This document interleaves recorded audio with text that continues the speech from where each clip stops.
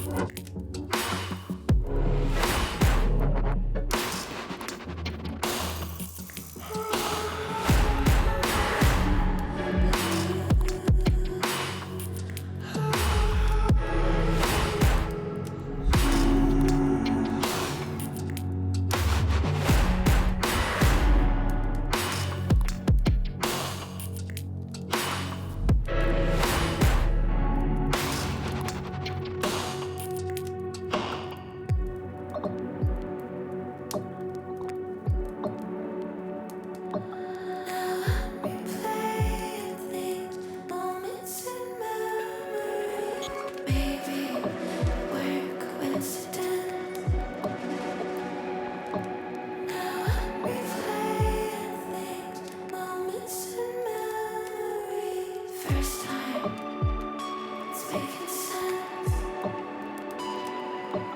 I thought I knew you.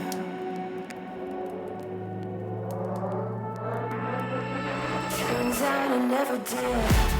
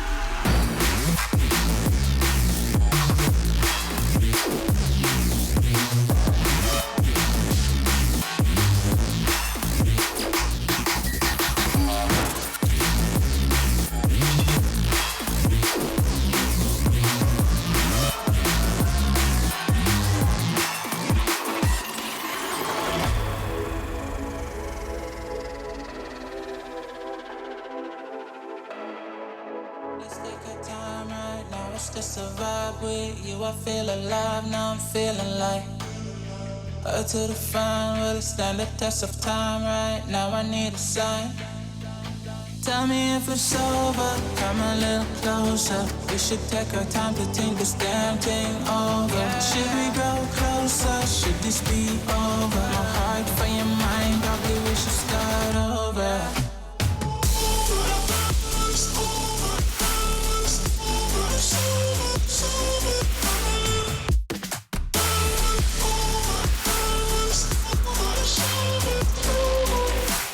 Tell me if it's over, am I your lover? Are we going solo?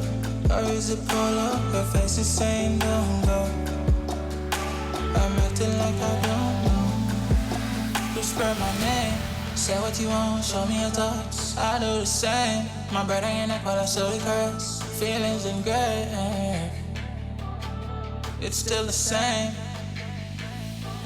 Tell me if it's over, come a little closer. We should take our time to think this damn thing over. Should we grow closer? Should this be over? My heart for your mind, probably we should start over.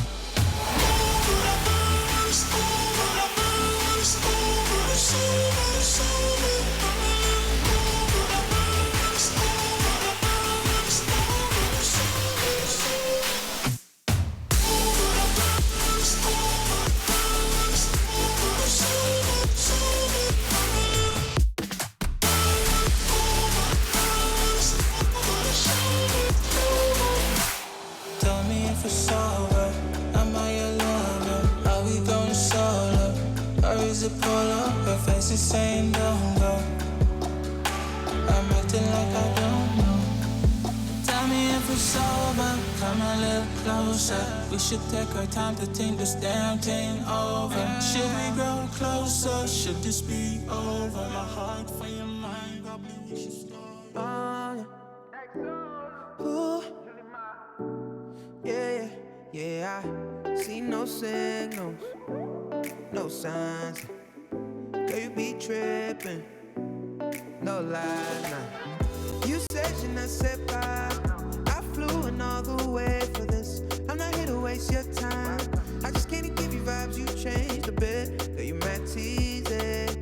I don't mind leaving, just let me know. She told me take it easy. Hey, yeah. I just came here to make y'all feel good. You know what the message is. Suddenly you're with me now. You know what the message is. I'll be running wild for you, babe. You know what the message is. I don't have no patience. Ain't no conversation.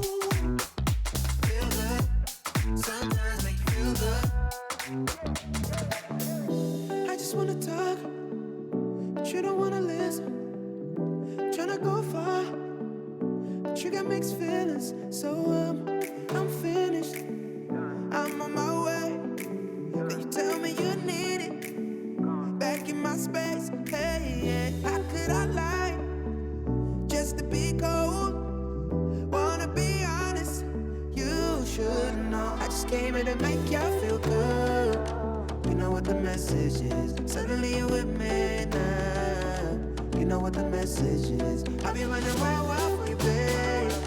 You know what the message is. I don't have no patience. Ain't no conversation.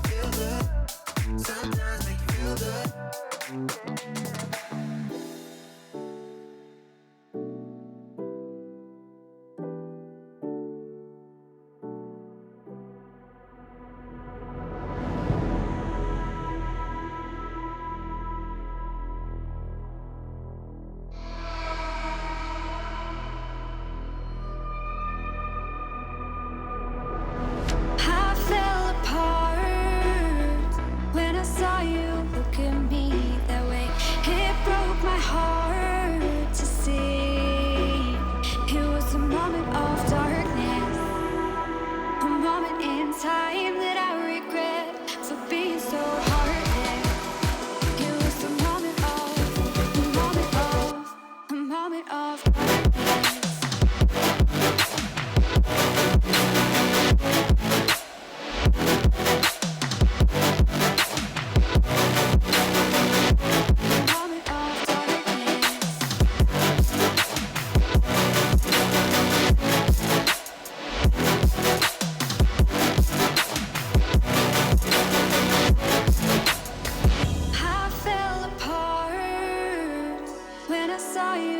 look at me that way.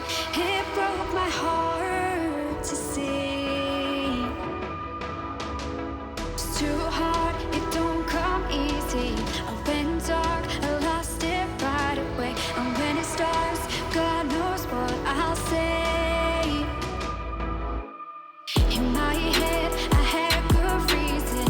I went red so unexpectedly. I should have said that sometimes happens to me.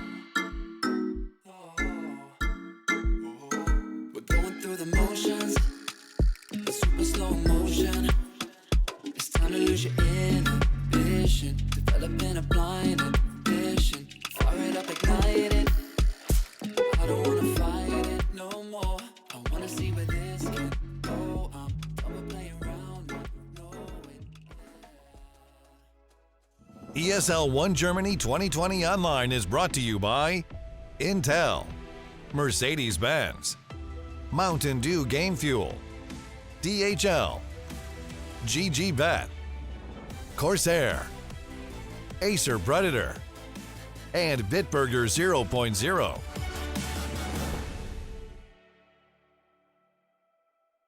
These are those moments I don't think anybody else is going to forget.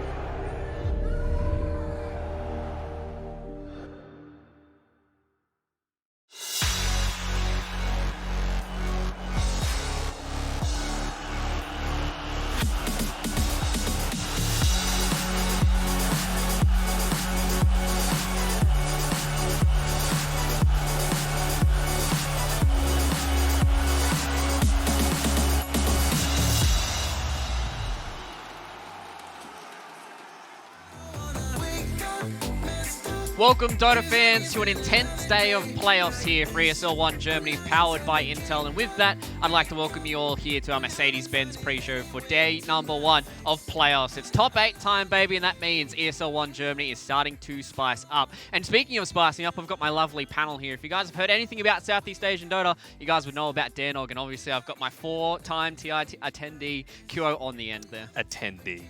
Does wildcard count? Does not making it off group stages I mean, if you actually fly to Seattle with like a Valve-sponsored flight and Valve-sponsored hotel, that means you went to It's a pretty nice day, isn't it? Yeah, like it's, you know, you can tour it around. Like that was the whole purpose. Yeah. Just to go to the offices, get some keys, you know, yeah. that sort of stuff. Well, it's more than either of us have, Matt, so I guess we can't really take that away from QO. But let's have a quick recap on how the last day of group stages did go. Was round number 5, lads, and that means it was 2-2 for all these teams here, and that means the winner of these series was heading towards our playoffs. And to start out the day, we had 5-man versus Nigma here, and I mean, a lot of people are going to see this on Reddit. A lot of people know exactly what happened. Game number 2, unfortunately for Ace, left an Aegis in the pit. That's where the game turned around a little bit there for Nigma, and they were able to complete the reverse sweep here off the back of Miracle, basically just carrying them in game 2 or game 3, right? It was such an unfortunate. It's the game of like what could have been, and you have to feel for the guy. You were thinking maybe they could have brought this back, and honestly, the other series as well went the distance. Na'Vi and Yellow Submarine, it went to the full 3 games, and Yellow Submarine, unfortunately for QO, his love for Collapse wasn't enough to bring him across the line. I think as soon as he started using the name of QO in his like Dota name, didn't work out. Yeah. That's Let unfortunate. that be a lesson to you. Never use QO's name in that sort of fashion. Don't make that jinx. A little bit unfortunate there for Collapse. Unfortunately, they didn't get the win there against Na'Vi, who we'll be seeing today, which is super exciting for those guys. But, I mean, when we have these kind of last games of the day when it comes to that round number 5, that's where everything gets put on the line. That's where we see these teams really starting to come up, right? You got the teams like Na'Vi, who are able to eventually get themselves into the playoffs. And speaking of the playoff bracket, let's chuck it up on your screens now so we don't have to ramble and talk about too many of these teams, because these are the teams you will be seeing here in our top 8. Team Secret versus Nigma. We've got Team Liquid versus Mud Golems, OG versus Na'Vi, Viking GG versus Alliance. Lads, we've got some interesting matchups here for the first round of the upper bracket. Who do we think really got the better end of the stick here when it comes to the bracket siding? Well, I saw an interview with a few people from Viking GG, and I think it was Soleri that actually said, we're on the opposite side of the bracket from Team Secret, so we are happy. You know, we will take that and bring it to the bank. Honestly, I don't think it's too wrong, you know? Like, this seems like the way that it should have been played out. Nigma, for all intents and purposes, seem like the weakest team out of that top 8. You know, it's a very strong top 8, and to come up against Secret, they've got a pretty good record against them, but it's Secret at the end of the day. Yeah, and Nigma like started getting better like when they're in the lower bracket. So if they lose today, like they're just gonna come back all the way top from the bottom. Upper brackets for bitches, you know? Yeah. Well, we've heard that from Matt here, so let's see how our schedule is going to pan out for today of our first day of the upper bracket. And we've got OG taking on Na'Vi, sorry, for our first series of today. And then our second series is the one that QO touched on here. We've got Team Secret versus Nigma there for our second series of today. And then if, you know, their past is anything to go by, Nigma are going to be wanting to be in that lower bracket. So, you know, maybe that's how this is going to pan out. But as we said, you're versing Team Secret in the first round in this upper bracket. It's okay. You're playing against the best team in the world. There is that lower bracket to run through, so it's not the end of the world if these teams do lose today. Yeah, I mean, it's a star-studded lineup for today, that's for sure. And Na'Vi, we mentioned it before, they're kind of carrying the hopes of the all CIS region on their shoulders. We've got 7 EU teams, 1 CIS team remaining. So I'm sure they're going to have a lot to play for. Pride, money, Mercedes-Benz MVP. There's a lot to be there. Yeah, I think as long as they secure into grand final, there's a huge chance, because Na'Vi is the only CIS team, right? Lots of So, fans. I mean, if they make it to the grand final, are you saying that the CIS team is the only one that can break the curse against Team Secret, QO? Oh, he's talking about the car. No, I'm talking about the car. Okay, What are you I thought you talking were talking about something a little different. All right, whatever. No one can beat that Secret's curse at the moment. They I seem hope some indomitable. team they do I it think in this Liquid could. tournament. I think Liquid. Or Oh, Mud yeah. Golems. Mud Golems could take a few teams by surprise. All right, lads. Well, unfortunately for us, we have to wait for that bracket to pan out. But something that is a little bit off the beaten path is my voice line trivia, lads. It is the start here for playoffs, so I thought maybe you guys can get a bit of redemption here because you guys are talking about Pride. So let's see if you guys can get your predictions back here. So for this today, you guys have been complaining about not being able to get all these correct. So what I've done is I've given you guys... We haven't gotten any correct. Exactly. So I've given you guys multiple choice. So for this one, we'll throw it up on your screens for today, and we'll see which which voice line it is. Will you dedicate your blade to my service? Oh, terrifying one. All right, I'm going to ignore your accent that you used Okay. for that one. All right, so I'll let you guys read that for a second. I know some of you guys are some slow readers, so I'll give you guys a couple Will of you seconds. for that one. dedicate your blade to my service? All right, so multiple choice. A, Wraith King. B, Terrorblade. C, Shadow Fiend. And D, Omni Knight. Omni Knight. Okay, you're going to go with Omni Knight straight away. What about you, QO? You got... I mean, Omni Knight is the only one who has a hammer. But he says, will you dedicate your blade? Your blade. So Omni Knight's saying it to someone else. Yes. yeah, Omni Knight saying it to someone else, and he shouldn't have. I think Omni Knight's saying it to Terrorblade. So that's what you guys think. I've I given think you it's guys Omni Knight. four answers to potentially choose from. You have a 1 in 4 chance of getting this right. Well, I think it's not Wraith King because you mentioned the other day that all of his voice lines are all caps. So it's not Wraith King, unless you're baiting me again. But I'm just going to go with Terrorblade could Omni be Knight. one, and then what was the third one again? So Wraith King, Terrorblade, Shadow Fiend, or Omni But Knight. Shadow Fiend also doesn't have any sword, so it has to be either C or D here. So you think it's going to either be C or D? Matt, what about you? Yeah, Omni Knight. All right, you guys going to go with Omni Knight? Yeah, I'll go with Omni You Knight. guys suck. I'm not even going to do this trivia anymore. I gave you guys multiple choice. You didn't even get it. It's from Wraith King. What? You said all of his lines were caps? All of his Dota Plus voice lines are all caps. Get out. That is from Wraith King. He says it to Terrorblade, so you were correct when he says it to Terrorblade, but that is Wraith King saying it to Terrorblade. So unfortunately for you guys, you get trivia wrong once again. So that's what? 0 and 4? I mean, I kind of get it for, like, the service. He's a king, you know, service and all that sort of stuff, but you baited me. You did it again.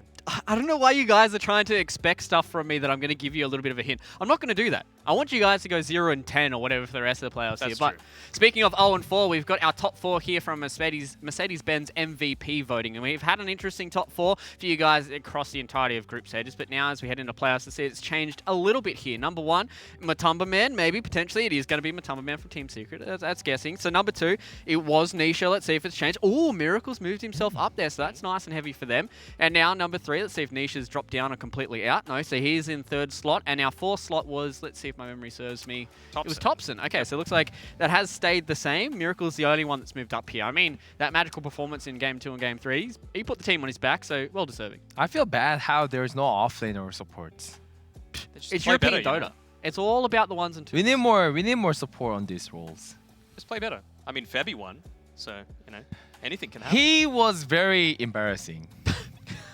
That's what I'm... Why? Nah. That's just ex-teammate talking. Yeah, exactly. Well, Matt, you're a support player, so how do these supports get themselves into the top 4? What's the play here? We've got some good supports left in the playoffs as well. Just call out, like, oh, please vote for me. Yeah, I in an mean, Lil interview, probably did you it, know? right? Yeah. Like, He did was that. number 2 for a while on the leaderboards. He Lil. was, yeah, but then unfortunately for Lil, he got kicked out of the tournament. So he's not going Not to be kicked here. out, he lost. He lost. Okay, sorry about that wording. But unfortunately for Lil, he won't be playing for the rest of playoffs here. But ladies and gentlemen and boys and girls, as the start of playoffs, I'd like you guys to join in the conversation. Let us know which of these top 8 teams you think can take down Team Secret. I know that is the story that we've been telling across these guys, but when you're 8-0 in grand finals right now, it seems pretty hard to go against Team Secret. But make sure you do use a hashtag ESL1 across Twitter or across Facebook. Wherever you guys want to post us, just let us know where you guys are watching these games from. We're super excited to hear from you guys. But ladies and gentlemen, boys and girls, speaking of super exciting, it's time for us to go to a short video on the way out here to let you guys know about esports mental health coaches, and we'll see you guys on the other side of this. Hey liebe Leute und herzlich willkommen zu einer neuen Folge des Gamers Guide. Und heute spreche ich mit unserem Esports Mental Coach Edgar Chicara darüber, welche Skills Gaming schult und welchen positiven Effekt sie auf euer Leben haben können. Neugierig? Dann bleibt dran.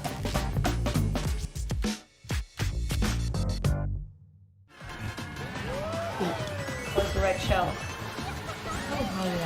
Oh, to win through unfair actions.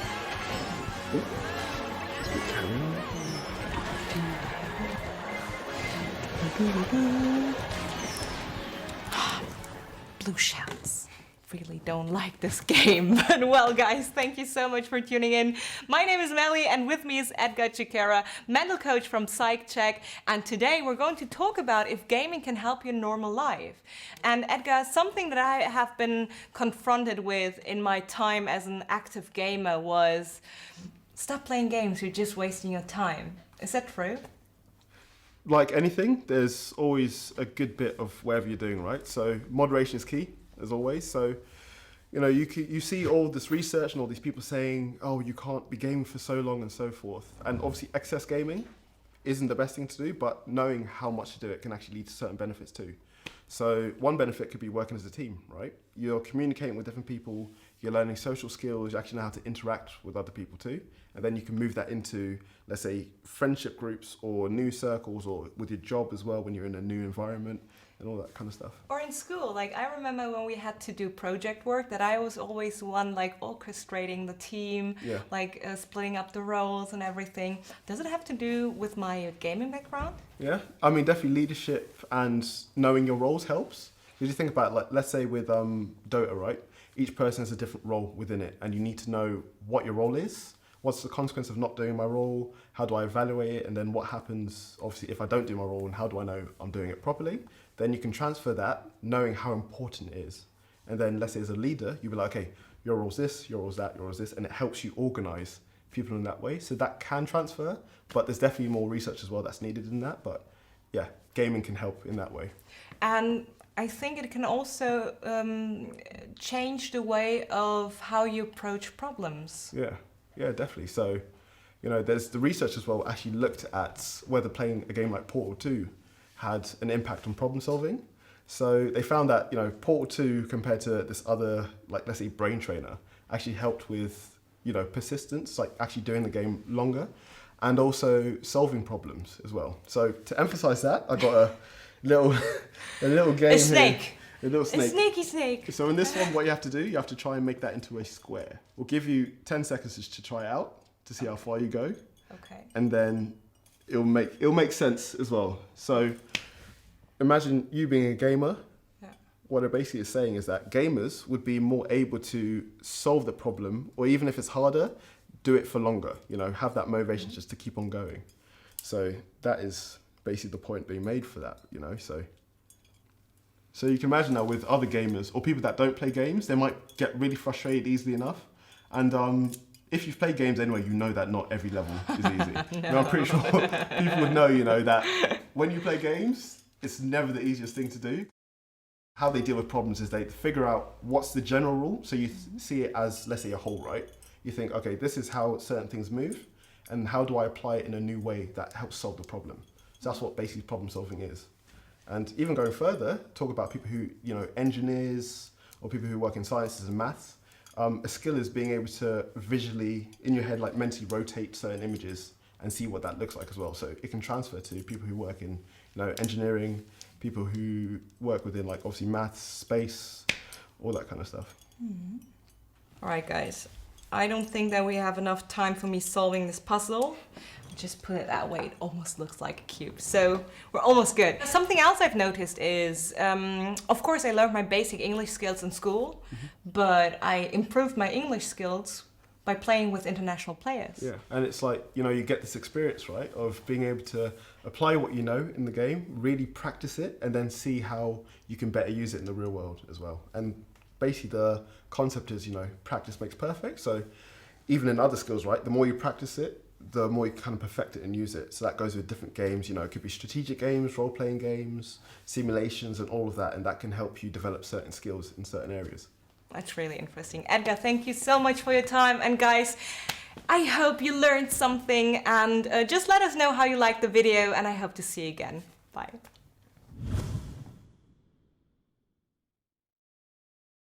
We rise up from the dust and claim our throne. With the right CPU, you can turn any game from familiar to phenomenal.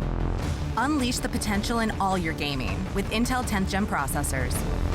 With its optimal balance of threads, cores, and frequency to deliver elite real-world performance, only Intel can bring Marvel's Avengers to life with in-game PC optimizations. Supercharge your Marvel's Avengers experience with Intel Core i5, i7, and i9 processors.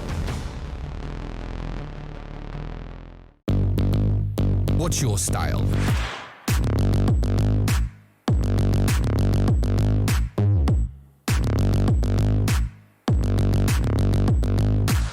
Get your merch at shop.eslgaming.com.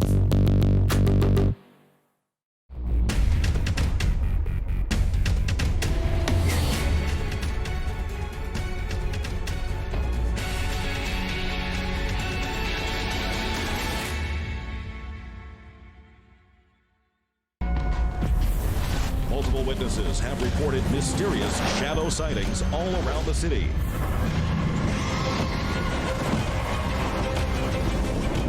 According to experts, the origin of these shadows is still unclear.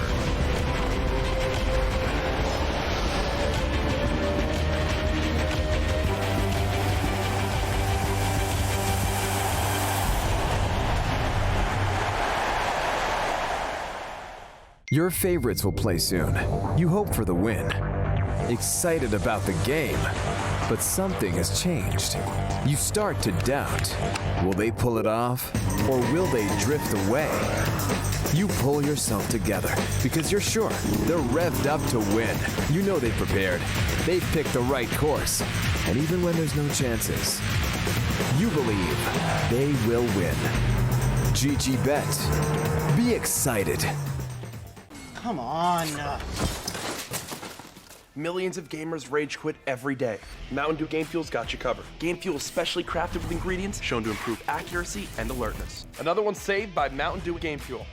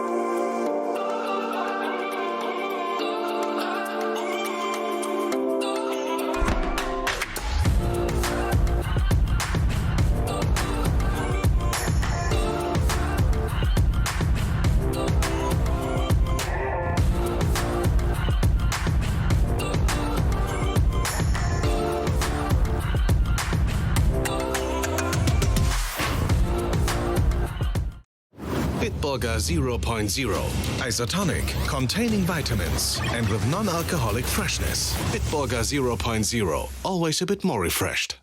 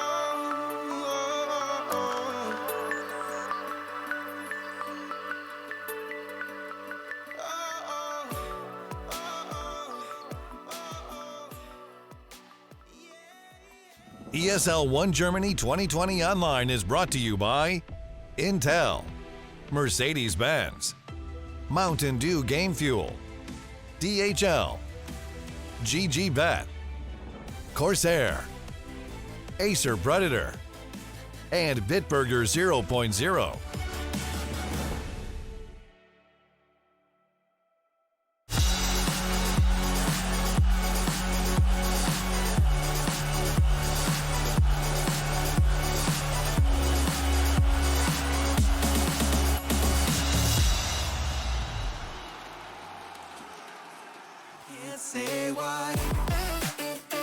I hope you all learned something from that wonderful video that we had here before our break. But now it's time for us to get ready for our first series of today. We've got OG taking on Na'Vi here in our first playoff match. Winner continues on in the upper bracket. Loser goes down to the lower bracket. But before we start getting into the ifs and buts of this Dota 2 match, we've got something a little spicy here from our friends of SAP. They put together a video of the most damage done in 10 seconds across the group stage.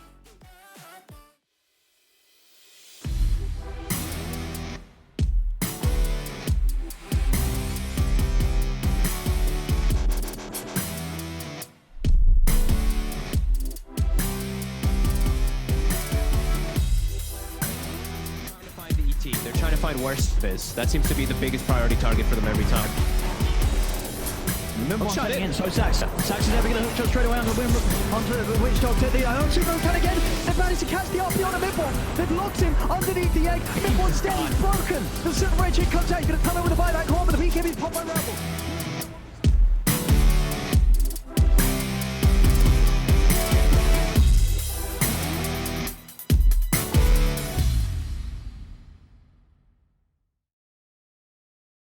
Breakdown there of Mid1's performance on his Spectre. I just want to point out something that's a little broken about that hero. If you did see the pie chart, his most damage came from dispersion. Can we just get it out of the game? It's please? just Ice Frog's finest creation, bro. You know, it's perfectly balanced, as all things should be. It cost him a buyback and a haunt back in to do so. So yeah, it's not like that's the main thing. Like it costed his buyback. So if you don't have enough money, you wouldn't do that damage. Plus, that was the classic OG style draft. You know, the 4 protect 1, pumping everything in onto this Spectre. So you would hope that that's going to do some damage. Yeah, exactly. It was one of those situations where they potentially could have lost that game too against Windstrike. That's when that Phoenix was doing a lot of work there. You saw with just the Sunray and the amount of work they did with the Juggernaut as well. But unfortunately, OG just being the cool, calm, collected boys that they are, they're able to clean that out, and now they're in our playoffs, and we get to see them once again here up against Na'Vi. But lads, let's start talking about these two teams here, specifically this matchup that we've got going on here. OG versus Na'Vi. Obviously, the OG roster has been stable through and through for the last couple, 4 months, 4 or 5 months or whatever since us has been in there, and then Na'Vi is the old Flight of Moon roster. But lads, let's talk about OG first. They're the boys of the hour here coming into this series against Na'Vi. Yeah, I mean, I love them showing a little bit of personality, you know? You got the cold anime stare coming from Saxa there, No-Tail, big brain plays, and I mean, it shows in their drafting, right? Our job is going to be very hard for this series for OG, because who knows what the hell they're going to pick, right? You know the general strategy that they're going to go, but they have the flexibility to shift it up with Mid1 and Thompson. Who knows who's going to be the hard carry for that game? And they just seem like they can pick any hero in the game, kind of like Secret, but they've just got that tiny little edge that means that they could beat anyone. Will they open with 3? I think so. Why not? Very strong hero. It's not like No-Tail is the only one that can play it as well, right? You've got Seb, who has that flex capabilities. Granted, we've seen it as the 5 this tournament so far, but I mean, you want to leave the draft as open as possible. So I think the Tusk and the Tree, they're the main 2 that they're going to be prioritizing. I wonder what they're going to be doing for this tournament, because I think they were trying to keep their style of, oh, I'm going to pick this hero, so try to counter me. But just didn't work too well in the past tournaments, and I'm just wondering if they're going to be doing the same thing in this tournament. Because in group stage, it works, but it's it works. But, I mean, part of that thing with the past tournaments, right, is because they were playing with Sox, right, instead of Thompson. So big difference. No-Tail having to move to that mid lane. Sure, we saw some cool things like the mid Oracle come out, absolutely dumpstering some of the best mid laners in the world. But at the end of the day, that's not what makes OG, right? They're this indomitable force when they get their mojo going, and I'm keen to see it. I mean, I'm a fan of OG, and I have been ever since TI 3, I think. I've been following No-Tail, even the Hon days, you know. It's good to see him where he is at right now. I mean, you touched on it when you first started talking about OG, Matt, the fact that it's going to be hard for us to talk about these drafts coming in from OG because we've seen so many different things from them. But also in the same vein, Na'Vi's going to have to think about that as well. You know, they've seen the Treant, they've seen the Arc Warden, they've seen the Silencer on basically every position that they've played it on. There's so many heroes coming out here from OG that you kind of have to pick your poison in these first couple of bans, right? And this is where the metagame really starts to shift to a more kind of inter-series meta rather than a whole tournament meta, because you're playing against a team like OG that picks basically whatever they want, and you have to make sure that these first 2 bans coming out from Na'Vi are really strong so they can, you know, execute their draft. Yeah, and not to take anything away from Na'Vi, but I feel like a big portion of their success in this upcoming series is going to be, does OG let them play what they want to play? Because they will pick that Phoenix first every single time. OG doesn't really, so why not just ban it, you know? Mars as well is another hero that's a bit more unique to the Na'Vi way of playing. So we'll see if that one goes away. I think Na'Vi, they're going to be prioritizing the Magnus because we've seen it played across a multitude of roles on OG's side, whereas it's not really something that they are prioritizing. And I'm keen to see what happens with the Faceless Void as well. You know, I think once it makes its way through, if it does, to that second phase, it could come out, but it's not going to be this first phase priority, I think, for this series. Yeah, both of them don't really prefer to pick Void. I think OG has their like a perfect counter. They know what to exactly do against like Void, but yeah, so as Na'Vi, we interviewed Vichun the other day, and like he hates it. Like, and then like I just feel like those like a Vichun's hero, like those hard carries such as like PL and Terrorblade, I think it could work well as long as they go fine with their laning phase. Yeah, I think so as well. And I think, there's even the potential of the Arc Warden coming out this time around. I'm a little surprised, honestly, that OG hasn't picked up the Void a bit more, just because you've got the Topson Invoker that's going to be able to enable it. Makes the game really easy to play, but I think that's the big difference with OG. They don't need to go these easy-to-play drafts. They've got enough confidence in their skill, as well as their coordination, that they can make anything work. Well, kind of on the side of that, you talked a little bit about the fact that Na'Vi, if they get given their comfort, then they're going to play a lot better to OG. Is there many heroes that you want to see OG not give to them? Like, obviously, there's the Phoenix that always want to fly. He's talked to us in a few interviews where he'll pick it in every single match, no matter what.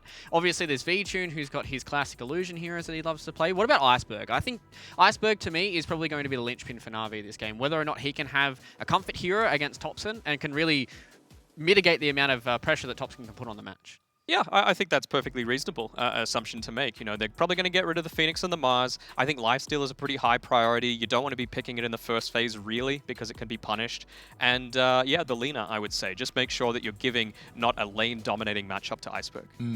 If I'm like in an OG phase, I'll probably think about this Iceberg hero, just because he hasn't shown like many different heroes successfully. I think only the Doom and the Conquer one, maybe Lina, but Lina is like, yeah, I don't really value Lina, but I think his Conquer and Doom was very impressive, and I wonder they're just gonna open the ban with Doom or not. I think that's my main focus in this series. We've had a lot of theory crafting here on the panel, boys and girls, but it is now time for us to go to our first break here ahead of game number 1 between OG and Na'Vi. There's a lot for them to think about, a lot for us to think about as well. So join us after these last couple of minutes.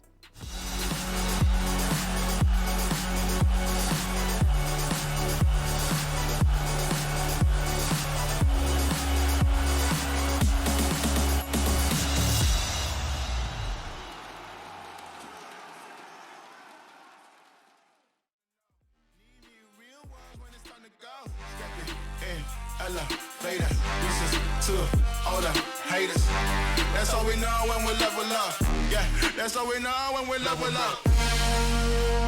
Level up. All we know about is level up. Are we ready not to level up? You know we fall and we get up. Level up. All we know about is level up. Are we ready not to level up? It's time, get up. I found out I'm not alone, 'cause I'm just like you. We are fearless when we fight, and not afraid to level up. All we know about is level up. Are we ready not to level up? You know we fall and we get up. Level up. All we know about is level up. Are we ready not to level up? It's time, get up. Even when it's so sweet, I end up seeing red. Is it such a ghostly revelation? I may have fucked up all my chances. And we ain't sleeping on the floor again. We never sleeping on the floor again.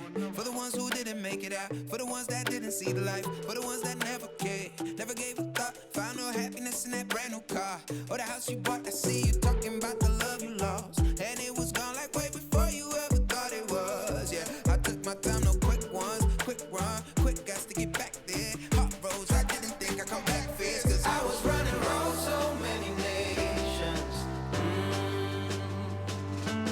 Even when it's so sweet, I end up seeing red. Is it such a ghostly revelation? I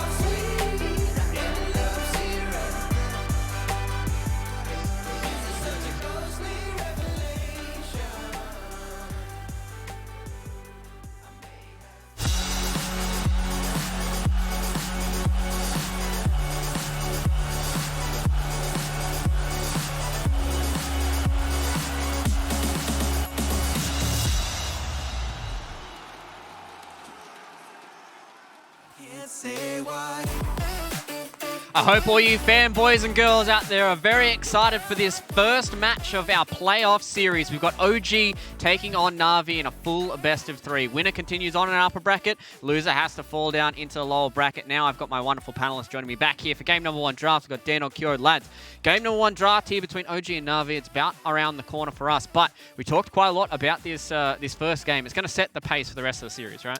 It is, and OG have that little bit of an advantage of having a better run through the group stages of Na'Vi. Na'Vi went all the way down to that final day, the 5th round, if you will.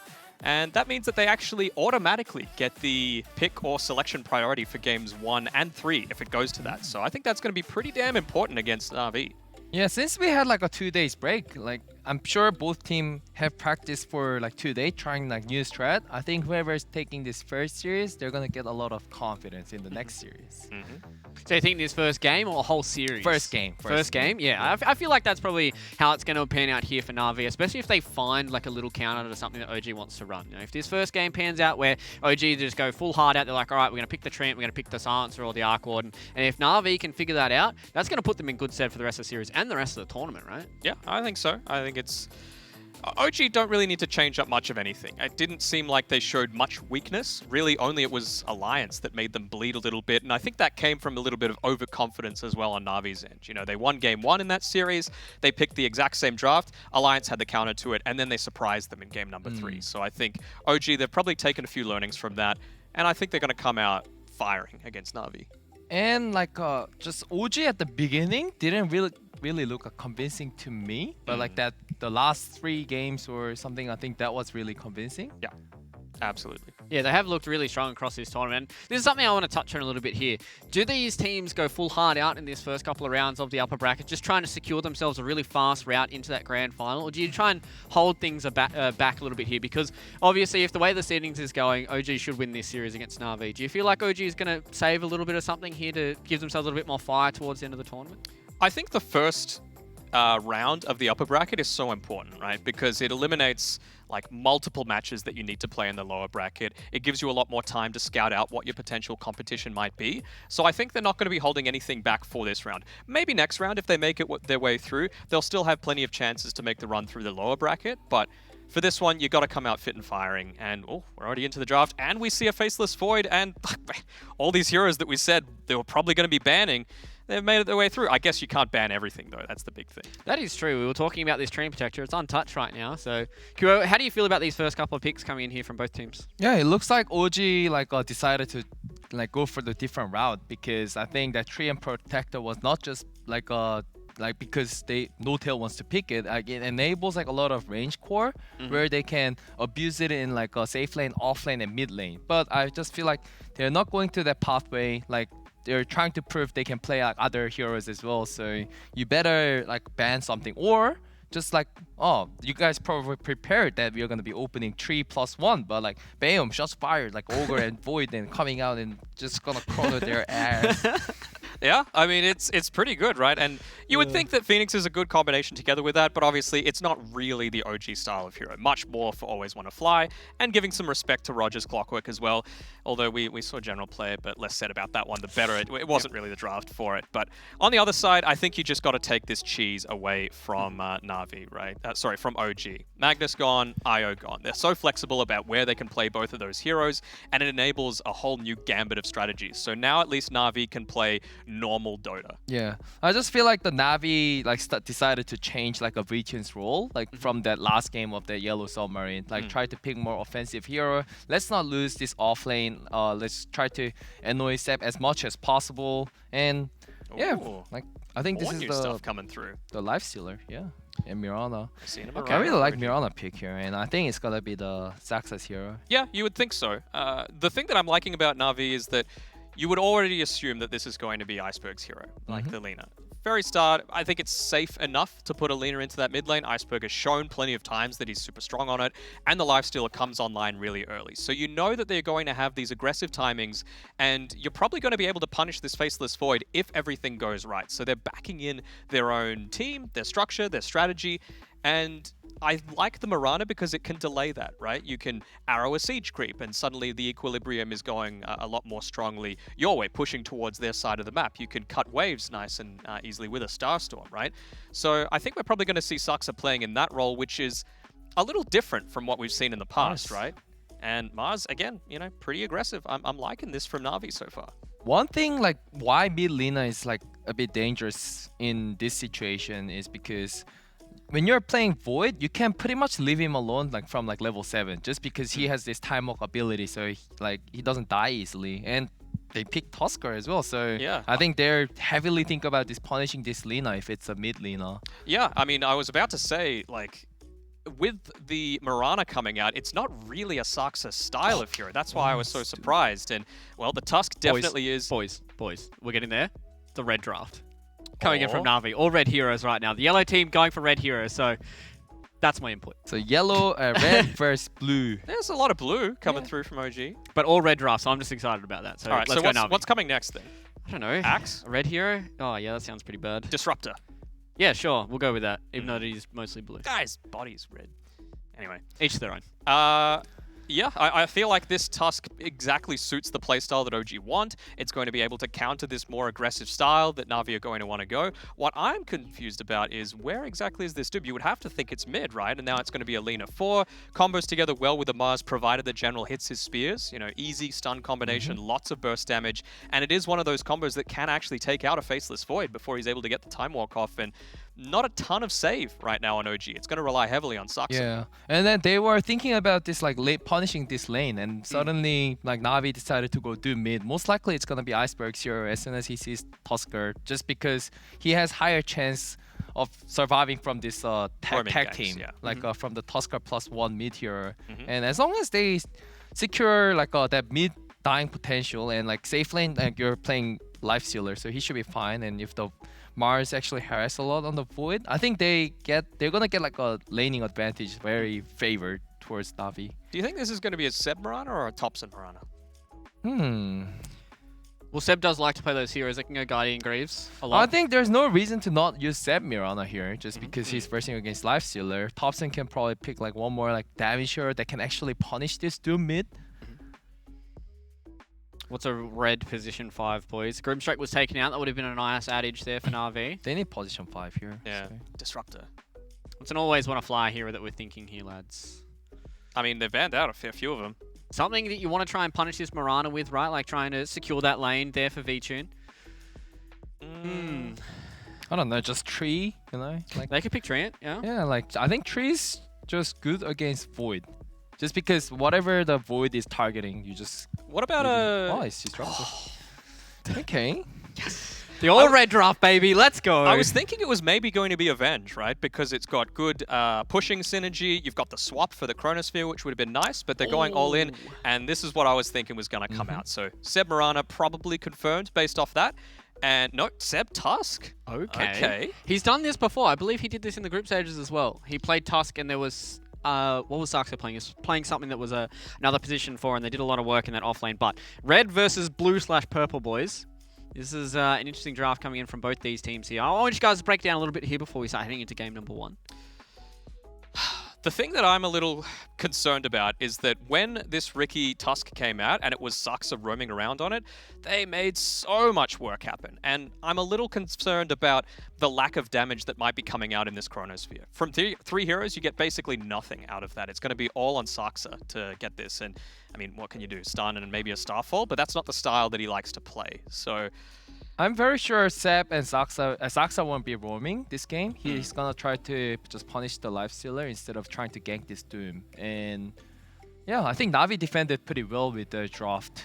In like all the lanes seems a bit solid, like doesn't have like that much kill angle from like OG side. So as long as they hold this advantage, I think Doom will be very scary factor this game. So I'll probably go with Na'Vi for me. Yeah, me too. How do you guys feel about this? All right, actually, no, we're just going to head into game number 1 here between Na'Vi and OG. It's blue versus red here. Who's going to come out on top? The guys who will guide you through this all will be OD, Pixel, and Fogged.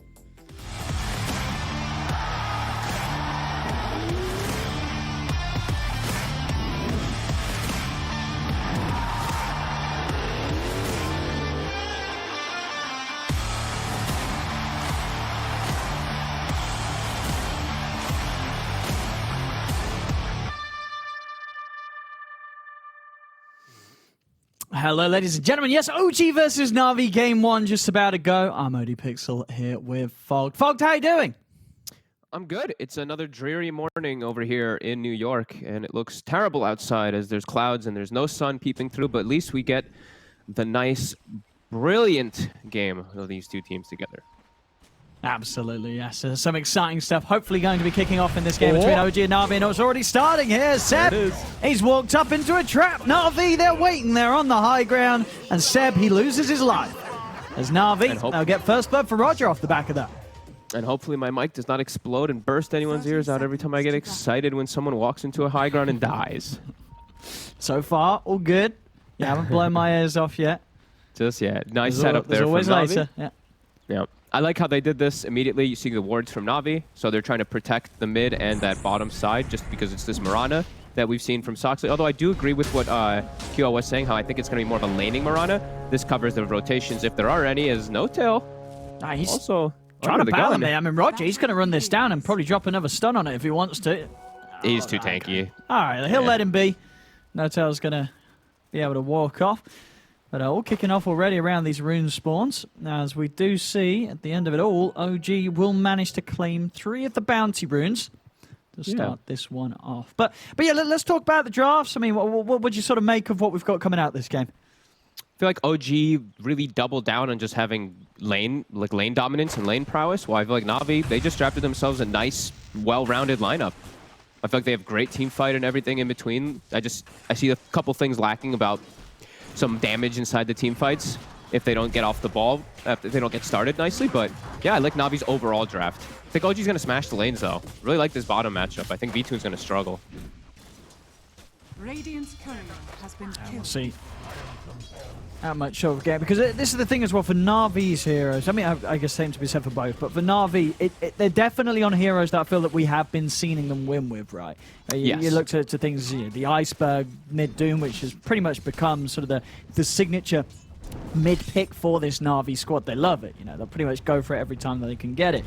V-Tune's lifesteal as well has been sort of a lifestealer player that has won games that haven't looked very lifestealer favored. Bottom lane though, does continue to get harder.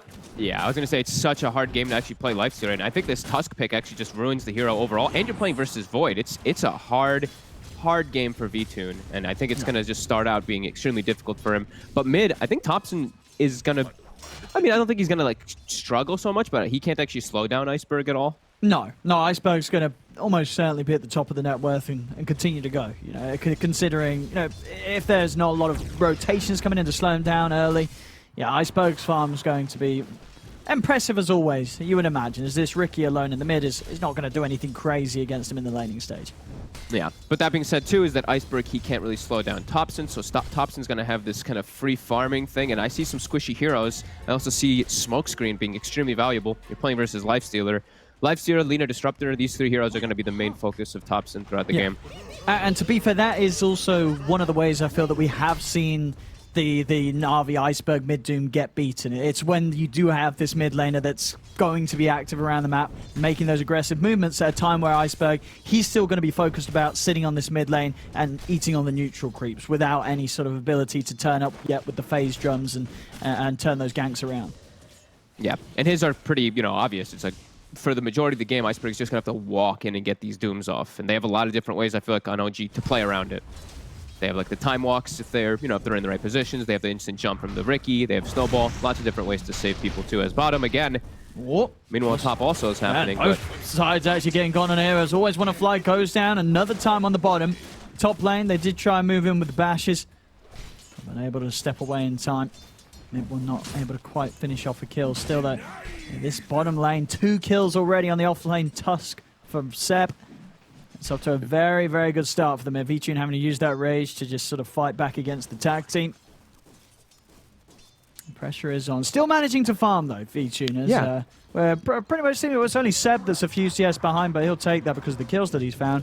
Overall, elsewhere, everybody's getting farmed. Nobody's getting totally bullied out this laning stage. Top lane though, mid one, he's gone for a bit of a walk in the jungle. Trying to chase down Roger.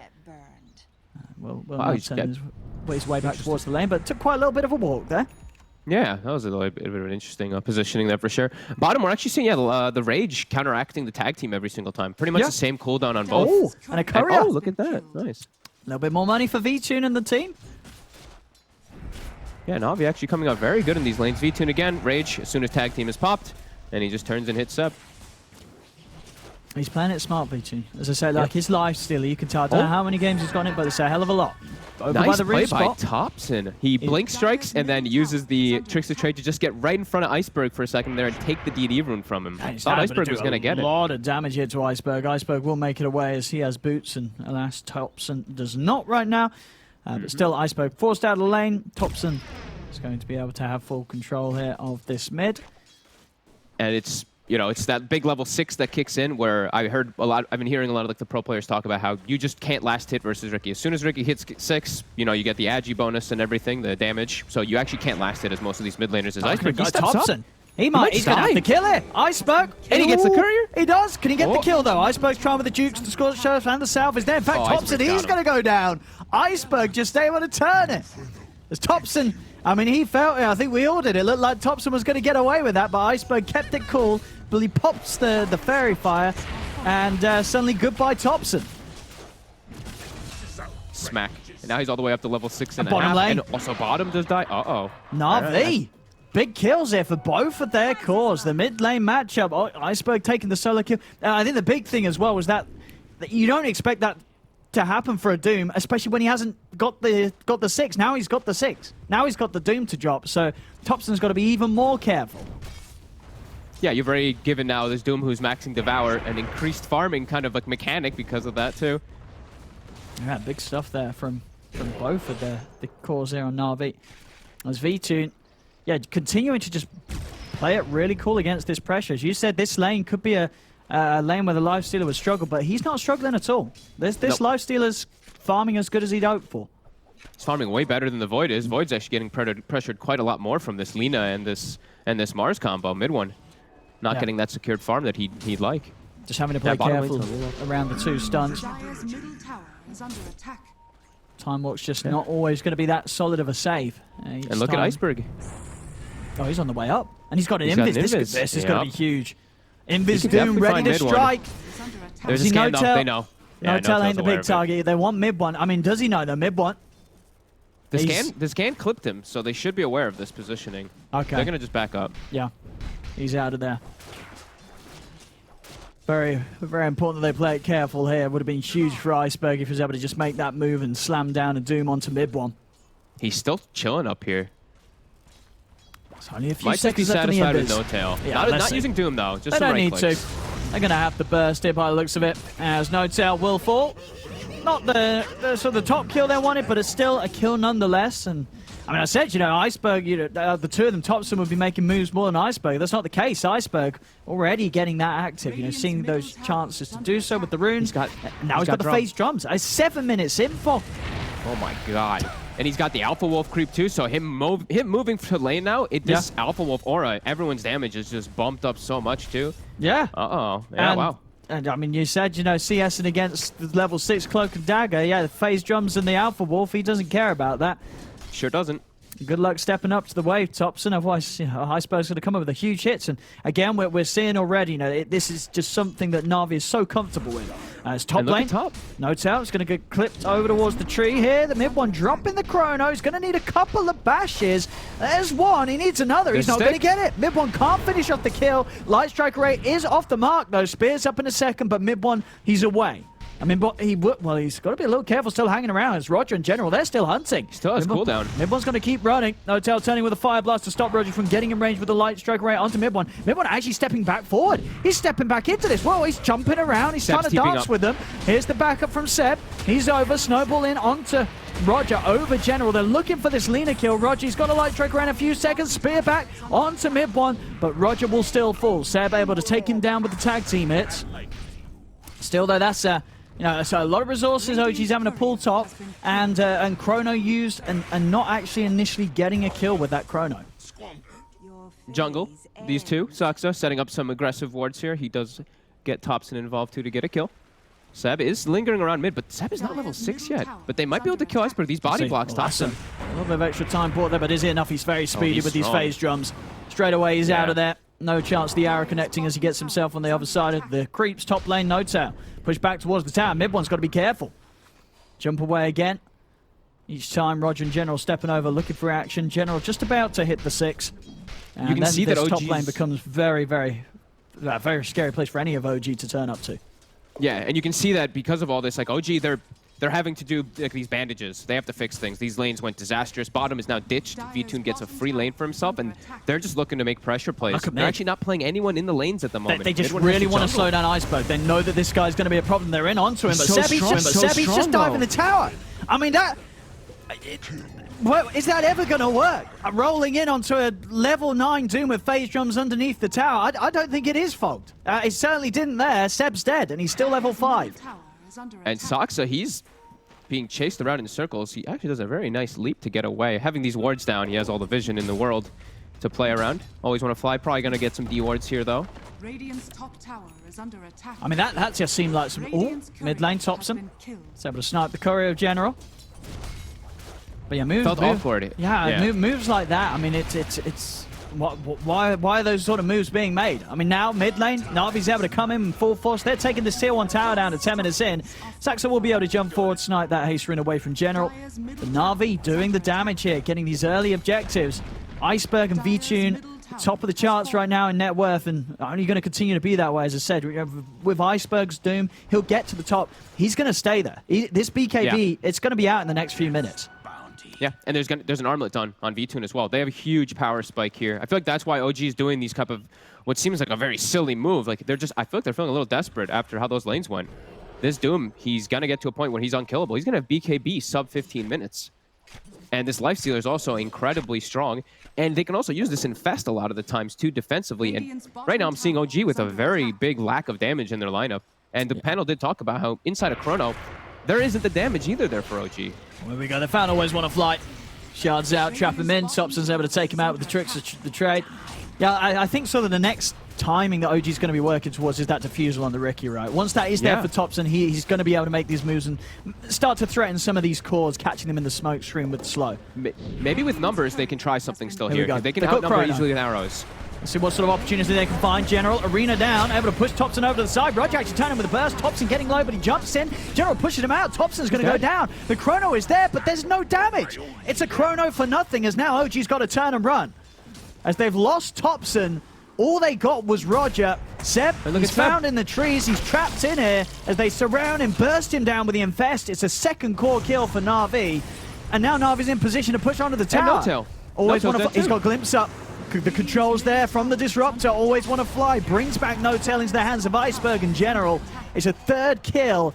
Na'Vi, they are starting to steamroll over OG as we're just 12 minutes in, and they're taking another tier 1 tower. And they bring the numbers so quickly, too. They see that OG's starting to bring these vast amount of numbers out, like just completely outnumbering them. They just bring everybody up there, and we're seeing the effect of the lanes really kick in. Thompson can't even kill Roger. Roger just turns and starts fighting him. This gold disparity, only 3K, but it's really starting to show. The damage on OG is just not there at all. It's going to take a hell of a long time for them to even have that, too, with these incredibly tanky frontliners of Na'Vi. See down bottom, mid one is able to find the space to take a tier 1 for themselves. He needs it. They're going to need some big damage to crush through those frontliners. Lifestealer, Mars, Doom, these three are not squishy boys. And like we said, I feel like OG, really lacking damage. So gonna have to wait for the defusal, and they're going to lose heroes while trying to farm this defusal. Sax having to use all those leaps to get out of range of the Glimpse. Will be able to do so. Thompson sweeping over with the smoke. Maybe seeing if you can find Always Want to Fly. He has been able to do so a few times. It's kind of the easiest kill. He'll take the courier out. That's quite a lot of couriers so far, actually. The gold will start to add up from those. Just continue to sweep the map, but we'll still yet to have his defusal. Just a poke onto General. General got the dust. Maybe seeing if he can get the arena, and he can. He's going to turn Thompson's over to the side, but Iceberg's there waiting. The Doom is down. Thompson, he's going to fall here. There's no chance for a deny at all by the looks of it as the final burst comes out from Roger. Thompson, I mean, he just keeps trying to poke at them as the Ricky, whilst he's not finished the defusal. And it's leading him into these situations where Na'Vi, they're just turning and killing him. He poked the bear. The bear was prepared with the dust. Quick, easy kill. He's just trying to make space for mid one to try to get some farm. I think they're feeling very, very worried on the side of OG. When I see those type of moves from Topson, and you see Navi, they're prepared for it. All these sentries placed in the area, they know that, you know, Topson's going to play this even if he's not They're Ricky. hunting for mid one. Are they able to find him?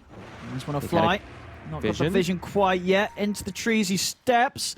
So you're going to hunt for him, always want to fly. No, he's starting to back away. They know that TP reaction's coming in from OG in mid one. He has got the chrono good to go. So Na'Vi on the retreat. There's the quick glimpse. Mid one. Oh, whoa. Okay, interesting decision. I mean, it will get them the kill. Okay. But it is just the disruptor. Of course, everybody else is out of there. I guess, as you say, just desperate for any sort of action. They'll take what they can get. Saxa stepping up into this. Roger setting up with the Invis Rune. He's going to be able to land the stun on the mid one. Mid one's walked straight into this. Have they got enough damage? They don't. Mid one's able to time walk down to the low ground. V2 sweeping across from the side. OG very grouped up right now, but there's no chrono. Light strike away onto No-Tail. To Iceberg just committing onto mid one with these big hits, forcing him to time walk away. V2 turns to No-Tail, takes down the Ogre. Over towards Saxa they go. He's got one final leap to break himself away. The spear off the mark. Saxa will escape. And also Iceberg wasn't quite able to finish off mid one, so OG will get out of there. Navi's just bringing all the numbers every time. They're bringing the fight. They're like, OG, you want to bring the fight to us? We'll bring it right back. They know how strong they are.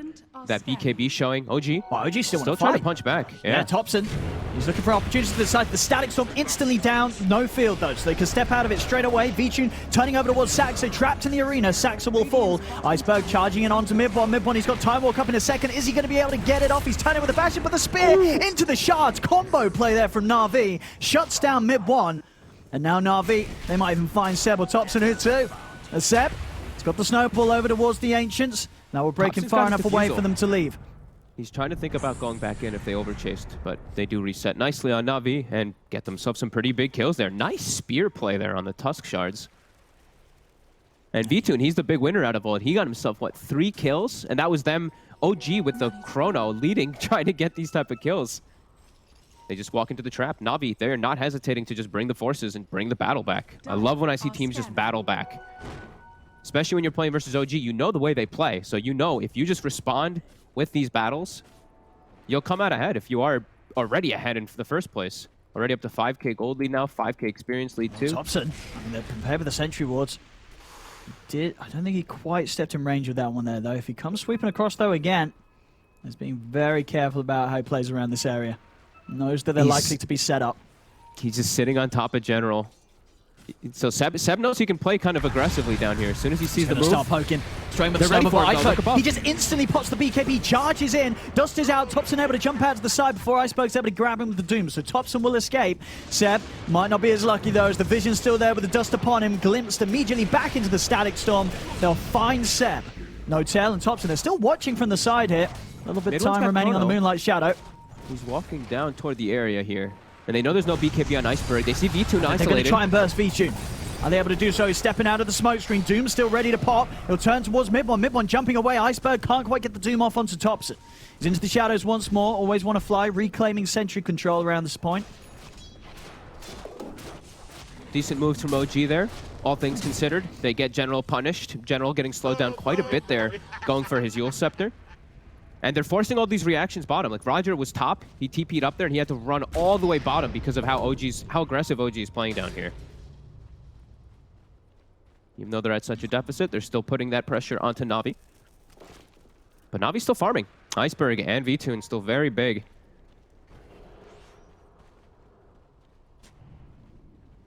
Do we have any Force Staffs being built up on the side of Na'Vi? This is something I'm always looking at when you're playing versus the Ricky. They have none at the moment. No, Lena's going to be going for one, but it's going to take some time. The smoke screen could be something that really punishes them if they're not prepared for it, because they're starting to get split up a little bit. I'm seeing that Mars General playing, just sitting behind people to protect them, and his farm is starting to suffer because of it.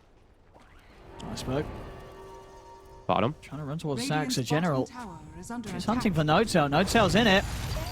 No-Tail. Caught by the opening from Roger. Into the spear he goes, and No-Tail will fall. Topson, he's heading out of it. And he'll make it away before Na'Vi searches any deeper.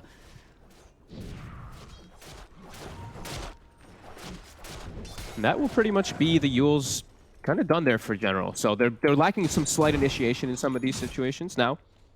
with that, they'll have not only that, but also the Blink Dagger on Iceberg. So 2 different forms of very nice initiation. Yeah, I mean, we're seeing already the catch from Na'Vi has been very impressive. Now it's going to be even greater. I mean, just sort of always want to fly alone on the Disruptor. We have seen it before, we're seeing it again. Just it's very hard to run from them. You know, already in this game where there's so much fighting going on, each and every time that the way that OG disengages has to be done so smartly. Otherwise, always want to fly. He's just going to be able to set up for another kill for the side of Na'Vi. Yeah. These two do have to be very aware of their positioning. Roger always want to fly. Mid one. They're going to blink in. He's able to blink over. He got the chrono off. Dodge the chrono. The chrono is still down, but the arena's in play as well as the spear. Mid one's caught in the midst of it all. He's trying to find Always Want to Fly. Always Want to Fly is going to be healed up by the Infest. V-Tune comes in with the save. They take out Mid one. They take out Seb 2. There's OG, they're trying to run, but there's that grab we're talking about. The glimpse brings Notel back in. Na'Vi with some fantastic plays there.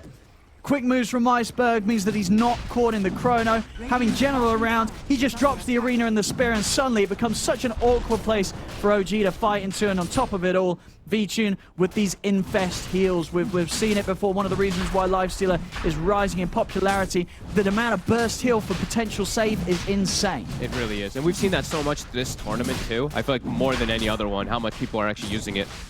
And yeah, a great read. Na'Vi, that was a perfect smoke for them to set up for that. That's why it all happens. The Doom actually comes out right after Mid one uses Mask of Madness too, so it actually dispels the Mask of Madness effect. So he actually has 0 damage in the entirety of it.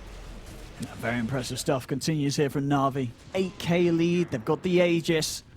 And just Iceberg and V-Tune, I mean, these two are just so farmed right now. And they're doing so much with it. It's neither of these are AFK players on AFK heroes. They are in the action.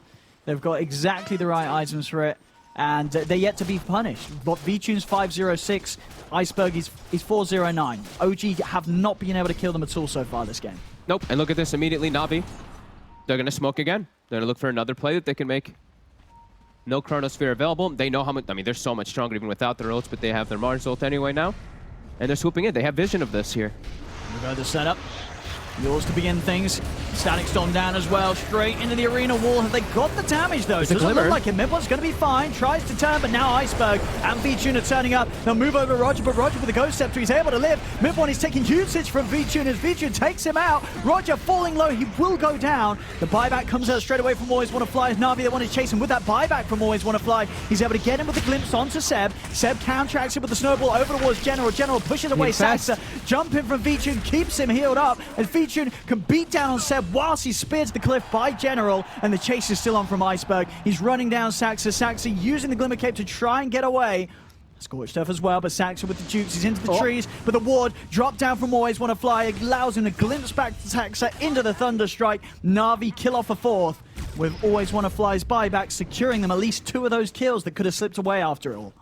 Another phenomenal smoke by Na'Vi, just swooping through their jungle. They see one hero, they make the move, they get the catch, and OG, they have to kill, they expend like almost everything just to kill Roger. He actually almost ends up surviving during all of it too. And then we see another beautiful Infest, of course. These Infests really are making the difference, saving General again. But yeah, OG heavily on the back foot. Some of these levels as well, you know, well now at this stage, V-Tune level 17 already. Yeah. You sort of compare that to the OG. Look at mid. I mean, mid one. He's just going to get Doom straight up. And Iceberg, he's just going to commit the PK. He run him down. He's glimpsed back into the Light Strike Array. I mean, Iceberg was just able to walk up and doom him. And with the arena and Static Storm, they might even get more from this. Saxley's trying to step away with the leaps. He will make it out of there. Notel turns with the Fire Blast on to Always Want to Fly. Iceberg, he's still hunting for Saxa. In he goes with the Blink. The dust is still on Saxa, so Iceberg can finish him off. Light Strike down onto Notel in the mid. The General Spear takes his life. 24-12. Na'Vi ferocious here in game 1. And it seems like OG, they're barely even awake. Look at Na'Vi. They see even one more person to accept. You're trying to hide. Nope. All right, you'll kill Always Want to Fly, but Roger applauses that. It's worth it. Yeah, phenomenal stuff here from Na'Vi so far, as OG certainly looking a bit lost in this game 1. And Na'Vi came to play. From moment 0, when they got that first blood with 5 heroes, no messing around today, it seems, from Na'Vi. Some fantastic movement all game here. 25-13. Pretty much 0 mistakes I've really seen from Na'Vi. They're just leading the charges or reading all the moves. Running at heroes. Pops that he's showing in this lane. They're able to close in on him. is going to try and jump out to the side. General's hunting. Thompson, oh, he's going to make it out. He's going to make it out there. Does manage to find a little corner that's off the mark of the spear, and Thompson will live to see another day. And Midwin will be very happy with that space as he's finally able to get a chrono and a kill for himself. His first kill of the game on Void. Radiant's top tower is under attack. And his game's not going to get any easier. Hey, look No, at some of it's these not. items flying out. Iceberg, 100 gold. Shiva's guard's done. And so sort of goodness. then in any situation, if he's popping that off and with the team, Midpoint alone is hardly going to be able to tickle some of these tankier heroes on Na'Vi and in a chrono. Feels like it'll be the situation like that for most heroes. Like the 3 front line is just way too strong. General is the squishy one, and he's still got 22 armor and 1800 HP. Oh, and there we have it. So the 2 big item pickups for Na'Vi. Shiva's guard on Iceberg, Desolator on V-Tune. Dire's top tower is under V-Tune already worth 1,000 gold on top of that. I mean, he's well on his way to investing in the Basher as soon as he picks up that Deso. Starting to pressure the tier 2 top. OG for now just pretty much avoiding any action. No way they can fight. No chrono. There's unless they just catch somebody and then somehow try to outnumber. There's no way they can take Na'Vi in a head-on fight. Dire's top tower is under Just got to split a little as much as possible. They still need so much more time. Because like we say, a 12, 13k gold lead for Na'Vi, but also, as you mentioned, 15,000 experience. They're so much stronger with their heroes. Bottom. At the tower, Iceberg is actually going to TP in. He's in with the BKB and the Shiva's guard. He knows that he can do this, just jumping onto Midpon. And they'll look to try and chase down more here. Have they got any further detection on the front lines? They are able to get in with the glimpse on a Saxa. He's out towards the side, but he's still got leaps available. Into the trees, No Tail's been found by Iceberg in general. They'll clean up a second. I mean, just these again, the plays just don't stop from Na'Vi. A lot of situations for teams, you know, they're losing a tier 2 to 3 heroes. They're just going to let it go. But Na'Vi say you can take the tower, but we are going to take your lives. Yeah, Iceberg knows how free it really is for him in this game. 8-0-14. He's played it perfect. He's just always jumping in, no fear. So able to get in on Always Want to Fly. V-Tune turns over towards Saxa, but Saxa, he's away with the glimmer. It looks to Seb instead, though. Seb, he's headed in on this one. Laguna down. Iceberg jumps forward as they've managed to slam down Seb with the Infernal Blade. Seb will fall. And off the back of it, General also able to catch and kill Saxa. Jump forward on the mid. Clumsy net set up onto Midbon's spear. Into the tower. General with the catch. Midbon, he's still got the jump though, so he'll be okay. Thompson also able to sweep round and snipe down Roger on the side. Midbon actually running in on this. He's got a chrono. Is he going to find a chance to drop it? Doesn't look like it. 2 members down on OG. Unlikely they'd have the damage anyway, so he'll let Na'Vi step away. Na'Vi's got to be a little cautious right now. This is where they can hemorrhage some kills here. That could be pretty big. Thompson's giving info. He's still trying to hunt deeper, but the sentry's down. Thompson, he's into it, and immediately Always Want to Fly. He's able to get the Static Storm off. Yule Scepter up onto Thompson, straight down into the spear. Instant reactions there from Always Want to Fly, coming into the lane, dropping that sentry, because he knows exactly what we're seeing. He knows that Thompson's going to be hunting around for kills like this, and just immediate there with that setup to punish the Ricky play. Yeah, this support play's been on point. Just Thompson always trying to punish, but they're in the mind of Thompson today. It really does feel like that. Na'Vi always seem to know where he is making an aggressive play. And immediately react, again, just always bringing the brawl, bringing the fight. They don't care if OG wants to bring it to them, they'll bring it back even when they don't have the numbers. OG heavily on the back foot here. What can they find as they're all under vision during all of this here too. That ward from Na'Vi from earlier is just watching them all. Just losing this tier 2 tower here, OG. Even though they have their ults, it's just so hard for them to fight. And onto the side, Iceberg, he's just in. Straight away onto No Tail. No Tail is going to be able to step out. The Moonlight Shadow used to help him. They'll turn onto Iceberg, but Iceberg's got the BKB. He's also got a Doom available. Oh, mid one. Maybe seeing if he can find one of the cores to drop it, but it wasn't the case. To get the Fire Blast onto General. They're trying to initiate in onto this, but quick with the Infest into General. General, he's turning. Arena's down. Doom is onto an illusion. The Chrono's there from Midone. Has he got the damage? He doesn't know who to hit. He'll take the life of Always Want to Fly, but that's all he can do. Now V-Tune just turns towards him. The clumsy net from General locks down Midone. Midone is gone. Now looking for more. V-Tune steps over towards Seb. Seb able to get the snowball off down to the low ground. Looking towards Iceberg. The arrow flying in as well. They've stunned Iceberg, but they haven't got the damage to kill him. Iceberg's able to step away. Laguna around to Thompson. It's an ultra kill for V-Tune. Iceberg still hunting for Saxa. Saxa, the last man left alive here on OG, as yet again Na'Vi They are just rolling them in these fights. OG have nothing. We're just seeing the tankiness coming in, really. Iceberg, no deaths, even in that fight. He somehow survives. Yeah, just way too tanky at this point. OG, even if they commit everything, even if they get a pretty good chrono, even if Doom misses, too much of a disparity at this point. This is just insane play from Na'Vi. I mean, just their 3 cores. Yeah, V-Tune hasn't died, Iceberg hasn't died. General, he's the offlaner. You know, we can allow death there, and that's all he's had. He's just died the once. So out of all 3 of their cores, OG's only ever been able to kill one of them once in 29 minutes this game. Precision play, really, by them. Yeah, I love when you look at that, the deaths. 16 deaths for the 2 supports. Yeah, they've done it perfectly, Na'Vi. Just letting the supports do the dying. Yeah, Thompson always goes for those squishy backliners as this tricky, and then he just dies. He can't commit onto the other ones. Pretty much got the, is that in fact the completed? It is. It is the complete abyssal. Oh my. I mean, V-Tune 19 minutes in. Oh, Saksa. Oh, that's a kill. More money. Oh, and no he TP'd in. Oh, he TP'd in on this one. Hey, he's going to be headed straight back in a casket. Oh, and Seb too. Do they have the glimpse vision? They lost it for a second. Do they have the they're trying to get the vision? There we go. They do. They just don't stop. Na'Vi. Kill after kill after kill after kill after kill after kill after kill.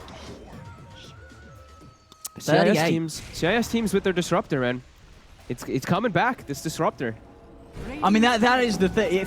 If you're looking at this squad right now in this game 1 and you're drafting against them, I mean, which hero are you sort of pointing out saying this has to go? They are too good with this. We're not letting them get it. The Doom. Doom. I still think. Yeah, I think the Doom is just too much. Yeah. They pick it like every game. I say it's their Iceberg's best hero, and the way they play around it it's just something that they're so good at. And in a way that I don't think if you're another team you could just sort of emulate this, pick the mid Doom and do anything close to what Na'Vi's being able to pull off. This is clearly the thing they've practiced the most, it feels like. A little bit of illusion bait here from Thompson. Will it work though? They're still onto him and they're going to need detection. Whoop. Uh-oh. Oh. They have. The glimpse is there. They've caught him. Oh. Oh. A little bit of an awkward spear, but Thompson's still dead. Na'Vi doesn't care. And now they'll go for Roche. 25k lead. I mean, yeah, just incredible numbers being hit here. 30 minutes in, this sort of a lead, like this is just insane.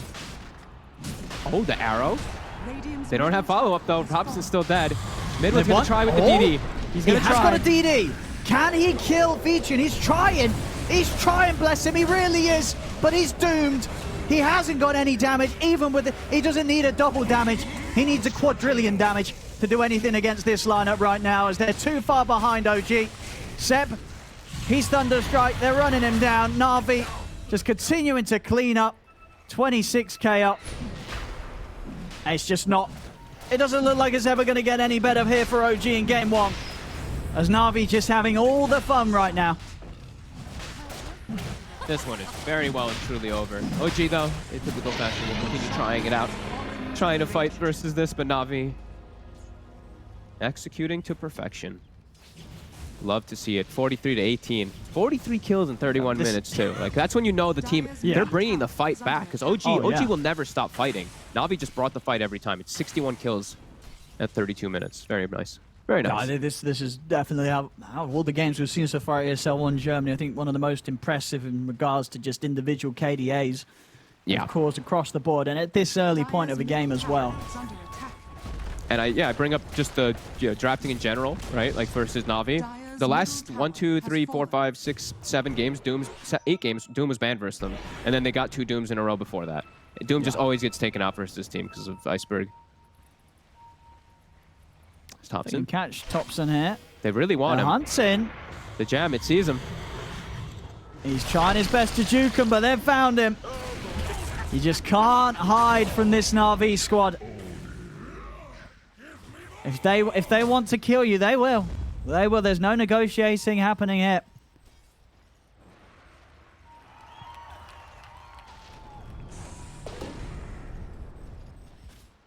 Look at them sweeping.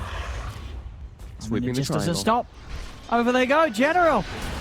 Found another. Onto Seb. Seb is relatively tanky. They will drop the Static Storm to kill him off. And Seb trying to work his way out of this, but Laguna Blade ensures that he does not. Iceberg also able to find more here as he kills off Saxa. 46-18. Yeah, why not? He can just throw the Doom out on it to anybody with, you know, Quickening Charm and an Octarine. Only got a 90-second cooldown. Dire's structures are fortified. It's OG. I mean, they'll have everybody back up in 30 seconds.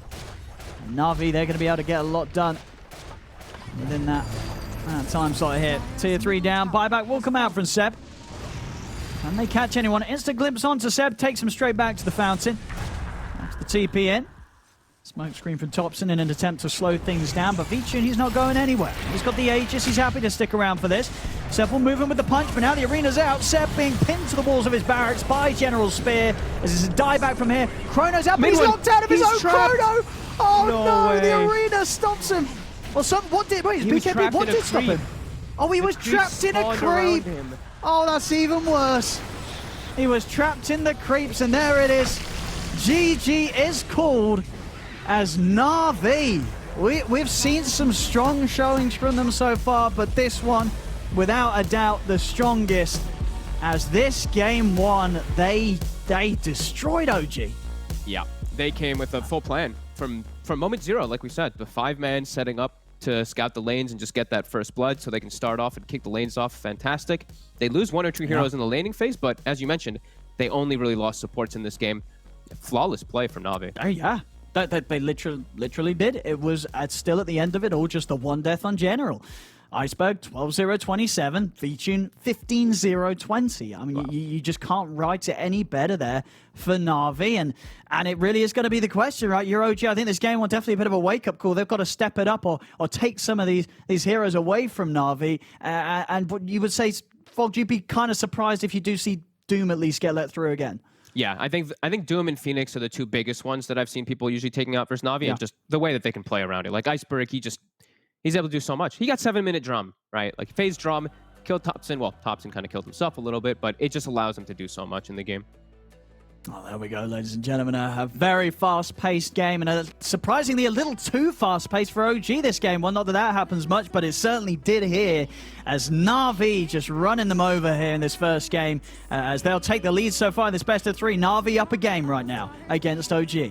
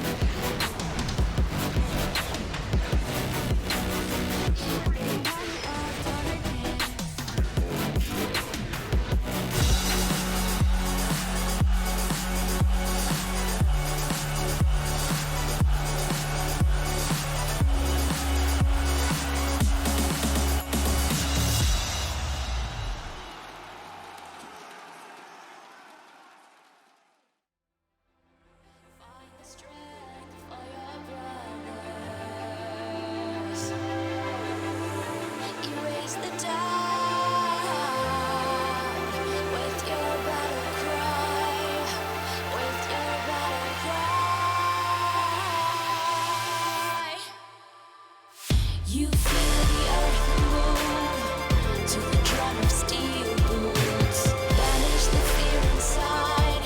You're strong enough that you don't have to hide. No, you don't have to hide. You're strong enough with your battle cry.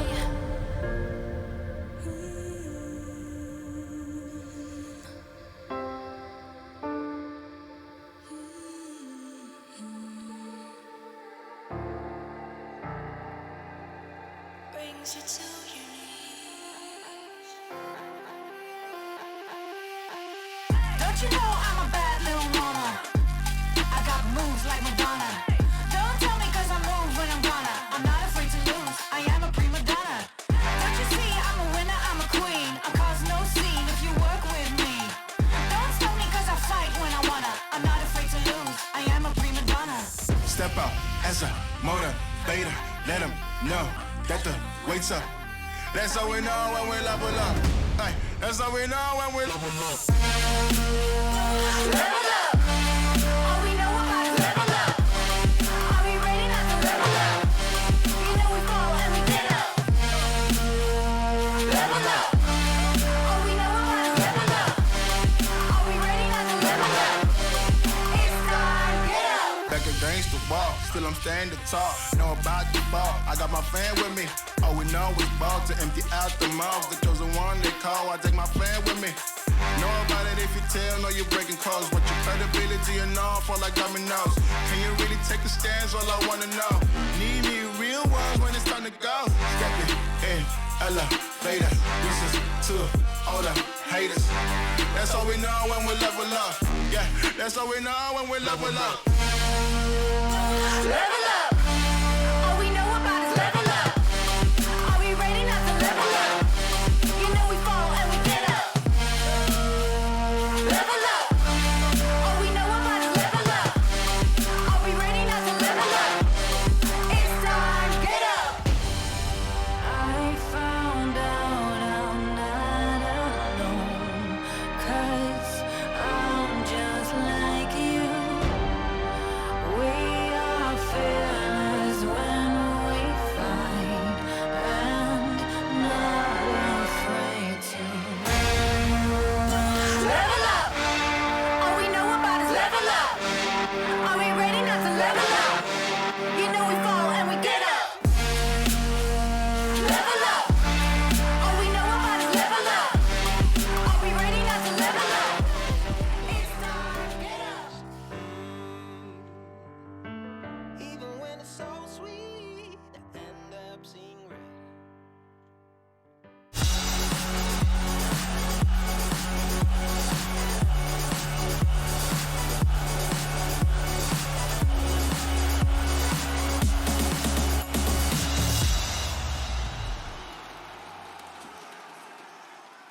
Start over.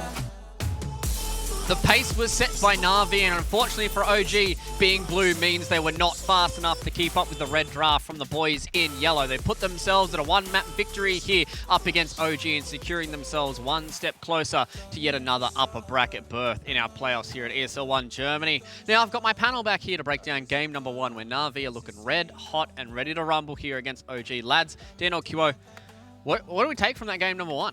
Na'Vi just looked at that opening, Ogre, Faceless Void, and they're like, okay, you're going for the late game. We are just going to push you from minute 0. And they did that, you know, taking out Seb with the first blood, all grouping up together, giving themselves a good laning stage. And I'm going to say it again, this Tusk, it didn't feel like it did much of anything in that pos 3 role. Yeah, going a bit little deeper, like just from the draft, I think Na'Vi actually baited OG pretty well with that Doom pick on the 4th pick. Maybe it was just like just giving out like credit to Na'Vi. I think that was like one of the big thing. You just let the Doom open through when you don't have enough potential to kill him down. And Riki and Tusker, they know they can't kill it, and that's the reason why Seb had to play the Tusker and Mirana on Zaxa role.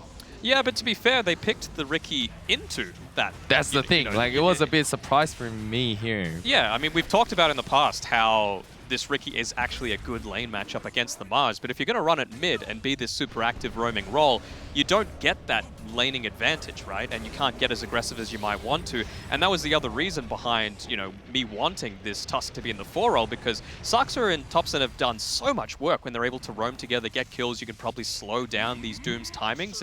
He had an insane amount of farm on Iceberg. Yes, some of that can come from the Devour, but the rest of it was just kill after kill after kill. You can see him there just go, Davai! You know, push into them. Do it again, because it was, what, 48 kills in 34 minutes that Na'Vi were able to pick up? It was pretty dominant.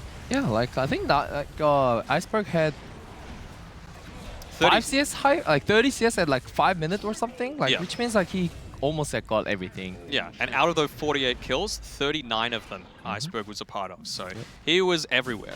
Granted, there were a couple of missed Dooms. He did it on an illusion once or twice, but it was the threat, you know, just constantly forcing OG to play on the back foot. You could see Topson, he was just relegated to a courier sniper, basically, by the end of that. Yeah, and we talked about this, the fact that if OG are going to lose a few maps or even this whole series in RV is if they give them comfort heroes. And you look across the board here, V-Tune on Lice Yellow, Always Wanna Fly and Disruptor, Iceberg Doom, Roger Lena, General Mars. All 5 of those heroes of players have played quite a lot across their Dota careers and quite a lot across this tournament as well. And they are showing how strong they are when they get these heroes. They can understand the timings. They've played around it a lot. Fog touched on it in the cast there. This is like the heroes that they've played with the most. They understand how to utilize it, and they can even take down the best when it comes to OG. But I think on the other side of this coin, I think OG maybe kind of double taked themselves a little bit too much. You know, obviously we talked about this Treant Protector being something they wanted to pick up. They didn't go for that. They went for something like a Faceless Void, and then they just got themselves caught up in a few too many of these draft mind games, and Always Wanna Fly was able to come out on top. And then you just give your star player like this a hero that he loves playing in the first phase, and he comes out and puts on a masterclass 15, 0, and 20. And he mentioned in our previous interview that we had with him, he hates the Faceless Void. He thinks it's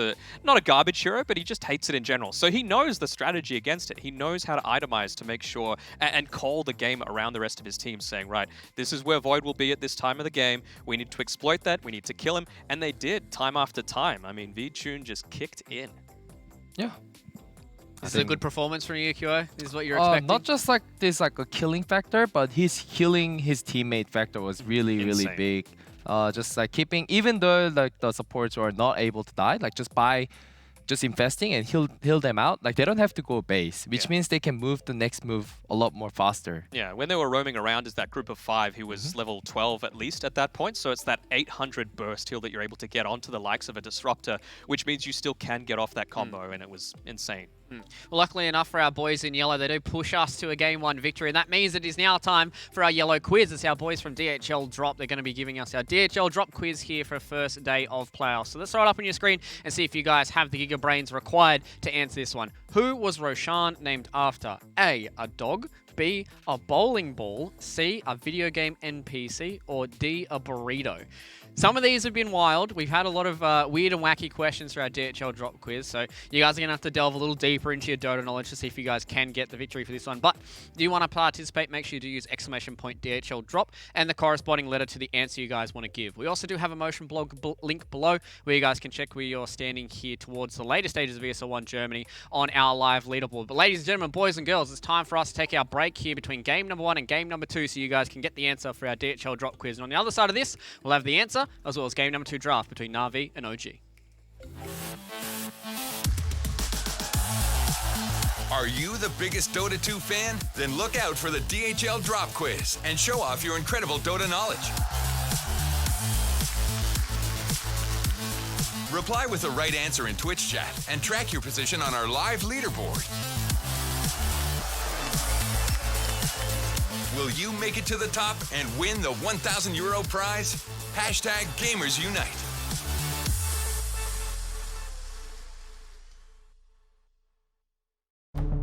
With the right CPU, you can turn any game from familiar to phenomenal.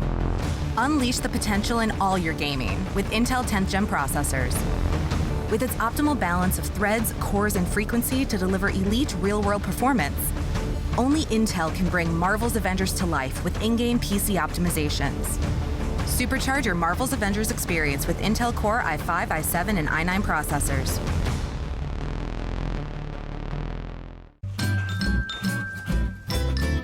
You ready? Huh? Hey, he's a good boy, huh? You ready? Huh?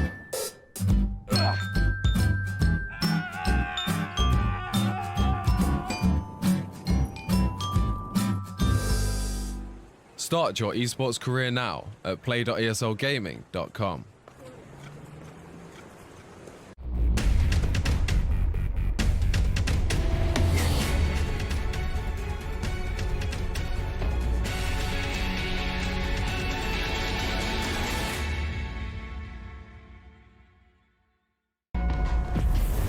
Multiple witnesses have reported mysterious shadow sightings all around the city.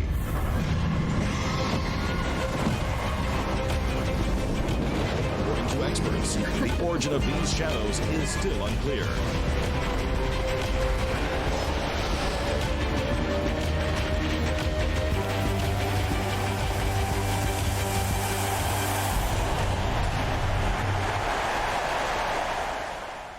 Your favorites will play soon. You hope for the win. excited about the game, but something has changed. You start to doubt. Will they pull it off, or will they drift away? You pull yourself together because you're sure they're revved up to win. You know they've prepared. They've picked the right course.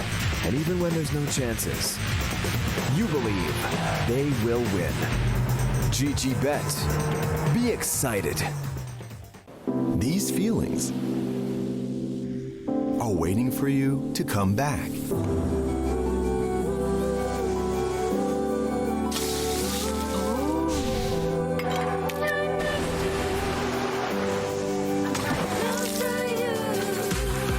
Amazing feelings are waiting for you to explore again once the world is ready.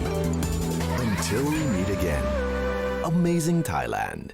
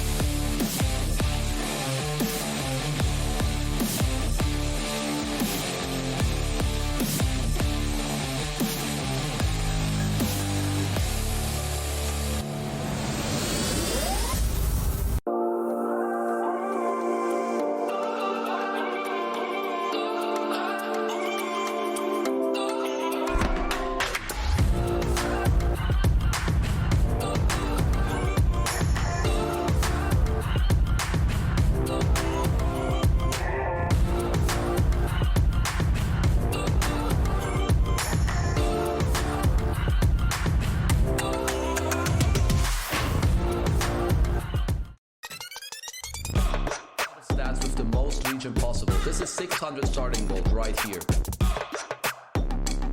If you do half the steps, trust me, you will get better.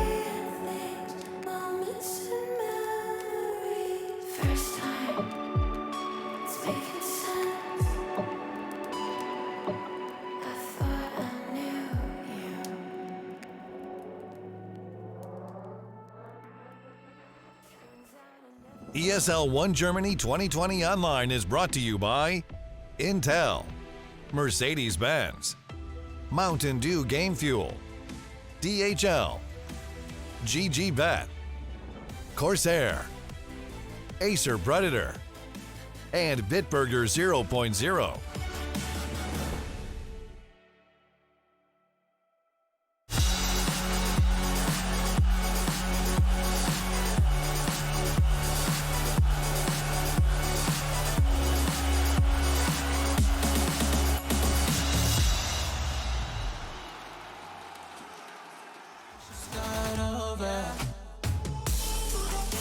Greetings Dota fans and DHL droppers. It's time for us once again to reveal the answer from our DHL drop quiz. It was an interesting one today, but before we start getting into it, I'd like you guys to peer your eyes across my Dota panel here as we see all the wonderful stuff that you guys can win as part of our DHL drop. We've got some wonderful stuff, and obviously QO not really utilizing the tracksuit pants perfectly, but he's doing his best here as we all are on the panel. So let's throw up the question for, or the answer for today for our DHL drop quiz. What was Roshan named after? B, a bowling ball. Very interesting. I thought it was a video game NPC, but that's somebody else in the Dota universe, right, lads? I can't remember which one it is. It's Boomer Talk, and I am definitely not that. But yeah, sure. Let's check out the birth certificate there, Matt. We had to dress QO, for this panel because clearly pants go on your legs, bro. I mean, it's a swag. It is It's the swag pants. It's for swaggers. Okay, sure, whatever you want to go with there, QO. We'll let you deal with your tracksuit pants after this draft. But speaking of the draft, ladies and gentlemen, boys and girls, Game 2 draft is very, very shortly underway for us here on the panel. We talked about a few things in that first game. Didn't go the way that we were expecting. OG started out with Ogre faces Void. Are they going to be going back to their normal stuff here, or do you think they're going to try and hold a few more cards close to the chest? I hope so. I hope they change things up a little bit. This time around, Na'Vi actually have the priority for side or pick. I believe they went with second pick, and so OG, they've gone back to the Dire. It's the side that they prefer most. Na'Vi conversely prefers Radiance, so they don't really care all that much. And you would think that this is probably going to be Iceberg's hero coming last. You know, it's all about securing that lane for him a lot of the time. Or if it's a good Doom game, like because Doom is very hard to punish at mid, and I think Iceberg actually played pretty well against. They've given him the Lifestealer again. Yep. Well, this is a response here from OG with the Seb Elder Titan. We've seen it time and time again from him, and he does play it against these melee lane winners like the Lifestealer, like the Slark and stuff like that, and tries to get that fight going on very early on. Do you think that now Na'Vi are going to have to think about this Astral Spirit a little bit more? Because we've seen the counter with the Oracle, right? I guess. You've already got the Vengeful Spirit, though. They had it available for them to pick with their last pick of the previous draft. They decided better stick with red, and it worked out for them. Don't think we're seeing any synergies come through this time, except for, you know, maybe the leg strat on OG. You know, 2 legs. Both 2 legs, yeah. There's already 4 legs here for Na'Vi. Actually, his Lifestealer's claws, legs, or hands. I've never seen him walk around. Can you imagine? But he walks on everything. Yeah, but can you It's imagine not 4 if legs. he just stood It's up 4 on legs. his hind Yeah, legs? it's 4 legs. Yeah, it's 4 legs. Yeah, but Venge doesn't. That's what we're saying. The synergy. That's what you need. Anyway, going back to this. PA's gone. I'm sorry, QO. Oh yeah, PA is a stupid hero anyways. I don't really like that. Especially when you're even if you're playing Lifestealer, like if OG picks PA, I don't think like PA's timing of online and like Lifestealer's timing of online is like so different. So I think Lifestealer is gonna get more advantage regardless. Yeah. But yeah, like I don't know what OG will do for countering this Lifestealer, because previous game they actually used 2 picks to actually deal with this Lifestealer, but and like if you don't punish like Lifestealer with that 2 picks, what are you gonna do about it? I think they really need to change this like a different strategy so they don't get locked into specific thinking in their head. Well, do we think that the Elder Titan is a good enough lane matchup against the Lifestealer then, lads? Because we know that it's going to be Clockwork Elder Titan going up against that Lifestealer, probably Venge lane, right? Probably. Like, there's still the small chance that No-Tail's going to be playing this Elder Titan. He's done it in the past before. Seb, obviously, a bit more recently, has been the one.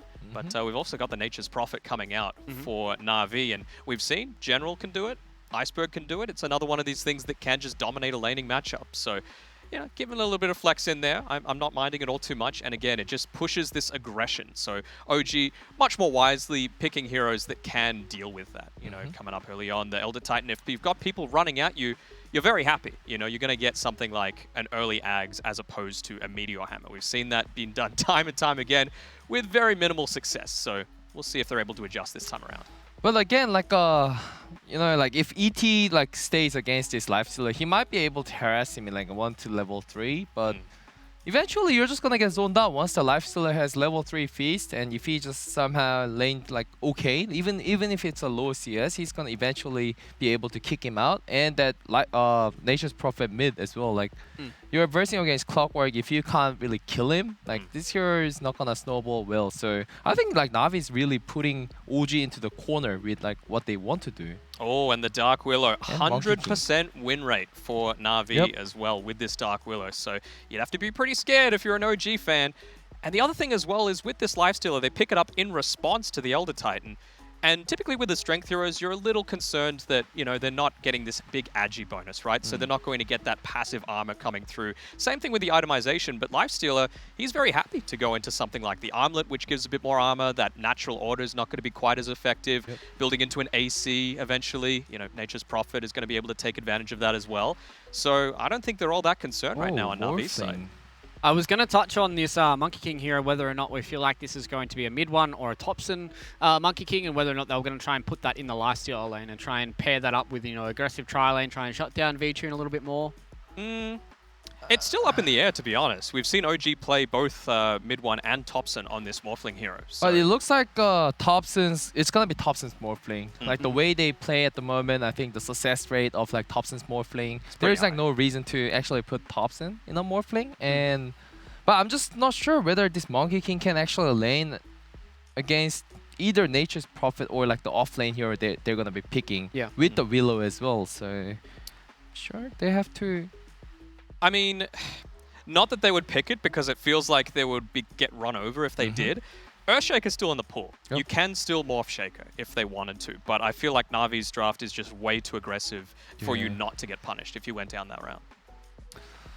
How do they punish this life stealer? Like, do they have to just go with the Morphling 30-minute, 40-minute, and just right-click him back with the I mean, rage we saw that in the last draft, right, where they tried to go a little bit later game. They had the Riki, they had the Faceless Void, but as Matt said, they got run over by Na'Vi. So, I mean, Na'Vi have the final pick of the entire draft as well, so they can flex this Nature's Prophet, whether or not they want an Iceberg Nature's Prophet, whether or not they want General's Nature's Prophet there. And, I mean, it's going to be all cards on the table here for OG, whether or not they want to pick a Seb hero here, whether or not they're picking No Tails hero, or even still Sark's hero to me. I kind of want to see, and you're going to flame me, but I want to see a Winter Wyvern coming through. That sounds bad. No, but think, it's finally some BKB piercing, disable, sure, hook shot, but you've got a lot of physical damage right now on Na'Vi if the Bedlam isn't available, and you're able to deal with this, constant push coming into you really nicely with the Splinter Blast.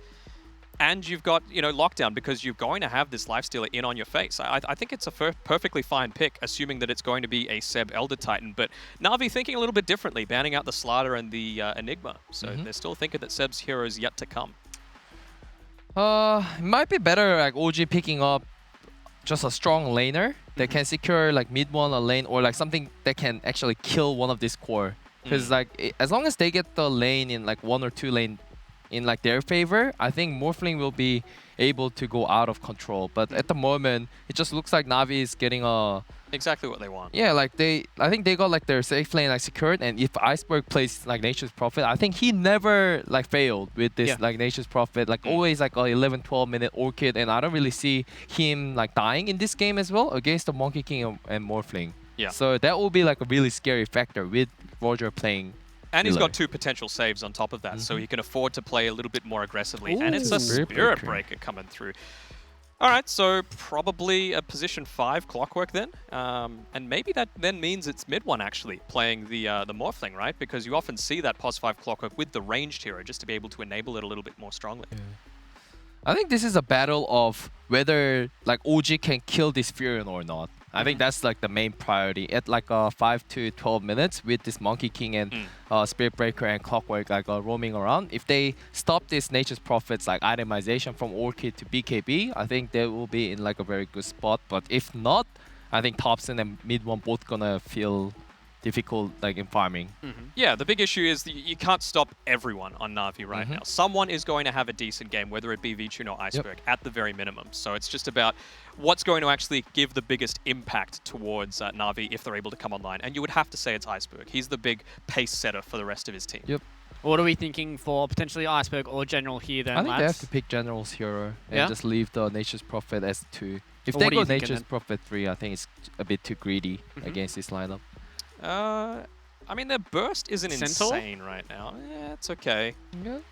Or something that can just TP and save. Like that's like maybe Underlord. I don't really like Underlord. Underlord, I don't really want to say Pango just because... Tidehunter, like they're the one who has to just charge it in. It might be bad against Monkey King again. There's a Void Spirit as well, potentially. Doesn't have save, but it's good extra damage. Puck, yeah. Puck, okay. Puck's fine.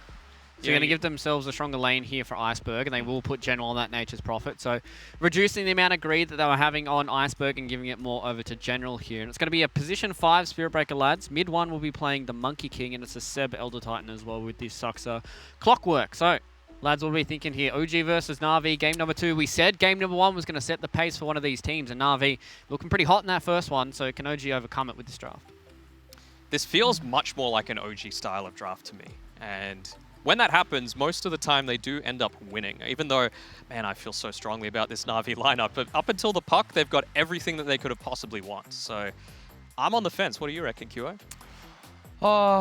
Like I really wanted that like Nature's Prophet to go mid and like pick another offlaner, but if it's a Nature's Prophet, puck, and like Lifestealer core and Nature's Prophet on 3, I think he will make a little mistake, and that will be like a chance for OG to snowball back off. So, right, so what are you thinking? I think I have to choose OG here. Yeah, me too. Yep. All right, of course you're going to go with QO there, Matt. Unfortunately, he does not have a brain of his own here, but let's see if OG will have a brain of their own and get us to a game number 3. The boys are going to take you through it. Will be OD Pixel and Fogged.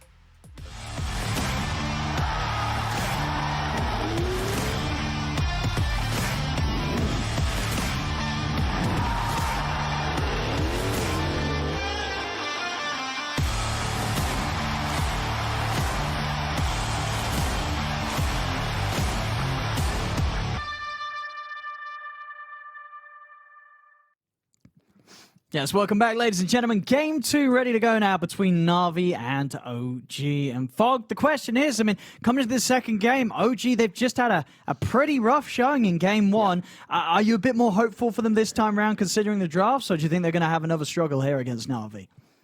A bit more hopeful for sure. I feel like last time, they were like, this might be a little bit of an OG draft, but we can't fight as much as we want to. I look at this draft.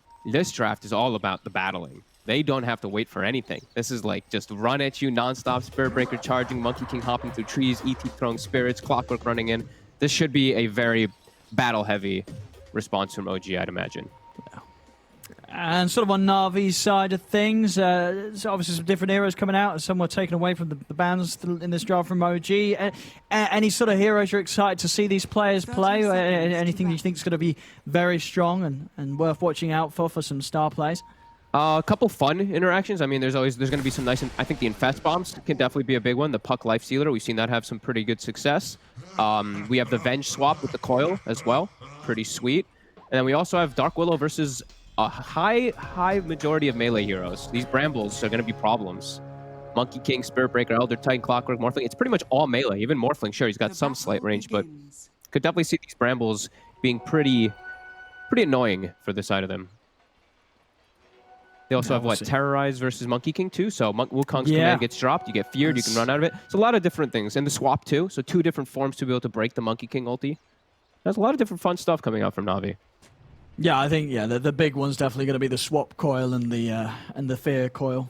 Yeah. Terrorize. That's going to be very, very strong in these fights once they get there.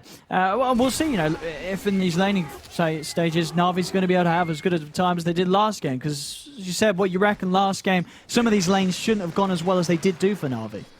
I didn't think they would go that well. Thompson he gave the kill to mid, right? He went for this dive play and gave away a free kill to Doom. Bottom, I feel like actually was just well played by Na'Vi from V-Tune. Especially in that last one, so... Yeah, we'll see how this top one works. It's double ranged versus this Monkey King. Sure, Monkey King's gotten the buffs of some armor, of course, in these last few patches, but you still suffer a lot versus these two. Especially with Blightstone. We're seeing it already kicking off. Look at that damage here, yeah, for just the two of them. One hit away from nearly dying. He's going to get the treants out. In fact, mid one.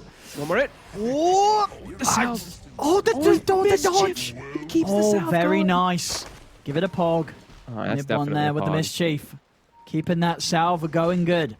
Hell yeah. All right. Well, yeah, this top lane is probably going to be pretty rough. Mid one, that's huge there for them. I wonder what skill build he's actually going to go for. I've seen a couple of times of some weird ones when you're playing versus double range, but yeah, top lane it should be with Spirit Breaker and Monkey King onto these two.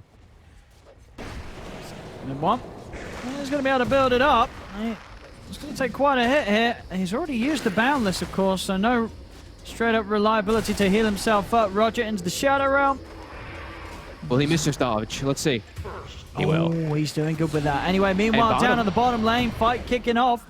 They dive in. Saxon will be the first to draw the kill, but they lose the life in return. And top lane, they do get Roger with these body blocks as well from Notes out. At least allow mid one to build up that Jingu again. Allow him to keep himself pretty much full HP with the heals that are going to be coming in from those hits. But already action kicking off on these side lanes. I mean, they're all things considered, like top how crazy everything's happening. General's only got 4 last hits. They're actually doing super well on OG, which I didn't really expect, but I guess when you're Monkey King too, if you're ever able to actually get the Jingu stacks, especially versus Nature's Prophet, you're just full healing. This ends up actually being okay. Bottom, we didn't get to talk about too much the ET versus Lifestealer matchup. I quite do like having the Lifestealer versus ET. Can't actually take advantage too much versus him. He just turns and hits you, open wounds. He just heals versus the damage. Yeah, I mean, that's sort of the thing, right? Last game, if they weren't able to slow V-Tune down with the lane setup they had there, I mean, this one you wouldn't consider any scarier for a Lifestealer, right? This should be easier for V-Tune. Yeah, I mean, he has to just be a little bit careful around this level 3 that Seb has hit. This is a big power spike here for Seb, but they can always play around it. With the stuns, with the rage, and open wounds, you have a lot of different options. Top lane, Notel coming in with the charge, but nothing more to follow up. As mid lane, though, we're seeing Iceberg. Yeah. He is doing very well on these first few waves already. 13-8 against the 8-for-3 of Thompson. I mean, is that just expected early on? It's very hard to sort of play with the high agi because of the constant burst of a puck. You've got to be careful. Yeah, it was actually, I was going to talk about it a little bit later, but it was from the start, laning phase, or first wave, Iceberg, he got a much better block. Topson had it all the way pushed onto his side. Iceberg hit level 2 right away. Topson was level 1. So he bullied him really hard the first few waves. Oh yeah, the knock-on effects from that starting of the mid lane definitely showing the good CS that Iceberg continues to have and that advantage against Topson's Morph. Top lane. It will start to shift a bit as that Morph will get some levels, but yeah, top. They're trying to charge in. One held back by the Brambles though. So not able to go for anything more. She's thrown out the Boundless. Some good body blocks here from the Treants. In fact, fantastic body blocks here. No-Tail taking a lot of damage.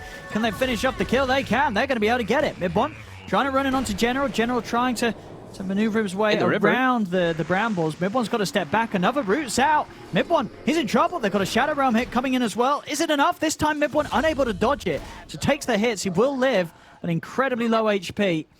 He has still got the Jingu stacks up and will be able to drop a Boundless. And meanwhile, what happened over there? Iceberg, he's just killing off a Clockwork from. Soxa checks bottom rune. DD spawns pop. Iceberg just fights him. They will wait for it. I mean they both teams just constantly trying to fight here. General, he's going to go for the TP out. Mid one tries to find it, but the TP out is already done. They're charging in on a Roger. As No-Tail will give him the bash bite. That was unexpected. But Mid one able to live, and General, yeah, not dying either. Despite that attempt, he's straight back to the lane. Okay. Battle General again. He got him! Iceberg got him! It's straight up with the silence. Topson stepped up to the high ground. Just a quick Waning Rift and an Illusory Orb. It was just caught too low on the HP. Top lane, they're charging in. They're looking for General. The Brambles in place. Mid one jumping down this time will get the kill. It's going to take a few hits from the tower, but he's able to take it off with the Mischief and step away. Will kill General, but that mid lane, I mean, Topson, he struggled in game 1 against Iceberg. He's struggling again here in game 2. Yeah. All those small little things trade off. The kill on Soxa actually ended up working, even though Soxa, he was trying to waste the DD rune originally from what happened a minute and a half ago as kills all over the place continue. Seb does get all... Kill-ons always want to fly. V-Tune turning on to the two of them. I mean, still in this bottom lane, as we've seen, Seb and Saxa, they have been able to kill always want to fly off, in fact, the 3 times now. But does seem like a bit of a similar story to last game, right? Because they were doing this. They were killing the supports, but the cores remained able to get free farm in their lanes, and that certainly is the case here for V-Tune. 32 and 11 at 6 minutes in on his safe lane. He doesn't really mind if the Disruptor's dying. In fact, it's kind of nice. He's getting solo XP. Disruptor? You mean the Venge? Venge, oh, mixing the games on now. Yeah, no, for sure. And the reason I was saying like the Lifesteal is so good versus ET is not just in the lane where you can always open wound, you can turn. It's in the mid game too. You build phase boots plus armor, you build armlet plus armor, and just pretty much everything that you build up always just feels good playing into that ET. And yeah, off to a phenomenal start here for the mid and the bottom. However, top mid one is doing a lot better than I thought he was going to do. Oh yeah, he is. I mean, already finding this early action, and you know they're having to push it to the edge to do so. As we're seeing these kills that happen right underneath the towers. Try for General. I'm going to get a bit of a slow on with the Primal Spring. General is underneath the tower here. See if they can continue to do this against the hits from the tower. Boundless strike down onto General. Mid one tries to make his way around. The Sprout holds him back momentarily, but Mid one's able to cut himself out with the Quelling Blade. Still can't finish the kill though. General's got the movement speed to make it away, and No-Tail, he'll be found here. Roger, actually not enough damage with the Shadow Realm, but still able to take him out with that further last hit. Mid one, can you get the kill in return? These Treant blocks from General, giving some space for Roger. Roger pops the Fairy Fire, but the Boundless Strike comes out. Mid one will pick up another kill in this lane now. 2-0-1 on the Monkey King. Down bottom, Seb and Saxa, once again for the 4th time in the laning phase, finding always want to fly as they do continue to punish the support of Na'Vi. Now V-Tune is a bit alone here. He has the Infest, so he should be fine, but taking a little bit of a beating as he is left completely alone down there. And yeah, we're seeing OG. Lanes are still doing pretty well, and mid is fully recovered. Even though Thompson died and Iceberg got that kill gave to him, Thompson's actually ahead in net worth over the Buck. I mean, now sort of comes to the point, right? He's got these double Wraith bands. He's got to be between the lane and the jungle and farming those camps in a way that, as a Puck, you're just not going to be able to keep up with Morph at this stage.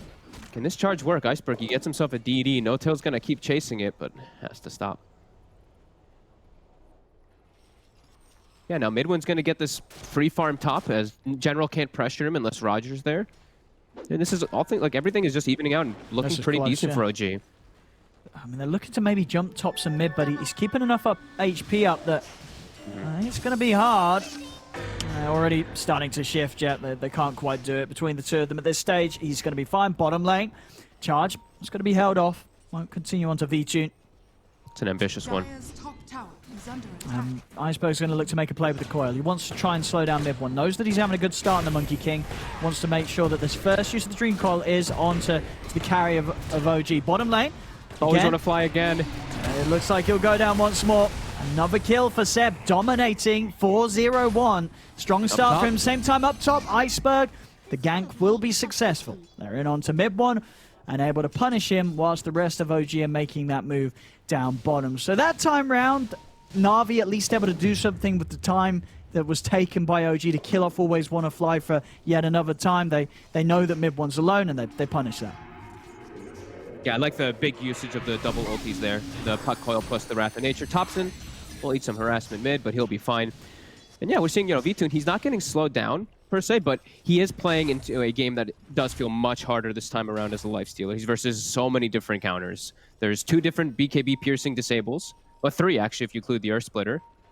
Actually, yeah, 3, sorry, including the Earth Splitter. Yep. And he has to just deal with natural hero matchups. The Morphling and the Monkey King, phenomenal versus lifestealer in the game.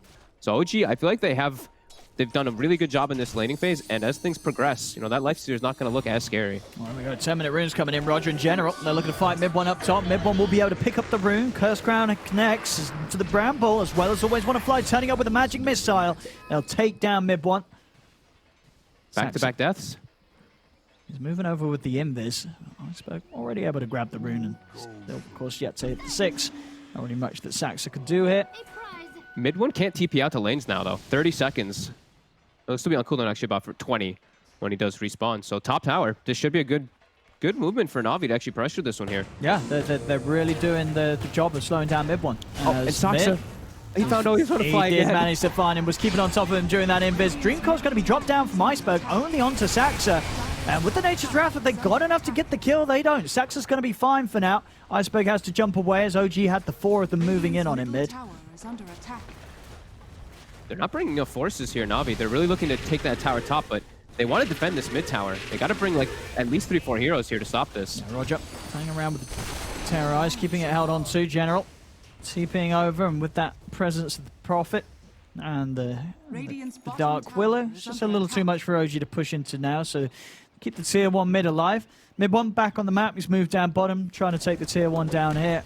And with TPs from Na'Vi being used towards mid, we'll see if they do actually turn and try and hold that bottom lane.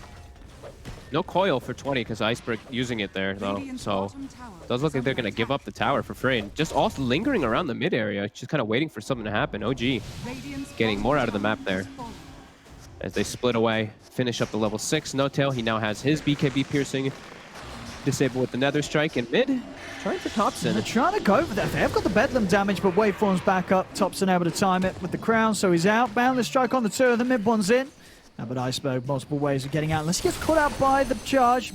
Won't be the case, though, as No-Tail held back by the Brambles.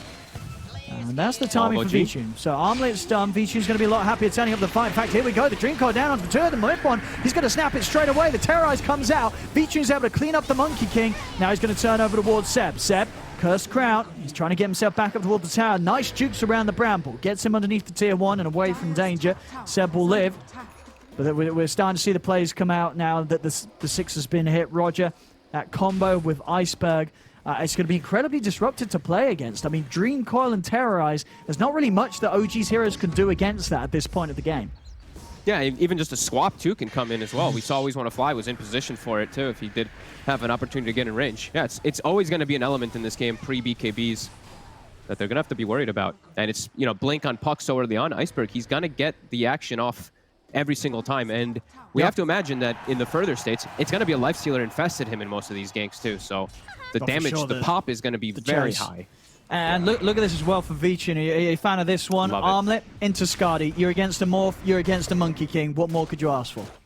Yeah, it's, his damage potential is going to be a lot lower because of it, but hey, the longer the fights go, this is going to make him a lot stronger. We'll see if it pays off. It might be an item that ends up just being kind of useless in a way. I mean, but it does feel like, it feels like it'll be good. Monkey King and a Morph, though, right? Yeah.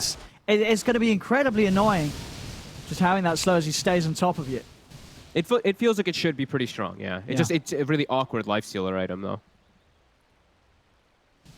Yeah, I guess it depends how much he gets after it all, but still, you know, I don't know, 40% reduction of the lifesteal on the Jingu.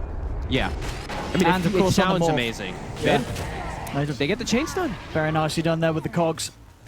Keeping that constant disable onto Iceberg, taking him out. And that should be enough for OG to finish off this tier 1 mid. Got the fortification without the puck up and the Dream Core to start things. Not likely that Na'Vi's going to be able to push them away. Pretty big mistake by Na'Vi not being prepared for that move there. They had everything. And they were even sitting around the mid area with Always Want to Fly. I actually didn't see if he backed up for a smoke or something, but I felt like that was a situation where they should have at least saved Iceberg and given away the support life.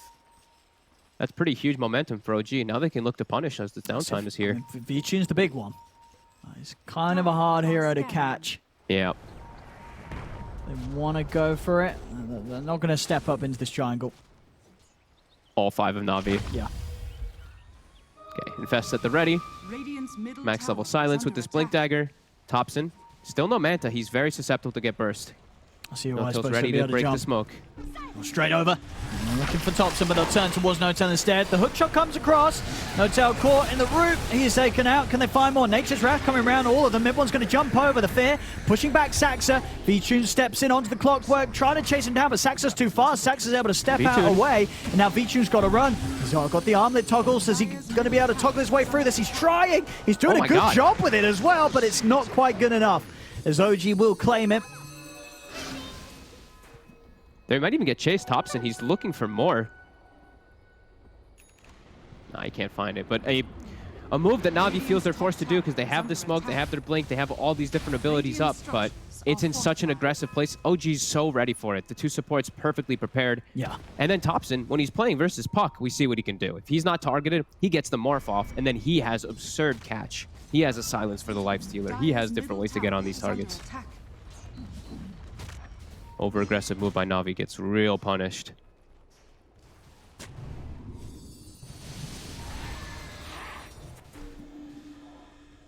COG. I know, as long as they can keep Thompson safe, Thompson in most of these fights is going to be able to clean up pretty big. Yeah, they have to initiate on him. I feel like in most of these fights, it has to be Iceberg jumping on either the Morphling or on the Elder Titan. He can't start on the Spirit Breaker or the Clockwork. If I see him getting, like, if he gets the coil on those two, then the fight's probably going to start disastrously. He has to get on top of these two big heroes in the back. And they've spotted General. He's General right in a whole lot of trouble here. They're charging in. Thompson looking to burst him. Always Want to Fly with a swap to the side. General's still going to get hit by the ult of No-Tail. And now Always Want to Fly, he'll die as well. Saxon and Seb running down. Some scrappy moves here from Na'Vi, getting punished by OG. As OG, they're turning into the killers here in game 2. And every time they see somebody, No-Tail gives them the vision with the charge.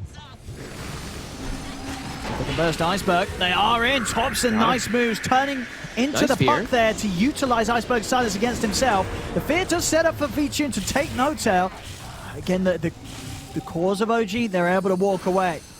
Some very, very nice fast moves there from Thompson that, whilst he's just got a blinker, are going to cause issues for Iceberg. Anytime he's in with the stolen Waning Rift, Thompson's going to be able to set up for that puck kill very easily. Yeah, he didn't. You could see he was like, wait, what? What just happened to me? You could tell he was totally panicked because he was just trying to predict around the charge play.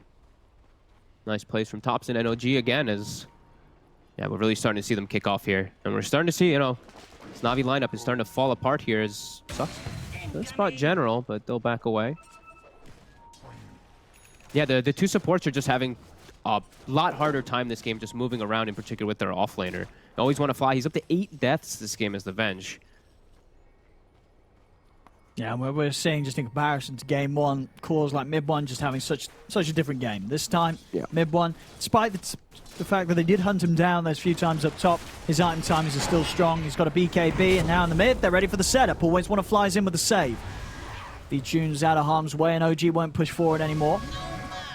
Maybe even Na'Vi can't lose. They can't lose these next few fights. Like they have a puck on their team with a Blink Dagger. Like this guy's not going to be farming at all. If Na'Vi loses like fight, I feel like this game just might be almost unwinnable for them. OG has a triple core that's farming super well. Na'Vi has a slight dual core. Like Puck is not a hero that scales very well at all. The only thing he can really do is go for Ags, which he is queuing up, but yeah, I'm already feeling pretty concerned for Na'Vi if they don't start really kicking up the pace. And yeah, OG's already got the tools to actually fight into them. BKB and Manta are finished on the 2 big cores. Oh yeah, they're ready to fight any opportunity, OG. Uh-oh. Yeah, this is looking real hard for Na'Vi. See what Na'Vi's players here. So OG bringing it in around the mid. They've got the vision down already too, OG. Everyone here claimed around the sidelines too. Roger. So be careful. Here we go, charge to Vici, and they're going to try and start things here onto the lifesteal. He needs help, and he needs it quick. Always want to fly down to get him with the swap, but the Wukong's command is down. Dream Coil is in there, but Vici still trapped. He's jumped into the creep with the Infest. He's trying to get away from mid one and Topson, and he will be able to do so. He'll live. So all in all, I mean, only losing the Venge there is probably the best outcome that the Na'Vi could have hoped for from that. But they had to use Coil defensively. They had to... Everything is just being forced defensively. And OG, now they're just going to back up, farm the whole map. Yeah, this is looking extremely difficult. They haven't been able to find pretty much any pickoffs with their Blink and Fest combos. They haven't found anything with their Orchid of General either. Yeah, and like we said, getting... there's already counters. Like OG, they've already got all the counters to deal with these things too. We're seeing, of course, Topson, I imagine, going for the Ags. I mean, what's he going to be? What sort of plays is he looking to make with the Ags this game as the Morph, do you think? Dire's middle tower is under I mean, he can always just turn into the Willow anyway, so I guess the Ags just gives him the actual Willow benefit for the attack speed out of Shadow Realms. Down bottom. Iceberg. They're going to save him with the swap, the stomp. Oh. He's going to be dodged. Hook shots in, though, and they've got him again. And next, the charge. See what they can get here. Always want to fly. Being dove straight upon OG, just the 5 of them running in onto him.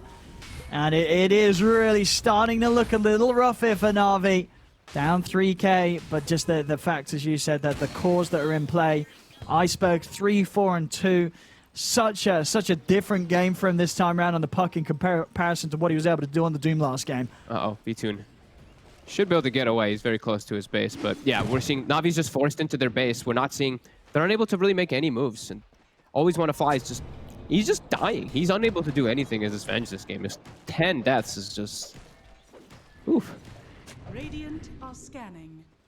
Yeah, I think if anything, it's almost surprising that OG isn't further ahead in gold, you know, with the way that the game's going. It feels like Na'Vi should be further behind in terms of what they're picking up. But I guess just as it's been, General has been able to find space while this is going down, and Feature is still hitting those timings as he's top of the board. He's got the Skadi complete. They're going to look to make a move with this, but again, Saxon in a position to put a stop to the smokes. They'll jump in upon him, see if they can take him down, but the Cogs are out. They're ready to fight this, Roger. Does get the fear out onto a few of them. Vichun cutting his way out the Cogs. He's got to get out of here. Doesn't want to find the Wukongs. They'll leave, always want to fly behind again. Every time, it's the supports. It's either the Clockwork or the Spirit Breaker breaking the smoke, getting coiled, and they don't care. If they die, it's great. V2 unable to get into the action, unable to get into the backlines every time, and OG, they're just getting these items that are just going to full counter and further counter this lifestealer. Yeah. It's going to be become a very hard game indeed for V-Tune. And despite the farm that he does have, he's got a lot to deal with. Mid one closing in on the MKB, and of course Topson, once that Axe is out, the fun is going to start for him. As you mentioned, almost certainly down to just being able to utilize that Axe Willow benefit. Yeah, I was wondering if maybe he turns into like the ET and stuff for the Spirit combo. Well, that's what I was saying to you, because if you do turn into the ET and get the Astral out and bring it back, you still maintain the Astral damage buff whilst it's within you, and you also get you get the Rage of it. Do you get the BKB of it? I actually don't think I've seen this. I think you probably do, right? I think there's a buggy interaction with it, but I mean, we'll see, because I remember there being a weird interaction with it where you don't technically have the buff. Oh, but when you're in the morph, so when you actually turn back to morphling. We'll see, because I've seen it. It was bugged for a bit, but we'll see if it actually does work. I mean, we'll see if it even gets to that point. Na'Vi trying to get the position in here. Jump. So they can burst this, but mid-one's quick with the BKB. They can't take him down, and now with N0tail charging it over towards Vichun. Vichun is going to look towards N0tail, see if he can find the Spirit Breaker. N0tail's able to be saved, though, with the Glimmer. He's alive. He's able to get the ult off onto Vichun. N0tail does still fall. Terrorize still being held onto by Roger. As VTune, he's going to need some help. He's going to need it quick. In it comes. Manta Thompson dodge. in Manta dodges the Terrorize. He'll be able to stand his ground. Help mid one take down VTune. Over to General they go. Seb's able to cancel the TP with a stomp. And a stomp it really is turning into as once again OG winning these team fights. Na'Vi desperately trying to come out, hunt for action, but they're just too far behind, it seems, as they just cannot enable this lifestealer right now. There's too many hazards in the game. Yeah, I honestly, like, there's a lot of times where I know people always, I've seen them like talking about how mid1 doesn't buy BKB. Mid1 bought BKB this game and it was perfect. Like there's literally nothing Na'Vi can do. They can't target the 2 cores. They just have to keep settling for supports that they try to catch and they just keep getting slammed in the fights over and over again. Great item choices coming out from OG. Making this one look much easier. And it's just feeling like, you know, they're forcing Na'Vi to make these errors, but Na'Vi, they have to try to do something. They know that they're just getting outscaled. Yeah. Absolutely. I mean, VTune, so still trying his best to hold his position up there, but he's being taken over by both mid1 and Thompson. And if the game continues to go as it has been, he's only going to fall further behind. And the kills are just going to become even harder and harder for Na'Vi to find. Considering just how big OG's heroes are getting. There it is, Thompson. Ags is done. It's on its way out. Sweet. So now we get to see what sort of magical plays Thompson wants to dance around the team fights with. Radiant's bottom tower is under attack. With my thanks. Alrighty. The seeds are Oh, he also has Spirit Break. He has the Bulldoze as well. So he wants to use the Bulldoze. God. I mean, I forgot about that one too. I guess the 70% Bulldoze status is and you get the charge cooldown down to 6. All right, yeah. And he's gonna Bulldoze. get the CDR talent as well. Okay, yeah, this is here we actually go. way even cooler. Oh, here we go. I forgot about the Bulldoze one. I remember they talked about it at TI last year. I mean, how do you stop him when he's bulldozed? It's 70% status reduction on a Morphling. Like, there's just no way you stop him. Oh, I forgot about that one. Fun. As into Roche they go. Na'Vi cannot do anything about it. Dire's middle tower is under attack. Dire's Have to just attempt to play the farm game. As we've seen, you know, General, that's all he's really been trying to do. He knows this is literally the best thing that he can do is really just get farmed on this Nature's Prophet to try to scale. They have the Ags at least on the puck, so I feel like Iceberg, he's at his absolute peak now of strength. And I don't know if they're going to be able to fight back. They do at least have a DD and VTune's bottle for the next fight, but it's definitely going to be a hard one.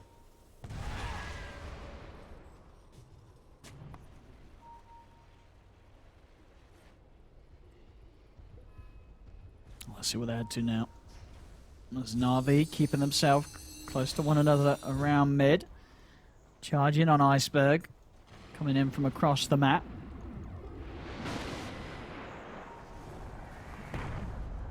Look how far back they have to play. Only VTune can show his face at the moment.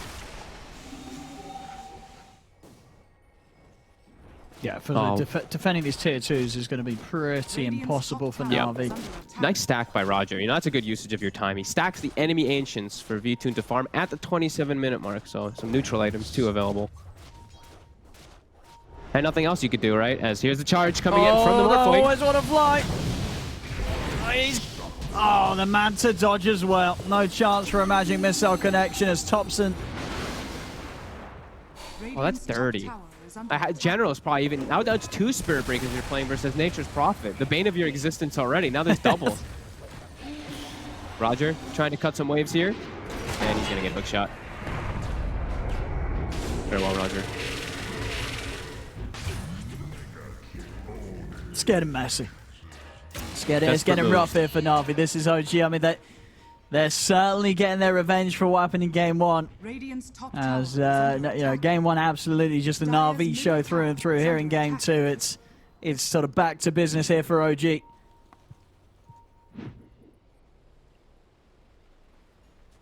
It's so weird how, like, it's only a 7k gold lead, but it feels like it's like a 30. It feels like a 25,000 gold lead or more, yeah. Just because of... It just feels like, within the last 15 minutes, Na'Vi haven't really been able to make a move that's that's worked out at a net game for them. Yeah, they're just countered. They just can't kill the core heroes at all. Like the Lifestealer or the Monkey King and the Morphling will never die. They can kill these support heroes, maybe. They're going to try, but now General is a little bit close. They're just going to swap off to the side. And now BKB's out from mid when he steps over towards General. Thompson zips in with the waveform, turns into Always Wanna Fly to use the magic missile against him. As Always Wanna Fly will be chased down by the two of them. Double kill for mid one. As they do on the side, maybe try Seb. to see if they can take down Seb. Have they got the damage to do so? They will. Okay. They'll take him out. The Wukong's command is down, but Vichu's able to step to the side, get away from this all. He's looking to try and run away from the two of them. They're in, silence out, but Nice there's the fear. terrorize. Very nicely done by Roger coming in from the side. They do have the Glimmer Cape, keeping everyone safe. The dust is out, but Vichu caught out by the Boundless, burst down. They've got the silence on No Tail. They will manage to get another, but now General's got to run. Mid one and Thompson, they're hunting. Is there anything Iceberg can do to help? As General, he gets the Sprout off. Trying to use the treants to block them away, but Thompson turns into the Monkey King. Some double Monkey King action coming in as they both pounce in onto General. Just yet again, it's just one of those games where Thompson and Mid-One, they've got the farm, and they're just not going to die now. They're looking for Mid-One. Trying to be sneaky here. He's juking the Brambles. Got the coil back up. They also have the Bedlam damage. Hookshot holds Roger to the side, though. Can he get in onto Mid-One? It doesn't matter. Mid-One's BKB's back up and ready to pop. As Mid-One holds his ground, godlike on the Monkey King. And that's V2, and he turned up with a DD. He's able to get the quick kill onto Seb, but afterwards, no further control. And they just, like we said, the two heroes that have just so many different things to play around and just great core matchups, they dance on him. Thompson turns into Venge, stuns him, just keeps swapping around between heroes and has extra forms of control even more for this Lifestealer. Mid-One, it's pretty much got the Satanic done. So even if they do get caught by these Dream Coil combos, which potentially would have been the strongest part of Na'Vi's lineup, he's almost certainly not going to die during them, even with Vision on top of it. In mid lane, Thompson utilizing the Rage to hold his ground against Vichun. Vichun giving a good bit of a punch back, but just not the lockdown to stop Thompson from being able to get away every single time. I mean, we see, like, V2, he's still very farmed. Like, even his items, like, he's got the Death, so the Scott, he's got an Orb of Destruction, too, so even more fun, and slow, and some extra minus armor, but it's just you're feeling the rest of the lineup just not being well-rounded around him versus what they're up against. He's just got to carry so hard against the lineup that's got two carries. They're in an incredible spot right now. 17k, 16k. There's an easy one if they could get him here. Oh, they'll jump him. He's going to have the back of it. Saxa coming in with a hook shot. Always Want to Fly, swapping Vichun off to the side. Allows him to walk back in with a Rage, take down Seb. And now, but here goes the initiation. No Tail's in. Charging over, there's going to be a buyback from Seb. No Tail controlling Vichun here with the ultimate. Vichun still trying to run over to the side. Mid-One and Saxa, they'll run down the easy kill. Look to Always Want to Fly, they'll get him. Doesn't mean that Vichun's granted the space to retreat. He will live. But yet another death, and he's starting to hit those ridiculous numbers here on the support deaths. 16 deaths on Always Want to Fly this game, and the game's not over yet. I think he's been dead more than alive this game. OG, no mercy for Always Want to Fly. Toward the high ground now.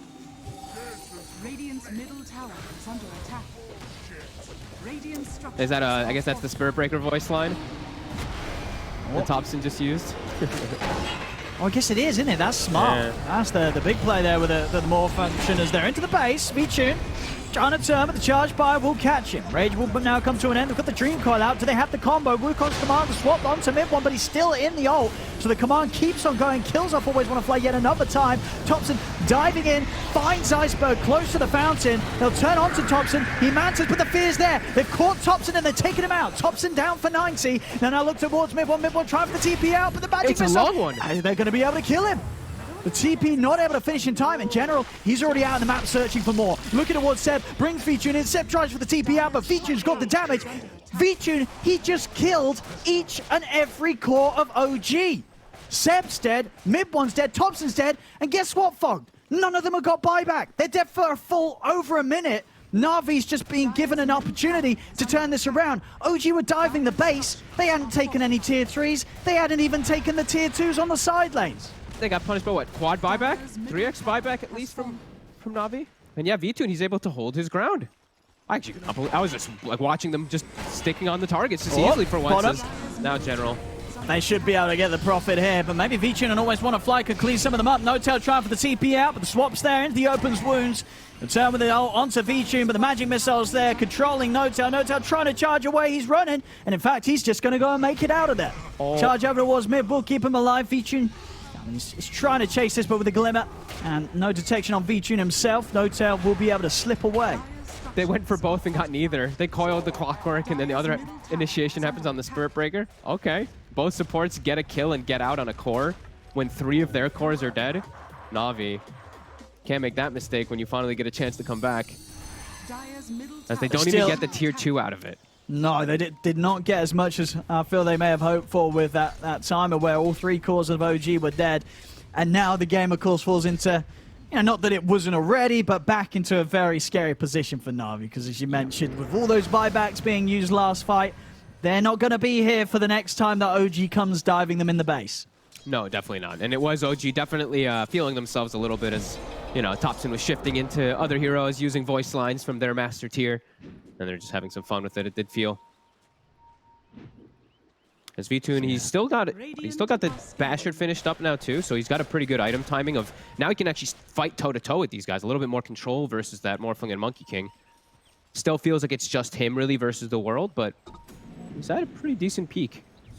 Yeah, just a very scary 5 minutes for Na'Vi. They lose one of their heroes here. OG's probably going to get the space to just close this game 2 out. They have potential for a lot of fun plays though on Na'Vi, right? We still have the chances now for like the coil, the swaps, and it's Ag's coil. So these stuns, they last an insane amount of time. They still have the potential for the fear coils as well.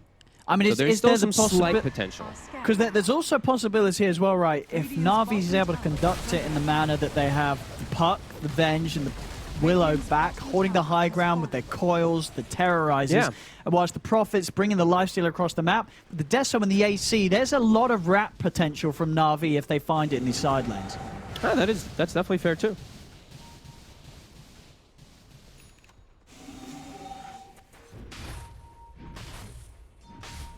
Seb have his Ags finished up yet?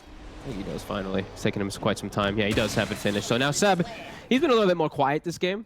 He's then pretty much only beating up Always Wanna Fly, it feels like, for the most part. But now he's actually gonna be able to stick on some targets easier with this too. But yeah, still small chances for Na'Vi. It just feels very hard to actually execute it. While OG, I feel like they can just click their buttons and run in. Yeah, a lot easier. It does still feel like the game's in a state where 5-man down the mid from OG could just close it. Yeah, still very fragile. Yeah, granted that they do hit the buildings this time rather than go for the base divers. We'll see it here. Just not quite prepared to deal with the buybacks from Na'Vi. As Na'Vi were able to get some big kills, some very big kills. In fact, all of them, all the 3 cores. But of course, that big old timer on the buybacks is quite the expenditure. But definitely a worthy one for Na'Vi, keeping them in the game. But now they've got to try and hold them back for 4.5 more minutes until those buybacks are in a safe spot again. I want to see them spend their gold though. You don't have buyback. You might as well spend it. You have 3,000 on Iceberg, 3,000 on Always Wanna Fly. Oh wait, one of them is disconnected. I was gonna say 3,000 on Always Wanna Fly. That's more than his net worth. What the hell? So we don't see how much it's the puck. It's the puck's gold. Yes, I see a trick there of the UI. It confused the hell out of me too. Yeah, you click on the puck and then you click on him and it's like, wait. I was like, where did Always Wanna Fly get gold? For a man that's died 17 times. I was going to say, he has E-Blade. This is huge. I mean, I guess the question is that if you're Vichun, well, Vichun's got the Monkey King bar queued up. That's what he wants to be getting. Okay, so Iceberg, he's going to queue up the Lincolns. Okay. So obviously, it mean that he's less likely to be popped by these combos from Topson. Some ways to protect the Lifestealer versus the annoying Nether Strike that's been controlling him most fights. Yeah, any type of small type of any type of things. Just spend your gold because they have no buybacks on those heroes. Of course, we do know that Vichun, I think him saving gold for buyback definitely appropriate this game. Yeah, you're right. Because he is the one that did not have to use it last fight. So yeah, Na'Vi at least with 1 extra life to back them up on the high ground defense. Yeah, and let's see how everything ends up turning out here. As top, there's a double catapult wave is pushing and hitting that OG tower pretty hard right now. Also those treants from General. And we see him, he's also microing a Treant, so he's actually going to cut the wave with one Treant so they can actually force somebody back. And now they're going to go. So they forced the hero back, and this is the perfect move for Na'Vi. They can actually find a big target here. They have that one ward here. Not giving them any information just yet. They see a rocket. And now they see Seb. Seb. Gonna be able to buy time here as he jewels up. No, Na'Vi in a bit of an awkward spot. Mid-one's able to drop down the Wukong's feature, and he's trapped in the cogs. Can he get his way out? Will manage to run away. Always want to fly is going to be the distractions. They're leaving behind. Vichun's actually going to turn over towards No Tail. Can he take down the Spirit Breaker? He can. Vichun is able to pick up a kill, but there's 3 dead on Na'Vi. None of these heroes would buy back. Vichun's trying to run. Can he escape these 4 heroes? It doesn't look like he can. He's surrounded. Vichun taken out. And they should be able to just run this down mid and at least take a couple of sets of barracks away from Na'Vi, as they're only going to be able to hold with Vichun and with General here for pretty much a minute. So many of these fights just feel like they kick off the same. They blink, they coil the target gets used, he lands, all of OG is there, and they turn the fight. Even that time, they finally did do the swap on the Yule's target. They actually brought him out of the Yule's, but it wasn't in range to break the coil, and by then OG was all in the area. OG, I'll take the mid racks. See if they feel that they've got time to eye up the racks on the bottom lane as the tier 2 is down. They're sweeping over. Vichun still holding on to his buyback. Maybe just feeling that without the full lineup alive, it's unlikely that he's able to do anything himself. It's OG. I think he's pretty right. Yeah, he definitely needs the coil. He needs everything for them to try to do anything. Yeah, no fountain diving this time around for OG. They'll play the objectives. Continue to push themselves further and further towards the victory here in this game too. It's 2 sets of racks taken away from Na'Vi.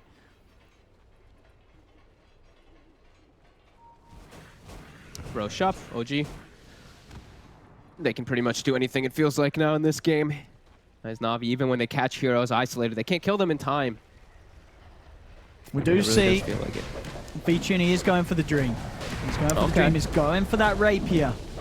I mean, it does feel like, he needs that and more, as even the 6 seconds of rage don't feel like it's enough time for it to kill targets ever. See, around the pit, no contest here from Na'Vi. Even a defensive Wukong, just in case for mid one. Just it was some good items found here by Na'Vi. I mean, who's going to be taking the Minotaur? Do you think you still hold the Orb of Destruction over anything else on Vichun, or are some of these later tier items going to be more favorable for the Lifestealer? Oh god, I don't even know what he needs at this point. It feels like he needs too much. I don't even know what helps him more. He just needs any type of damage. I think this is the best one at the moment. Damage, yeah. Yeah. Oh baby, and Thompson, he's picked up some 2 lovely items, a full Daedalus and a Spell Prism. For the oh my god. So with now the CDR talent. Yeah, that bulldoze, it's going to have an incredibly high uptime. It might be 100% uptime. Okay, 3-second downtime. I mean, that's pretty much as good as it ever gets, yeah. Roger.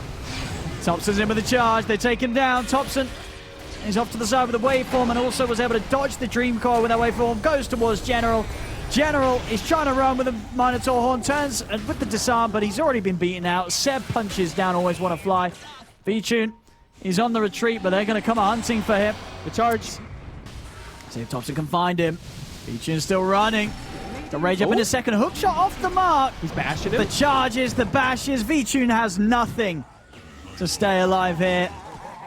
As OG, 26k up now, 45 to 23. And as, again, as we saw, just Na'Vi brought the battle in game 1, and OG, they were able to rise to the challenge here in game 2, as it's looking increasingly more and more impossible for Na'Vi to turn this one around. Yeah. Thompson's just having fun now. As Monkey King plus Morphling, he just jumped across the whole map in a matter of seconds. Yeah, he's living the dream. He can essentially just play 2 of his favorite heroes. It's actually so crazy because you get the cast range from the, your Aghanims and everything, and just being able to morph. So the Scepter bonus cast range, it actually feels like he has the Monkey King talent, the Primal Tree Dance cast range. He's just jumping from the same distance. Here comes some buybacks. Roger. Mid one. Side, they do get the coil. Swap as well. They managed to find out mid one. Can they burst it before he's able to put the cheese on the Satanics? They are able to do so. They kill him off. Thompson's in on the General, Roger, but the Terrorize doesn't catch Thompson, though. Thompson's alive. Vichun turns towards Saxa. Saxa's pretty tanky, though. Vichun trying his best to kill him off, but he can't do so. The Stomp comes in from Seb, and the follow-up Meteor Hammer's there as well. Vichun taken out by the charge by as Roger, who does manage to bring down the Morphos, but they're calling it. Vichun's dead for 2 minutes. They know they cannot hold this any longer as OG. They really do punch back hard in this game 2 after being beaten down in game 1. And they'll be able to take down Na'Vi here. No trouble at all. Some fantastic performances across the board. I mean, I think the big sort of turnarounds really were Thompson and Midborn. You know, these two did not have a great game in game 1. Game 2, both of them looked a pretty perfect performance here. Yeah, pretty perfect performance and great item build. The Morphling one is kind of, standard item build, but, BKB first item on the Monkey King pretty much made it that Na'Vi can make literally no aggressive moves on the map. Yule Scepter on ET, anytime there's a coil, just Yules himself up, the fight just gets turned, OG has time to make it and bring all their backup. And just like last game, even though last game was Na'Vi leading, 52 kills, 41 minutes, OG, they brought the action. Yes, yeah. I mean, we obviously knew it was in OG to be able to do something like this, but the question was, were they able to sort of pull it out today after what happened to them in game 1? And they say, yep, we certainly can. This second game, OG showing their dominance. But now, of course, we're well into the series. We've had one game where Na'Vi turn up with a draft and they roll over OG. Now, this game 2, OG, likewise, they turn up with a set of heroes where they show no issues in beating Na'Vi. What's going to happen in the deciding game 3? Well, don't go anywhere, ladies and gentlemen. We will find out after a short break to see who's able to take the series, because right now, with this game 2 victory for OG, it sits 1-1 between OG and Na'Vi.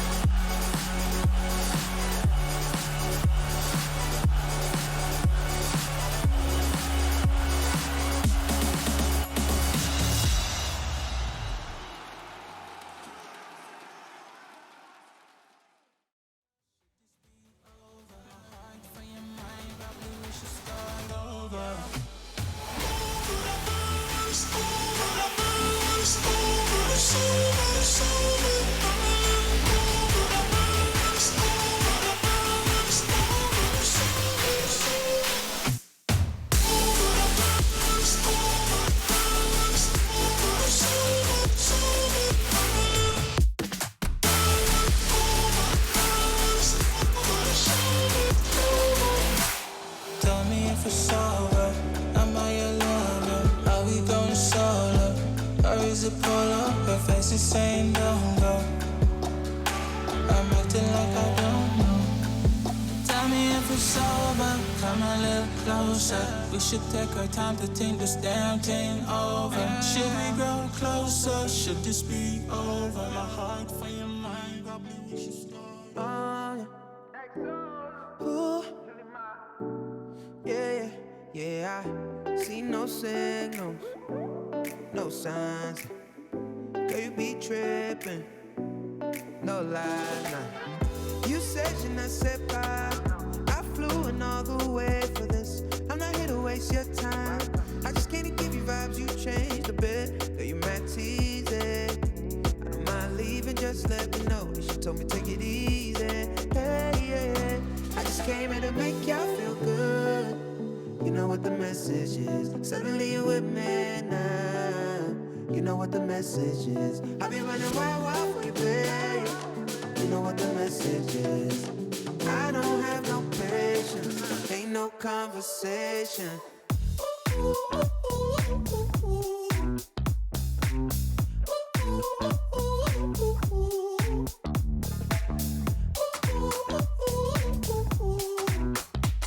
good. Sometimes make you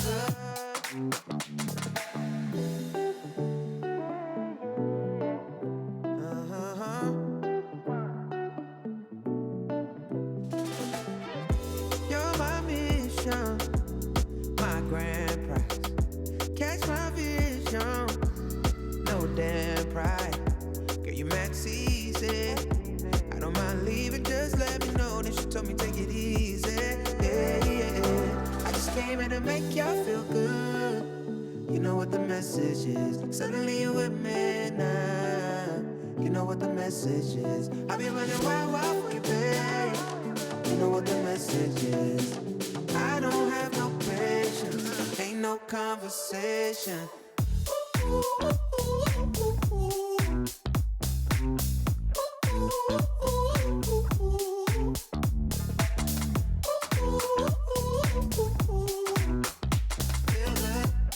Sometimes make you feel good. I just wanna talk, but you don't wanna listen. Tryna go far, but you got mixed feelings. So I'm finished. I'm on my way. Then you tell me you need it. Back in my space. Hey, yeah. How could I lie? Just to be cold.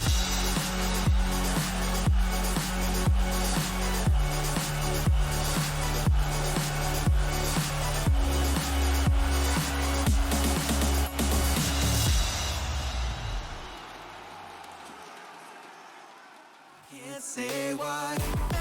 Oh boy, everyone, this series is starting to heat up. Na'Vi versus OG tied up 1-1 here in this best-of-3 series. Winner continues on in the upper bracket. Unfortunately for the loser, they do have to fall down to the lower bracket where they've only got one more chance to stay alive here in our playoff stage of ESL 1 Germany. So now, as we get ready to break down game number 2, I'd like to welcome back my boys here on the panel. Dan Okyo.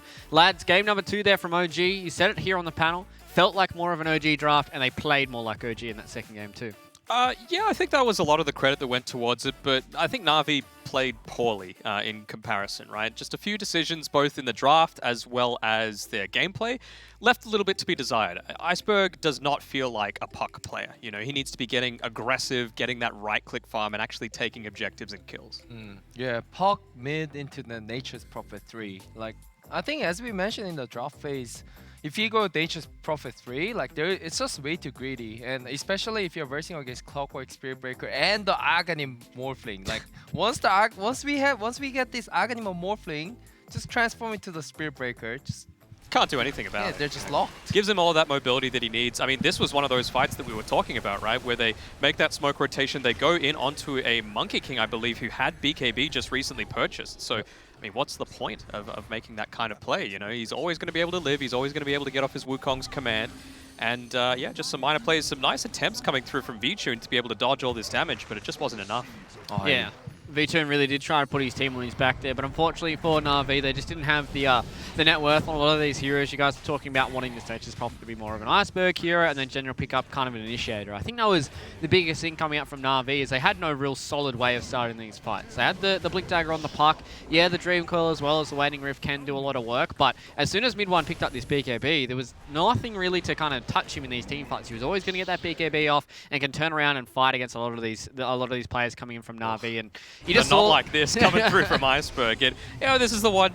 This was OG's own doing, though. This was the only time that it felt like they were in any sort of area for concern, let's call it. And I don't know, even just to go back to Seb and the itemization, right? That Yule Scepter, so pivotal.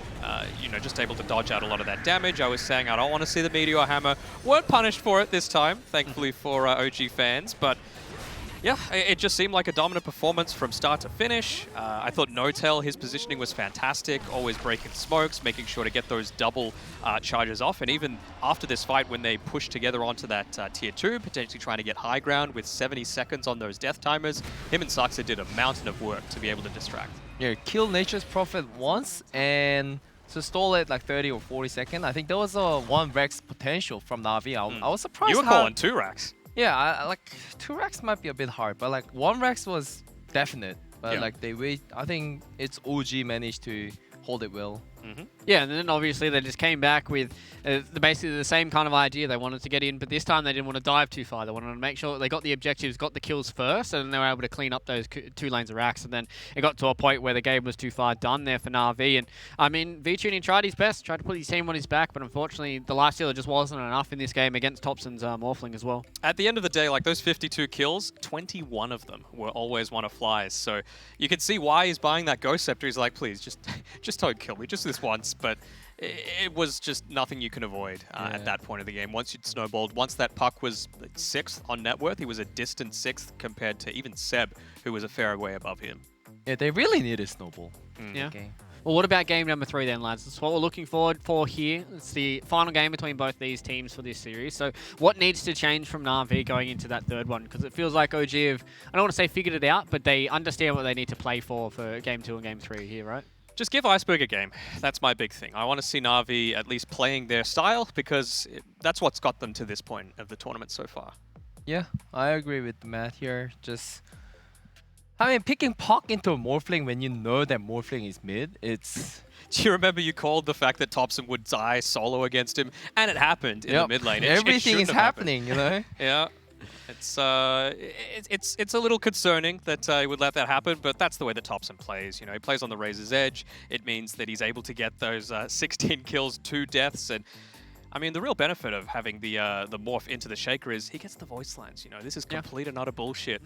Perfect for the style of play that OG want. I mean, yeah, you have a game where you give Thompson one of his most favorite heroes, and you give him a good matchup as well. I believe those 2 deaths were in the lane as well, coming in from the morphing. Actually, no, one of them was... One was the lane, the other was the dive. It was the dive. So in those 2 situations, it was a little bit too far coming in from Thompson, but he understands how to wrangle it back a little bit. They can get to a point where they can take over this game, but I'm going to have to echo what you said, Matt. I think they're just going to have to give Iceberg a game because you saw game number 1 where he's absolutely able to dominate Thompson in that mid lane. And then Thompson, again, can't dictate the pace for OG, and then it feels like OG are on the back foot 90% of the time. And not something quite as greedy as a position 3 Nature's Prophet. I think that's the big issue. Like you mentioned, the Clockwork, the Spirit Breaker, you're just able to punish him all so much that you can never really have a game at that point. And also, rip in pepperoni to the Roger 100% Dark Willow win rate. Well, unfortunately there for Na'Vi, they don't keep their 100% win rate on the Roger Dark Willow, but that means we're going to a game number 3 here between OG and Na'Vi. It means a short break before we get into game number 3 draft. We'll see you then.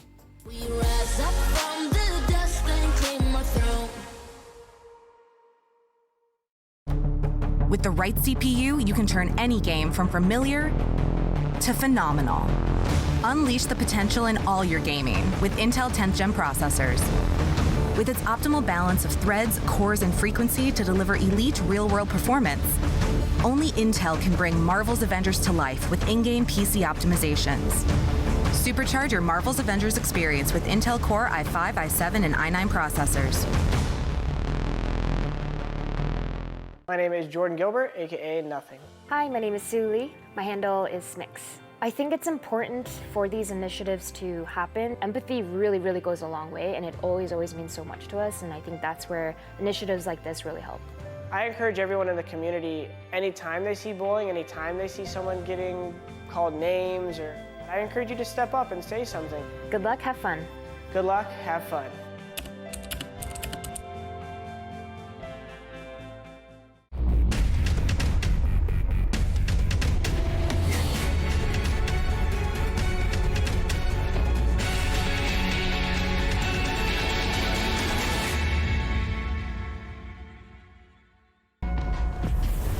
Multiple witnesses have reported mysterious shadow sightings all around the city.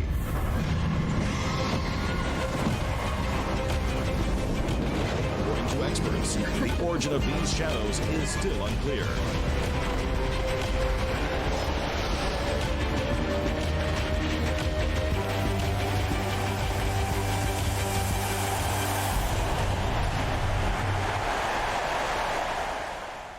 Your favorites will play soon.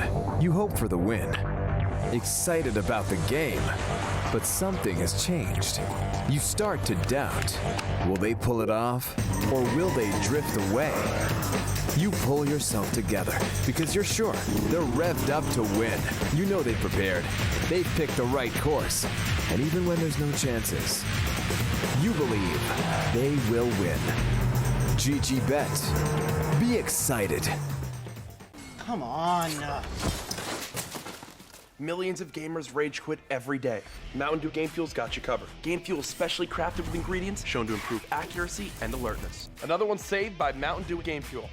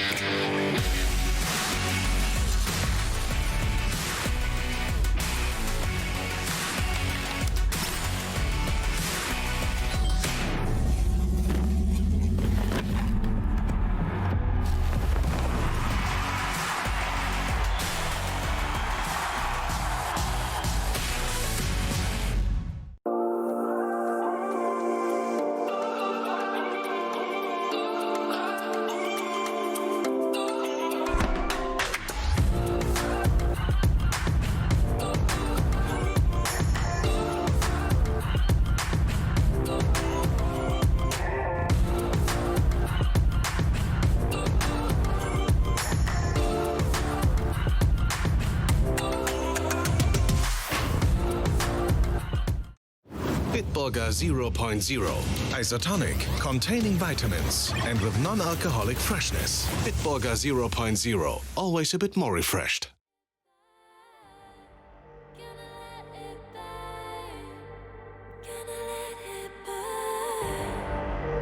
Found me in the darkness, now they see me shining.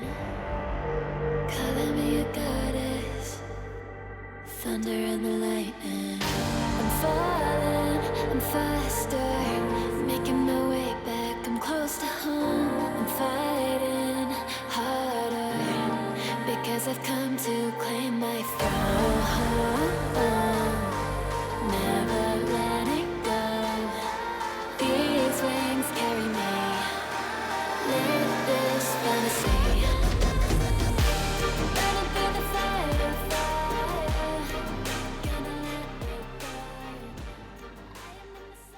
ESL 1 Germany 2020 Online is brought to you by Intel, Mercedes-Benz, Mountain Dew Game Fuel, DHL, GG Bet, Corsair, Acer Predator, and Bitburger 0.0.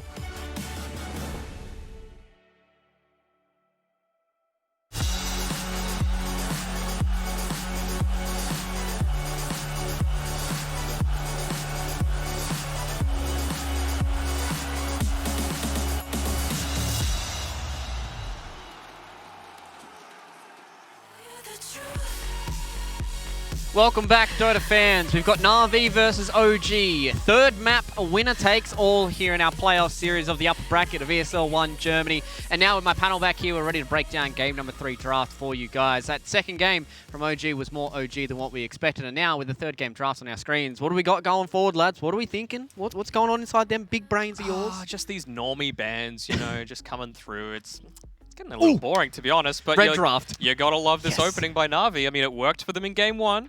They've got first pick this time around. Why not? The problem is that Doom, I'm showing Doom is like, you know, it's a bit dangerous. Yeah, they picked it last they time? picked the fourth pick in the first game. Yeah. But yeah, like the Lifestealer, I think they're just completely shutting down this Doom to be off lane. Now they only have this mid option, but that only worked because they didn't pick like a good punishing hero for Doom.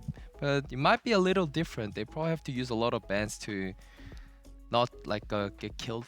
I think this is the first time OG's actually played Lifestealer on this patch. So it's a new hero, at least in this tournament. It's the first time that they've played it. It kind of goes away from their style a little bit. So you would have to assume, unless it's going to be some freaky OG style where they put it mid or you know, position 5 or something stupid like that. But it's going to be the Thompson hero carrying the game, you would think. Because Lifestealer, again, is excelling at that 20 to 30 minute mark. Whereas OG, they're all about the 40 minutes if they can get it.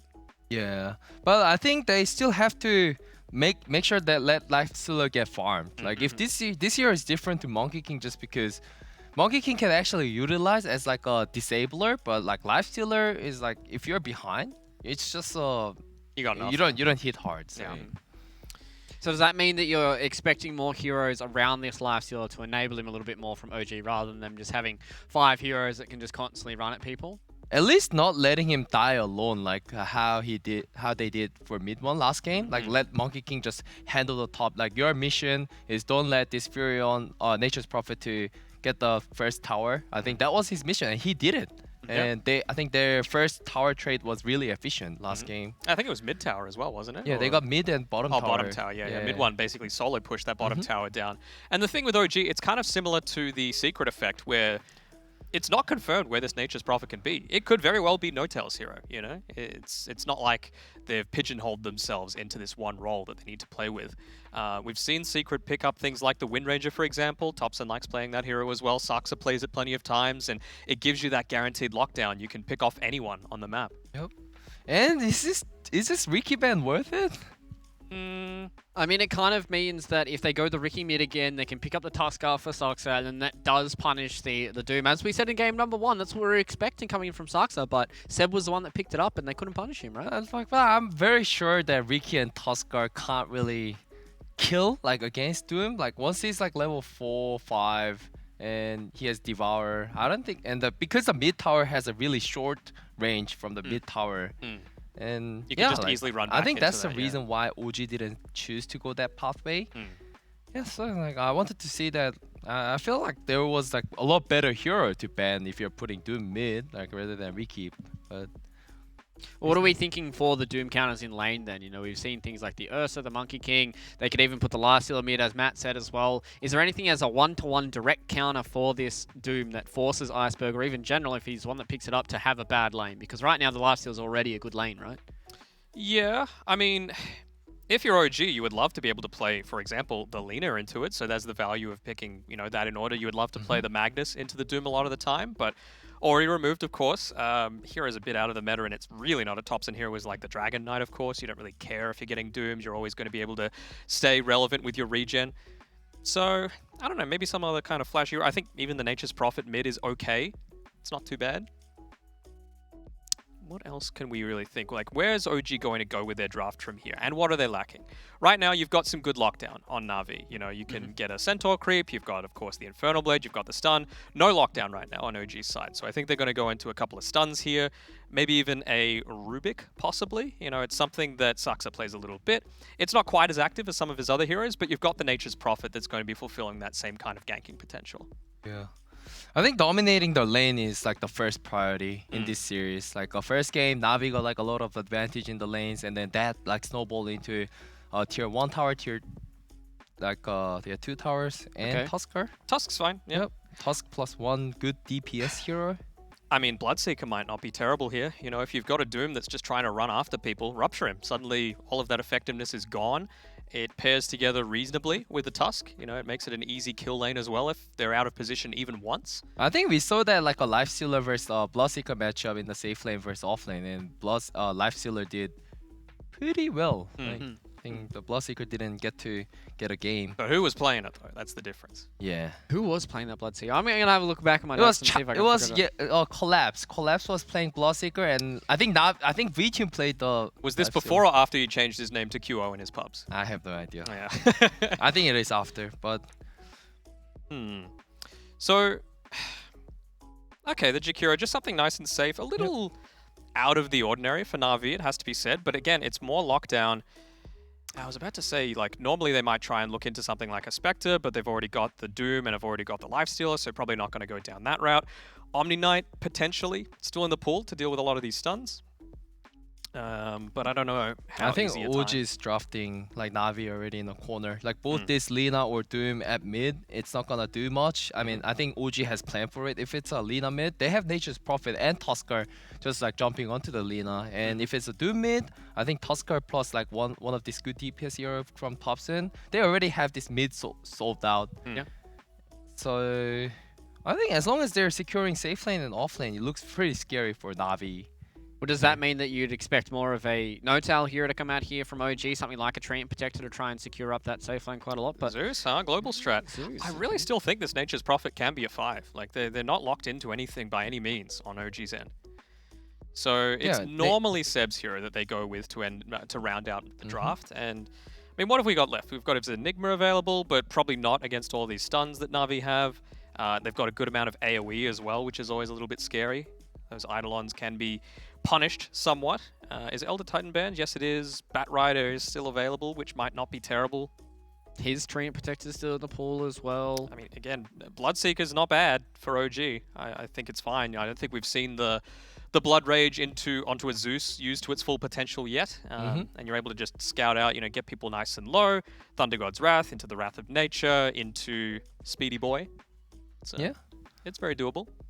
And it's like one of the lane solver. Like I think you can lane against 80%, 90% of any carry, and you can like outlast hit the CS. Oh, the Spectre. Okay. So probably, I mean, I want to say they're leaving Iceberg's hero to last, but right now it feels like, as you guys said, if they put this Doom in the safe lane, General's really just not going to have a fun time. I would say a bit less likely for that, right? Because Na'Vi don't have the last pick overall. Yep. So I don't think they ever want to paint themselves into that corner. Yes, you probably know that this Zeus is going to be the mid lane matchup that you've got against you, but I don't know. There's still so many things that could counter the hero pool for Iceberg. I think it's completely fine from Na'Vi. Like even if you put Lina mid or like a Doom mid, they're not gonna have face like a too much difficulties with like a Zeus or Tuskar, Zeus and Tuskar. I'm expecting more of Doom mid. I think it's a lot more safer choice than like Lina mid. Okay. But yeah, like as long as like they secure, yeah, like I was that like pick on Zeus, like that's a little surprising for me. Do you feel like it's not good enough just yet? It depends, right? Like, it depends how the laning stage goes. It depends who hits their level 6 first. You know, if the Doom's just able to run you over, there's really not that much they can do. Sure, they've got the Nature's Prophet that can TP in, and the Tusk as well is going to be able to save from any sort of super deep dives. But it's always scary to have that global presence, and of course the Spectre able to just get right in onto those backlines. So Zeus is going to have a hard time dealing with that. Probably doesn't want to itemize defensively at all. Although we've seen Thompson go for like Glimmer Cape and things of that nature on his mid lane. So they get rid of the Seb Enigma here, get rid of the Void Spirit on the side of OG as well. So what are we thinking here, lads? Is it more likely to be Generals here that they're going to pick up here? Something, I feel like they need a bit of Initiator, right? They've got a decent front line with the Doom so far. I wish they just pick General Zero here. So what do you want then, Kuro? What are you thinking? What's bouncing around in your head right now? I want to see a Pango. I mean, what have they got to stop it? Really? Nothing. No. You don't think it's going to be I able think to it's shove just waves because out? of the laning phase, like the Lifestealer against Pango. I think it's not that bad, but Slaughter, okay. Slaughter, yeah, like they're just. I even forgot like there was a Slaughter in the pool. Yeah, we've seen it picked in the first phase all these times. You're versing against Lifestealer and like Slaughter is still alive. Yeah, not a great win rate over the tournament though, like 27% or so. It's really fallen out of favor, but this is the time where it can actually be impactful, right? When you're able to round out the draft, able to get this lane domination, and of course, another stun to layer on top of everything that they've already got. It really only works like if Na'Vi gets their favor, like that perfect 2v2 matchup with Lifestealer +1 versus Slaughter +1, and as long as he can get all this like good last hit for 10 minutes, then I think this hero is worth it. But if you're versing against OG, you never know what they're gonna be doing with his laning, with the rotation. Like they tend to do like very surprising moves. So if they somehow lock down this Slaughter, I think it's a little greedy drop from like Na'Vi. So you feel like that OG should be putting a lot of emphasis on winning these lanes coming in against Na'Vi, because otherwise it gets to a point where they can't battle against them. Yeah, and I'm sure they're just never gonna do that like Lifestealer against the Slaughter with the 2v2. Like gonna be the finals. Underlord, yeah. I mean, it's pretty safe. They didn't have anyone that wanted to frontline, right? So it is No Tail playing the position 5 Nature's Prophet, as we were expecting. And this time around, Seb is not playing the Tusk. It's on Saxa. I prefer this much more. You know, we're going to see him roaming through. I think it's the mid lane where this game is going to be won or lost, right? Who's going to have the better time? Is it going to be Iceberg getting that early point in the Doom, able to pick off the Zeus, or will the rotations come from No Tail and Saxa and enable Thompson to snowball from there? Yeah, I think this is like, you know, either 50-50 This or is 60-40 like Na'Vi favor in my opinion. So you feel like Na'Vi has a slight edge coming out of this draft, Kua? Yeah, like I don't think Iceberg can really die against. It's going to be hard, that's for sure. All right, lads, predictions before we head into game number 3. I'm an OG fanboy, but I'm going to go with Na'Vi. What about you, Kyo? I need something. Give me something, son. Yeah, I think I have to go with Na'Vi here. All right, so it looks like both my boys here on the panel are starting to bleed yellow a little bit here in game number 3 between Na'Vi and OG. So we're going to hand it over to our casters. It's going to be Odie Pixel and Fogged.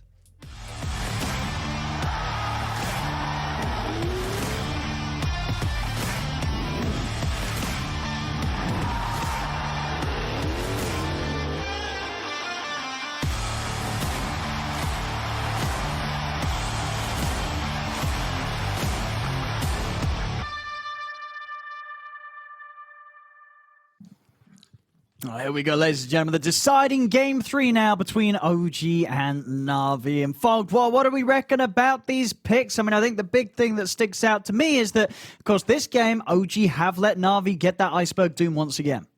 Yeah, I see them get the Doom, and I do see OG. Last time, they were suffering a little bit on damage, I felt. I see these last 2 picks address that damage concern that I did have a little bit. Zeus and Underlord, percent-based damage versus Doom, Slaughter, Spectre, some tanky cores. So I think OG really wanting to double down just to have that extra bit of damage in the mid game. Yeah, Na'Vi though, having pretty strong draft overall with their big 4 that's going to be fighting a lot, giving that Spectre that room to farm. think OG, though, again, I look at it, and just like that last game, I don't think that they're playing cooldown reliant. This is just a lineup that's going to run at you, the usual OG style. See up top. General. I mean, there is the three of them here. They start to open things up onto General with the open wounds. Good stun from Roger. Holds mid one and Saxa back for a little bit. I'll still try and stay on top of General, but he's away, he's out of there. Great stun by Roger there. If he's able to get like 1 or 2 hits with the Orb of Venom, they're going to probably get the Slardar with the body blocks that'll come in. Still, they can look to punch in, but we're going to see Na'Vi. They're bringing 4. Now Saxa. They can get a little bit of a different route. Yeah, General doesn't look like he wants to commit for the chase, though. He wants to head back over, secure these bounty runes. Pushing Sox away is huge, though, because he's the one that gives them all that extra damage with the tag team. It's actually going to secure them. The battle begins. At least the 1 rune.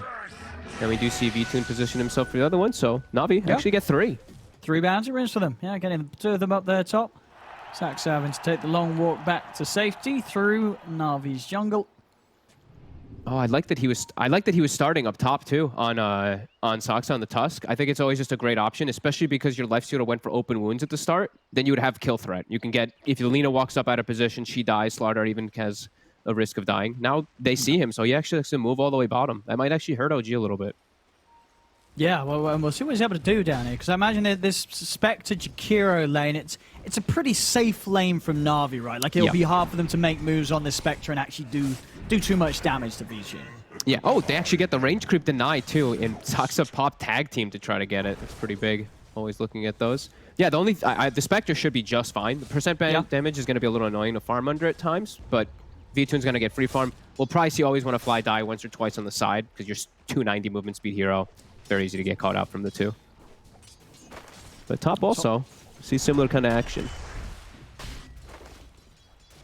Yeah, once they start to get the levels on these 2, Notel's going to have to be incredibly careful with his positioning. If they get on top of him with the stuns and the bashes, there's certainly going to be some kill potential up top. Yeah. He should never be really in position like that, though. This should also be a pretty good lane for mid one because he has the support of this 5 position Nature's Prophet. And we see Notel, he's just microing treants, not letting Roger ever pull the lane or anything like that, just messing with him. I imagine mid lane, both are going to farm right for Iceberg. This is going to be another game where he gets a free start as the Doom. He's not going to feel too pressured here. Yep, just free farm Dune and just a free farm Zeus. Yeah. I think OG, they wanted to do this. They just wanted to have a free farming hero that's going to have this amazing mid game. Because now Zeus, you shouldn't get punished. That's the thing. It's like Doom can't really run at you and kill you as this Zeus. So Thompson should be able to get some very good farm for himself. I'll see top. Notel is just going to head back to base. That refuel is CS-wise continues to be very even up here. In fact, yeah, all lanes again. First few waves, nobody having any great issues. Yeah, pretty much dead even, actually. Looks like this one might be a little bit of a boring start. Just these supports, we're going to have to watch the positioning of them. Watching Always Want to Fly every time if he gets caught by a shard. Top. Oh, Roger's actually able to get the pull off this time, it looks like. Never mind, Notel changed it. It's always the battle of the side pull, as we see in these top lanes. Yeah, Roger gets it off, so there you go. Free XP for General. Pull it all the way back passively. I like that General went for the Gloves of Haste, too. The best little items you can get in the laning phase as a Slardar. Some attack speed so you get those bashes going. Feed the trees. Feed the trees. Nice and quiet. Yeah, and I guess unlikely that there's really any moves from the supports of Na'Vi. I mean, for OG, is this sort of a game where Saxa looks to make moves on mid, or is just a mid Doom just something that you're not really going to have too much success ganking because of how much HP he has early on? If Sox is going to make the move, I imagine they call Notel as well. If they're going to look to make any of those moves on mid, it's 3 heroes. Yeah, it might be a 5-minute rotation on like the catapult wave. Bottom. Get a little bit of damage on Always Want to Fly, but unable to actually kill him. That's the other lane. They still can pose some kill threat, maybe even on the Spectre, if there's a rotation from the Nature's Prophet all the way to bottom too. But we see Notel has to stay top as mid one. He's getting a little bit pressured from the Slardar. As we see, just because of that nature of the matchup, you know, Slardar very good versus Lifestealer. Mid lane though, Iceberg, he's going to be in his element again. I mean, already getting quite a lead now with the Alpha Wolf. He's going to have some very easy CS and potentially some denies here against Thompson. Yeah, actually getting the Alpha Wolf is pretty huge. You're going to see that really kick into play on those last hits. Can't believe he found it again. It's pretty lucky. Yeah, it just speeds up his farming so much. Yeah, lets him get denies too. Neutrals. Yeah. We see though on Thompson, he just does the build that we've seen a much more popular now on Zeus's too. Just triple null. You get those nice spell amp plus mana regen. He doesn't play farm his top. They actually do get on top of No-Tail. And now mid one. I mean, they hit the level 3s and it's a lot of damage. And mid one, he's yet to hit the 4, so he hasn't got a point in rage. And with that in mind, they can kill him as well. Na'Vi, hot start there on the top lane, taking down those two as. Yeah, I mean, mid one, how much XP was he away from level 3? It's just 4 XP. 4 XP, yeah. 4 XP off it. And you would imagine he would have been looking to have taken the rage there, but didn't quite hit it. As Na'Vi making the move at the perfect time. And he's missed 5 CS so far. Okay, he won't get that one either because he TP's a little bit slow. So I missed at least 5 or 6 last hits up top there. Nice aggressive move. And Tread's now finished on General, so he's at a much stronger pace. And yeah, we see that's why they picked the Slaughter. Slaughter Lina, very good versus the Lifestealer in the laning phase.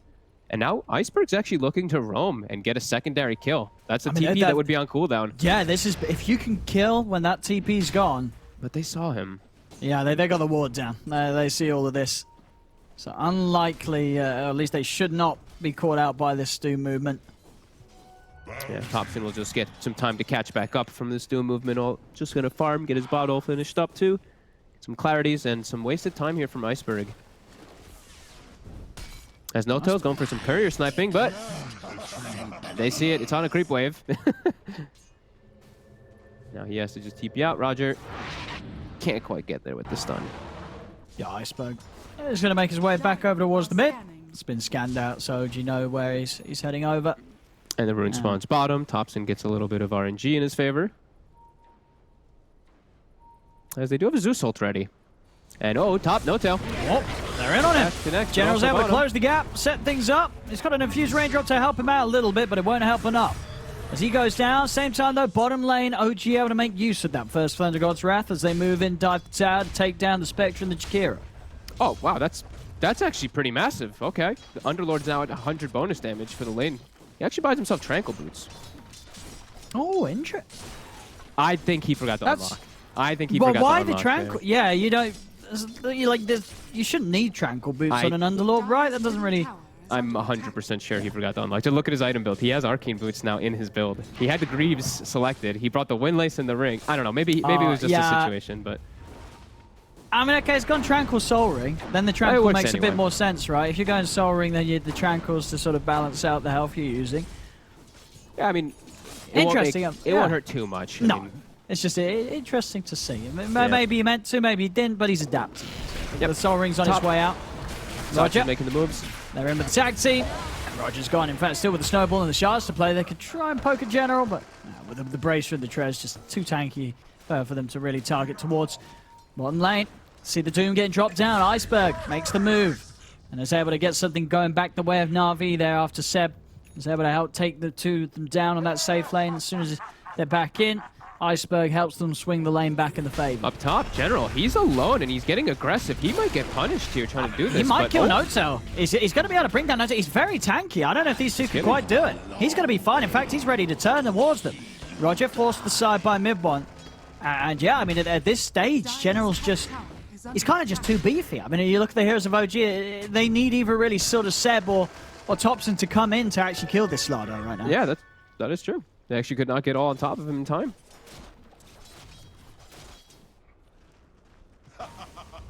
5-3. Very close. Experience leading OG slightly. Gold Light slightly leading Na'Vi. How are the support levels looking? Roger 4. We got 4 and always want to fly. Pretty much even. Seeing that there's going to be a lot of global potential here in the game, though, as Thompson, he's going to be going for Boots of Travel. It's the rush item this game. As we've seen, this one also picked up a lot here on these Zeuses. Just all about your mobility. No one really likes to build like the defensive items anymore, like your Yules and all that on the Zeus. They just build crazy move speed.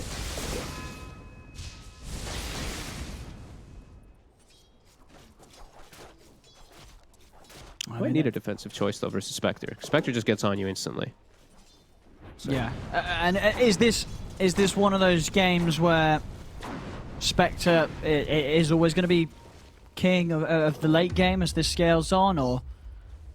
There's a lot of percent-based damage. That was the one thing I was hinting at in the beginning, is that they do have tools to kill Spectre in later stages, and Lifestealer, you usually want to be, you want to be the ones leading the charge and being ahead in net worth, but Lifestealer versus Spectre matchup isn't that bad, because you eat the Spectre because of that high percentage of HP.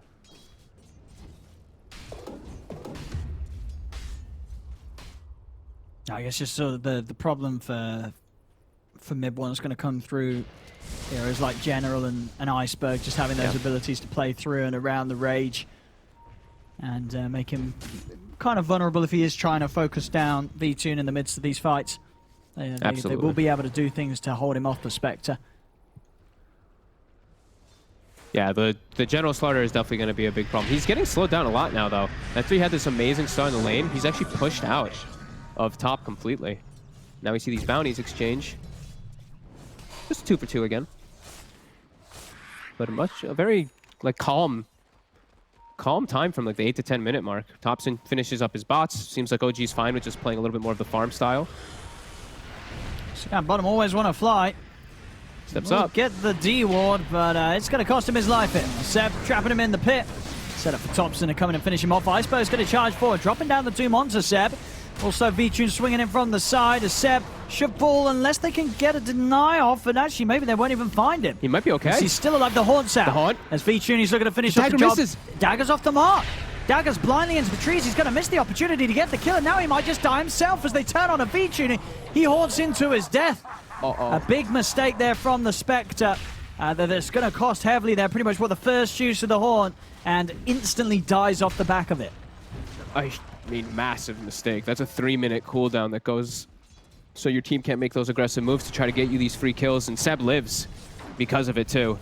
So now he's got plus damage. They've got a catapult wave pushing in. That is a pretty huge stop of momentum. Na'Vi. Yeah, that hurts big time. The V-Tune there. They want to get some much bigger stuff out of their ultis. This Doom and their Spectre ultis, now it's going to be on cooldown for both of them for another minute and change. Yeah. So like OG, they have a great window now to pressure these buildings, especially on the bottom side. Sure, because as you said, you're with OG, their heroes always ready to go. Yeah. They're not going to be working around those sort of big cooldowns. They've got Wrath of Nature and Thunder God's Wrath at ready right now, too, so they can look to set up for kills very easy. If Soxa finds anyone, they're dead. Always want to fly. He's going to be the target. They've got him. Very easy Trapped kill. in the pit. Snowball out. And Notel getting involved in it as well from afar there, dropping down the Thunder God's Wrath with the kill secure. Wrath of to the Nature. side. Nature's Wrath. Sorry. That's too many Wraths this game. And the Zeus, they actually save Thompson's ult with that too, and now it's level 2. So he's level 12. Bit more increased damage. As mid one, he's still getting pressured up top, but they got the bottom tower. Now Seb is able to apply even more pressure. And mid one, as you say, for the pressure he's getting, he's not dying or getting anywhere close to it. He's keeping himself at full HP. The armlet's nearly done. It's early days here, 6-6, less than 1k in it, but already starting to feel that first bit of a blunder with the Haunt and the Doom could cost Na'Vi big in the long term, to the point where when they have those ults up again the next time round, they cannot afford for them to go to waste. No, absolutely not. I don't think they can really waste any of their ultis this game, as OG feel like they're really going to press the issue forward with this early timing here. With this Underlord having a good start, with the Nature's Prophet having a good start, they're just going to look to take these buildings, and it's going to shrink the map so much for V-Tune. He doesn't have great places to farm. Yeah, going to get the Ice Path out onto the two of them here. Iceberg on the front, gets the Doom down onto Thompson, but Thompson, he's heading out of there, and he might just live it. As Infest, that's going to work as a great counter towards the Doom damage. Heals him up, keeps him fine. No tail will be turned towards as Iceberg's able to claim another, as Na'Vi do get the two of them. They get both of the supports, but the cores are all able to make it out unharmed. Good punchback, though, bringing everybody there. They actually get a pretty decent one. But Doom does not lead to a kill. It just kills the 2 supports there again. Iceberg is getting pretty huge, but yeah, Thompson surviving during all this. Now he has a Kaya. He's going full greed on this Zeus, and we saw, of course, the boots of travel really paying dividends in that last matchup as he just zooms away from a speedy Doom. And now back to the mid lane as Doom was used. Spectre has to heal V2, and he has to be ready to join the fight. Obviously TPing from Roger. Coming over to help, always want to fly, but this tower taking a beating. Acropire laid down, but they can hold to the side of it. Keep pushing on. So OG find a second tier 1 tower this game, whilst so far being able to keep all of theirs pretty untouched. Their tower's looking to be in a good state right now as they continue to just take over more and more Na'Vi's half of the map. They're just constricting the map so much. Like V2 has no real good places to farm now except for in mid when it pushes in and his defensive triangle. His jungle is now off the table and top isn't even on the table either because that tier 1, it's 2/3 HP. So OG, if there's an opportunity where the Spectre goes top, they will counter gank him. I feel like Na'Vi has to try to take this top tower here so they actually have places for this Spectre to farm. See how OG reacts to it as they do have all their ults up again in a second. 10 seconds for that Thunder God's Wrath. Top. Iceberg. On to Notail. Instant TP's coming in. Iceberg, can he finish this kill off? The Sprout's out. He's still chasing in for Notail. Will manage to get him. He ran for mid one. Mid one could have maybe saved him there with the Infest, but decides to hold it. I think he was gonna save him. Notail ran away. Mid one was trying to save his life. But all of OG, they react accordingly. As soon as Na'Vi tries to set up to try to pressure this top tower, they know what to do. The other lanes are in a great position for them, so just keep protecting this top tower. Bottom bounties, though, Notail will be able to claim them for his team. And Na'Vi, they have got Doom and Haunt ready to go once more, so see what they can get with this. Still 40 seconds until the BKB's back up for Iceberg. OG's setting up for this next tower here, too. And they'll continue to play fast. 15 minutes in and threatening the third and final tier 1 tower of Na'Vi. Notail just TP's right in the front there. That shows how little afraid they are. V2 trying to get trade in the mid lane, trying to push the tower. Well, he's they're taking this. There's no hold here from Na'Vi. Gonna let this one go. As OG just continue to play it very fast, taking objectives at a pace that Na'Vi's not keeping up with at all and not seemingly finding anything in return for it. No, and just map continue to get constricted, even more limited places for V2 to find farm, and now a Lotus Orb is already finished up on Seb, so he can counteract so much of the enemy lineup. The Doom can get reflected, Laguna, he can remove the Corrosive Haze from his teammates too. Oh, look, even though, I mean, Navi's still leading the gold somehow, they're doing a great job of distributing wealth, but feels like OG's getting much more out of the map and just limiting what Na'Vi can do. Almost have General Blink Dagger though. This will at least give a way to initiate fights because that's really what they were lacking.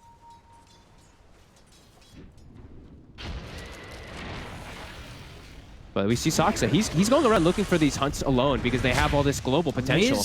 He's probably going to get punished for this one. Unless actually they've got the backup coming over. Maybe he won't at all. The life strike is going to be dropped on him, but Saksa's still alive. Notail TP's in. Thunder God's Wrath out. There's always want to fly. He's getting punched out to the side by Notail, but General's in with the stun onto the Notail Prophet. Puts a end to him. Doom's down as well as the Haunt coming in, but Seb's in with the counterplay. He's ready to take them out with the Rift. Is he able to do so in time? He is. They're all out of there. The use of the Doom and the Haunt is once again wasted due to OG having these measures to just counter it all. Beautiful reset. They can look to respawn and go fight back. Na'Vi, that was their big show there too. They didn't use Iceberg's Doom, or BKB at least, I don't believe. So he was at least able to hang on to those charges, but yeah, not able to get anything out of the map again. And look at all the lanes. Again, OG has every lane pushing out, so they can pick and choose what they want to do with the map now. Na'Vi has to chill all in their triangle area to secure V2 in this much-needed farm. But OG's, they're actually running in. Everyone's going in straight away. Stun will be there onto Notail. General turns, they'll be able to burst him. Okay. As Roger takes him out there. So they can get, they look towards General. He's in the pit. Roger coming in with a wraparound. Nice get the stun onto both Saksa and Thompson. Ice Path as well with a follow-up. The snowball saves there for Thompson. Buys him time to get out to the side, but there's the crush from General onto the two of them. Thompson goes down. Saksa is going to fall. The light strikes out on the mid one. He gets the rage off in time. He's trying to fight back, trying to take down General, but General's away.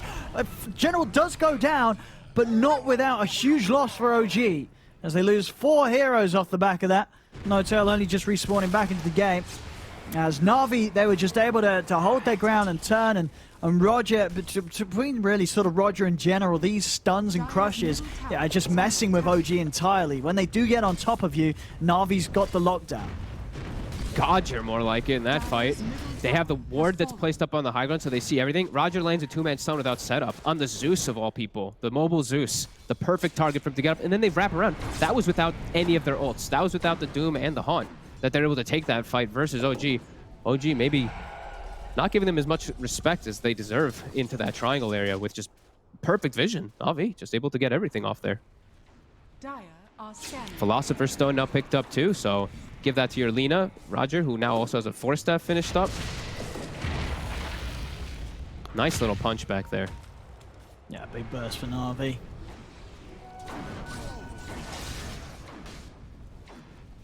It's OG. And mid one nearly with his Deso done. Working on that last Mithril Hammer. The Manta is nearly there for V soon. It's going to be a lot harder for OG to catch him out. In fact, Manta, he's probably going to be able to get away from most things. As the actual sort of lockdown itself from OG is purely the pit, the snowball, and with the Manta and a dagger, V-Tune's going to be able to run away from most of that. Yeah, he should be able to disengage a lot easier. While on the side of Na'Vi, they have plethora of different forms of disable. Oh, yeah. Ice Path, stuns from both the Slardar and the Lina. Lots of different forms of control. Do we have any of these auras picked up yet? OG, kind of at least the mech finished up for Seb. On Na'Vi, they're not going to have any of this, it seems. They're going to at least have the hood that's on General for himself to protect him, but they won't have any of these auras to counteract at all.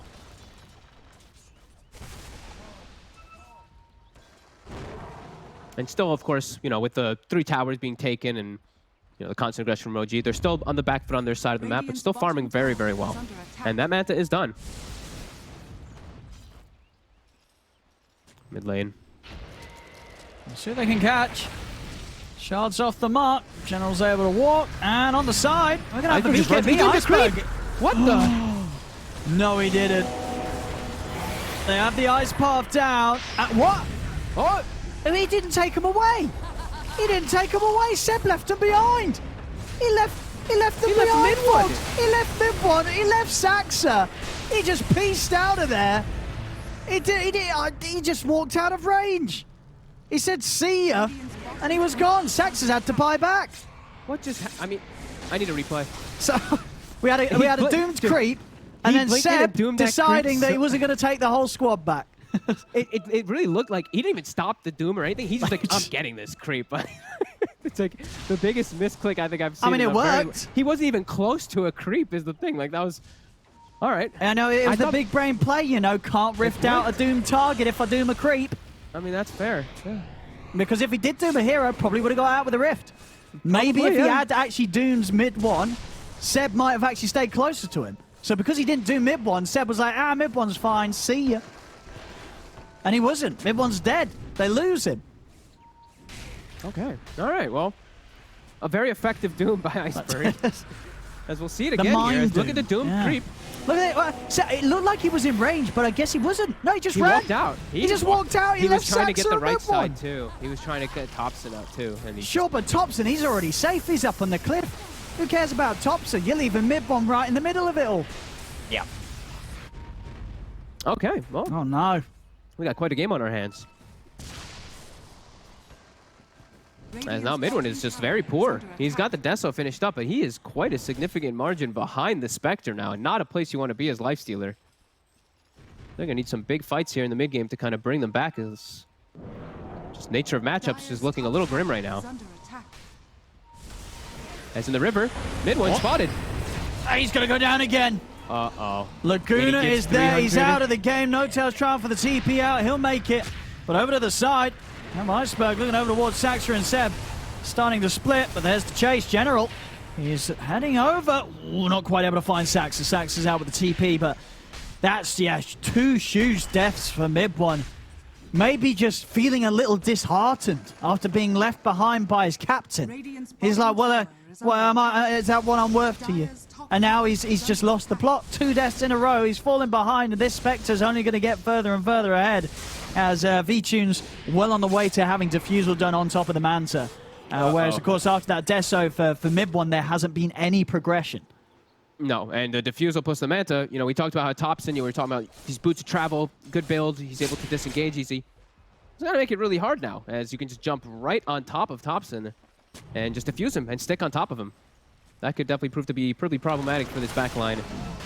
The squishy backline of OG. Oh, he's just going to try and go for the Roche here. Everything's available for The Na'Vi. Haunt and Doom is up. This is a massive risk that they're taking. It's scanned as well. This is some crazy stuff here from OG. As Na'Vi, they're going to be looking to punish this for sure. They're heading over. Mid one. The bash. Oh, he's been bashed by Roche. Still just the rage off. They turn the Dooms down. They've got to get him out of there. This time the Rift has taken them away. They're holding close to him. But already the burst is there. The Uber driver's dead. And so's everybody else. 3 down on OG. Thompson and Sax are trying to run. But this game has just taken a huge turn for the worse over the last few minutes for OG, to the point where it may even be overfogged. I just seen it at the top of my screen. A Spectre getting an ultra kill. The team's 9k ahead. I don't know how you're coming back from this. No, it really feels like this. I mean, this just exploded. Na'Vi doing all the right things. OG just forcing these fights, and wow, Na'Vi just able to take the fights, just hand it to them there. Just and easy one. It really did all spiral out of control from the moment Iceberg doomed a creep. That was the part in the puzzle. That's how this story goes. He knew it. He'd been to the future. He came back, and he knew that at the point of this game where he dooms the creep, OG just start to lose it. There's bottom lane. General's trying to fight in. He does get caught in the pit. General will go down. Always want to fly out with the TP. He's out. Roger as well, also able to slide away. So they'll lose General. Something for OG to come in back into the game and kill off. But still, just this Spectre. V-Tune with the Manta Diffusal, the Aegis. 2k gold on top of that as well.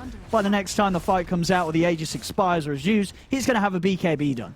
Oh my god, yeah, and just core matchups are, we're seeing them really kicking off, especially now that they have this advantage. Look who he's found. Straight into Thompson on the bottom lane. Thompson's trying to run. Is there any saving they can do for him? The pit is out. Iceberg popping the BKB. He's still stuck in by the Sprout. His Blink's going to be back up in a second. Can he actually chase Thompson? He'll turn and he'll settle for Seb.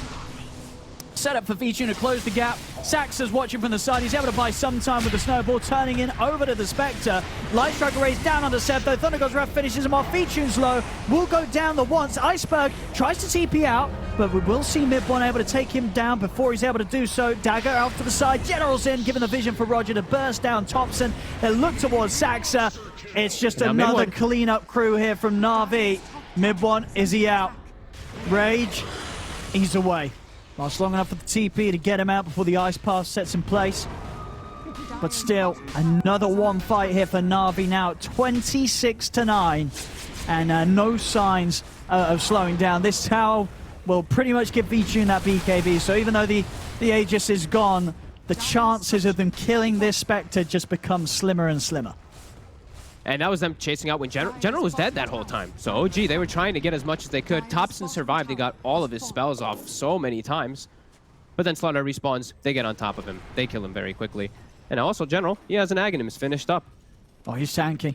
Yeah, Na'Vi just getting some crazy timings now after these last 3 fights. OG's going to need some insane outplay inside of these fights to try to take it now against this massive Spectre. Yeah, Mid1 just... so many times in a row now that he just felt like he died. 2 and 5 and 2. 2, 5 and 2. It's a tough one for him. It's a tough one. He had a good showing in game 2, but game 1 didn't look great. Game 3 also looking rough for Mid1 on the carry of this game. Yeah, and I mean now it just feels so impossible for a Lifestealer in this position. He's below the core, his other cores. Yeah, coming back versus this Tri-Core is so damn hard. This is a game where Lifestealer has to be ahead of the Slaughter, has to be ahead of the Spectre, and yeah, it's really going to feel like quite a big mountain to climb as OG. They're going to get set up on again here. The Haunt is at the ready. The BKB is at the ready. He's ready to jump right in on them. And what sort of the order of heroes you're going for? Is the Spectre? You go for the Zeus first? Go for Thompson.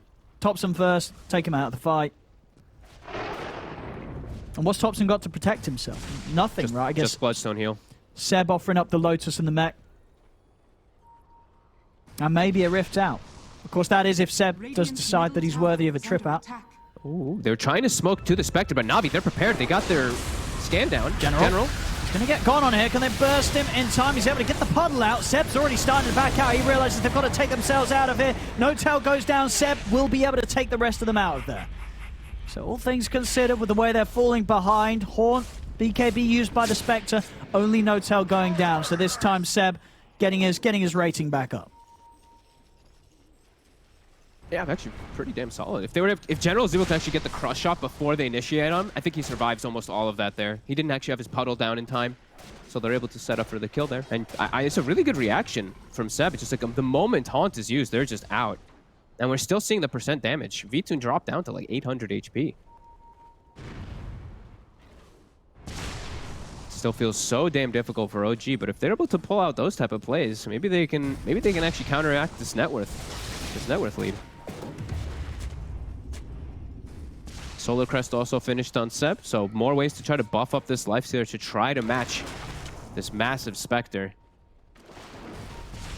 Still feels like we said, quite a mountain to climb for OG, but small gains. Doing their best to hold on. Despite the big swing they allowed Na'Vi to take advantage of. Tower is under attack. Radiant structures are fortified. So they will get this tier 2 bottom. No decision from Na'Vi to... They're smoked. I'll say that. Iceberg, he's in with the Doom. They're setting up. He's able to jump straight in onto mid one. They're trying to get mid one out of here. Seb, no Dark Rift for 20 seconds. They're going to lose mid one. He's gone. Na'Vi, they are able to come in with the hold. They're in with the Laguna, chasing down Topson. Topson is trying to hide, but the Yule setup's there, straight into the combo. As that's another. Seb is trying to hold back, always want to fly, but always want to fly. It will fall, but he's been able to buy time for Na'Vi to swing back over and clean up a third. As Na'Vi, again, just pushing their lead. 15k coming up on the net worth, 30-11, and General's not done. He's hunting for Saxa. Saxa, some time to be bought with the snowball. General's ready to play around this, though.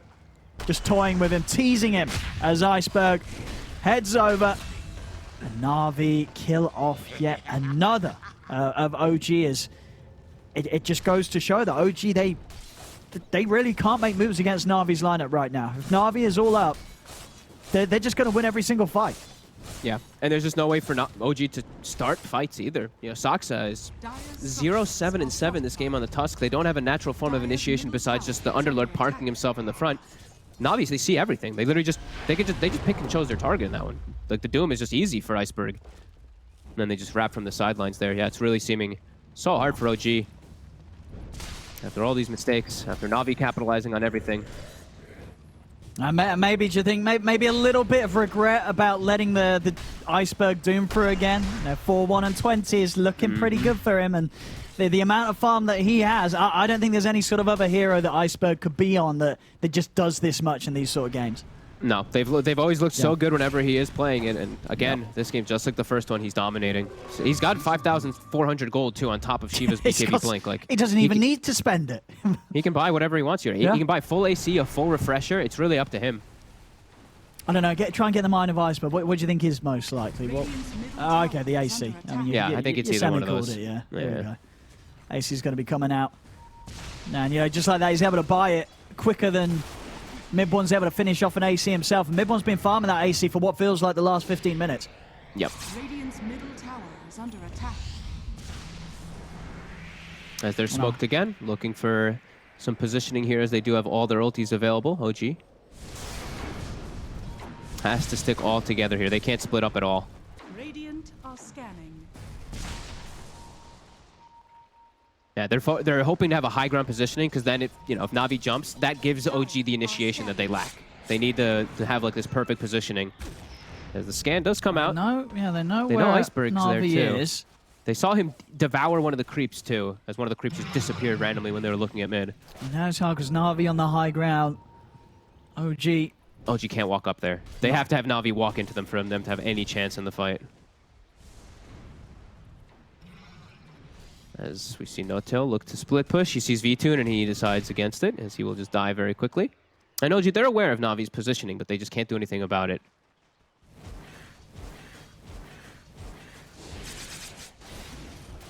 Na'Vi playing it very smart. Just chill, play patient. Roger's going to go scout. He sees the Roche, though, with his career. I mean, OG's not going to fall for this one, are they? They're not heading into the jungle this way. I would imagine not, because they know where Na'Vi is, but General, he's speedy. Still over here. He's zooming in. He saw Thompson. Straight away, haunts out, boom. The Zeus is gone. Now over to Seb they go. Seb's going to try with the TP out, but look at this damage. Seb doesn't stand a chance. As Na'Vi just quick to make moves, and as you say, OG, you could feel it. They knew that it was coming. They knew that they were around there. And to the point where I think they also knew that there was really nothing they could do, apart from maybe if they all opted to just TP straight home. If they stay out on the map, Na'Vi was going to be able to get those kills every time, and there we have on top of it too. Aegis Cheese into the hands of Na'Vi, their lead just continuing to grow in a way that it's just dwarfing whatever OG has with regards to farm. I mean, OG's cores they've just hit a massive roadblock, and they just can't seem to pass it. We've got Mid-1 finally finishing off that AC, but they're just so far behind this Iceberg Doom and V-Tune Spectre right now. Yeah, I mean, like you said, full AC picked up for Iceberg, and then also an Iascati finished up for V-Tune, so he's like this unkillable Spectre. 3,400 HP, lots of percent damage, but killing him twice. Probably gonna end up killing the whole team with Desolate. Or Dispersion, sorry. As High Ground Defense is gonna start reviving here. The Zeus as well as that Underlord are back. Na'Vi is gonna give some respect here.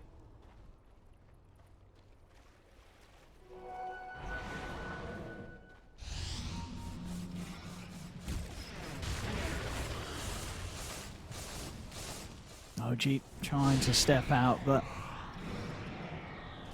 you just look at what each team's got right now, and it's just very hard to see what OG can do. I mean, I guess a pickoff's going to be where they have their strength, so their only strength. But anytime that Na'Vi's all around as a group, it just doesn't feel like a fight they're able to take, and especially so if the Haunts up, then it just feels like there's not going to be any sort of move they can make at all. Yeah, Na'Vi's not giving them the chances to really get any type of pickoffs. The only person sowing in lanes has really just been the Spectre. Whoa, that's an MKB on Roger, I just realized.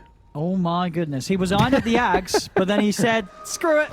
I want to punch people too. I got a slaughter. I want to take use of that physical. He's not getting hit anyway in the fights. No, they're not able to get to him, so he is not dying. That's going to hurt. It's Na'Vi all position. Smoke comes they out. smoke, but it's instantly put to a stop. Na'Vi's ready on the high ground. The Haunts out. They hit the roll in onto the two of them. Seb's trying to take them out already. Realizes this is not going to be a good fight. He'll get Mid-1 out of there. But Na'Vi still able to quickly find the two supports. No-Tail and Sax are gone. Oh, they saw Thompson with the mid-ward. Oh, General is trying to find a place to sneak in. Thompson's going to be fine, though. But yeah, it's just the fights are just impossible. They're really just impossible. Soxa just dies instantly. No-Tail dies instantly, and then they're just three cores running around. And look at some of these levels as well. V-Tune, he's about to hit the 25, whereas OG's, Thompson and Mid-1, they're only just hitting level 20. In general, he's just in a two-man crush. Look at the Ice Wall down straight away onto Thompson. He's trying to heal up with the Bloodstone, but this damage is too much for this Zeus to withstand. He goes down. Doom's dropped onto Mid-1, and this time around, Seb, he's got no way of taking him home, as Seb will fall slowly but surely. No-Tail's pushed back to the base. 3 heroes dead, all 3 cores without buyback. No-Tail's gone as well. I mean, this game, it's basically over. 39-11, 30k lead. I mean, it kind of feels like it's been over for quite some time. As Na'Vi, they know they're looking to close this. Onto the tier 4s they go, and with no buybacks available on OG. I mean, even if they were there, let's be honest, not like they had too much at all to slow this down. Looks like Na'Vi's going to close this one up, Fog. GG. Damn. Na'Vi at the back of the Doom, looking good. Back of the Lina Slardar lane top, also looking good. Na'Vi just looking sharp today, especially when they can rally around this Doom, and just, if they can get these type of games, if they can make teams like OG slip up and make these type of mistakes too, definitely feeling good for Na'Vi. Yeah, just incredible stuff from them in Game 1 and Game 3. The fact that they're able to pull off 2 of those style of games against OG, and particularly so in this Game 3, because at the start, things were looking pretty good for, well, it was close at the start. It never really was like Na'Vi were too far behind, but OG was definitely starting to get some momentum. It then just crumbled almost in an instant, Fogged, and it just seemed like the game was downhill from them for OG. Yeah, I feel like OG did, they actually hit like all the boxes I felt like they should do, right? Like take the top tower, they took the mid tower, they took the bottom tower, but Na'Vi, it's not like they were falling into this trap and just feeding kills away or anything like that. They were actually ahead in gold. Even when OG took all 3 tier 1s, Na'Vi was still ahead. OG makes that really crucial, I feel, mistake going into the triangle area. When they died and lost that one there, it felt like momentum was smashed, and then mid one dies again, and then he dies a third time in mid after the rift. Yeah, a couple too many mistakes from OG and Na'Vi. They really capitalized. Yeah, and I think another game where I'd imagine other teams looking are going to go, all right, we're only going to let the Iceberg Doom through if we really want to challenge. As another time he comes out with an incredible showing on the mid Doom. Na'Vi Iceberg's speciality, leading the team to a fantastic victory here in Game 3. And yeah, poor old mid one, it really did feel ever since Seb left him behind that just mentally the damage was done. Mid one, he felt betrayed and he just couldn't get his game going anymore after that. As there we go, ladies and gentlemen. Game 3, and with that, the series goes to Na'Vi as they take down OG 2-1.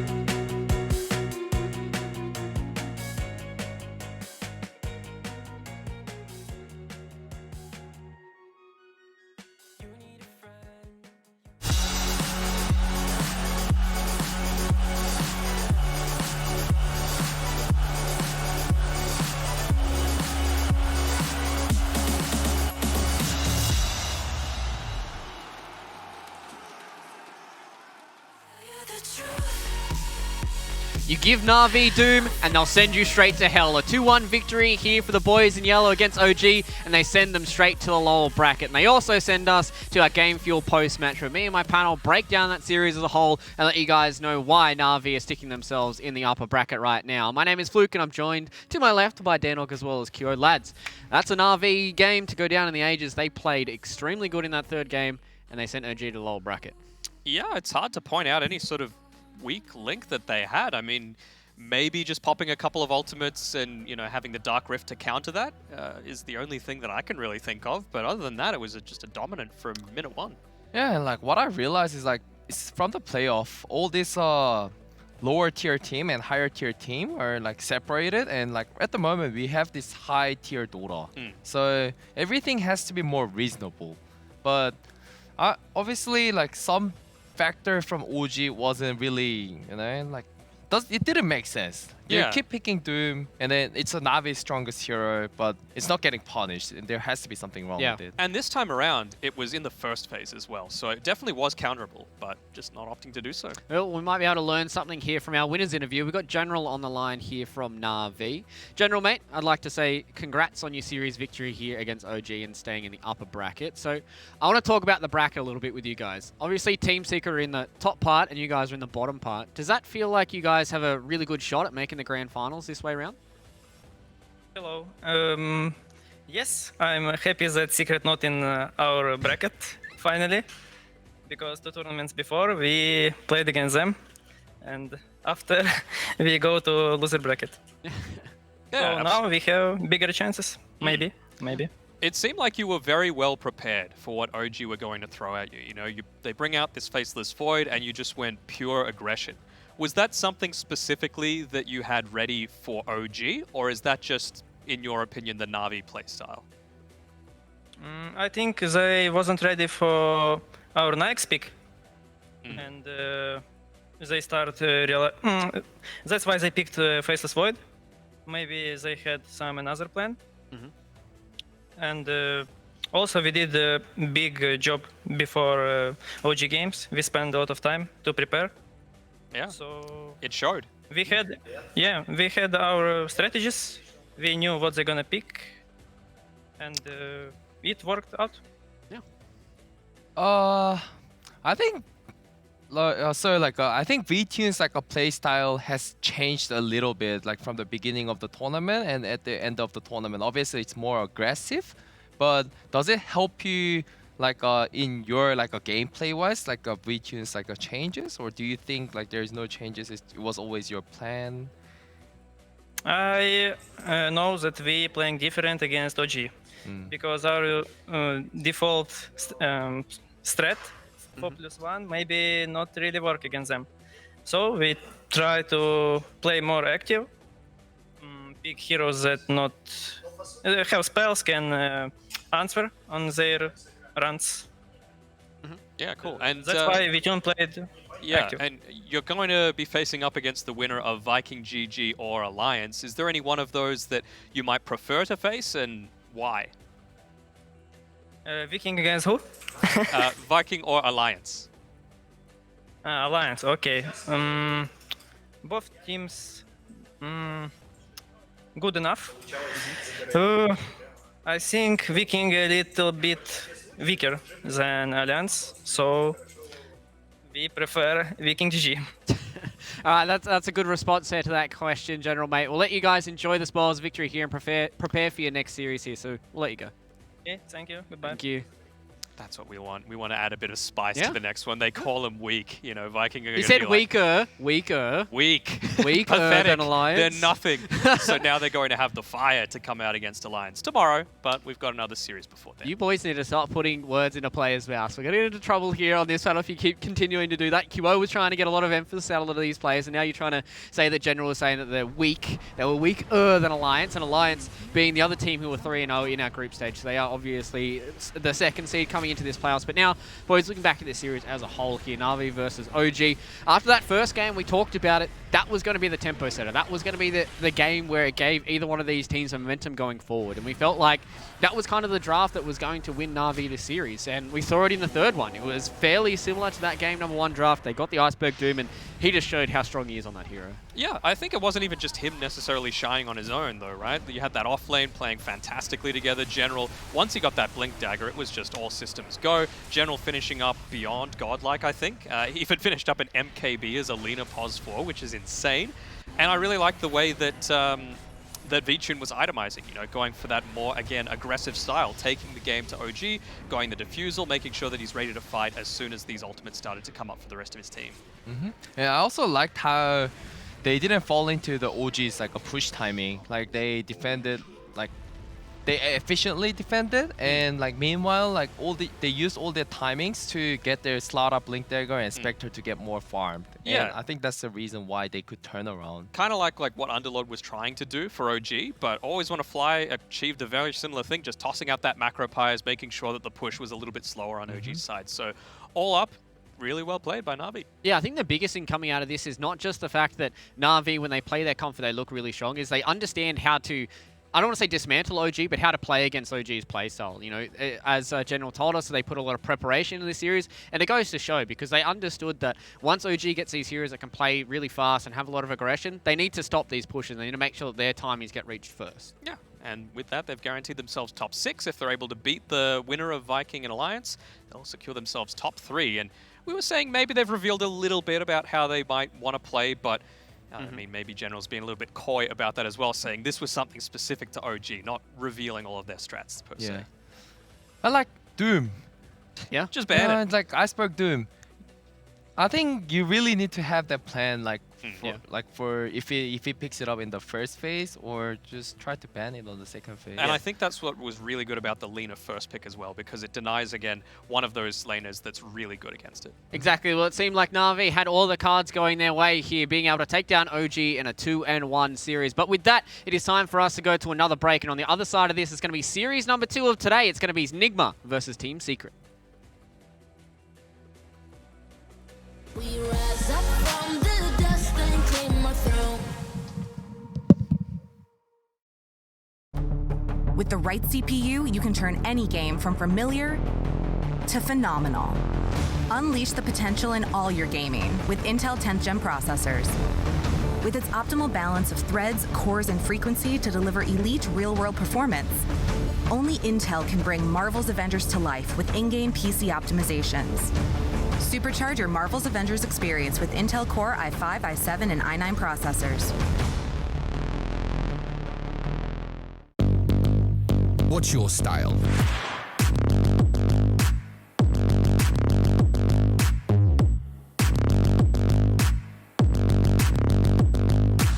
Get your merch at shop.eslgaming.com.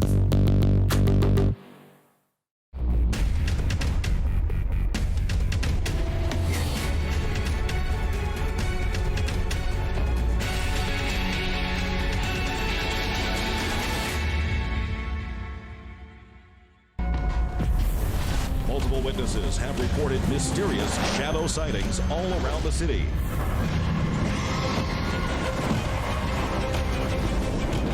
According to experts, the origin of these shadows is still unclear.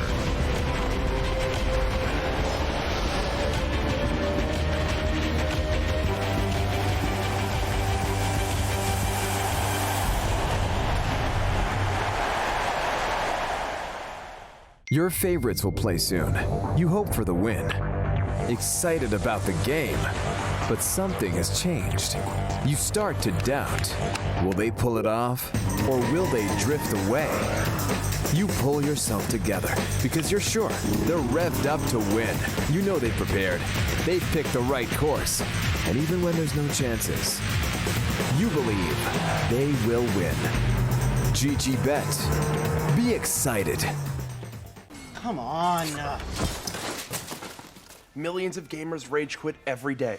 Mountain Dew Game Fuel's got you covered. Game Fuel is specially crafted with ingredients shown to improve accuracy and alertness. Another one saved by Mountain Dew Game Fuel.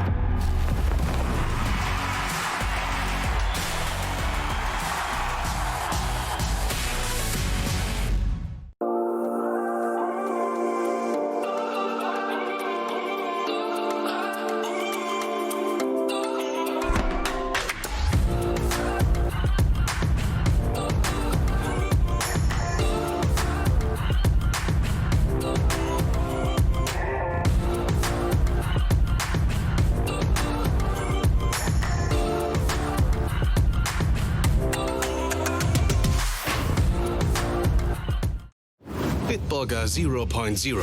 Isotonic, containing vitamins and with non-alcoholic freshness. Bitburger 0.0. Always a bit more refreshed.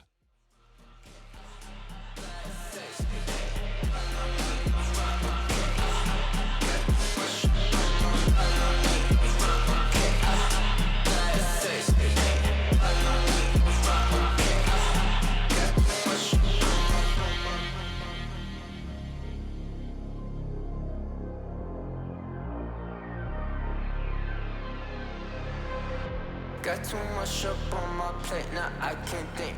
I said woke up, take a extra, now I'm feeling this is it. Want the money, want the rest. I do purse, not no cess. They say done is why you sad.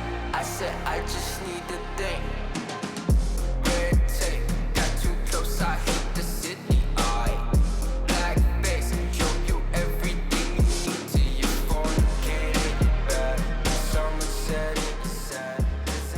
I used to want, used to want, used to want it bad.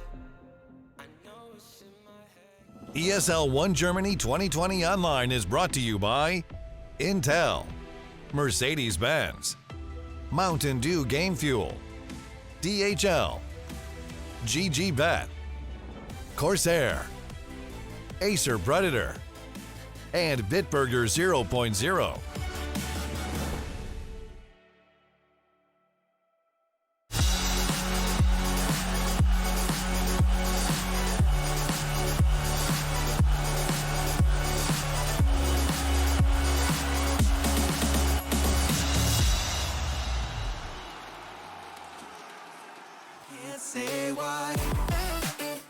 G'day everyone and welcome back here to ESL 1 Germany. Our first series is in the books and Na'Vi secure their slot in top 6 and now we're waiting to see which team will join them. Will it be Secret? Will it be Nigma? I'm not quite sure, but maybe my panelists can answer a few of these questions. Dan or Kyo lads, series number 2 just around the corner. Secret versus Na'Vi. Now the story that we've been telling, that everyone's been telling here, who can take down Secret? Will it be Nigma?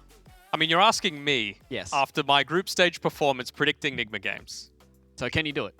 Is today the day that you turn around your predictions and Nigma turns around everybody else's fate and take down Secret here in the upper bracket? I don't think so. I think Secret are just way too strong. Coming out of that group stage, I would say Nigma's probably the weakest. Honestly, they, I hate to say it, but yeah, they probably shouldn't even be here, except for a few misplays coming out from the 5 men in their last series of the group stage. So Team Secret, they just look dominant from start to finish, 2-0ing everyone in their path.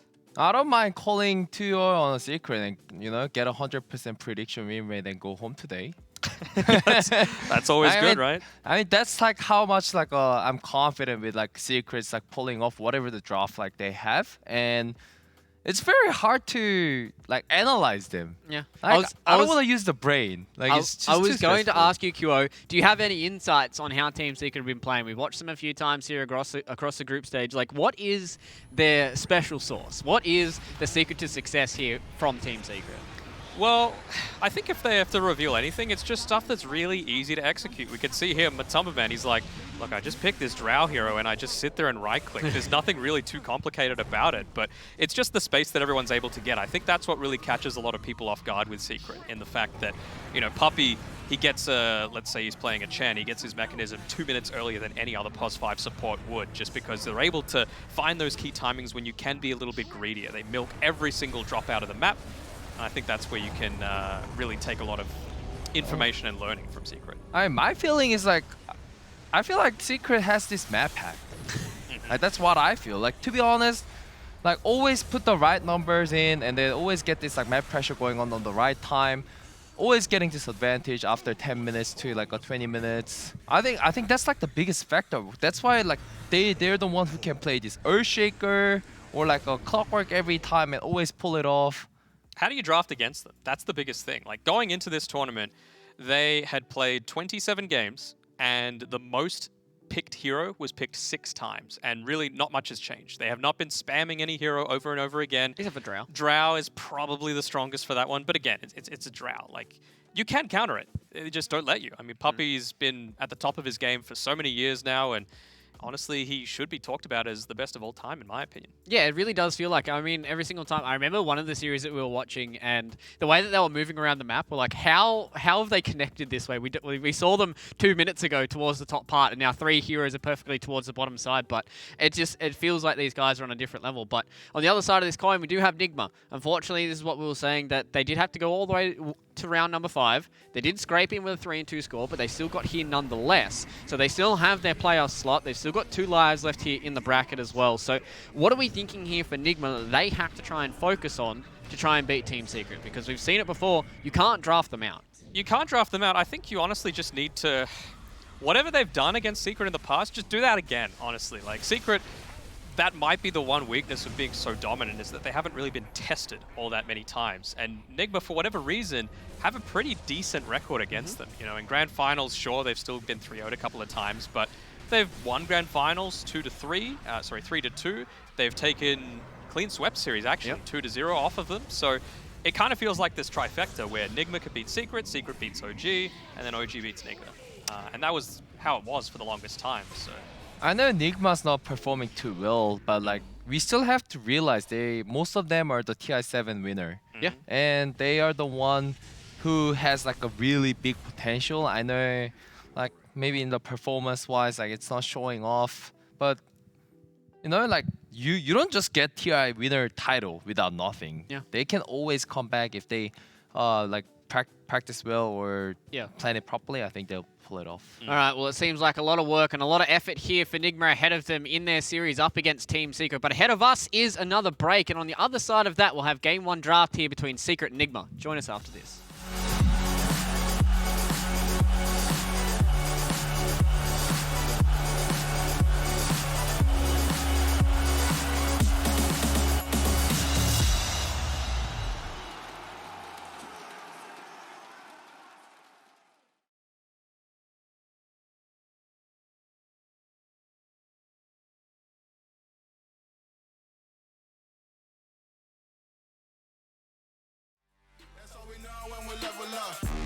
That's how we know when we level up. Level up. All we know about is level up. Are we ready not to level up? You know we fall and we get up. Level up. All we know about is level up. Are we ready not to level up? It's time, get up. I found out I'm not alone, 'cause I'm just like you. We are fearless when we fight and not afraid to level up. All we know about is level up. Are we ready not to level up? You know we fall and we get up. Level up. All we know about is level up. Are we ready not to level up? It's time, get up. Even when it's so sweet, I end up seeing red. This is such a ghostly revelation. I may have fucked up all my chances. And we ain't sleeping on the floor again. We never sleeping on the floor again. For the ones who didn't make it out, for the ones that didn't see the light, for the ones that never cared, never gave a thought, found no happiness in that brand new car or the house you bought. I see you talking about the love you lost, and it was gone like way before you ever thought it was. Yeah, I took my time, no quick ones, quick run, quick guys to get back there. Hot roads, I didn't think I'd come back fast, 'cause I was running round so many nations. Even when it's so sweet, I end up seeing red. This is such a ghostly revelation.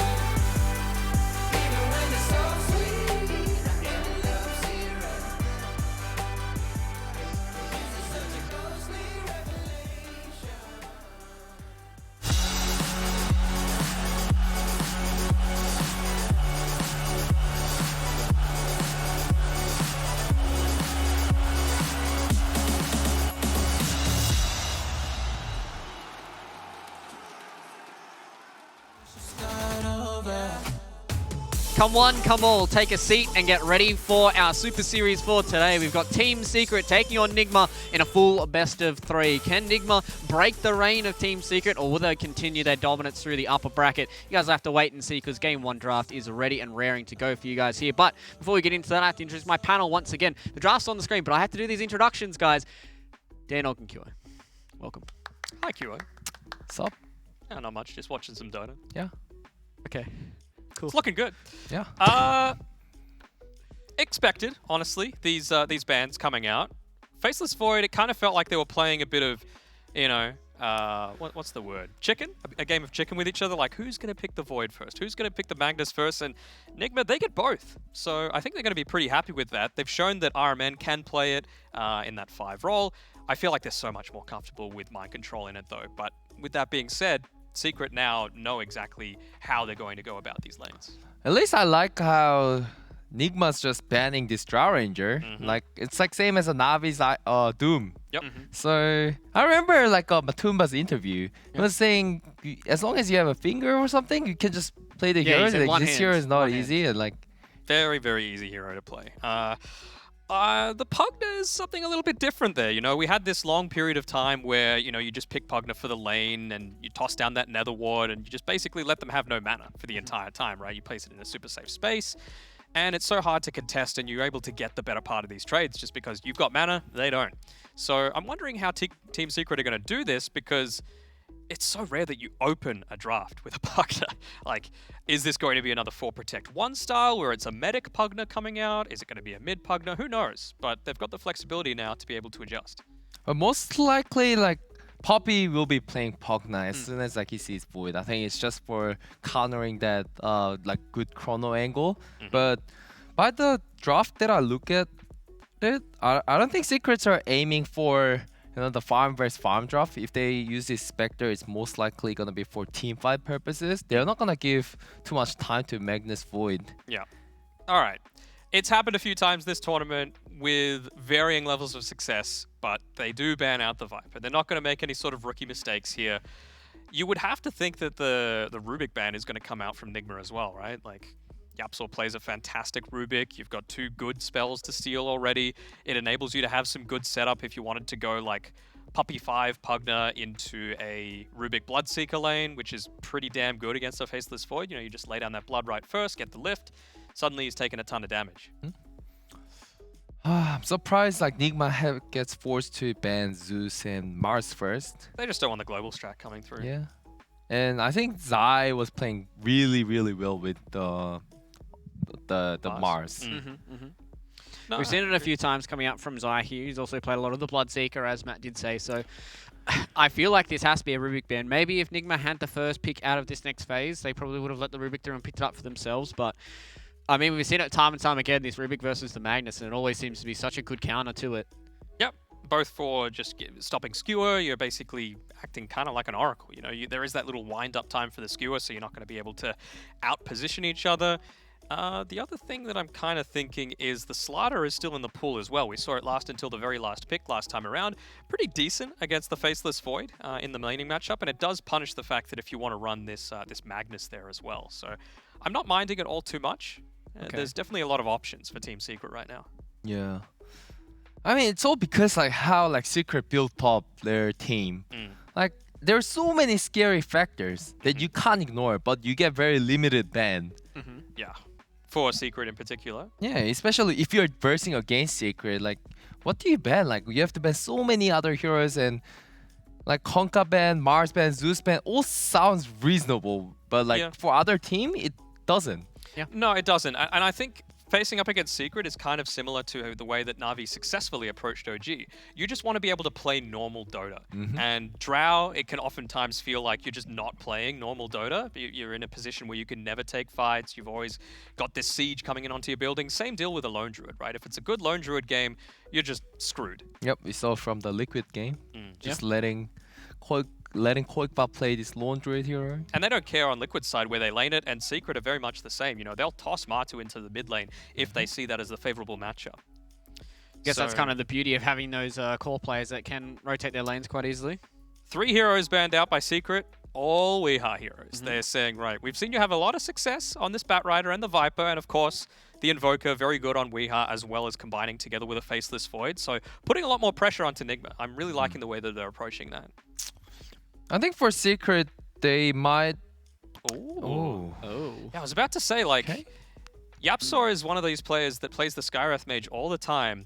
Does this mean they're going to go like a Legion Commander? We haven't seen it all that much, but the setup isn't great right now for, you know, the damage going into it. Sure, you can explode anyone with the Decrep Ancient Seal and all the damage coming through on top of that, but...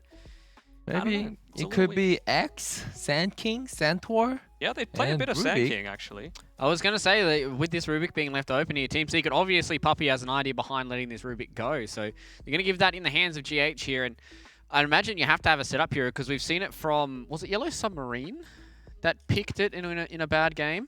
And it had no setup, and it looked really weak because there's no way for you to really utilize this Mystic Flare. And right now, yeah, they've got the Decrep and maybe the Concussive Shot can set up a little bit, but still, if you don't have that hard lockdown, then it feels really hard for them. And right now, if these two heroes get caught in a Chronosphere, they're dead meat. Maybe an Underlord could be used to set up for it. That Pit of Malice just rooting in place for a little bit of time. Atos in combination with that, it's a natural build-up for them, and it's going to be able to delay the game a little bit, which against a Void Mag, it is scary, but you've also got a Spectre on your end, and I'm actually a little surprised they haven't banned out the Doom just yet. That was the other hero that I was a little concerned about for this Spectre, so... but the thing is, where would they actually play it? Nice. Chaos Knight. Oh, close. You were almost there. Yeah. Okay, so... Off-lane Chaos Knight? Dude, listen, I'm looking deeper and deeper into this Team Secret draft, and I'm like, I don't even know what's going on anymore. We've seen... Like I said, we're useless against Team Secret, you know? Nigma, you know, kind of predictable. We've seen it from Toby on Viking GG before. Yes. He has played in that offlane a little bit, so it is not really out of the realms of possibility here for this Chaos Knight to be the offlaner, but is that a strong enough lane against the Faceless Void? Surely Nigma can just pick a good RMN hero here, something like a Disruptor, wouldn't be too bad for them, just to try and make sure that this Faceless Void has a good lane, because we've seen what Miracle can do with some farm. Yeah, I mean, I guess they could go all in on the team fight. It's just a matter of getting there. And Weeha's heroes are already all been removed, basically. The ones that he's been playing on this patch, at least. I really just want to see Tidehunter here and just go offensive tri-lane, pretty much. With the lane against CK and Skywrath Mage at bottom. So you go Tidehunter as a 3? No, yeah, Tidehunter as an RMM with Magnus? Weeha Magnus? No. It seems way too passive to me. But Magnus, Void, and Rubik doesn't have too much of a kill threat. I'm telling you, man, I want to see the Doom come out from Nigma. And they go on the Snapfire. Okay, I mean, again, this is ease of execution right here, if they're able to get the jump and the initiation, which I don't think they will if this is going to be a Magnus 5. Luckily for them, they do still have that flex. You know, it's not 100% confirmed. I mean, could this be a Weeha Snapfire? We've seen it plenty of times here in the Southeast Asian region. In EU, a lot less so. Same sort of thing with China. We're seeing it prevalent going into these build-ups like, MKB. Once you hit level 20, you can dish out a ton of damage. But I don't know. I just haven't seen the EU teams adopt it quite as much. But it is good AoE damage to deal with this Chaos Knight once he uses the Phantasm. Yeah, but at the moment, I really want to see this Magnus on a Weeha here. You're just going to push it in there? Yeah, all you just have to do is a Magnus to just secure farm. We have to roaming around Skywrath Mage, and usually Skywrath Mage is really, really bad for ganking. His mana pull, the way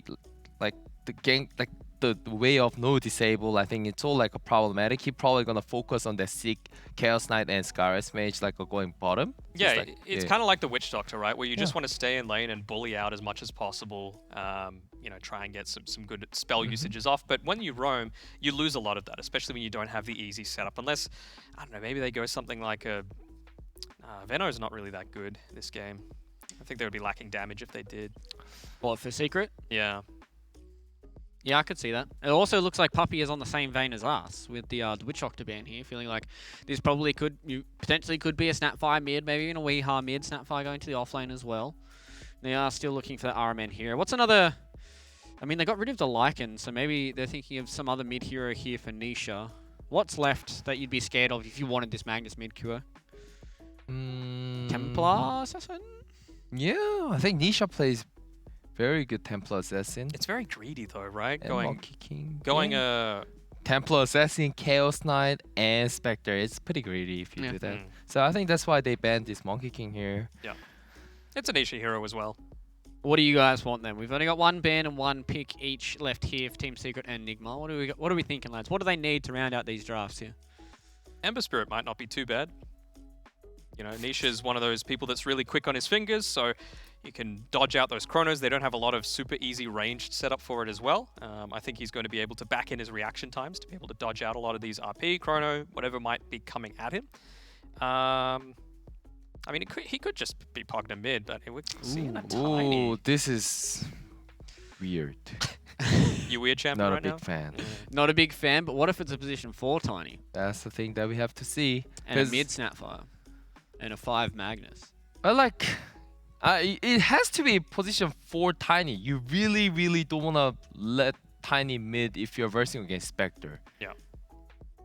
Why is that? I mean, even if you have this 6k, 7k net worth, eventually you're not gonna burst any cores, like especially against like if the other cores are like a Chaos Knight and some other tanky heroes.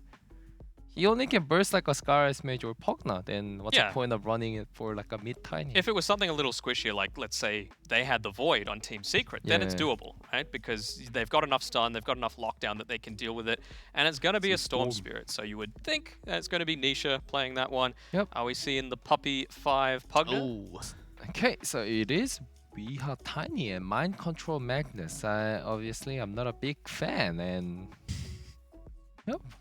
So, yep, that's it. So that's all you got, Kyo. How do we feel like this offlane is going to go here? There's a Rubik and a Magnus versus a Pugna and a Spectre, lads. What are we thinking?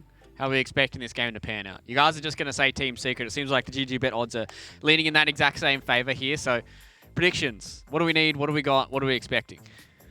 Yeah. Yeah? Let's go Secret. I mean, the setup that they've got for Mixed Stick Flare is now okay. You know, you've got the slow from the Decrep, you've got the Vortex, you've got the stun coming through, and, you know, slow from the Spectral Dagger as well. So I need a name. I mean, Secret. Yeah. Why not? It's easy. All right, why not? It seems like Team Secret is the team to beat here in this series versus Nigma. Let's see if our casters feel the same way. It's going to be OD Pixel and Fogged.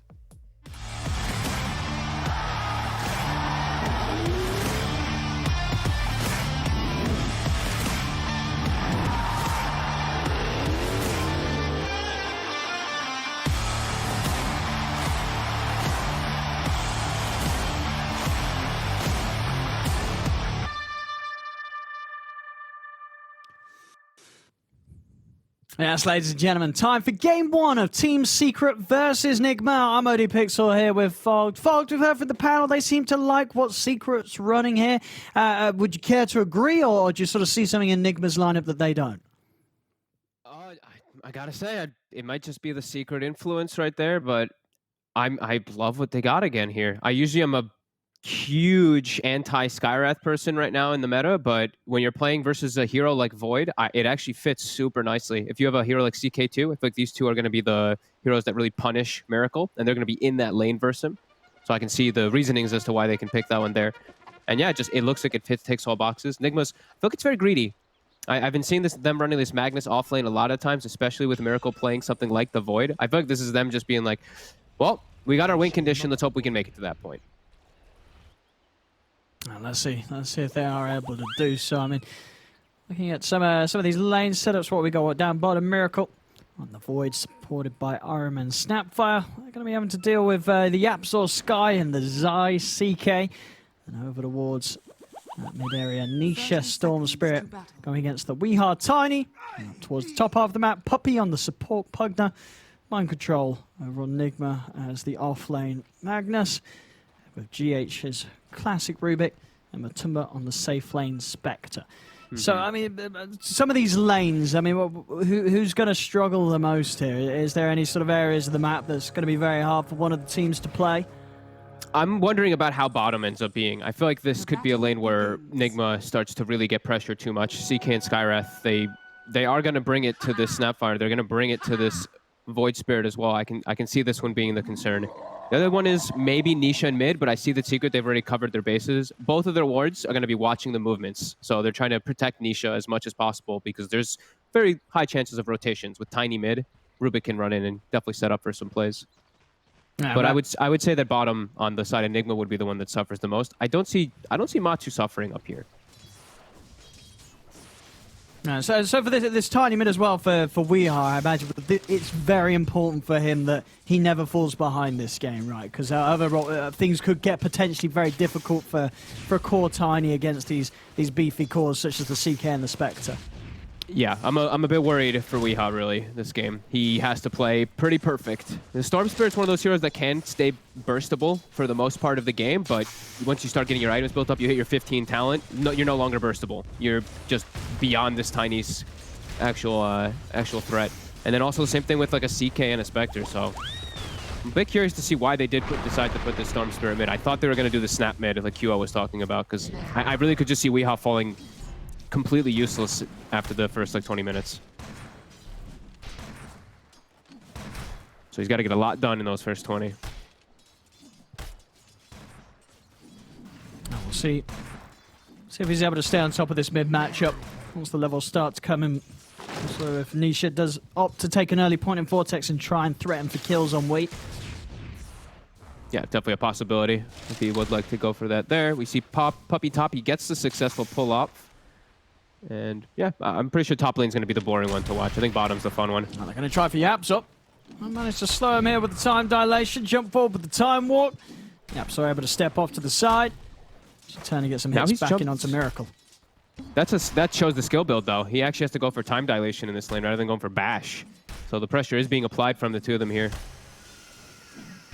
And that's kind of what we figured would really happen, is this is the lane that you can tell that they're just going to be spamming spells onto Miracle. And we'll see what RMN's going to do to counteract it.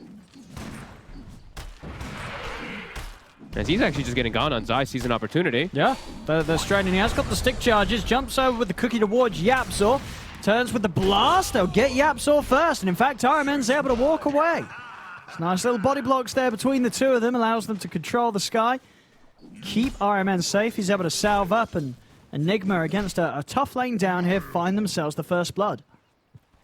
Yeah, this is definitely the lane to watch for where I think all the action's going to be. I really don't think the other ones are going to be, unless someone really makes a misplay up in top or in the mid lane. I think this will just be the zone of the fun. This time dilation really kicking in too. Just a little bit of slow, the attack speed slow from the scatter blast for them to get these kills. And they get the lane pull off, so levels will be there for RMN.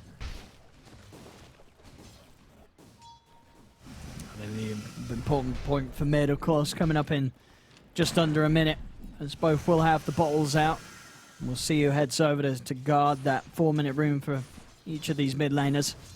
Yeah, Yapso is definitely going to go toward bottom. RMN, he does have the mana to check it, but he's a little bit low on health. So we'll probably have GH. They'll probably send GH to the top rune.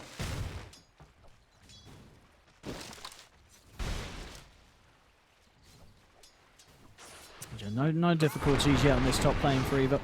It's mind control. Amateur do continue to farm mid lane. Weeha tried for a bit of an attempt on Nisha.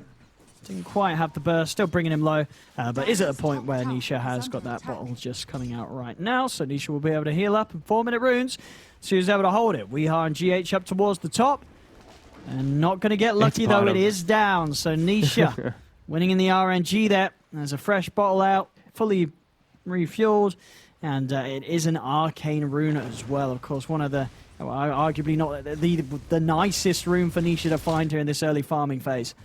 Yeah, Weeha actually has to go back to base or just wait for the bounty. I think he just goes base, yeah. He actually would have had the, pretty important point is Weeha would have actually had the kill in mid if he got the toss on the Storm Spirit, but it tossed the range creep earlier. It's very close. As Nisha, he's going to push in forward here, and Weeha is actually sticking around, waiting for his boots, and just going to wait for the bounty runes.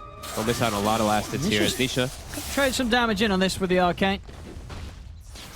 Trying to punish Weeha for sticking around, and may see if he can get over and take away Weeha's bounty rune here.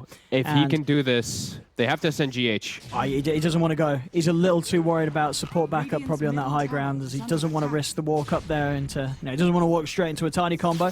So Weeha will manage to guard and keep that 5-minute bounty rune for himself. Down bottom, Zai picking up the bounty rune before Miracle's able to grab it himself here, as they do turn with the blast. Zai pulls back RMN. Yapso Gonna get in with a bit more spam, but the stick charges keep RMN alive. Cookie there onto Miracle to stun Zai. The final burst from Yapzor flies through to take down RMN. Secret will get the kill. I'll try for Miracle too, but he has got the time walk available, so a jump over the trees will keep him safe. This is the raindrop lane at its maximum. We're going to see the regen really be expended on bottom. On both sides, really. But yeah, we're seeing the spam slowing down Miracle quite significantly. Only 20 last hits. You see Spectre, you see Matu. He's not getting slowed down at all. That 30 last hits for himself. So lane slightly favoring Secret. And mid, Nisha's really starting to come out ahead over Weehaw. So we'll see what this next rune spawns. GH, he's going to stack a camp, as well as check the top rune. See if Nisha gets lucky again on the RNG. He doesn't. This time, balancing everything. As Weehaw will be able to claim the second power rune. It's a big one, too. It's an invis if he wants to make a move. Straight He's away. actually going to invis and TP bottom. I like this. Oh, this is quick from Wee. Is Zai ready for this one? I don't think he is here. Sticking around. Weeha's able to come out of the invis with the combo. Cookie forward. They've got the blaster. Excellent usage of that invis rune there. No hesitation from Weehaw as he immediately TPs down bottom to make that play. And they give GH the mid lane too, so no XP wasted. And top, it's not like they could pressure the Spectre anyway. And Magnus is getting to those levels as well. Look at this, so Weehaw. Super nice moves. Coming in with the fake back. As he wraps straight back around, hunting for Yapzor, and he's found him there. Huge moves here from the Tiny as Weehaw starting his game off with a couple of quick kills on this bottom lane, making that first move. And couldn't have been done any better there with both members of Secret taken out and space made for Miracle. No, absolutely perfect rotations. As we see, GH has a quad stack, by the way, up in that top that he just pinged out. Oh. So they're going to be ready to farm that one on the Magnus, as he has the 3 points in the Empower. Or for Weehaw, if he would like to get an early Blink Dagger. That's really nice prep farm. Yeah, Nigma, definitely taking all the boxes. Except just still some suffering inside of the laning phase overall here, but making nice moves to at least alleviate that pressure. Yeah, still, of course, free farm continues for both Nisha and Matuma. These two heroes on track to be very, very farm this game, and it's going to be down to what sort of moves Nigma can make to slow the Storm and the Spectre down. And when it does come to the hunting, I mean, when's it all going to kick off, really? Is it just Weehaw and his Blink Dagger timing that's sort of the tool that's going to allow them to hunt down those cores? Yeah, I mean, with the phase boots, I think he can also just look to do it. They have a lot of good ways to build the pressure. Secret's actually going first. Instantly, straight away with a Haunt and the Zip forward. They're going to take one, and now with Matu jumping over to GH, they're going to look for a second here, Secret. As Matu's chasing, GH has got the stick charges, and he has got the backup of Mind Control and RMN. Yapzor still heading forward, in fact, as there's the cookie in onto the Skywrath. Yapzor stepping forward a little too aggressively there, as Nigma will be able to turn and take him down in response. They have found the quad stack. They see the stats. They want to take this away, and they're just about getting it all. This is huge for Secret if they can clean this all up. Matu still sticking around to try and finish off these big creeps. Fatebolt comes out. RP's there on the low ground as they got the two of them into a very minuscule skewer. Mind Control, can he finish off Puppy with Weehaw coming in with the Avalanche? He certainly can. And they got, I'm pretty sure, almost all of those big creeps. RMN, he's secured them with the Scatter Blast. So they weren't able to get these huge kills during the RP, but they secured themselves their stack and prevented Secret from stealing it. As mid, Weehaw, he's fairly tanky, should be fine. Not nearly enough burst here from the two of them to make that play. Puppy's going to come in, bottle refill for Nisha. Matu straight back to farming on that top lane, looking, of course, to get the blade mail done. Sort of the standard build that we have begun to see on Spectres, even though we didn't see it last series, but seems like most of the top teams do tend to go this route, blade mail first, pretty much every time. Yep, and he gets, of course, the blessing. He gets the Iron Talon as well, so Spectre to the Ancients. Allows him to just, Spectre to farm literally Ancients at the fastest pace compared to like any hero besides Sven. Good old Dispersion and Blade Mail working on neutrals. Just feels really good for a Spectre.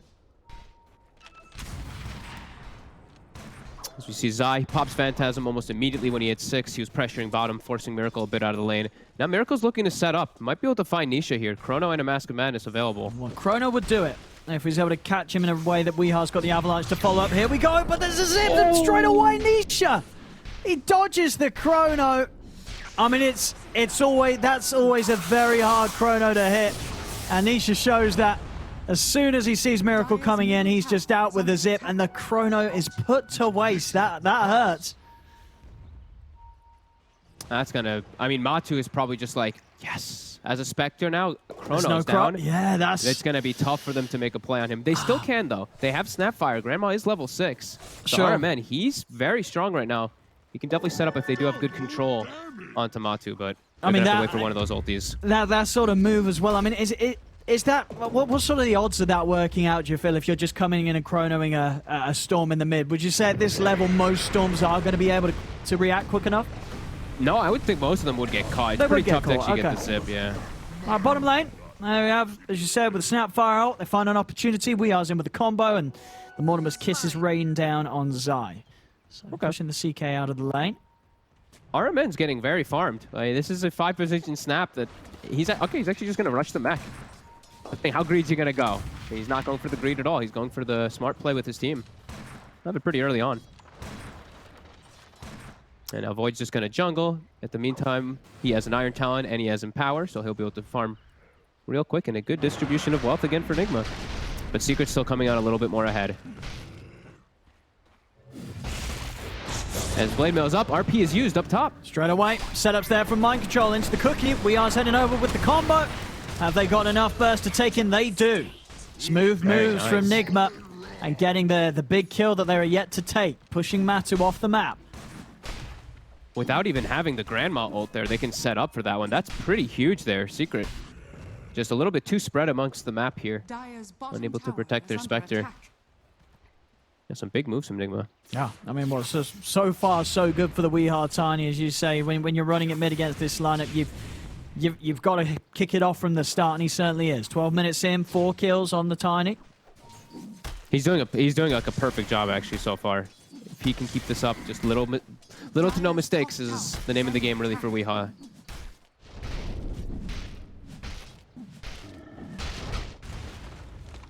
Starting to beat down on the top tier 1. Secret. So able to bring things down to the bottom tower.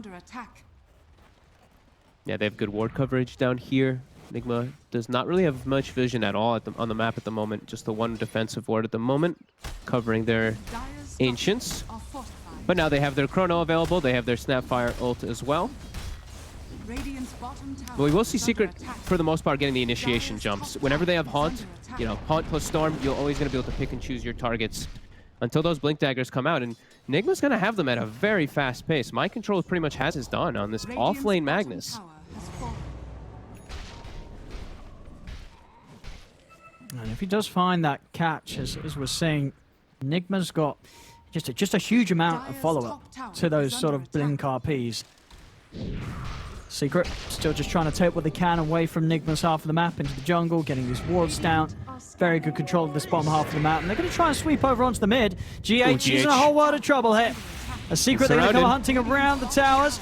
Nisha in with a zip, pulling back GH. TPs are coming in. I mean, GH is still alive. In fact, he might just live. Finally, he goes down. They do kill him, but not before Nigma's been able to turn up and maybe turn this around. They're trying to chase towards Zai. The kisses are coming out. Miracle has the Chrono ready to go, and he's able to trap both Puppey and Zai. Turns for the quick kill onto Puppey, heads back over to Zai. Zai still trying to run, but Miracle and Mind Control chase him down deep behind the tower. Matu came in to finish off the kill. Onto Weehard with the help of Nisha, and he's out with the TP. He'll make it away. In fact, Zai also actually able to walk out from it all. They couldn't actually finish him off. So, all things considered, with that fight taking place behind the tower, Secret pretty much ends up coming out on top, right? They only lost Puppey, and big ults were used by Nigma. Secret able to get the rest of their cores out of there. There was, yes, Zai, I thought he was dead for sure, but they couldn't quite catch him. Too speedy with the drums. I thought he was dead too. How deep he was as well, but they distracted Weehaw the whole time. The Spectre and the Storm stuck on top of the Tiny the entirety of the fight, so Weehaw actually couldn't contribute too much into it. He was just collapsed on the whole time. Matu almost dies, but they get out. Yeah, a big win for Secret there. As now it's going to be Orchid finished for Storm Spirit, and that's going to really kick up the tempo. That's going to be a lot of those pressure plays here. This Void Miracle is going to be... It's going to be a lot harder game for him now for a long time until he gets the Manta finished up. They're going to hunt him a lot. And Weehaw doesn't have Blink either, so they're just going to be constantly hunting now. This duo here, Nisha as well as Yapsor, can kill pretty much anybody they find. Meanwhile, Puppy is he's forcing the wave in too as a 5 position, forcing that mid tower a little bit. Let's see what they can do with this Orchid. At the moment, Nigma very much in position to prepare for it. All 5 of them around the triangle. Nisha's trying to finish his level 12, so he has that better zip. Surprised he's not telling YapzOr to move away from the camps there so he can get that 12, but he'll still be able to finish it after this next camp. But a full mech for RMN, 15 minutes. Woo! Does he even have the mana for everything? He doesn't have mana for his whole toolkit unless he has stick charges. He at least has a clarity, but definitely going to need a little bit more mana. Yeah, that's true. I mean, there's a snap. I mean, you got a nice bit of HP. You know, strength stats are good. You're tanky, but they just sought him. They have this deep ward bottom, RMN. I mean, did you just just die for this? About it. Do they have Haunt soon? Are they waiting for it? They're actually just diving. Oh, actually not able to find him there over the trees. The Remnant Vision not quite reaching. At least if it did, they don't seem to want to go. Chrono's going to be back up in 8 seconds too, so the window of them going for that kill is definitely going to be going away for a second here. And Miracle is getting the space to finish off that Manta. Yeah. And Weeha's got the blink finished up too, so double this blink. is all good here. Puppy. They're going to look for the combo. Onto the Pugna. Puppy. He's having to get the self-decrepify off with the skewer. Mind control means there's no running for the Pugna. And a stolen bast for GH. Yeah, the blink jumps are going to be pretty big as he's going for another one. Weeha. Very quick to make plays with the blink daggers. Yeah, secret bad there. Have to be careful. I mean, especially their 2 supports, right? There is definite targets here for Weeha right now that he will 100-0 with the blink combo. Yeah, and they don't have any type of like the 2 of these 2 don't have control between them. They have a silence that comes out from the Skywrath, but that's really it. All the control is going to be coming out from CK or from Storm Spirit to protect. Solid versus stuff. This Weeha Tiny. This Weeha just continues to hunt. Just wants to keep trying to find the pickoffs on these supports. Maybe Zaya's someone that Weeha alone can't take down. Look at the way that they're building on the support too. Puppy buys a belt of strength. Just anything to try to survive the burst, and we'll probably see that coming out from the 2 of them. Also knowing Puppy probably preparing for the inevitable Dagon purchase. Dagon, yeah, I think so too. That's what He's like, I'll upgrade this later. He always ends up with a Dagon in his inventory, Puppy. Yeah, somehow. He always does end up being very farmed. Very close game here. 10-4. Nigma making all the right aggressive moves here, but somehow Secret just getting more out of the map of farming. This Storm Spirit, while Weeha's looking for fight, while Weeha's looking for kills, Nisha's just looking for farm. Bottom. Gonna make the jump in onto RMN. RMN's gone before Mind Control can react. Tries to get him with the RP, but holds back off it. Knowing that at the moment, now Weeha's in. Now there's definite chance for the jump. He's gonna look for the jump on Sky. He'll get it. The Haunt's gonna come out.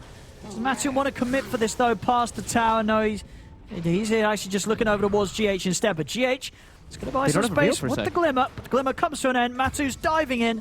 We'll finish it off there. Getting the kill over to the side. Weeha jumps over. The Chrono is down onto both Puppy and Matu. Puppy falls. On the side though, Zaya and Nisha, they're controlling Mind Control. Mind Control goes down. I mean, again, Chrono utilized, but only getting Puppy. It is just the supports dying. As now, maybe if they can find Zai. Kisses are coming in. Zai's speeding out there with the drums, and the Kisses just don't quite have the range. Zai's able to walk out of this. Weeha's got Blink in a few seconds if he wants to try and go in on this, but Zai just too speedy. Runs all the way back down mid.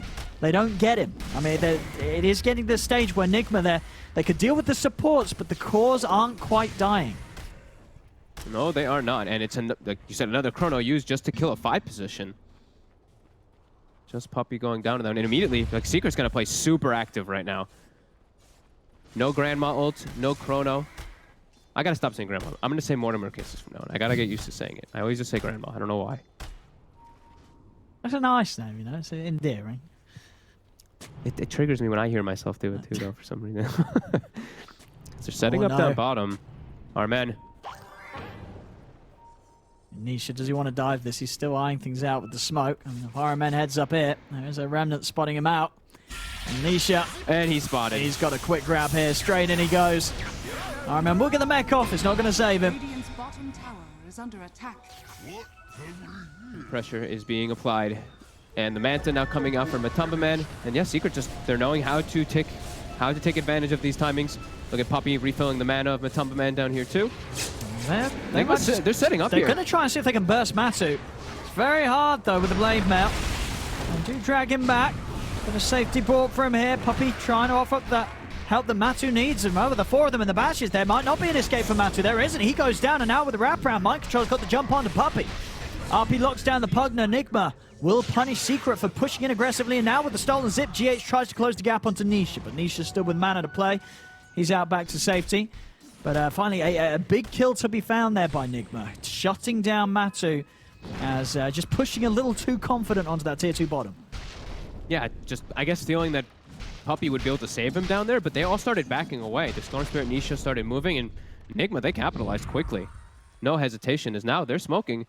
See what they can get out of it. Chrono's back up in about 10 seconds. Can they do Roche? They've got the Mask of Madness on the Void, but I guess, yeah. So just Storm's back there. Yeah, you want to get something first with this Chrono. Zai definitely could be a candidate for this. The Pawn's going to come out, scouting the situation and also allowing Matu to try and chase down Mind Control, but Mind Control is able to get away with the skewer.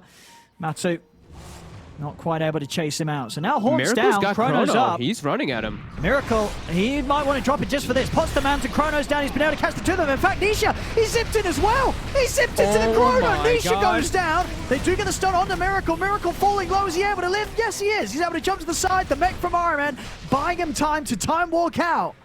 As, I mean, he couldn't have done that any better there, Miracle. Chronoing the two of them. Nisha zipping in. I mean, that zip, I guess he either didn't expect Chrono to be back up or Miracle not to drop it at all, but it was there. And only just gives them the dream scenario. Nigma's just gone and killed every single core of Secret. Yep, all 3 cores down and Roche is available. This is now a free Roche for them. That is, I mean insane how that all kicks off. So that's massive for Nigma. Look at the gold on Miracle. He's got 3k gold before he's even taken this Roche down. He is going to be able to be well on his way towards that silver edge that it looks like he is going to try and rush after the Manta to have that break opportunity. I mean, against all 3 of the cores, it does mess with them. You couldn't ask for better situations from Nigma. You couldn't ask for bigger mistakes really from Secret. Yeah, rare mistakes. The whole thing that kicks it off was Matu haunting to try to get a kill onto a Magnus, and then he's caught in the enemy jungle, and then Nisha zips into a Chrono too. Just things being handed to Nigma a little bit there, but Secret making some very rare mistakes. And this Void's going to be a big problem now. Yeah, look at the gold on Miracle, as I say, just overall net worth. He's jumping ahead, nearly 3k above that of Matu's Spectre. And on the Void, this Chrono, it's at this point, it's getting close to a stage where he Chronos a core, they will have the damage to kill them. That's not going to be a question. Particularly when the break's online, and even before then, as long as RMN's around with the kisses, they'll get the job done. Every team fight, Miracle's able to find the Chrono. Yeah, and look at Puppey. Puppey may have just TP'd into his death up I top. think he certainly has. Weir's in with a couple of slaps, and Puppey's gone. Nigma take another. And look towards taking this tier 2 tower. 18-8, and 2k up against Team Secret right now, Nigma. Yeah, this is huge. I mean, they're going to have a pretty... Miracle now has this blanket coverage to be able to finish up his item, like finish up that Silver Edge, which if he does Chrono Matu, they've already been able to kill him without it. This is definitely going to prove to be problematic for Secret, as they just don't have these type of big team fight things kicking together. They have to try to catch these back heroes before these ults go off, but we got Nisha. Let's see. Zipping in, there's a lot of them in. He's going to get the silence on the Mind Control. We are already in with the combo onto Yapsor. Yapsor's gone. Nothing that Nisha can do to get involved here. He's got to run away. They've got Secret completely on the back foot right now. Yeah. All having to play super defensive. Zai's actually just hiding off in the tree line there. Nisha's having to just jungle, but look, this ward coverage here. Nigma, they've got wards up top and they've got their ults back up. Chrono is at the ready. Weehaw, he sees Puppey. He's in. Combo's out. Puppey still able to live. Get the life drain. Quick skewer to break it. They'll zip over with Nisha. Silence down on the Mind Control. Pull back onto Weehaw. The Vortex Control sets up for the kill onto the Tiny. Now Secret turn over towards Mind Controls. Mind Control, he's going to be left behind here. Secret get themselves the double for Nisha. So able to punish Nigma for a couple of them staying deep in Secret's jungle whilst they didn't have the full team around. Miracle, meanwhile, was down bottom. Does have that completed Silver Edge on its way out. But over on Secret, we also see big items being completed. Zai, he's got that Axe complete already. Nice and early here at 25 minutes. Oh, wow. That's pretty huge. He can protect people inside a Chronosphere, if I'm not mistaken, right? You pop the thing and it dispels them and also pops an illusion inside the Chrono. So there's some situations where it could save somebody. Sure, it would buy sort of a little, few milliseconds of confusion that maybe stops a hit or two getting in straight away. Yeah, it's definitely these type of things can't be written off. Can definitely protect people. These dispels also, it removes time dilation from everybody on the team is one important one too. So if they do get hit by that time dilation that I've seen Miracle hit like perfectly in a lot of these fights, that could be pretty huge. Yeah, of course on top of all those cute little features of the use of it, just the fact that you've got to carry Spectre, right? Probably one of the best cores to have that you could make an illusion of. Yeah, absolutely. Yeah, it should be pretty damn strong for them.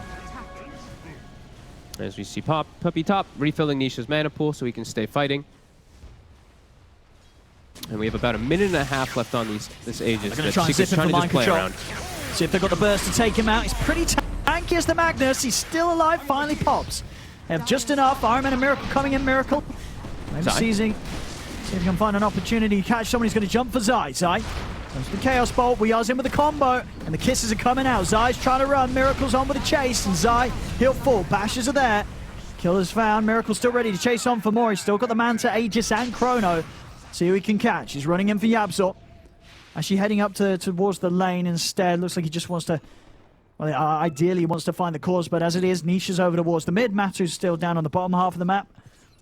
Maybe Miracle can still find the opportunity here. They have a ward. But no, wards are out. No, they see him and they're playing very safely here. Secret not wanting now to get caught out by Avoid, and it's a quick jump on the Tiny. Maybe even more as Matu. He's able to jump with the horn over to RMN as well. RMN into the pit and out vision. Matu doesn't want to try and chase any further. Miracle, he's eyeing up Nisha towards the mid. He could drop the Chrono and try and go for this. It would be on his own. Has he got enough damage? Puppy's He's going to here. pop the Manta. Decrepify's out, disarming the Void. And with that, there is not the damage to kill off the Storm. Nisha's going to be fine. Chronosphere down the drain. Oh, he didn't know where Puppy was. I can't believe he made that play yet. And Puppy has a Blink Dagger, so he can always get into range to be able to save out his teammates. That's a huge Chronosphere cooldown. 140 seconds. Aegis gets reclaimed. Secret, they're going to look to punch back hard here. They did use their Haunt, but they're definitely ready to fight even without that. Puppy.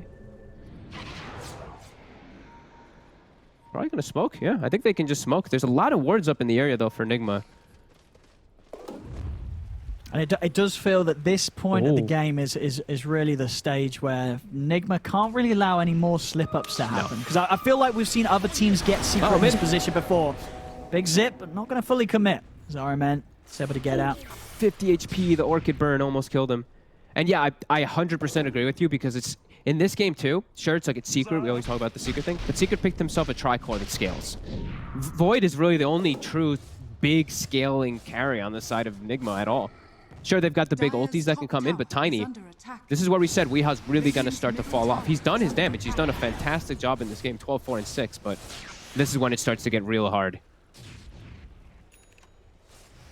All your weight is really on Miracle to land these huge Chronos. Yeah, and I guess so the itemization for scaling doesn't matter too much for Miracle because he does have the Empower. But it does feel like, right, because he went for the Manta into the Silver Edge, you know, he's getting that to kill. You know, this isn't an item that's sort of gearing him up to try and take it late at all. No, he will definitely be... He will be a bit weaker. Sure, he'll have that damage from the Empower, but you can tell that you can feel the Storm, the Spectre, like these two heroes, they're going to scale harder than Miracle at this current point. At least the Spectre. Storm, maybe not so much. He's a little different of a hero. On Nigma, keeping the pressure maintained on Secret's half. But that gold lead that they've had certainly seeming to hit a bit of a stop now, that 3k advantage. See if Nigma can just sort of make one more move to really break the game open even further for themselves. There's ults all up in 15 seconds. They'll have the Chronosphere good to go, but of course not before everything's ready from Secret too. Matu more than ready with a Haunt to come in. And those initiations are going to be tough. You know, Haunt comes out, that's like we always talk about, like the Storm Spectre, it's picked very often as this duo together because you always win the initiation jump. You get full vision of the backlines, which allows you to pick and choose how you want to take the fight. Radiant's top tower is under attack. So for mind control, we know that it's always going to just continue to get harder and harder. As Miracle. He's actually under a ward for a second there. He's got to be a little careful playing around it. There's quite a bit of vision set up by Secret. You know, looks like Secret there actually going to be the ones to play cautious, knowing that the Void is out on the hunt.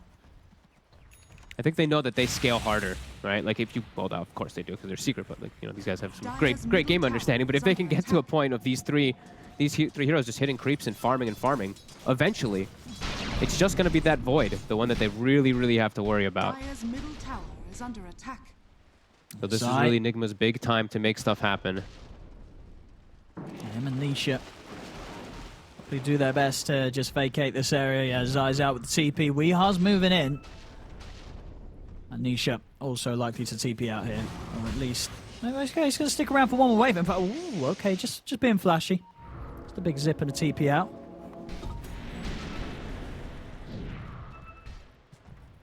That's like one of those zips that you can also just pop smokes. Yeah, it's like the Embers and the Storm Spirits always have that fun play to be able to break smokes for free. Yeah, wasn't too far off the movements of Nigma either. Yeah, we're sweeping around there into the jungle of Secret. Now starting to get the push on, but Secret's still able to hold this in sort of the way that they would want.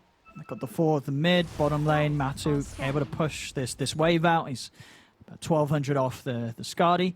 The next big item is in for Miracle now. Satanic done.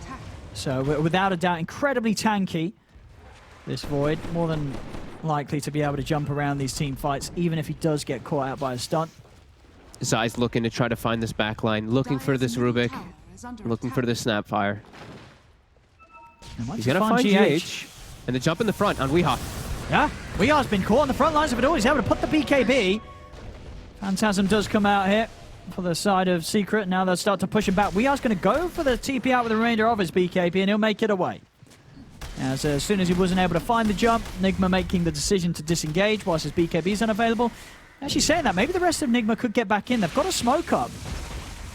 Miracle not going to be able to find anything, though. Secret just continuing to play it very safe, held behind this tier 2 tower, and not really leaving any opportunities for Nigma to find anything with the Chrono for quite some time.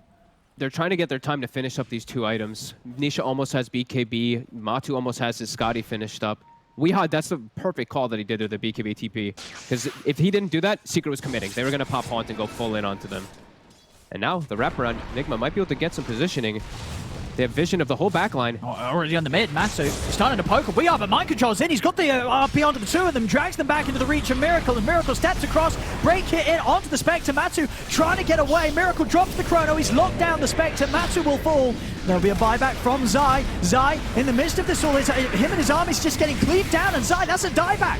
As Miracle picks up the triple, turns over towards Nisha. Nisha's trying to finish off Mind Control, will get him. Mind Control buys back, but they just can't kill Miracle. Miracle's just too tanky right now. The toss-up kills off the Storm. There's going to be another buyback coming out. It's an ultra kill for Miracle. Secret, they're throwing everything into this fight. They've got to kill this Void. They will be able to do so. The sentry's down. Nisha closes the gap. Mind Control off to the side. He's also facing difficulties as Nisha, still with mana to play with, closes in upon him. Puppies around as well to offer up that extra bit of burst with the Decrepify. The Secret that will clean up the fight. Was a big investment from Secret, though, going in with 4 buybacks to come out on top of the team fight. Will pay off, though. They're able to kill off the big cause of Nigma. Now they're going for Roche. Buybacks. Did he buy back mid-toss and landed in the middle of the fight? I think he did, because he was instantly in there. I saw that he brought back, but I also saw that he was still full HP in the fight, so I think he must have. Yeah, I think he did. Yeah. And these buybacks can pay off if they can get the Roche, but Nigma, they've all bought back themselves to counteract it, and... Yeah, Nigma know that they can't let Secret take this. Yeah, they have to back away. Their support's not good on mana right now at the moment. And I mean, they're still... They have to try to stop this. And even with dying there, you know, Miracle, he just picked up so much before he did go down. You know, level 24 on the Void. And Matu did too. That's the thing. On the That's buyback, true. he got a Yeah. crazy amount too. He's up to 23, almost 24 too, and he's getting the Roche. He is. They've got to make a jump soon. The Phantasm Use the Phantasm, get those illusions out to scout things, and the space is there He's for got Matsu it. to finish off Roche, get the Aegis and the cheese. And that's a buyback that Nigma used too. The Miracle It is Void, on he both, used it. and Weehaw too. So big buybacks being spent by both sides, but at the end of it all, Secret is the team that's coming out with the Aegis and the cheese. So Nigma definitely in the scarier position now. If Miracle or Weehaw goes down, Secret's going to have a huge window to start just running down mid. Yeah, now Matu's also a lot tankier as he does have the Scotty finished up too after that whole dieback or buyback after the last fight when he did die. Yeah, I was so confused in last fight. I was like trying to keep track of stuff, and then Zai just like appears in the middle of the fight while they're all fighting. I was like, what's happening? And we've seen sort of sometimes that that interaction not being beneficial for the hero that was getting tossed, but if that was indeed the case there, I mean, it certainly worked out for Zai staying in the fight. That was exactly what he wanted. He was totally lost. He appeared in the fight and then started TPing to the tier 2 mid, and then he was like, wait, I'm in the fight. It kind of, I mean, I guess he did die the second time, but him sort of being there, I feel like it made the rest of Secret rally around him and go, all right, we've got to fight. Zai's brought back and he's in on the front lines. It really did. It was it was so confusing. 'Cause, like, I saw him TPing to tier 2, and he's like, wait, what? My Phantasm illusions are here. Those type of plays, so he's making things very confusing. And Secret, though, like we said, they come out pretty big items here. Even a third, actually, a blink on the CK too. So BKB on Nisha. And it really is, yeah. This next 5 minutes is going to be very tense for the teams. It's both teams 4 heroes each without buyback for just under 5 minutes. Secret with Aegis Cheese, though. They're going to push this real hard here. A big hit on any of the cores could just end the game, despite as close as it is right now in numbers. 26 to 70, less than 1k difference. Yep. Nigma definitely having to be the more careful right now. The Hunt's going to come out for vision. He's going to scout things. Straight away, Matsu's going to move in onto RML. Weehaw comes in with the combo. Nisha over to the side to control mind control. Lift ups there from GH as he has the setup onto Nisha, allowing Miracle to come in with the chrono. They're trying to focus him down. The Light Drain attempted to keep him alive, but it won't do so. They've killed off the Storm. Nisha's dead for 2 minutes. Matsu trying to turn towards Weehaw, but the BKB's out. Mind control RPing Matsu to hold him in position. Miracle's trying to chase down Zai. He'll turn his attention to running now as they've lost 3 on Nigma. Miracle's out with the Silver Edge. He'll get away with the Invis. They do get the Storm. They lose 3 heroes themselves there. So despite the Storm being dead for 2 minutes, the fact they're low on numbers, I mean, it's unlikely that Nigma's actually able to do anything with this 2-minute death timer on Nisha. It's good that they kill him. He was actually about to get saved there. It looked like Puppy was about to get the decrep and life drain to help him out. And then he had a regen, so good thing that they were actually able to burst him. But yeah, it cost them a lot, and we see Matu clean up fully. Just such easier forms of initiation every time. The Haunt is popped, and then Nisha just jumps, sticks onto the Magnus the whole fight. It just makes everything really chaotic for Nigma.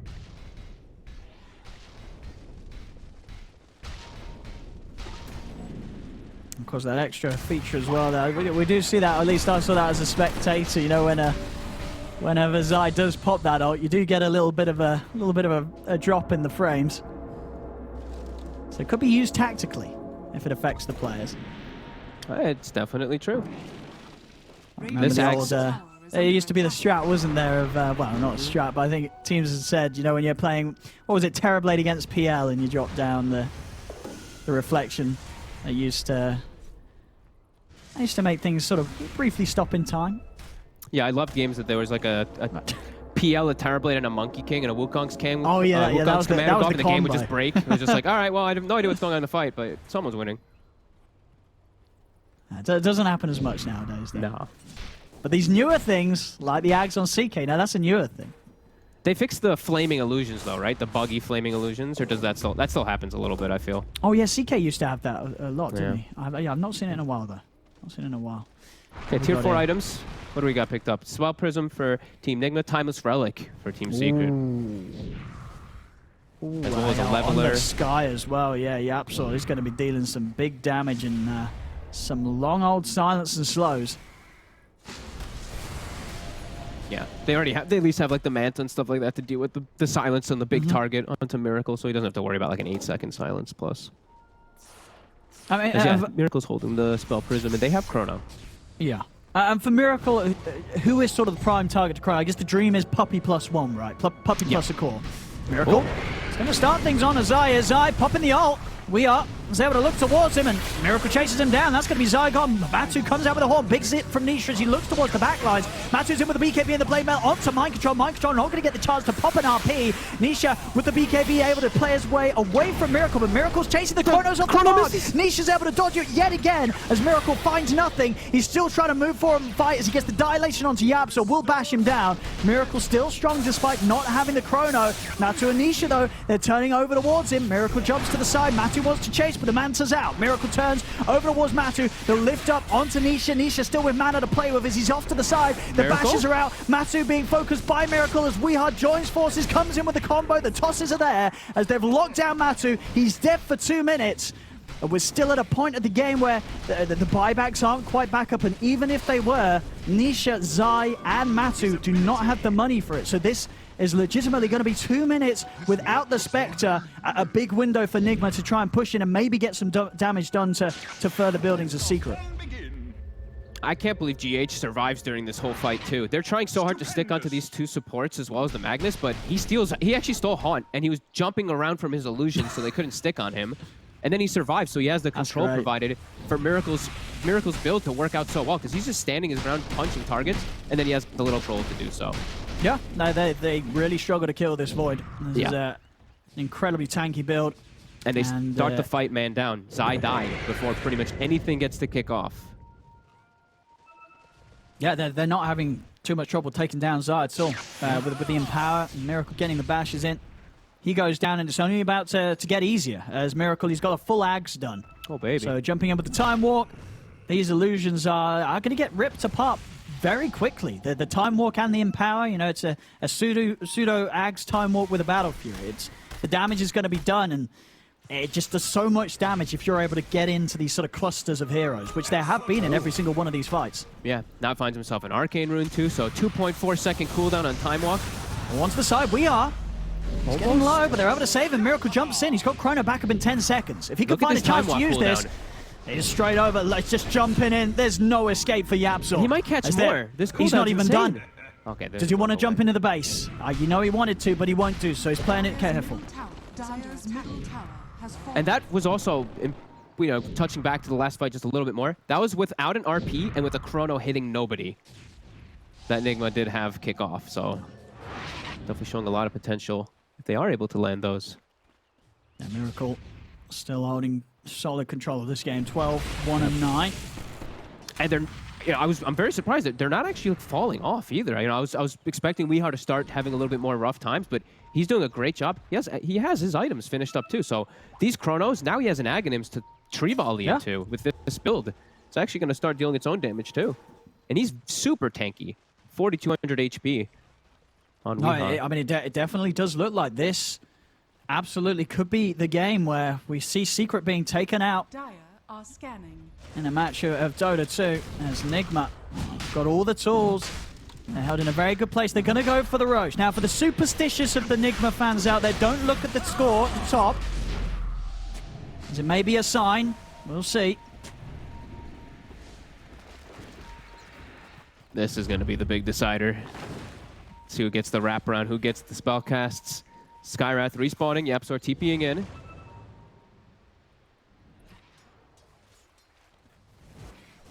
Going for what looks like one of the most massive wraparounds I think I've ever seen. The circle is drawn. Look at the angle that they're drawing here. RMN's like, none. All right. Weehaw. He's not smoked, though. They see him. A solid Chrono from Miracle will just end the fight as soon as it starts. Who's he going to be able to find? He's in. There he goes straight away. They're on to Nisha. Nisha, is there going to be any help for him coming across? There is not, as Nisha's out. Miracle's also able to jump to the side, take down Puppey. They've got the combo onto Matu. Matu having to jump away with the horn. He's onto the high ground, actually daggering in onto RMN, but Miracle's turning towards him. Zai over to the side, turns with the stun onto the Snapfire. They'll zip forward with Nisha, looking for Weehar, but Miracle, he's just pushing back both Puppey and Yapzor. Yapzor's able to get out with the blink, but they've used 2 buybacks for this Secret. Over to the side, Miracle's able to help out RTH coming in. They've got the RP down. They take out Zai buys back. Matu's got the BKB, but the bashes from Miracle are too much to deal with, as that's him out of the game for 100 seconds. No buyback on Matuma Man. Miracle just continuing to jump forward, cleaning them up. Nisha, he's got the ball line. He's got to use it. He's getting bashed. Nisha still hanging around, trying to turn towards Miracle, but another jump. Miracle's over the puppy. Triple kill for him. Stewart control onto Nisha, but Nisha still with mana to jump out to the high ground. Buybacks coming out from Nigma. The Secret themselves, they've used 4 buybacks this fight. Nisha, he's so low. They're hunting him, but they won't quite find him straight away. They do now recognize his position. There's already RMN, he's there waiting on the side. They're hunting, and they'll find him. In they go. Another kill for Miracle Zai. He's tried to come across, turns with a stun on a Miracle, but now he's got to run. Miracle's just in again with his time, but they cannot kill this Void. He's too tanky right now, just closing the gaps with these consistent time walks all over the place. He's 18-1 and 11. That's 4 dead on Secret. 4 diebacks, I think, effectively. They're not able to get back into the game. 12k up, 40 to 25. Nigma might just be able to end this. I think they might be able... Dude, watching... This might be the most broken thing I've ever seen, I'll be honest with you. Spell Prism on the Void with this is 3-second cooldown on this time walk. With the Empower and everything, like they can't stick on him, they can't kill him, and he's just zoning away 4 heroes. And they're just looking to close it. They can actually close it. They know that Secret can't come back into this one. They'll have Matsu back in 15. They're doing it here, Nigma. It's just Matu and Yapsu are unlikely to be able to push this one back. Nigma clean the tier 4s onto the Ancient. They go. As they've done it here in this game 1. They have done it. GG's are called. Miracle with a celebratory chrono onto his teammates. As they've done what's seemingly been the impossible in Dota 2 for quite a while. They're taken down Secret in a game of Dota 2. And they looked pretty damn good doing it here, Nigma. This was, you know, not Secret necessarily making mistakes. This was really Nigma raising the bar. We saw them come in and do it in their own style as well. A style that, on paper, maybe didn't look like it was going to be that easy to do right. You have We Are's Tiny in a game that it doesn't look like an easy Tiny game, but We Are, for example, he ends with a fantastic KDA. He played so well. I actually thought so many times, I'm like, oh, Weeha's definitely going to die here, and then gets the BKB off. He has to reset, always finding the right targets too. Yeah, Nigma, they really did step it up in this game. I was really concerned about them taking it to the later stages, even though they have this Miracle Void farming so well, but they're able to do it. They're able to hold their ground versus this extremely farmed and strong late game lineup of Team Secret. That's big stuff. This is an incredibly impressive win for Nigma in this first game. And, you know, you never really know what to expect with Nigma, right? Sometimes they turn up and they're struggling against a team that you may not have even heard of any of the players. And the next day they turn up and they really give it their all against Secret. And they look fine doing it here, ending this one. I mean, some of the KDAs, We Are 16-6-16 and Miracle ending as the star of the show here with the jumps around. Just nothing that could be done against his Void. 18-1 and 11 with a 33k net worth, way over double that of anyone else apart from Matu's. So some fantastic stuff here from Nigma in game 1. Secret, we're going to have to see what they're going to be able to do when they have been shaken up, something that they're not too used to have happening against them here, as Nigma lead this best of 3 for now at 1 game against Team Secret.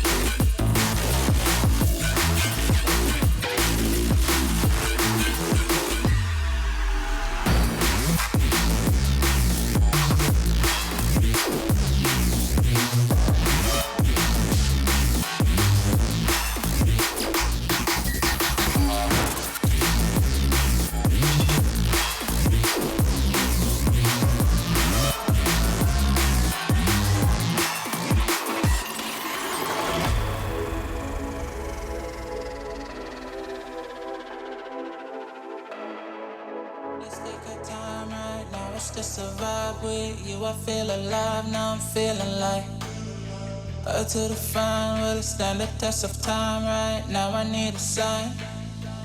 Tell me if it's over, come a little closer. We should take our time to think this damn thing over. Should we grow closer? Should this be over? Hard for your mind, probably we should start.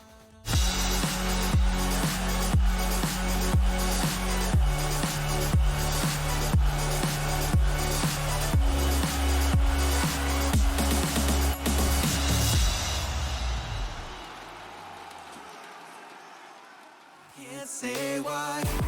It's not the result we're expecting here on the panel, but it's a result that we're happy with nonetheless. Nigma take the first map against Team Secret. Are they on the road to victory when it comes to taking down Secret's reign of dominance? You guys have to wait and find out for game number 2. But at the end of game number 1, I welcome back my panel here to break down that first game. I've got Danog and QO. Matt, I'd like to just check your hairline for a little bit there, because I think you're molding a little bit, brother. I was really impressed by the way that Nigma played, but god damn it, can I get a Nigma prediction right? No. I'm 1-11 now for Nigma games. There's just something about them that I just can't seem to put my finger on that just... They're an enigma. Huh? Yeah. What about you, QO? What did you think about that game number 1? Well, like I think Secret had the unstoppable run, but I think this is where it starts to turn around. Like we're in the playoffs, like a lot of good teams are playing. And I don't think Secret can guard down. Maybe the Chaos Knight pick was it was meant to be for Faceless Void, but just miracles. He was like way too farmed. Yeah, way too farmed, yeah, and because of the Weeha rotation, I think. Yeah, I think there's a few things that go into that game, right? Like, Weeha plays nearly flawlessly in the first 15-20 minutes, which he needed to. I thought he got a lot more out of the lane than he probably could or should have. You had a few questionable decisions and a little bit of luck not going Secret's way, like the zip into the Manta reveal on the Miracle, and then he gets a 3-man Chrono, which was absolutely enormous. I think this might even be the buyback here on the Chaos Knight. He gets tossed into the air, buys back, he lands, uses his Phantasm, starts TPing, thinking that he's not there at the team fight, instantly dies back. That could have been an entirely different situation if that didn't happen. And it's just a collaboration, I suppose, of all of these different small things adding up to something bigger. And I gotta say, Skywrath did not do much at all. And that's what we were expecting coming in, well, not expecting, but that's what we thought coming in from this draft. It was that first pick out of the second phase that Secret had. They leave the Rubik open, they give the Skywrath Mage here over to Yapsor, and then GH plays Rubik. And it means, okay, we don't have this hardcore counter to our Magnus pick or our Faceless Void pick, so we feel like we can play whatever we want. And, we just saw it from Nigma. They have comfort when they have this Faceless Void. I think if you're putting Miracle on these game winners, Faceless Void is one of those heroes that can do it for you. His decision-making, the way that he positions himself around team fights, understanding the limits of his hero too, is absolutely insane when it comes to that Faceless Void. And we've seen it in series where they're supposed to win it, and now we're seeing it in a series where they're not supposed to win it, and they come out in a dominant fashion against Secret. We saw a few whiffed Chronos, to be fair, but I think that lends more to the really solid reaction times coming through from Nisha, dodging 2 of them with the Storm Zip. And at the end of the day, I mean, you've only got so many buybacks, and, if they were able to just keep continuously using them, I think Team Secret, like Fog mentioned during the cast, they had a tri-core lineup. They could have potentially brought that game back if it did get to the super late stage, but no, not the case. Faceless Void with that Spell Prism and the Arcane Rune, I think, as well. He had at one point 3 seconds. Have to keep time walk, bash. He had the Ags as well, right? Yep. So there's just nothing you can do about it. It was insane. Who else can you give the MVP to other than Miracle? Even with those whiff Chronos, it was just way too much to handle. Exactly, and I mean, like, every single time that he's gotten the Faceless Void, he's looked insane. He goes to this build without the BKB. A lot of people give flack to mid-1 for not building BKB, but when you have a hero like the Faceless Void that is able to get these time walks off, we saw in a lot of those team fights where Miracle was on a sliver of HP. Gets a time walk off, resets the fight, get a time dilation, come back in with a Satanic. And it just means that Nigma can play around this hero, and as long as Miracle feels confident in these team fights and he's not backing out, then the rest of the team can just put their bodies on the line for him, and he gets, 3-4 kills in those team fights. And Nigma, I mean, they just look strong in this story. And I think right now, what we talked about in the green room was Nigma seems to play to their opponents. Yes. They seem to play to the exact same level that their opponents are at, and today it just seems like they've switched on. But I think on the other side of this, maybe it might have been what QO said, where they've kind of brought down their guard a little bit. They had this weird kind of draft. They opened up with the Pugna. Yeah, it's a good counter to it. We've seen it before from Puppey, but maybe it might be go back to the regular Dota. I mean, in the first 20 minutes, I think Puppy played that amazingly, right? He was constantly keeping his cores refreshed, not just with health, but with mana, allowing them to get much more efficiency out of the map. And also the first 2 Kronas and the first 2 RPs, he got clutch decreps off to make sure that no one was able to get burst down. So, you know, I think there wasn't anything wrong with the Pugna pick. I think that Skywrath does need to change, though. Yeah.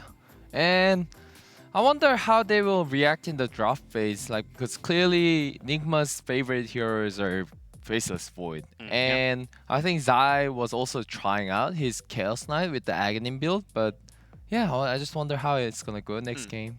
Might be back to basics here for Team Secret. They're a team that are on top of their form right now. Let's see if they can bring it back here for game number 2. That means it is break time, ladies and gentlemen, boys and girls, between Nigma and Team Secret. Game number 2 draft just around the corner. We rise up from the dust and claim our throne.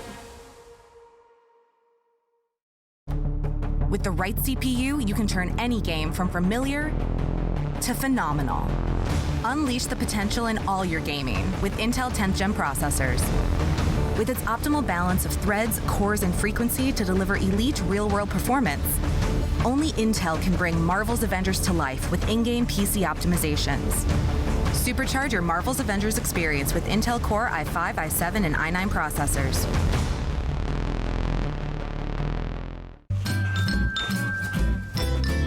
You ready? Huh? Hey, he's a good boy, huh? You ready? Huh?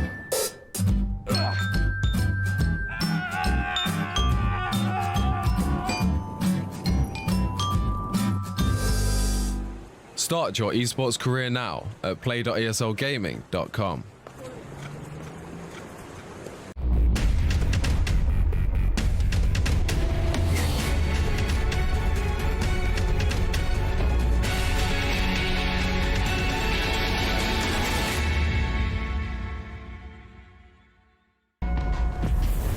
Multiple witnesses have reported mysterious shadow sightings all around the city.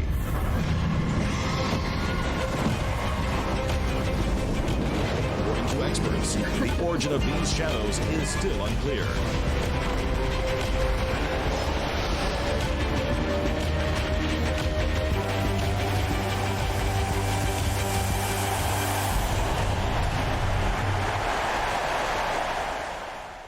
Your favorites will play soon. You hope for the win. Excited about the game, but something has changed. You start to doubt. Will they pull it off, or will they drift away? You pull yourself together because you're sure they're revved up to win. You know they've prepared. They've picked the right course. And even when there's no chances, you believe they will win. GG Bet. Be excited. These feelings are waiting for you to come back.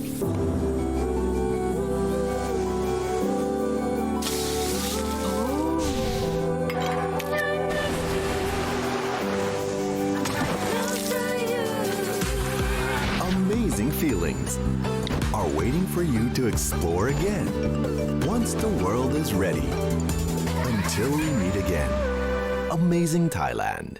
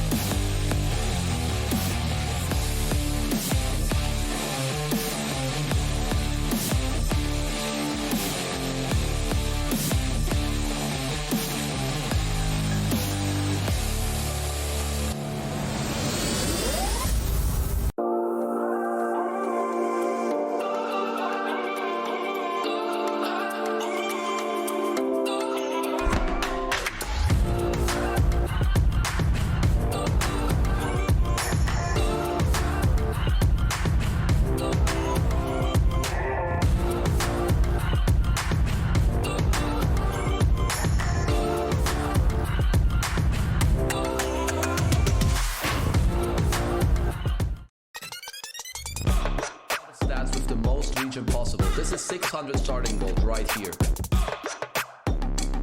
If you do half the steps, trust me, you will get better.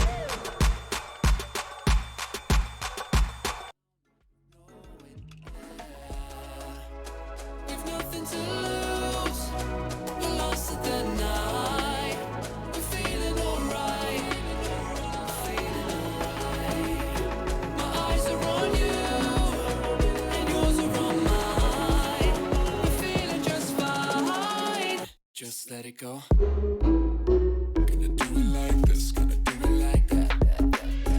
Everybody's on that, gonna do it like this. Yeah, we never look back. Got the bodies on tap, get it body on it, get it crowdy on it. Got me on the run. ESL 1 Germany 2020 Online is brought to you by Intel, Mercedes-Benz, Mountain Dew Game Fuel, DHL, GG Bet, Corsair, Acer Predator, and Bitburger 0.0.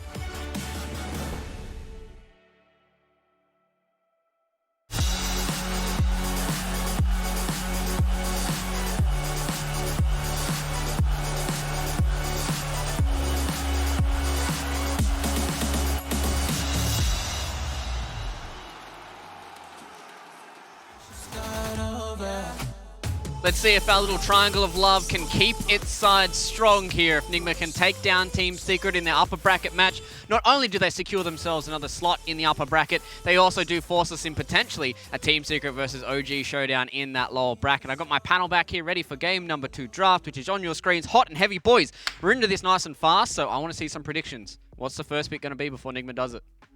They're not QO, by the way. I'm going to need Skip. Snapfire! Who's got first pick? Nigma. Maybe Phoenix. Phoenix? What about you, QO? You want to see Snapfire? Oh. Oh. I got to be right sometime. Let's go, baby. Nice. Skippy, he's helping me. All right. Instant response with the Magnus, though, lads. So. Understandable, right? Like, they can play it. Oh, okay, you want to this take is it away. fast. This is fast. Straight back. Come on.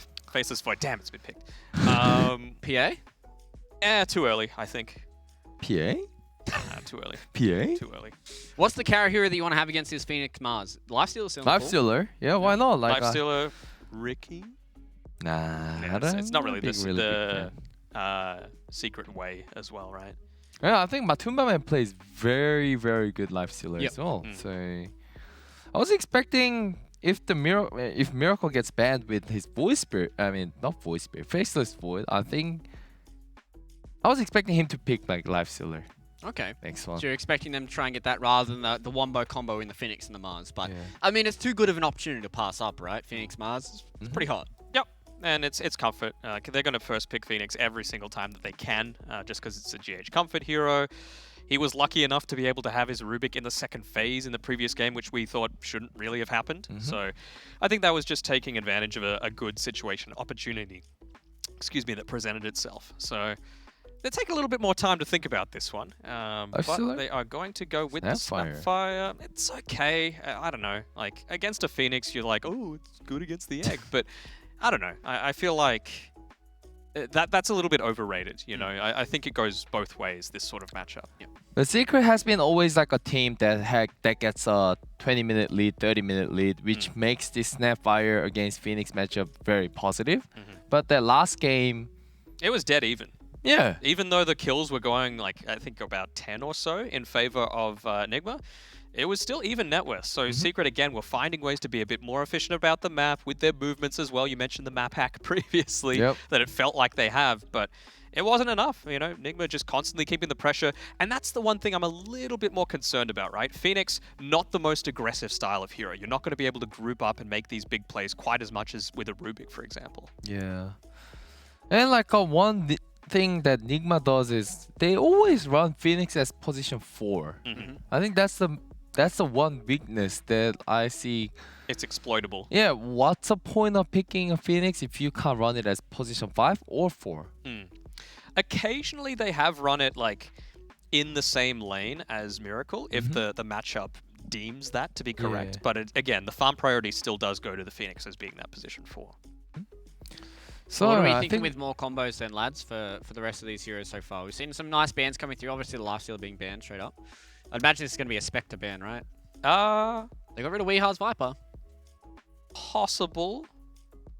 Yeah, I think you have to. I think you have to ban the Spectre just because you've got the Phoenix as well, right? Like, there's just so much sustain that you're going to be able to maintain for your team. I mean, honestly, it wouldn't put it past them to ban out an AA as well on Nigma's side, just to prevent a lot of that heals that might be coming through from the Phoenix. Get rid of the PA here. Yeah, okay. PA Lifestealer Svan ban. I think It's fine. Are they good enough counters to the Mars, though? Is that what you're thinking? Well, I think it's just about the mobility inside the arena. They just don't want something that's able to be caught out in the wrong place at the wrong time. Yeah. And like Secret always plays like they're laning pretty well. So 5 Matu heroes, by the way. Yeah. True. Giving giving a good respect to his former teammate. That is true. Anti-Mage is still in the pool. Wouldn't put it past Secret to pick that one up for themselves. Again, is able to be very mobile. You can drain that mana on the Mars very quickly, so not able to get off all of your combos. You've got a Magnus to buff you up, so you're going to be able to, obviously get the most out of the map as possible.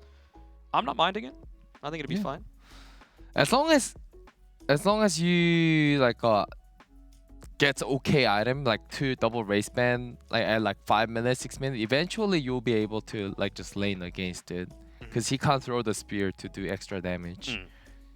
And I think the other thing is as well, it depends when they pick it up, right? If they picked it up right now, sure, it denies it away from Nigma being able to choose it, but then you also have to be concerned about, right, how are we going to enable this anti-mage? Because this still might be a position 5 Magnus, They've played it plenty of times on Puppey, and you need to make sure that you're able to make plays with your offlaner and your mid laner then. At this rate, I'm actually not sure what Nigma will pick for their carry. Because like 2 of their heroes can be good, like this Sven and like Lifestealer. So maybe they didn't have to ban it here. Does that mean that we're going to lead them more towards like a Miracle Spectre, Miracle Anti-Mage himself, Spectre's even pretty an good. Arc Warden could be pretty good? I don't think you can do Arc Warden just yet. Okay, just going very general with the Lina, right? It still leaves a few things up in the air as to where it's going to be laning. Yep. I still like the Spectre here. I think it'd be a really good pickup. I think it's better that they see one of these core pick first, see what come out. So maybe it's just better picking RMN here. What's a good RMN here? Venge? Venge, how's their AoE? I mean, it could just be the Snapfire, right? That's RMN's hero, though. Oh, sorry. I was going to say. Yeah, no. They could be. What about something like it's a 7 a.m., all right? I mean, that's fair. What about something like a Treant Protector or something? We've seen that from the likes of OG a little bit here. They love their Treant Protector. Is that enough for you to have a strong lane for Miracle here? I think they can get bullied if the Yapzor plays Lina. So maybe it's better Nigma picking a stronger position 5. How do you think they're going to be with Nigma's carry hero? Do you think it's going to be something that's super passive? Warlock. I was about to say, like, Warlock Spectre is something that they might be able to go for, but you've mentioned in the past that they've kind of you have to sit back and let the enemy team come to you if that's the case. You're never going to roam and make anything happen as this Warlock. Only if like a power spike is very unfavored towards a Warlock Spectre, but if they're versing not that strong laner, what they can do is learn the Fatal Bond first in the level 1 and just dagger it in the same time, so you can do a bunch of damage. Just harass them out. Yeah, make them then you can always pull the wave because they're already low, and like if you do that like 2-3 times, like Spectre's gonna have a good lane. And they've got a lot of AoE damage already on Nigma's side, so those Fatal Bonds are going to be very effective. The other weakness, I suppose, is that they are kind of cooldown reliant here, Yes, you can still make a decent amount of stuff happen just with, the Bonds, the Spear, the Rebuke, and the Sunray, but it's really the Chaotic Offering and the Supernova that you need to be playing around. What's the next hero here for Team Secret? They're going to go for the Rubik, so that means either the Snap Lina or the Rubik will be Spectre, a support. I mean, this looks like a pretty hot and heavy team fight lineup coming in from Nigma. Fairly easy to execute as well, and that's, I felt like, was kind of the keys to success in that first game for Nigma. It was very easy for them to execute. Just needed to make sure their Faceless Void lived, and he did that. But what about Team Secret here? Who's going where? I think that's the biggest question for me. Who's their 5? Who's their 4? Who's their 3? Who's their 2? I guess it's kind of up in the air until they see that final Weehaw pick, right? I mean, basically, Yaps or Rubik is the only thing kind of confirmed, you would say. And it can be. I think this Lina is position 4, not a. You don't reckon? Yeah, not a Nisha hero. So what's Rubik doing? So Nisha Mag. Yeah. It's Puppey Mag. Rubik. Puppey Rubik. The thing I'm feeling strongest about is Snapfire for Zai. For Zai. Yeah. Okay. I'm thinking that's going to be pretty decent. Like it's good in the lane if you pair it together with the Lina, right? It's a good amount of stuns. You're able to harass out the Spectre a fair amount, and they do have the last pick on Secret. So I guess they have the option of making this Lina flex, right? It forces Nigma into going something that's a bit more dependable. And if they're already this cooldown reliant, why not just go more into the cooldown reliancy stuff? Like, I don't know, Death Prophet or something like that. Good AoE, good frontline. You've got 2 strength heroes so far, so the Spirit Siphon's going to be really helpful. But if you make one mistake, if you have like such a long cooldown spell like Spectre, Mars, and Warlock all together in the same time, and Supernova. Yeah, like if you make one mistake, they're just gonna get run over. So. But I feel like the Nigma that we saw in Game 1 made very few mistakes. Yep. So maybe they're just backing in their ability to be able to, just do it again. Why not? I want to see we are Earth Spirit though. I want to see one short cooldown spell. Earth Spirit works really well with the Warlock. What about just like a generally... Conker? Against Alina, it might have a bit of trouble though. Yeah, I think they're just gonna pick Storm. They're just gonna pick Storm Spirit here. Is there anything else? If you do Conker, so I think he still has to pick some like a strong lane hero or just killing hero with the Mars. Yeah, with Mars or even like with the Phoenix itself. So if it's a Lina mid. Do you want something that can give you a little bit more catch around the egg as well? Because right now, I guess they've got the rock and they've got the arena to keep people close enough to that egg. I would like the Conker for the X marks the spot. I think that gives them a lot of early catch. The boat rum is really good with the Spectre as well. Makes it extremely hard for them to kill her. I mean, there's still plenty of Weehai eras in the pool. Granted, not ones that he's played recently. There's Wind Ranger, there's Void Spirit, there's Conker. Tiny, and it's Conker. It's fine. Like it's a lower cooldown hero, like you were wanting. It gives them a little bit more frontline. The rum, as we said, is going to be really effective. And it just feels like they're so much more impactful when they just put everything onto Miracle. Like he straight up carried that game once they got him through the first 20 minutes or so. And like, I actually didn't realize they don't have any like a buff carrier, so they need to pick carry. And Alchemist. Is that a first for the tournament? I think we've seen it before. I think we've seen it once. I feel like that's a position 5 Magnus as well. Zai will be picking up the Snapfire. Lina will be played by Nisha as well, so QO was not looking forward to that, but unfortunately it is what they're going to be picking up. What are we thinking, lads? I mean, whatever I say, just go the opposite, but What are you guys unpacking from this? What's this Alchemist supposed to do? We've seen these buff strats work before, but who's their Solar Crest carrier? Who's their Alacrity? Obviously, they don't have an Invoker, but who's the one that can give all these buffs to the Alchemist so we can survive these fights? Because they've got Sunray. Well, even like one Empower is enough, but like if Nigma somehow be able to pressure a lot in the first 15 minutes, I think Nigma will get this series. Yeah. And I think they showed enough in that time around. I don't know. I just feel like the laning matchup isn't going to go as well for Weehai this time around as it did in game number 1. There's not many kill potential from Nigma. Like all these off lanes, mid lane, safe lane. Passive. It's very passive. I feel like Alchemist gonna be able to hide in the jungle. I need a name, boys. Secret. But I'm scared of the Nigma Wombo combo. All right, so you're going to go with Team Secret. What about you? I don't trust your Nigma probability. Like So you're going to go with Nigma? 8%. I'll go with Nigma then. All right, so it looks like everybody here is trying to get away from Matt's curse when it comes to Nigma games. Let's see if the curse will continue into game number 2 here. We're going to leave it with potentially the final time. It's going to be OD Pixel and Fogged.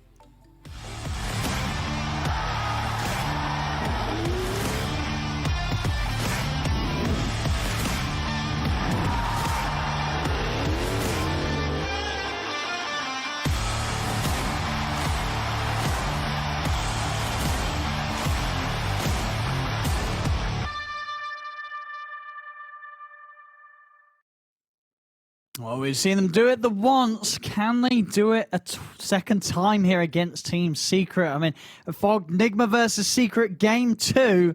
What are you expecting out of this one from the lineups that we're seeing coming up? And are you excited to see Alchemist show his face once again? No, I hate that hero. He's the most boring hero, and when he is popular, it's like the worst meta ever because everyone just starts playing it. But I do think that it can work this game. I'm going to say that with a little bit of a grain of salt because I do see Nigma with some insane, literal full wombo combo. I mean, the most team fight you can possibly imagine.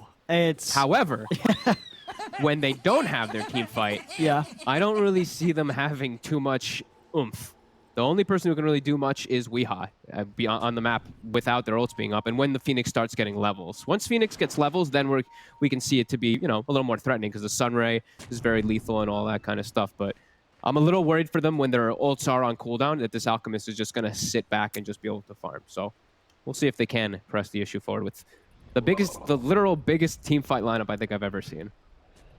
Sure. And talking about the Alchemist, obviously, it's not a hero that we see too much. I feel like a couple of months ago, me and you did see quite a bit of it over in one of the Southeast Asian leagues that we were casting. And it was a hero that teams were having quite a good time with. I mean, what is it about this hero that sort of in other parts of the world that people just don't want to touch it? And why do you think Secret did feel that it could work this game? I think it's just exactly that reason. I think that they're just looking when the ults are on cooldown, like Matu has a free game. Sure, you want someone that's able to farm. Yeah, like he's just going to build a farm forever. They don't really take buildings either on the side of Nigma either, so I feel like that's kind of the style that he's looking at, that he just gets to a super late game. He's gonna win this game. He has phenomenal Aghanims that he can pass around too to everybody. Snapfire, Lina, Rubik, all really good too. So I feel like he's just looking that this is an Alchemist game that he can win. Okay. In later stages or in even if he gets away with like 35 minutes of farm. Yeah, well, we'll see what he's able to pull off this game. And looking at some of these lane setups, what have we got? I mean, mid lane, we are Kunkka versus Nisha Lina.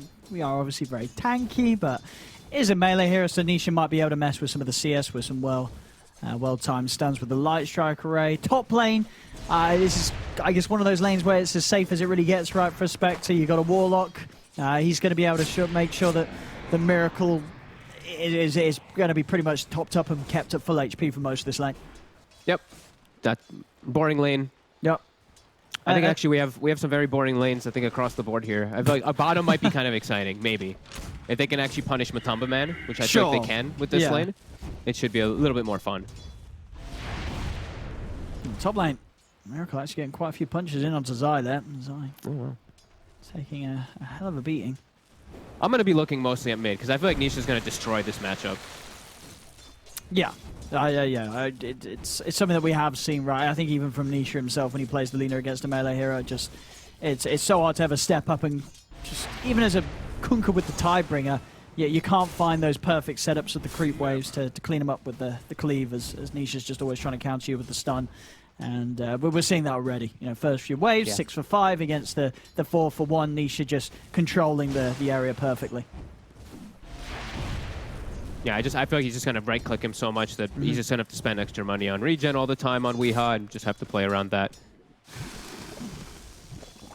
And yeah, bottom, I feel like this lane, I want them to be able to pressure Matu, but I feel like it's just going to be Acid Spray and Fade Bolt pushing the lane out, and then they can't actually make an aggressive play most of the times. They have to find some type of advantage they can take, though, as soon as they hit level 3 at least, because that's when GH gets that much stronger. Sure. But yeah, Matu with this early build too, just starting with the Bracer and looking to get the second one out as soon as he can, does mean that that combo, that burst from Mind Control, has got a few levels, is going to be not too scary. And indeed, in the Acid Spray, he does. I mean, I feel like this is not necessarily a lane you should be dying to, right, Alchem Rubik? No. Oh, and I think there's a courier too? Oh, he gets his courier as well, Yapsor. Well, that's... You don't want to be feeding away kills to an Alk in the lane. That's big stuff for Matu. Yeah, they doubled up the wave. That's what we saw them doing. They Fade Bolted and Acid Sprayed it. It was a double full creep wave, and Mind Control stood under the Acid Spray. Mars is very low armor. 2 armor, you're negative at that point. So they just get the lift under all those creeps. He even gets a side pull now on Matu, which they're going to try to break. But yeah, that should not happen. You can't die in that bottom matchup. And we see Nisha has destroyed mid to the point of... Oh, goodness, yeah. Look at those denies. Oh, my goodness. And we have to just jungle. It's already sort of the bottom lane and the mid lane. Very solid starts for Secret. Up top, what are we seeing, Zai? I mean, not too bad as well. In fact, Puppey, with that skewer back, might just set up for a kill. They're looking towards RMN. He's going to put the Fairy Fire, and they're able to take him out. So already here in this game, too, pretty hot start for Secret across the board. Yeah, I can't believe they can actually set up for a kill and also even just slow down the farm of Miracle. This must have been just because of Puppey because I saw him, I was looking at mid and bottom mostly, but he was pulling the waves a lot. And him doing that has actually caused some big problems in this top lane. Miracle's not free farming, as expected with a Warlock in his lane, and their other lanes are going terribly. They're looking for Yapzor here, and to get the spear off, and they will get him. Okay. Yapzor poking around a little too much there, was playing with them. As he's trying to just sort of give Matu space. As Matu sits back, the double braces out. She's also got boots and the stick coming over. So Matu going to be even more prepared to stay strong in this lane, despite the potential pressure from the Phoenix and the Mars. Good lane positioning at this moment for Nigma to try to punish Matu a little bit here. So if they can keep it there, that's going to be ideal for them to try to slow down the Alchemist's farm. But look at Nisha. On the mid lane, even stealing the farm, like stealing the neutral camps and the bouncy from the Kunkka. And he's going to walk in to go for the bounty. And he might even find GH over here too, push him away. Yeah, and look at that top. Oh my goodness. That's the Miracle Spectre going down. Secret. They're certainly hitting back pretty hard after that game 1 loss already here in the laning stage. Radiant's middle tower is having some very big leads here in some of the cores. Yeah, this is definitely a concern here for Nigma for this laning phase here. They're going to have to just go for some recovery in the mid game with just big ultis, because these lanes are definitely lost. And it might even be, it looks like it's a 3-lane loss. Yeah, I mean, it's a 2k leader at 5 minutes in. Of course, probably a little exaggerated by the Alchemist with the Breevil's greed, but look at top, like Miracle shows, and immediately he just gets spammed every ability onto him. RMN has to come over and heal, but it's just a level 2 Warlock. It's just that level 1 heal. And these side lanes just not quite being as careful as they kind of need to, Nigma. I mean, both of these lanes did seem to be set up in a way that you wouldn't expect Nigma to be losing heroes on the side lanes. No, definitely not. I mean, especially not up top. Yeah. I mean, actually not in bottom either because of what they're up against. Just very rare to see the heroes die versus an Alchemist lane. As Yamatu's just going to start, he's going to start maximizing. He's just going to start pulling. And there's no way for really them to slow him down. They're going to have to call Weehaw to make the move to bring and try to slow down Matu. But once he hits 6, even then, it's going to be almost impossible for them to pressure him.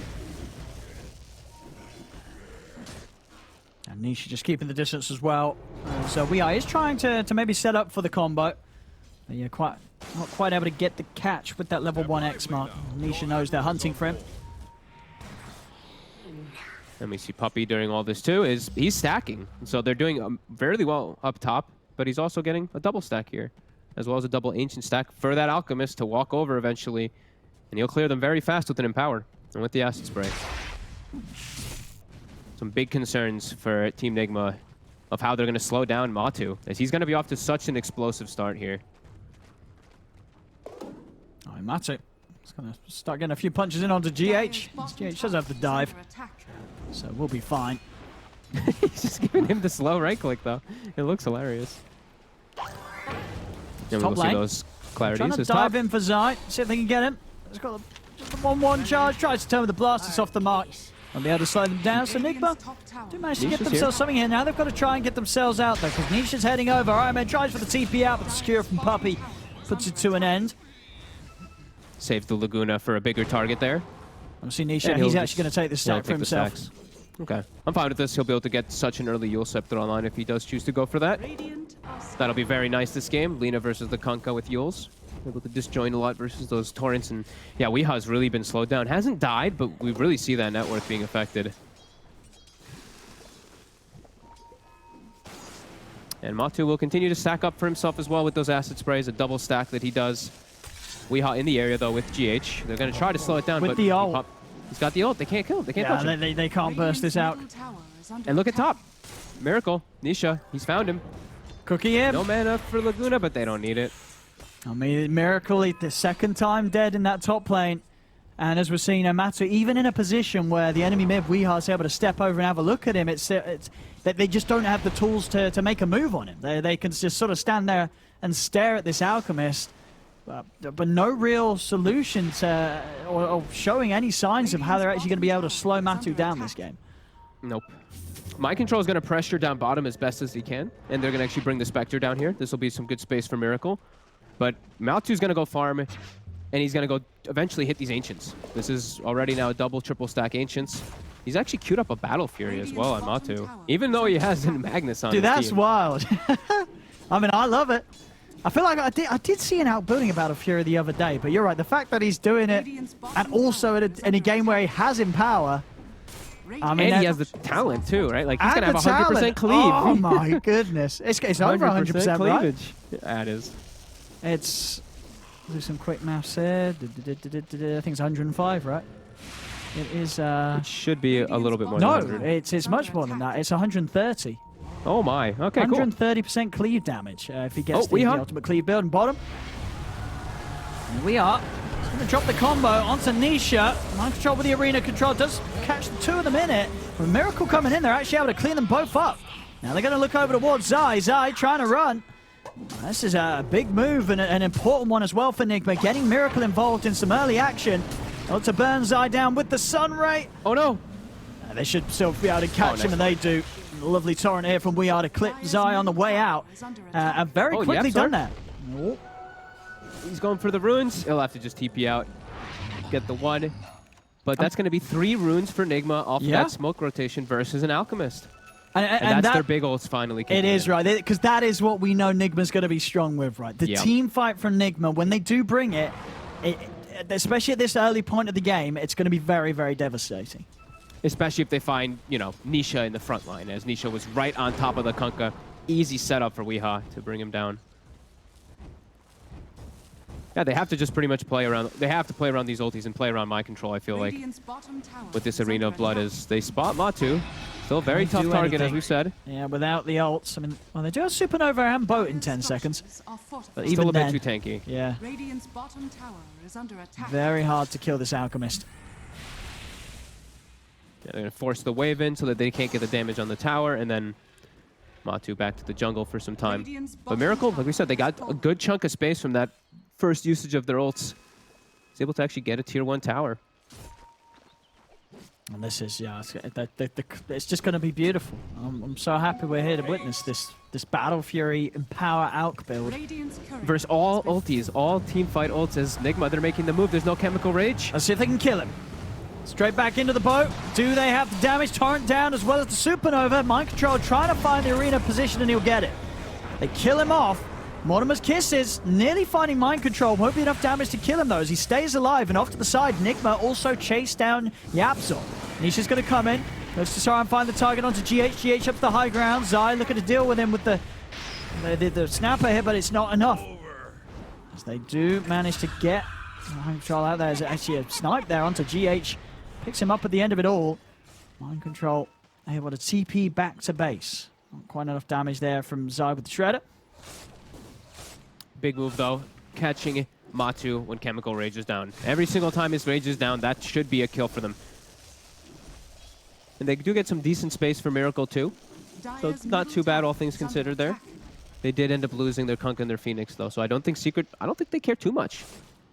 They know the gun is going to be on Nigma to utilize their ults at their best every single time, as the Scalchemist is going to just farm like a beast. RMN getting sandwiched up top. That'll be an easy one. Nisha coming around from the side. A quick kill, and Yule's now complete for Nisha, so we'll have the solid setup against those of Nigma. Now we're seeing for Wee. Trying to close He's on going the the Spirit Vessel. Yeah, he needs it versus the Alch. Dire's top tower is under attack. Dire's top tower. Of course, Secret no sort of team ways of removing the vessel from Matu, so won't be until he has that first safe item. He does have the first dispel, of course, you know, on the first Chemical Rage. That's true. Initial, but you know, if it's popped on it right afterwards. Yeah. Here we go. Still a lot of time till Weehaw has it done too. Like it's very expensive. The last 2 components, it's 2,000 gold, so he's still 1,300 off from it. And this is the time where, yeah, Matu, it's time to hit some Ancients. Battle Fury's online. Yeah. Battle Fury and Empower. Look at that gold that network dug up. Oh, they got their team fight in the middle. Weehaw. They're going in onto Yapzor. Yapzor's going to get taken out, and they've caught Nisha against the wall of the arena. Again, I mean, Nigma, they're definitely not hesitating to use these ults every time they're up. They're straight away looking for the opportunity to use them, as they know that they have to. And so far, they're doing it very well. Both times they've gotten Nisha taken out right away. And now they're actually getting some good tower damage out of it too. Secret's trying to slow it down. Even Matu's walking over and taking the creep wave. Get the golem. And looks like they have successfully stopped Nigma from taking the tower too.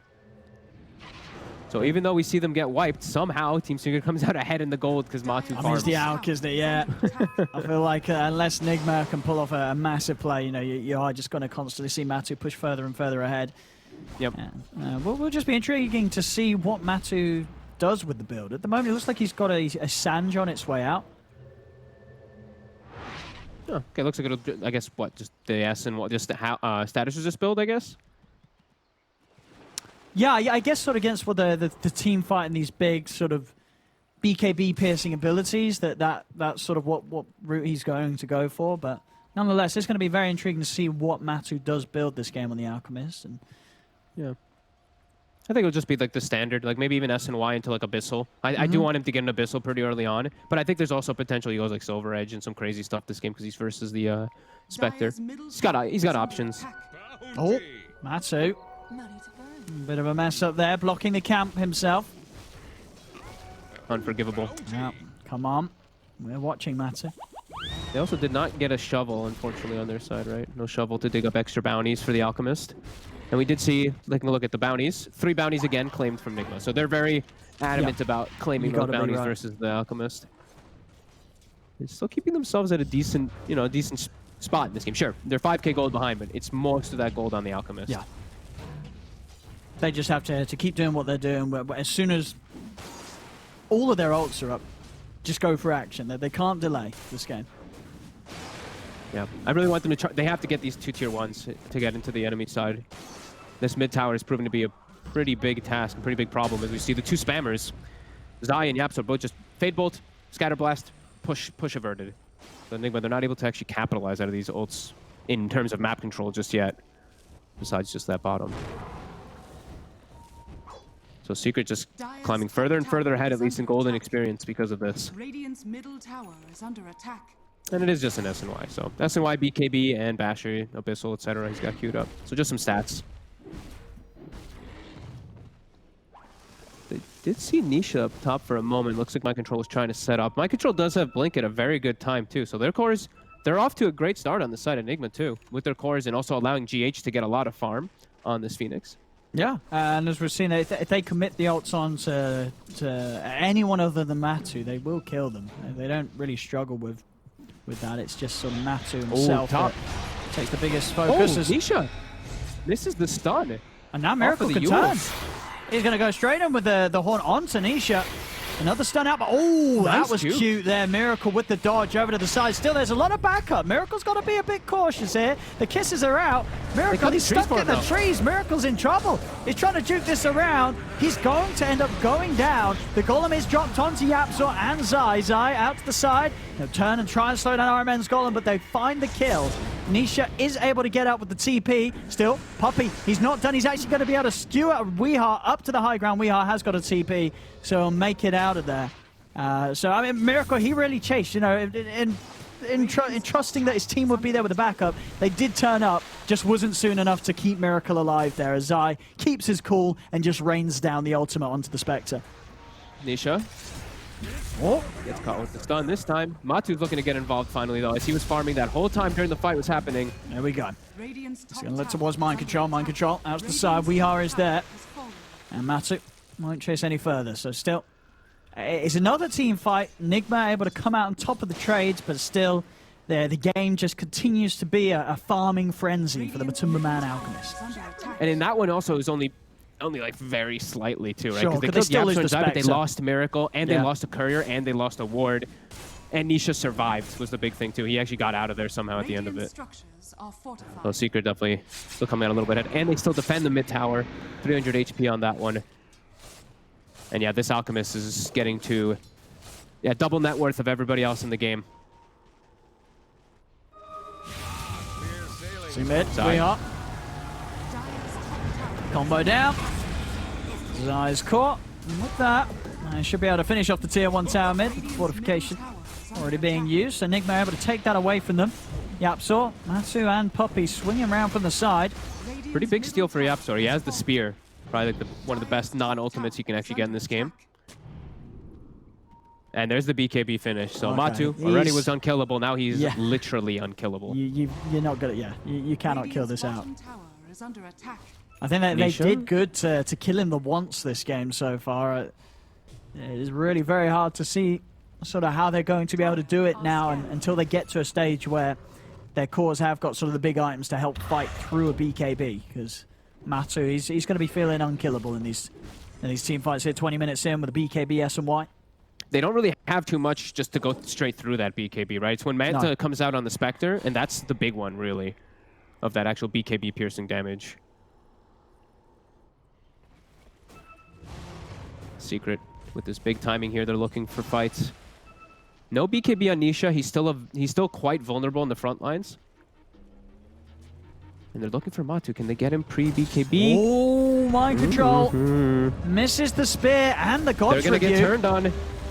Yeah, they've got to bail on this. They're not killing Matu off now as Laguna comes down onto mind control. I mean, little whiffs like that, they can't have those happening. Oh god, I didn't notice too. Matu has the Nether Shawl as well. Oh god, they're all magic damage. They're literally not going to kill him. They really are. I mean, they can't kill him here at all. A bit of a poke, but they can't push Secret off the tower. Secret take the tier 1, and just like that, Matu's pretty much got the gold secured for the Basher. So head on out. Next item picked up. Yep, Basher for him. Zai about to finish up an Aghanim. So, you know, they've been doing a decent job of running away from Matu. You know, they're not dying to Matu because he's getting on top of them. You're going to have to, you know, deal with him getting on top of you. Ags on Snapfire. He's going to get thrown right into the midst of everything. So fights are going to start getting forced here from Secret and Nigma. They're going to have to react somehow, and they're starting to get pretty far behind. Miracle at least, okay, he does have the Manta at least finished up, so they do have the damage that's going to be coming in from him. But yeah, not slowing down Matu at all. He's just getting incredible item timings.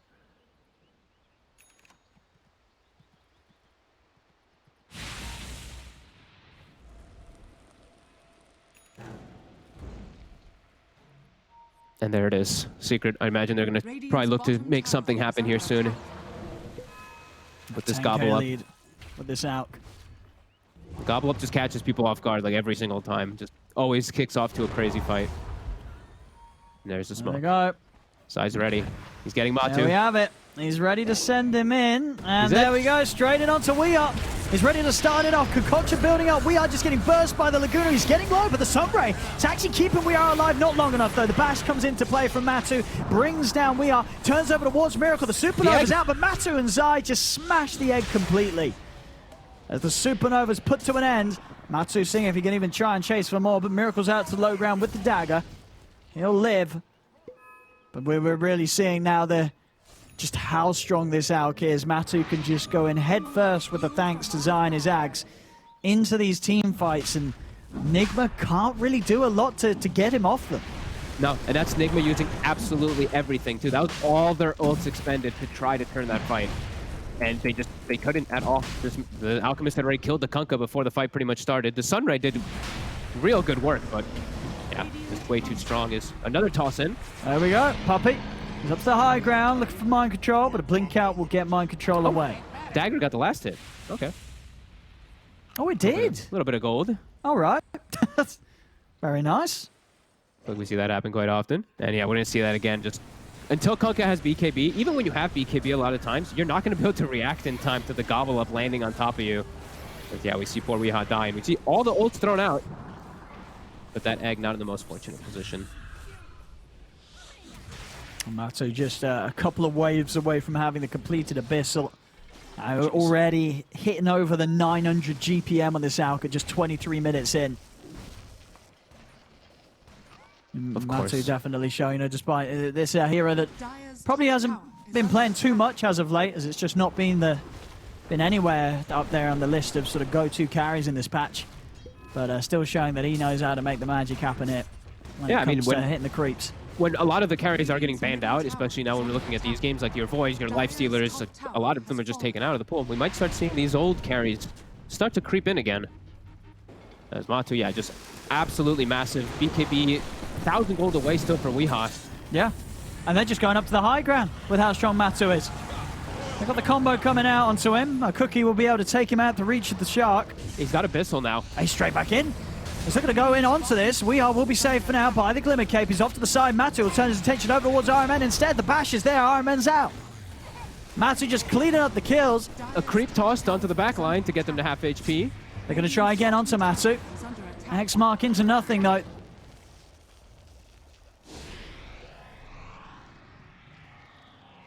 It's really starting to seem like they just don't have answers for this Alchemist.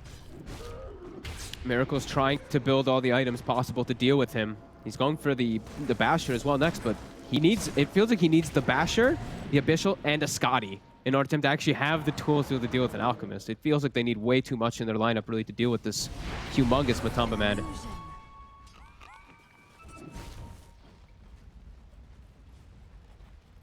And yeah, like we said, Zai's always just going to kick off the fights with these gobble-ups. So Weehaw, he can't actually find space to find his BKB either. He needs 1,000 gold for it, but if he shows his face, he's very likely to just get gone on immediately. They're trying to give him the space, but here goes a toss. Gobble up setup into the Laguna. They do turn and drop the combo down onto Nisha. Coming in with a Haunt. Nisha pops the BKB, is off to the side. Puppey RPs to hold back the Spectre. Nisha will be able to get out. Matu committing straight away onto GH. The bash is there. GH doesn't even get the chance to put the Supernova. Puppey will fall. Matu being held underneath the tower by the upheaval. As Secret are getting a little split up. There'll be a buyback from Puppey. Nigma have Miracle trying to push back Yap, so daggers out onto him. Matu's heading over though. Miracle and Mind Control have to start to retreat. Puppey's here. He's in. He's able to TP over towards the outpost. Give the vision for Matu to lay down the concoction, but Miracle's in with a Manta dodge.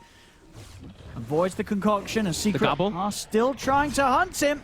Gobble not quite reaching him. Into the trees with the dagger. They're scouting with the courier. He will manage to take down the courier on his way out, just trying to get further and further away. But Yapso with the stolen upheaval slowing down his escape, allowing them to get in with the Yule setup. They're onto Miracle, and there's nothing that Miracle can do to get out of here. Secret clean up the big one. The Spectre goes down. And the game continues in a state where Matu, when he's out, he's just unkillable. And he really is at a point where he can just turn and kill anything that goes onto him here. Is now a 15k lead for Secret at 26 minutes. Great move from Miracle to at least pull them all the way to the left side of the map and save his tier 2 for a little bit of time, and maybe even give Weehaw time to finish a BKB. But yeah, we see every time Matu, yeah, he just gets on top of these targets because of the gobble up too. And we saw GH in the last fight. Back-to-back bashes after an Abyssal. No egg. Yeah, we're seeing these fights just be absolutely impossible, especially into Aegis. And it really feels like he's hitting a critical mass. 30% cleave talent now too, on top of all this. Oh, there we go. There we go. So it's sort of what run the numbers again. What was it? It's 140% cleave. 140% cleave total there. And of course, eventually, if it gets there, probably won't, but if Puppey does it to 25, then it gets even better. 152% cleave. Bottom tower has fallen. Great math, Owen. Thank you. Now, do you mean that versus creeps, or do you mean that against heroes? Because there's a difference of cleave between heroes and creeps, you know that, right? That's true. I mean, if you want to be pedantic... Whoa! Puppey's in! Oh, the BKB's out as well. They get the arena down onto Puppey and Zai. Zai's able to just cookie over the arena wall. Puppey has been dusted. They do have the vision. He's trapped in the arena. They will bring him down low. Puppey's still able to get out that last in power onto Matu. Now Matu pots the BKB. The Supernova's out. The Secret can't quite take the egg down, so they'll step to the side. Dire's bottom tower is under Trade of 5 positions there. Puppey's was a dieback, though, as it seems like Zai sent him into his death this time. But yeah, the BKB reveal definitely coming out there, as could have potentially been a death there for Weehaw if it was not.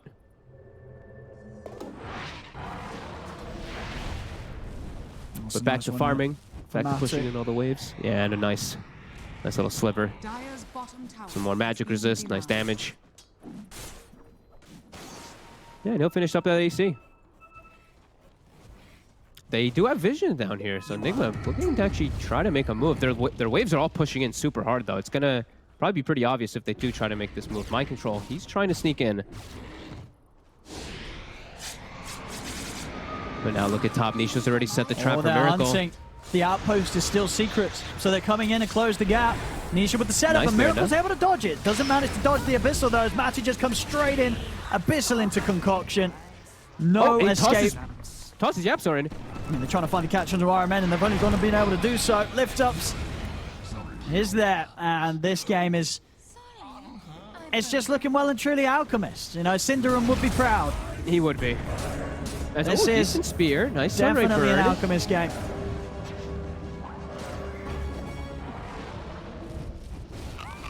Yeah, when it's an Alchemist game. To the high ground. No Spectre 30. They have to just watch their buildings burn. Dire's top barracks has fallen. Dire's top barracks has fallen. Over towards the mid. Nisha, he might just get the setup here. He gobbled. does. The gobble. Misses. Got the BKB. Matsu in with the Abyssal. RP from Puppey gets the two of them. Mind controls down. Weeha does manage to get the combo off as he attempts to turn, but Matsu is still up and strong. The BKB's there. He's just going to turn him with the Shredder from Zai. They take out GH's Supernova instantly. Buybacks are coming into play from Nigma. They'll put the Haunt in an effort to chase. Miracle turns towards Puppey with the dagger. Don't think they're going to be able to catch any of Secret, though. Secret, they are out of there. Okay, they'll get Puppey. They've got the net to control him. Puppey will fall. Kisses raining down from the side, though, bringing Weeha low.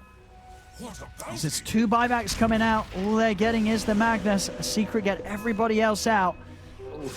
Two buybacks and a Haunt used. And yeah, they only get the 5 position. Secret full reset. Wait 20 seconds. They can go again. Nisha has a full Lincolns now, too. And yeah, they're in such a comfortable spot. And we're getting to the territory where Matu is starting to treat the teammates. Axe are going to be coming out. So we are. He's trying to start something here, but Matu's onto him straight away, and he's dead. Mind control's gone. Miracle's trying to lean in with the blade mail. He's looking for Yapzor. Yapzor's able to get away with the Ghost Scepter. And Miracle, he's now got to run.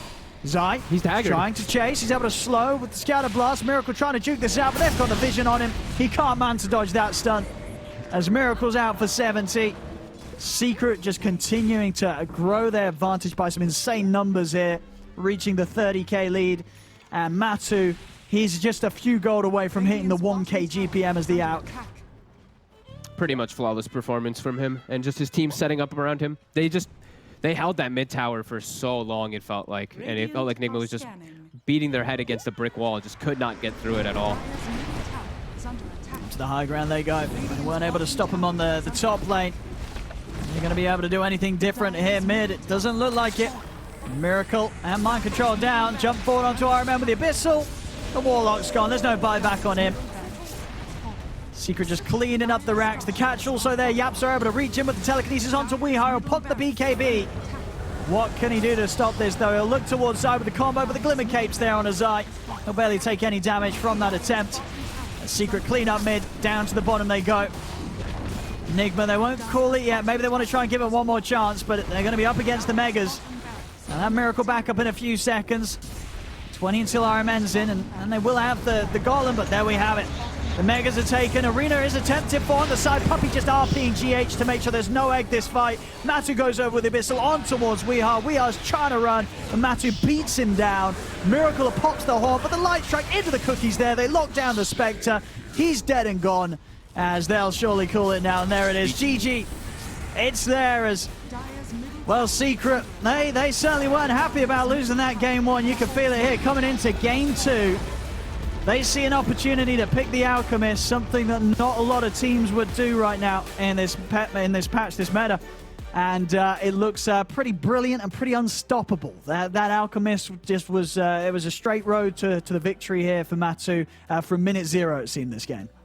Yeah, it really did. It seemed like, for the thing with this game, they had an idea about like going for all these ultimates, this humongous team fight lineup, but I feel like Secret just, you know, the last pick, Alchemist, completely broke everything. Yeah. You know, so he can just play around these timings, and you could see when Nigma did not have all their ults up, they could do absolutely nothing. I think having the Warlock and the Phoenix as this duo support, it's cute. You know, it makes sense because you're like, oh, you secure these 2 lanes, you have a big team fight, but in the grand scheme of things, you just actually can't do much of anything when you don't have your ults up.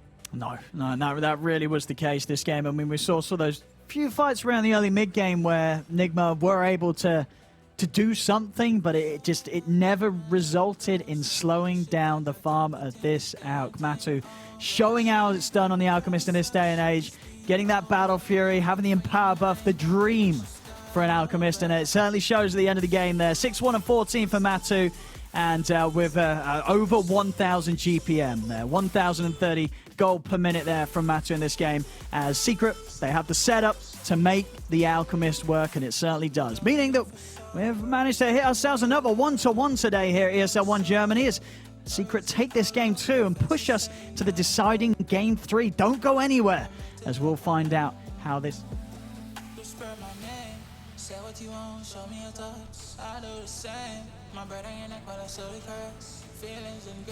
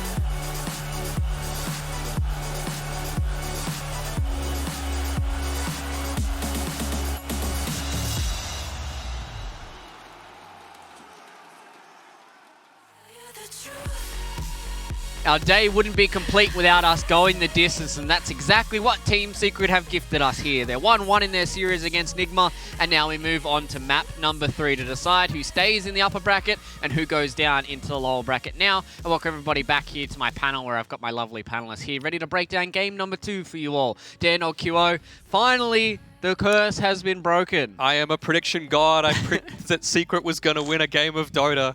Skippy, it was really you. You did everything for me. But, I mean, that's the risk that you run, right? When you go this super passive style where you're going the Warlock, we were like, look, they're not going to do anything. And then having that last pick Alchemist means like, well, what can we really do to pressure him? I feel like Phoenix is a good support to deal with him once the team fights start, but he was just way too efficient, had way too much of a net worth lead that they could never win these team fights. I feel like if the Alch died once, it would probably have swung in a big way in Nigma's favor.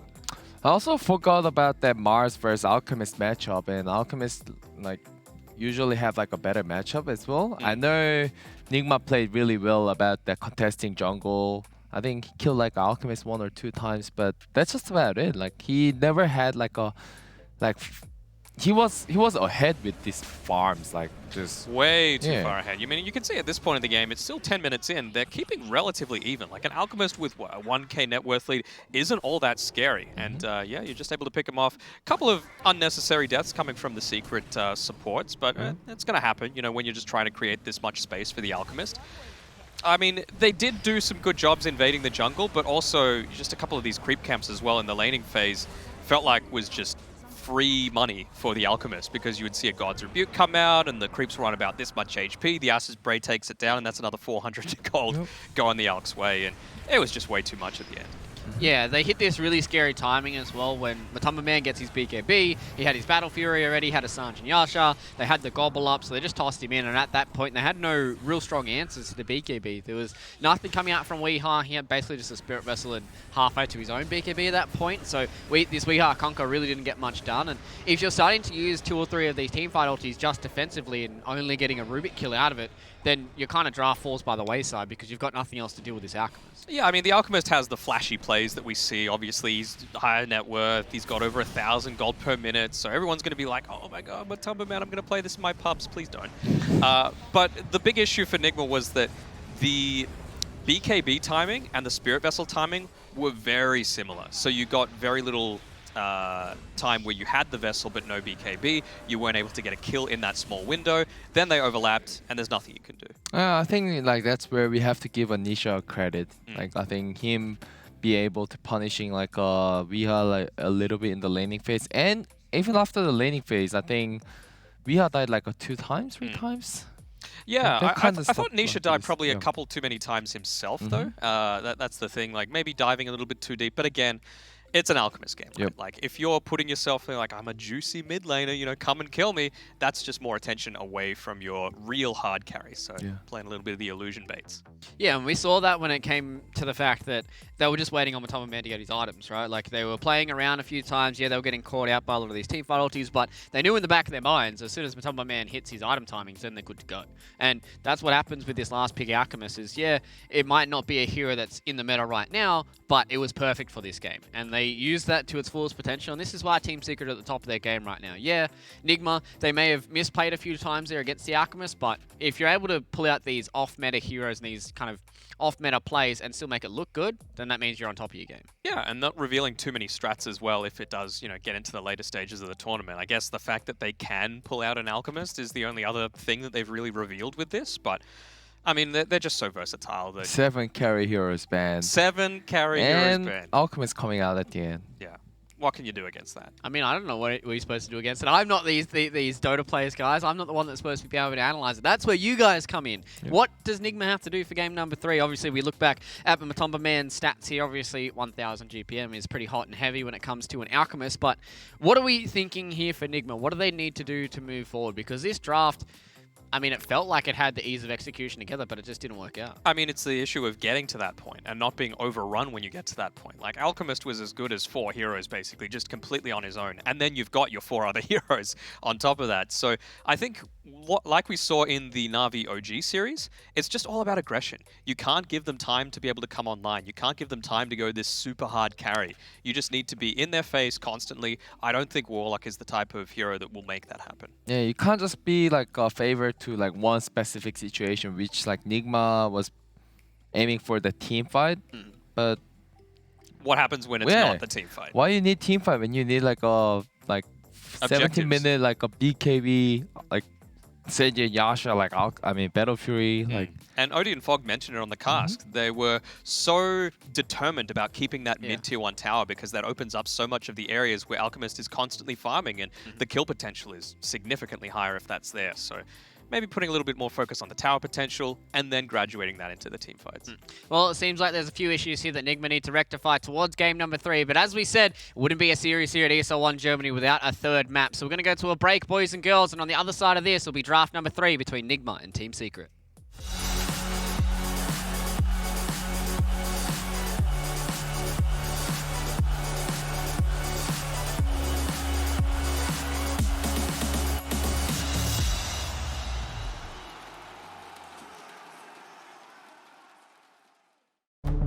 With the right CPU, you can turn any game from familiar to phenomenal. Unleash the potential in all your gaming with Intel 10th Gen processors. With its optimal balance of threads, cores, and frequency to deliver elite real-world performance, only Intel can bring Marvel's Avengers to life with in-game PC optimizations. Supercharge your Marvel's Avengers experience with Intel Core i5, i7, and i9 processors. My name is Jordan Gilbert, aka Nothing. Hi, my name is Sue Lee. My handle is Smix. I think it's important for these initiatives to happen. Empathy really, really goes a long way, and it always means so much to us, and I think that's where initiatives like this really help. I encourage everyone in the community, anytime they see bullying, anytime they see someone getting called names, I encourage you to step up and say something. Good luck, have fun. Good luck, have fun.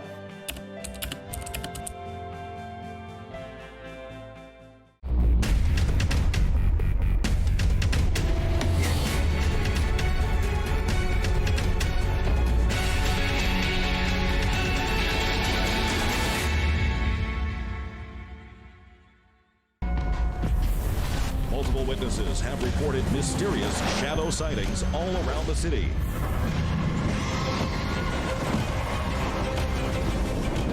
According to experts, the origin of these shadows is still unclear.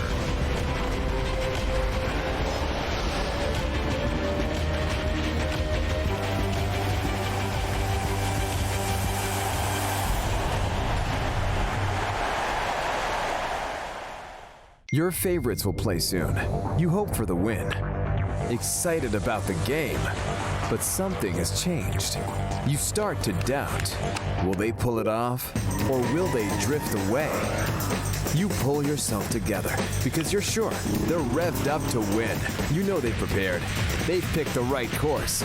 And even when there's no chances, you believe they will win. GG Bet. Be excited. Come on.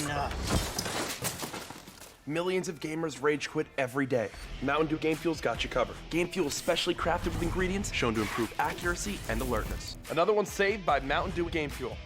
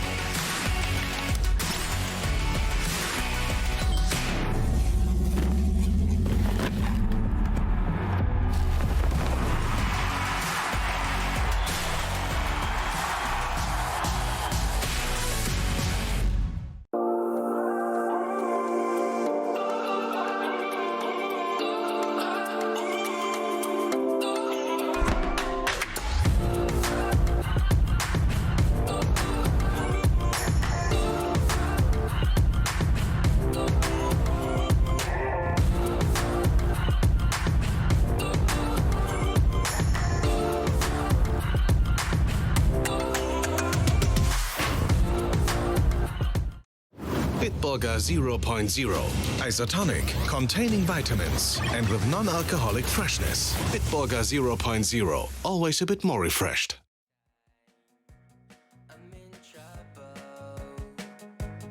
It's your eyes, I can't seem to focus. It doesn't matter cause you live a lie.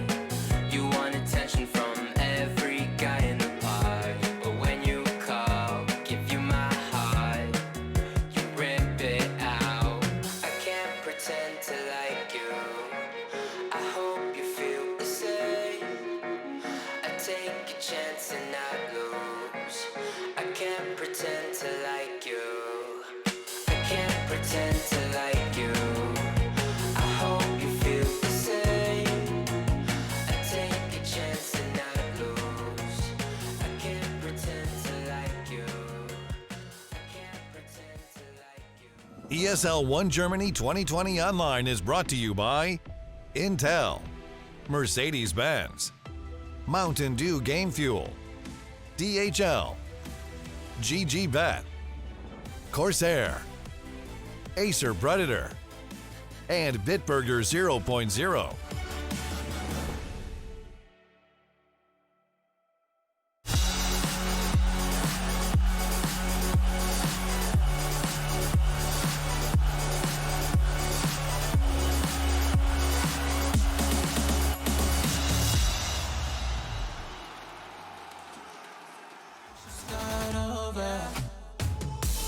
For our final map of the day, we've got a juicy one for you guys at home. We've got Team Secret versus Nigma. Winner takes all and continues on in the upper bracket. Loser has to go down the lower bracket and join the likes of OG here for our playoffs in ESL 1 Germany. And our game number 3 drafts will be on your screens very magically in front of you very, very soon. Yeah, there it is. Huzzah. We did it. I made it out. And we've got the IO first Let's pick go. here from Team Secret. Lads back here on the panel.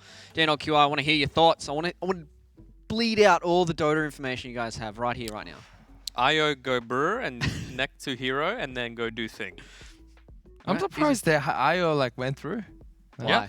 I mean, well, Secret, team loves to they use had it. the first pick, right? Yep. So that you can say, look, we're happy to just ban out this this Magnus combo, which obviously they feel is very impactful. But of course, game one, it felt like that was part of the reason they won the game as well. So I'm totally fine with this. And man, opening up with a Sven this early on into the draft, that is confidence right there.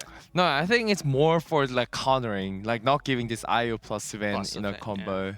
And especially like when Magnus is banned and if you play efficient, I think IO Sven can just farm so fast. I think that's the one reason why they banned it. So if you're on Team Secret right now, QO, and you've got an IO to be paired together with you, what do you want to be able to contest the Sven? Because the Sven's going to be the win condition for Bristol back. IO Bristol back. Woo! Why? Teaming why? We saw Boxy, like, Boxy giving a lesson to one of the Sven. It was pretty good. Yeah. And that was without the, what is it, IO as well. That is true. But this is a completely different game, QO, so unfortunately for you, we get something that's a lot better in the offlane. We get the Mars, and we get the Bat Rider. And Weeha is sick of his heroes getting banned out in that second phase, so he's like, you know what? Let's just pick it now. I mean, it could still be Mind Control's hero, but Bat Rider's a Weeha hero, let's be real. That is true. Well, it looks like Miracle and Weeha have secured their first 2 picks of the draft, which is something we don't usually see from a lot of these teams, but it's a game 3 decider against Team Secret. You want to play your best and be at your best, so these 2 heroes are kind of standouts for me. But what are we expecting for this next phase, lads? Like, what's some more combinations with the IO that you have to get rid of? I mean, the Spectre's still in the pool, which is pretty decent, but then again, we're into the banning phase, and if the last game was anything to go by, we're just going to see 3 more carry heroes go by the wayside for Nigma. But I think this time around, they're not going to wait until every single carry hero in the game has been banned out. They're probably going to go for this second phase to pick up their carry, just so that, you know, you've got a decent matchup against the Sven. Yep. And with this Sven and Bat Rider, I think we've seen like a Mars vs Sven like quite many times in this tournament, and it wasn't really successful for the Sven. But with this Bat Rider, I think Bat Rider pick was really good. Mars. Are you convinced that this is Bat Rider is going to be mid? Because I feel like you could potentially lane it into the Mars and make his life very difficult.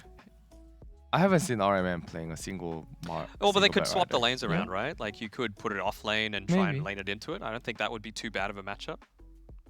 Well, they get rid of a few of those lane counters for the Batrider as well. The Storm Spirit was one that Weehaw had a bit of trouble playing up against, so leans me more towards that Weehaw wants to play this Batrider mid. He has had a few standout performances on that hero as well, so feels like this is probably going to be his hero, and then they're just going to get rid of a few more RMN heroes here does Team Secret. So trying to make sure that Sven doesn't have that hot pairing that he wants in that safe lane there for Nigma. I'm just trying to think what...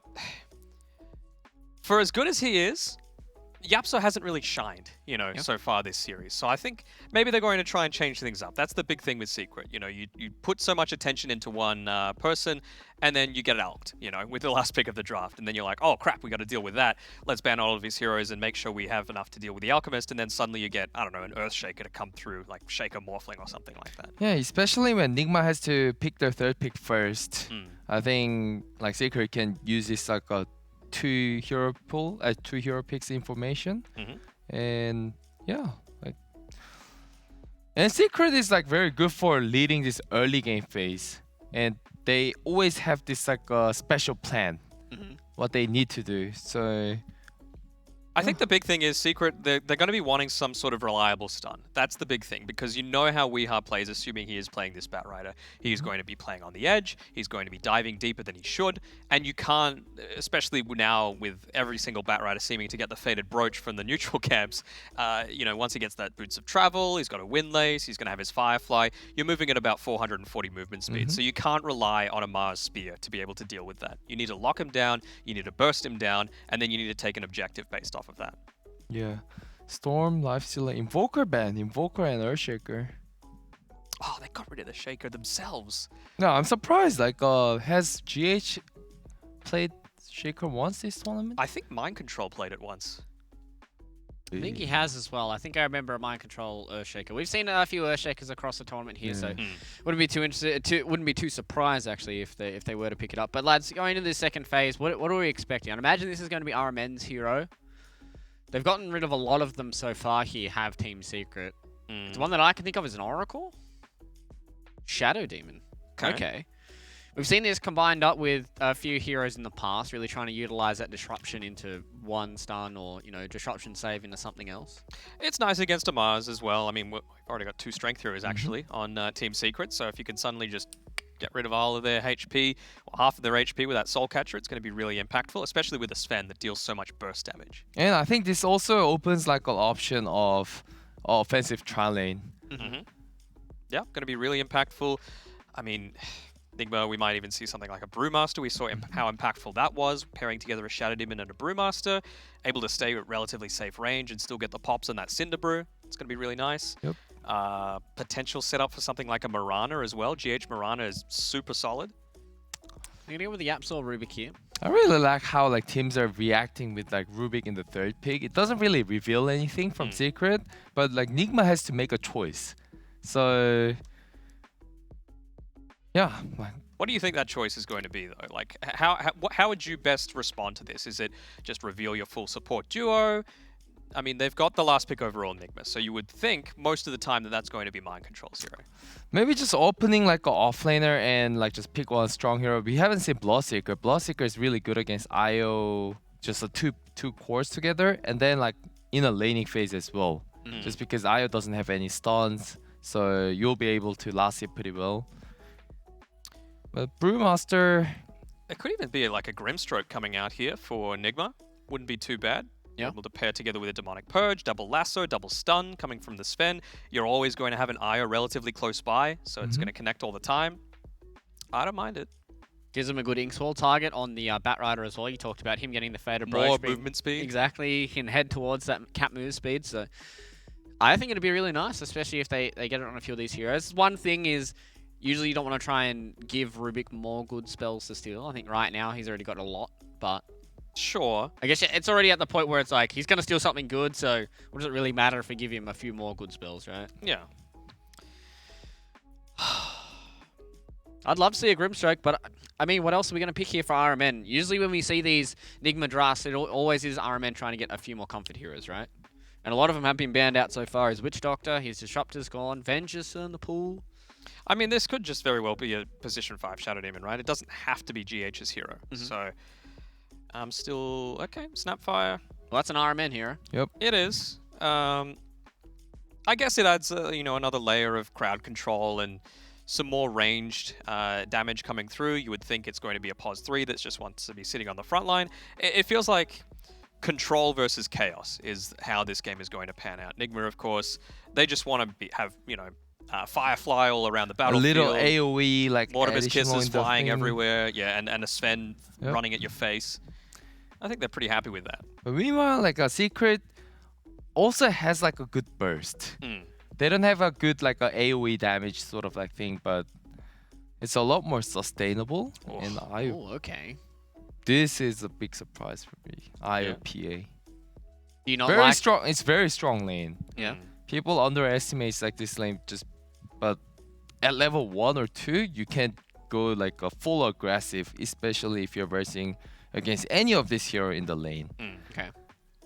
So it just gives them that good, first couple of ways where they can really secure Matumba Mandy's farm with this IOPA lane, right? Yeah. Later on against the Sven, it's decent as well, right? Like Sven doesn't really want to go something like an MKB, right? Like there's preferable items over that. Yeah, but I think like a standard Sven item build is like a Echo Saber, Midas, BKB, Aghanim into Maybe like MKB Daedalus after. or- Yeah. But I think that 85% evasion talent is going to be really nice. It gives them, again, some more mobility. I think that's the real thing that's busted about PA right now is that level 15 talent, just providing the extra Phantom Strike range. You're going to be able to pick off, let's say, the Shadow Demon before he's actually able to get off any of his spells. So, to round out the draft, I mean, you would have to think that it's just the Nisha hero coming through for Team Secret. And, well, we've seen him actually run Mars mid before. So. Yep. Zai has been playing lights out on this Mars, though, so it's probably one of those heroes that you'd be more than happy to give Zai that hero once again. And so they get rid of, I'd say, 2 mind control heroes. He's played that Dragon Knight in the offlane a few times, does give them a nice little okay counter to the PA, just having a little bit of extra armor in the lane. So. Meanwhile, I really like how Nigmas are banning a Pain and like probably another mid hero, so they're allowing the Weeha's Batrider, but they don't have to.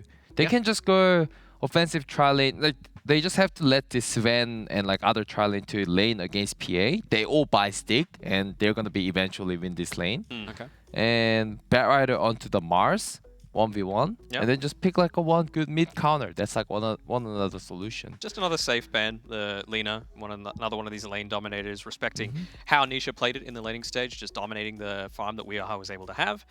I think Zeus is probably a little greedy. If Secret were to pick it up. I really like how like a Storm and Invoker, Pain, they're all bad. These are the heroes that Weeha hates a lot whenever he plays a Batrider. And it's a Pugna. Man, I was actually going to say the Pugna just because if they're going for this classic Secret style where, you can just life drain into the IO, he's tethered together with a PA, it fits their 4 Protect 1 strat. But you've got a Sven and he's got the Dispel, which Decrepify is just completely useless in that scenario. And you've also got the Shadow Demon that's going to be able to use the Demonic Purge for that. Yep. So I was like, it fits for what Secret wants to do, but if Nigma are able to out-execute, you're in a really bad position. Yep. And then they have the last pick. Like, for example, Secret's last pick was really game-breaking. And I wonder how Nigma will react into the last pick. And depends on that. The game can be really shaky for Secret because the 4 composition isn't that bad, like Nigma at the moment. I want to see the Brewmaster. I still think it's going to be really nice just to toss any of these Secret heroes up into the air. Another You purge. get rid of that really strong combination. Sand King. King. Yeah, it's okay. It's a pretty good lane. The disruption into Burrow Strike is always pretty strong. They can set up with a few of the Caustic Finale creeps around that as well. So, I mean, it gives them a good enough lane, but I feel like every time we've seen Sand King, he has looked pretty bad. So, we'll have to wait and see here between Nigma and Team Secret. Lads, few final thoughts before we head into game number 3? I don't want to see Mind Control building a Blink super early on. I want to see him just being this frontliner, getting a lot of damage mitigation for the very beginning. Pipe, Crimson Guard, probably less so.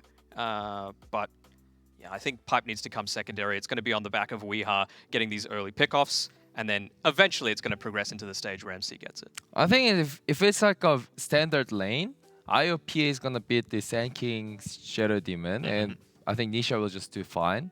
Mars gonna be bullying the Sven, so I think I have to go with Secret here. You're gonna go with Secret. What about you, Matt? Sure, let's go. All right, Secret. both my boys here are going with Secret, and everybody seems to be going with Secret here for a Mercedes-Benz MVP vote. And just to let you guys know that the voting is still open for that, so make sure you guys do get in your votes for your most valuable player, or even just your favorite player across the entirety of ESL 1 Germany. That will end towards the end here of our playoffs. But ladies and gentlemen, boys and girls, it's time for us to get into the game one more time, and join us one more time will be our casters, Oni Pixel and Fogged.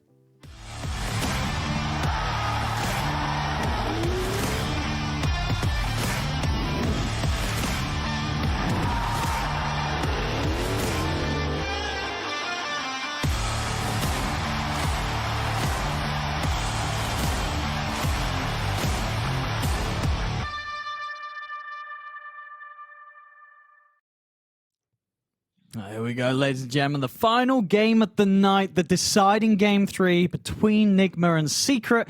Fog, well, we've heard it from the panel. They do seem to like what Secret's got going yet again. Would you sort of lean the same way as them, or can Nigma do what they were able to do in game 1 against Secret? I can lean with them a little bit, but I do see Nigma having some very strong stuff, and I think this last pick Pugna, it can be a bit volatile. I think this can really get punished. He's playing versus, like they mentioned on the panel, Shadow Demon, Demonic Purge, that hard dispel that's going to be super annoying all times. They have a Sven dispel that's going to be annoying, and they have a Bat Rider. Like, Bat Rider already can just run on top of Pugna a lot of times and kill him, so bit of a volatile pick, but we'll see if Nisha's able to make it work. As this time, it's not this just like concrete, you look at Secrets and you're like, oh, this Alchemist is going to take over anything. Sure. It's going to be a lot harder this time for them. Okay, so yeah, we'll see. I mean, I think we'll all be happy if we get that, maybe a bit of a closer game. See if we get to see some sort of stuff kicking off from both sides. As game 2 definitely was a sort of a Secret win through and through. Never really looked like Nigma were going to have a chance against the Alchemist.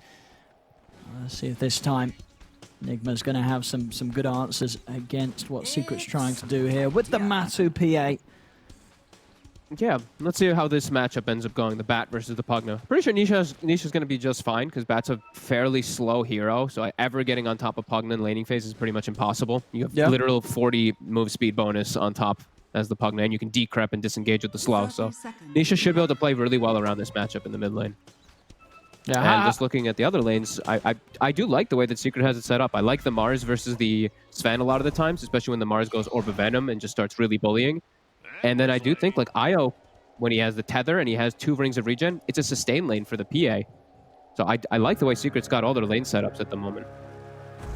We'll see down bottom.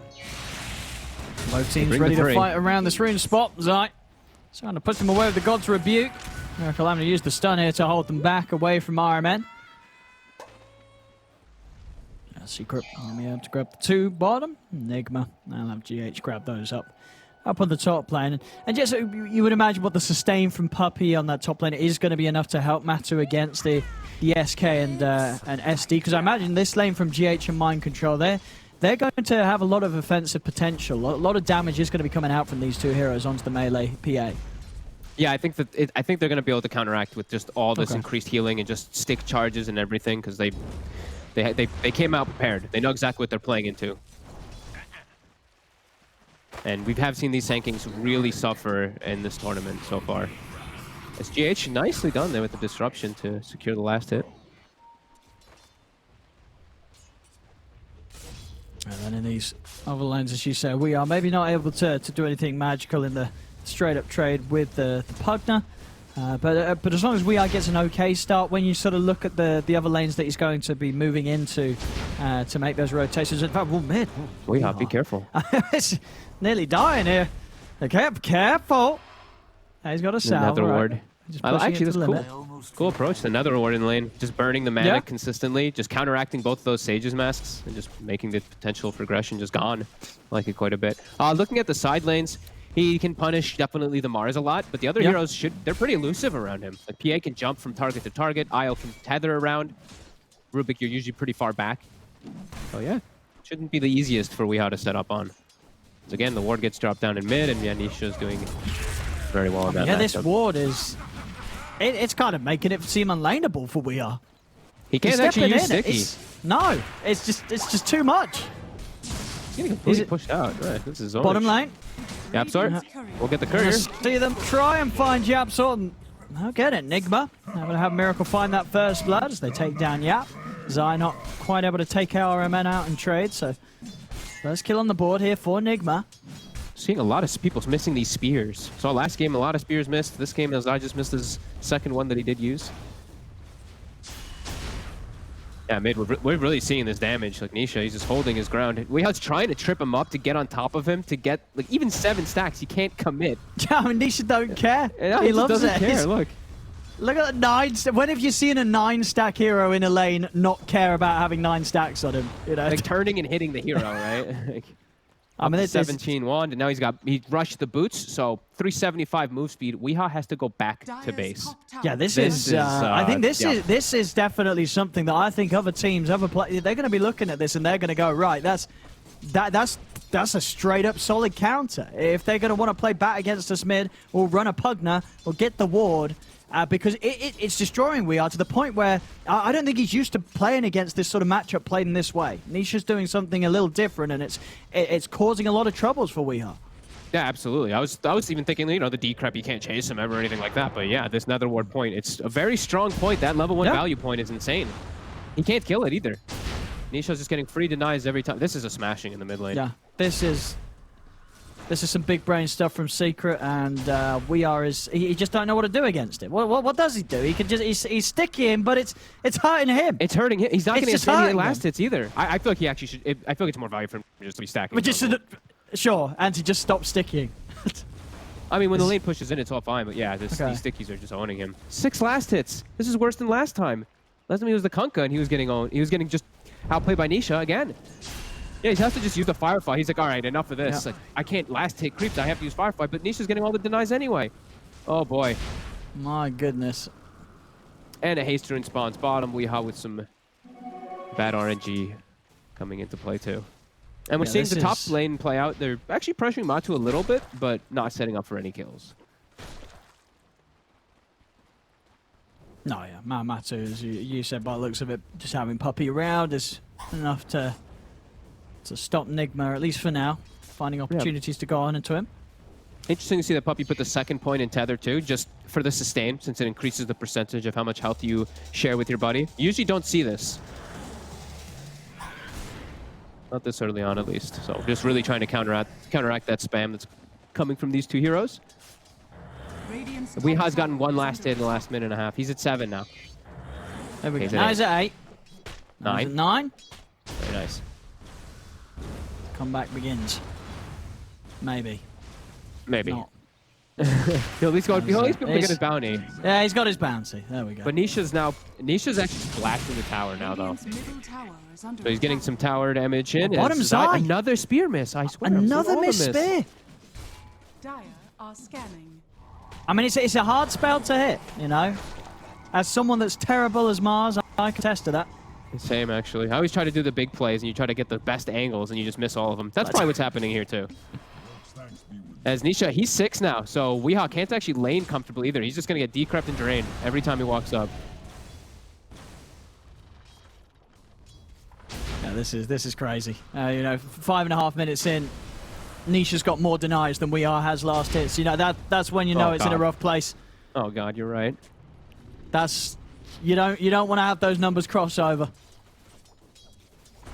2,700 net worth on the Pugna for Nisha, and Weeha has 1,600. RNG favoring Nisha as well. Again. Weeha at least was able to kill the catapult somehow in the mid lane, so he doesn't have to worry about Nisha just forcing the tower in super hard, but he doesn't have to worry with his life, as he's just getting hunted. He can't even farm a jungle camp. Where's he going to go? He's just avoiding them. He's running to his teammates. He's like, help. Help. Nisha's going to give up now. Knows that Weeha has got RMM by his side. Oh, and he's going to just head back to the mid lane, straight with the TP, get this wave as it's pushing him. It's brutal, though. Look, he comes back, and Nisha's like, hello. Remember me? Oh, God. Just watching this is painful. Now they're going to start bringing some rotations. Okay, so maybe that's the play, is bait him. Bait him to use these blasts. Maybe Weeha can call in for someone to help, and they can do some flame break push action into the tower. When he's 6, they have great kill threat on Tanisha. Fact is, though, that Nisha's got a 2-level advantage over him. Yeah, with Cookie, I think with Boots, with Cookie, and with Lasso, I think they could do a big play here. Sure. Like RMN goes to the mid lane, Cookie in, grab him. But Yapster's actually making the move first. He's looking to set up here. There is a ward. Yeah, so We Are should be fine. He knows what's coming in. And it looks like they're just going to maximize. They're going to just have Miracle jungle and RMN take the XP bottom. But RMN's going to get bullied out here, and this means they can't make the move mid when they're doing this setup here, which means mid tower is going to get pressured real hard by this Pugna. Yeah, they're going to send GH over to try and work on the D push. But even Miracle's hanging around, but he's spotted. Oh man, can they get on top of Nisha? It sort of seems like wasted time here. Miracle there. He's going to head back to hitting the creeps. I mean, with Puppey behind, no way you can go for the kill. Weeha's found the 6, and he's looking to make moves toward top around my control. Definitely look to set up kills as bottom also Zai looking for his own. Armin with a quick jump out of the Mars ulti though. Zai, this time he hit the spear. And RMN, he's got a fairy fire. Is he going to pop it? He is. He's going to try and make Zai work for this with the God's Rebukes back up. And Zai will finish off the kill. And top lane, looks like they got away with it. Yeah, nice rotation. Knows that he can't go to the mid lane. I like him playing around the stun lane since Miracle's playing in the jungle. Can actually set up onto this PA pretty easily without the backup of Puppey. But this mid tower, it's going to drop. He's just full committing for it here. One more blast. Do the trick. Yeah, should have the mana for it coming out of this disruption if he wants to step up, but he's actually being a little cautious. Just top lane. Weehar's trying to get in onto Yapsa, but he's under the tower. Weehar's going to die for this. Oh no. As Weehar tried to dive in, I mean, they just gave up both the cores life. Weehar in mind control dying. Tumma man as Matuma returns to the lane. And then I think Mata will take that. He doesn't mind dying earlier for that at all. He comes back in and he's able to get involved in killing off both of the cores. And Yapster gets all that XP. I think my microphone even popped when they did go for that play because of how shocked I was. Oh, that's pretty wild stuff. 2k gold lead. Weehaw just getting slowed down more and more in this game. These are going to be very slow boots of travel. He's at least gotten the faded brooch for himself with the windlace, but this is a mid-bat who's going to be extremely slowed down. Yeah, meanwhile, Nisha, level 8, he's just going to be taking towers at will. Yep. Straight down to the bottom. Pressure's going to be on. And, I mean... How do they set up for them? They have to just set up and kill him if they want to defend them. He steps up for a D-ward. He's going to be able to get the disruption off. GH will die to a tower. They've got the lasso onto Matsuba-man. Have they got the damage? Yeah, they have. Firefly's down, and with the God Strength from Miracle, they will manage to clean up Matu. So still, despite the tough start, Weehaw, for a second time, finding the setup to kill off Matu's PA. I'll take your tribute. Yeah, and Miracle still is the one that is free farming all things considered during all this. And Mind Control actually has a Blink Dagger already finished up at 10 minutes. So Initiation, they'll have that there. Even though Weehaw doesn't have like bots or a Blink himself, they'll have the Blink Dagger on the Sand King. Oh, Zai. They're hunting. Not bad with the Flame Break. Nice in range of the blast. Cookie forward. Weehaw's on top of Zai. I mean, you got to hand it to him. For as rough of a start as he had mid, Weehaw, he's found 3 kills so far. He's getting a lot done considering how bad that mid matchup was for him. Yeah, still the king of Bat Rider, Weehaw, knowing exactly how to fix his game that was decimated. 18 lasted to the 11-minute mark is one of the lowest I've ever seen on a core bat. But he's making it work somehow anyway here with these movements. And he's gonna have lasso, what, about 30 seconds? He's got the invis. They're inching forward here. They're bringing everyone down, though. Mind Control's got the blink over here, though. Starting to slow things with the kisses. Tether's there from Puppey. Nisha's going to be able to walk away from this. In fact, try to turn, but Mind Control is in with the jump. Burrow Strike onto Nisha. Nisha holding his ground, turns with a life drain. Weehaw and Mind Control caught in the arena. And Zai's there to keep Nisha protected. Nisha does actually still tick down to the poison from GH, but it's the cleanup from Secret overall. Zai, with that arena placement, holds the fight strong and picks up the triple kill. And how much they have to commit. And also, it's, the panel did mention they didn't want to see this. The Mind Control Blink Dagger, he blinks. That's his reveal of his 2,000 gold that he just farmed and he just dies instantly. Not tanky at all. It's just a blink into a death after the stun. Now, Secret, they're hunting. They seem to know where Miracle's positioned around here. Couldn't quite find him in time, though. The plays that are being made, Miracle, he is getting the space. We are seeing already Miracle shoot pretty far ahead in farm. As the Sven, he's going to be hitting some very good early item timings. Needs some backup though from his team to really be able to just play versus this lineup, because there's a lot of things he does have to worry about. You know, sure, he'll be good when he's at level 15 with this Dispel, but before that, a lot of different defenses that Secret can do.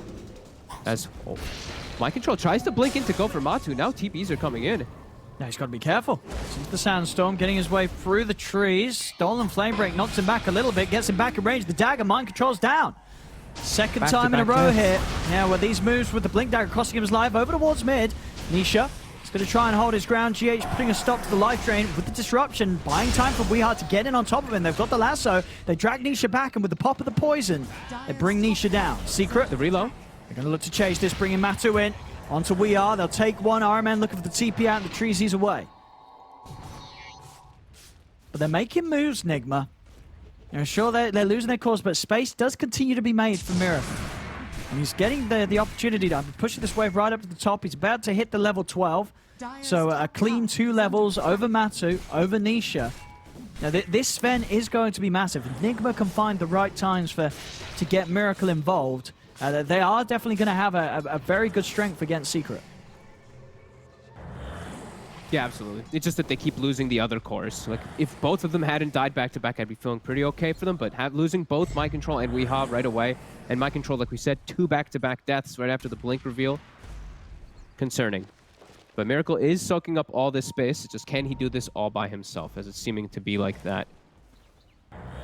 I mean, it definitely does look like a game. I feel that if he's able to get Ags BKB, he kills most of Secret's heroes, right? The PA with the evasion is going to be a bit of an issue, but the other 4, Ags, BKB jumping around the fight, it's a pretty good sort of setup for the Sven to clean these heroes up with God Strength.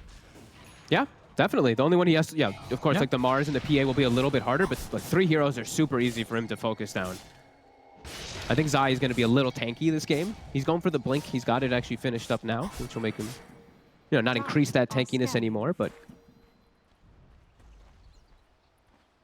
Secret looking to play the farming out game. As we know, the Matu, he's going to be going for the Battle Fury game. So he knows that he wants to be able to get that very high increase in scaling.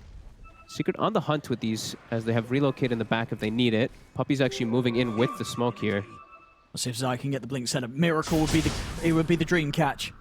Can they get him? He's already out with the war cry, and Zai won't seize an opportunity to go for him. They'll turn towards Zaraman instead. Daggers him back into the rest of the team. They bring him down Arena just to guard the bounty room. So step away from the bounty, Zai says, and we'll manage to pick it up because of that. But now he's in a bit of trouble. Disruption's there for the setup. Mind Control heads over. They're going to be able to kill off Zai. As now we are into the river. He's chasing for more. He's able to knock back the Absol with the Flame Break into the lasso. As Nigma get Miracle involved in a couple of kills. And some big ones too there. Said Zai, he really wanted that bounty rune. He got it, but it cost him his life. Yeah, and we're still seeing the power of Weehaw. Even though that lane, it was rough, it was super hard, he's recovered. He's 4-3-3, and even with just like Boots of Travel, Windlace, and a Faded Brooch, of course, as we mentioned out earlier, he has it. He can get on top of these targets, and he's versus some good core matchups. Versus Pugna, versus Mars, Bad Rider likes to play versus these heroes in the mid game. Yeah, it really is, quite something, as you say. We just... To have lost the mid lane that badly and have done as much as Weehard's done is it's just, it's pretty unheard of. Most other cores, mids, you sort of end the lane like that, you're going to have no impact. But Weehard just showing that he needs the bare minimum to be able to make moves as his Batrider.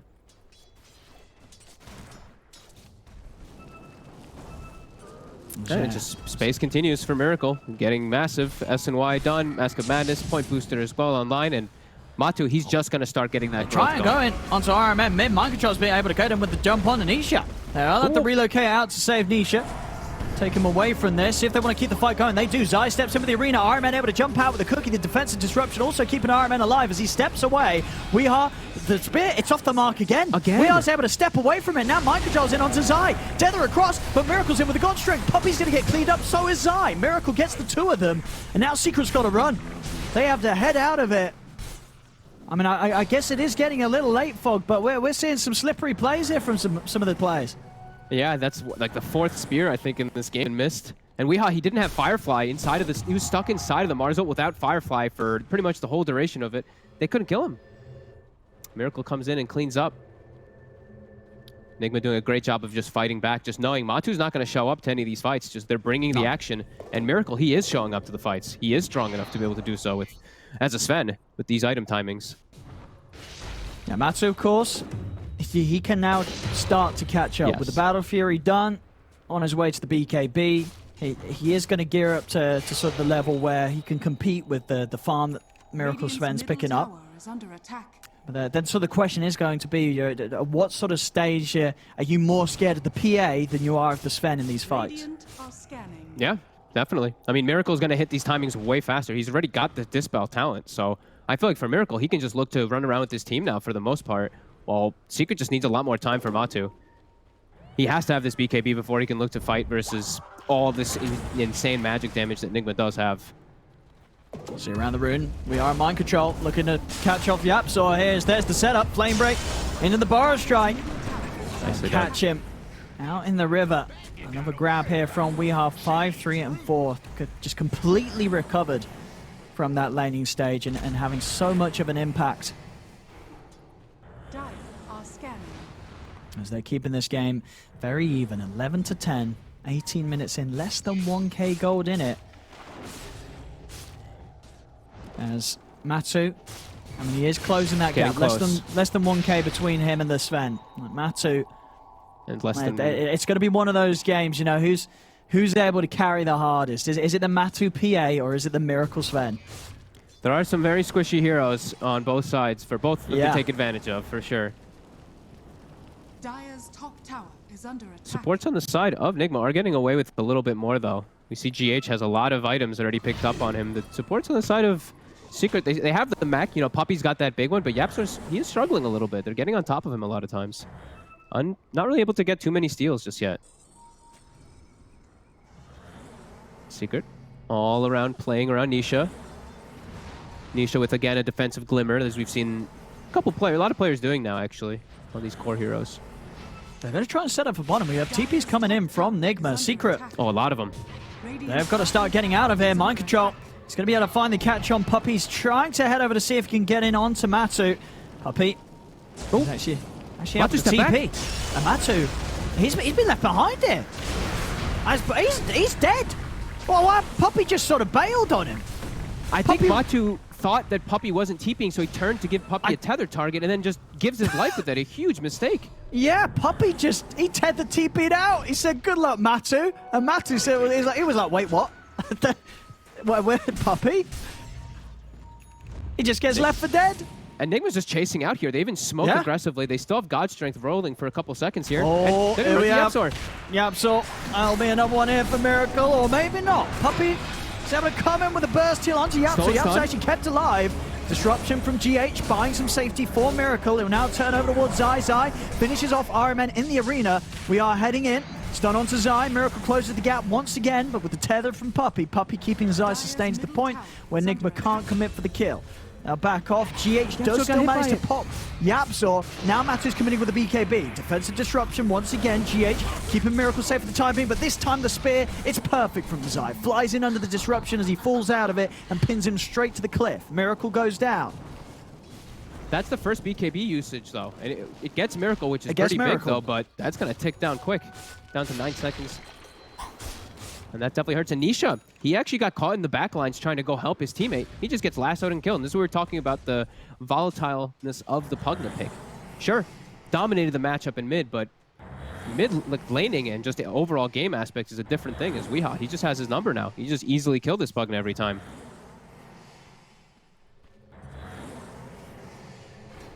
Zai, set up around top for GH. YapzOr coming in. Oh, YapzOr, he wants some revenge on GH. I feel like it's been a few fights now where YapzOr is just getting popped by the Shadow Demon. He's like, you're going to kill me with Shadow Poison? I'm going to steal Shadow Poison now. All right. There we go. And he steals the kill with it. YapzOr's happy with that one. You know, he's got it in for GH this game. There's a bit of support rivalry going on between these two. Yep. Such a close game, though. With all this craziness going on, with laning disasters happening. pretty much dead even on the gold. Only slightly experience favored for Team Nigma now too. Sven is pretty much all the levels that's really that disparity. Yeah, still just about half a level ahead of Matu's PA. I mean, Matu, you know, he's taken over in net worth, and that Deso nearly done. And I mean, who do you sort of favor as a scaling carry? You know, Sven is obviously incredibly strong, but you get some good crits on a PA, and this hero feels like a pretty ridiculous late game beast. Yeah, overall late game, you have to give the edge to PA because you're not reliant on God Strength. That's the thing. Sven always has to have God Strength to do much of anything really inside the late game. Sven just hits peak timings a little bit faster. This is when PA really starts to kick in. So you think it is more on Nigma to really keep the pressure up this game rather than start to get complacent and fall back and farm? If we just look at just straight up core matchup, yeah. There is some other elements, you know, the Pugna and the Bat Rider, they're going to be messing a lot with a lot of the straight up carry matchup. But yeah, I would feel like Nigma does have to press the issue a little bit forward, a little harder than Team Secret. As Miracle, he's far up. He is. He steps straight back up to the tower. He's got the backup of mind control, comes in with a stun onto Matu. Sentry's down though, Arena as well, blocking off the two of them. Miracle is going to get pinned. Oh, he actually doesn't get pinned to the wall. The cookie bounces him out of the spear, so he doesn't get caught by the combo. And with that, Miracle's able to step out and live another day as he's going to run. Matu's going to look to chase, jumps over to RMN. Zai catching Weehar, putting a stop to this escape as he tries to hide in the trees. He still gets the lasso off onto Matu, controlling him, but Weehar, he's been left behind by the rest of the team. He will slowly but surely be taken out by Secret. But they managed to keep Miracle alive with that cute cookie play. That's the second time now I've seen that cookie with the spear interaction happen. Literally, I think he was just going to straight up die there because he has no BKB. He's all in on this full aggression build rather than any defensive capabilities. If he gets pinned, it's a very big concern for Miracle still. And some cute moves from RMN. Secret sees this opportunity to head straight into the pit. Mind Control's going to be back up in a few seconds. So, I mean, Nigma, they definitely have the tools to contest this. God Strength is up. Matu has his Deso finished though, so this is killing. It's dying pretty fast. Now Miracle's got to make a move soon if he wants to try and slow this. The poison stacks on Matu. He's gonna have a 5th stack too. These poisons hurt. And Miracle, Matu's getting low. Matu's going to get bashed. They're going to jump straight over towards the side. Miracle cleans up Yapzor, turns over towards Puppey, splitting him apart. Matu with the BKB committed.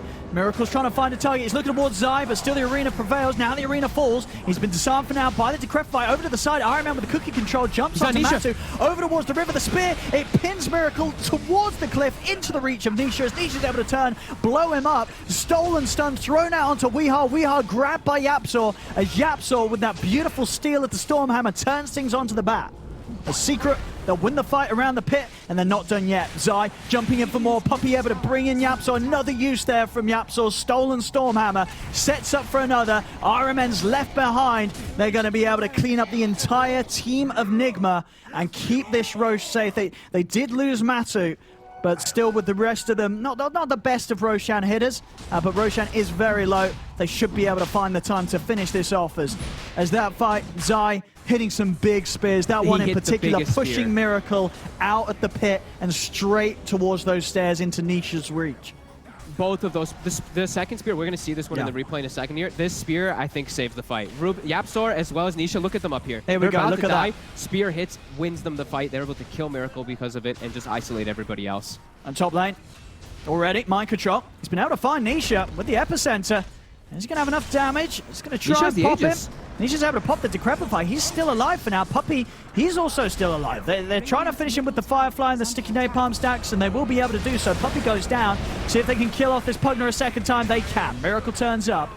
So as soon as they get the Aegis, it does get taken away from them pretty quickly with Nigma turning up in full force on that top lane. Yeah, it is unfortunate, you know, because Matu was dead. He wasn't able to pick that one up. And bit of a wasted Aegis there as now Nigma kicking back, getting on their own aggressive side. And Miracle is, he did have MKB and stuff queued up. I think that was a little ambitious. He's now going back for the BKB. He really needs it versus control. Yeah, especially if Zai's going to start hitting the spears as he has done. Yep. Just can't afford to be thrown around the fight. He only wants to jump around at his own will with the axe. Dire's top tower.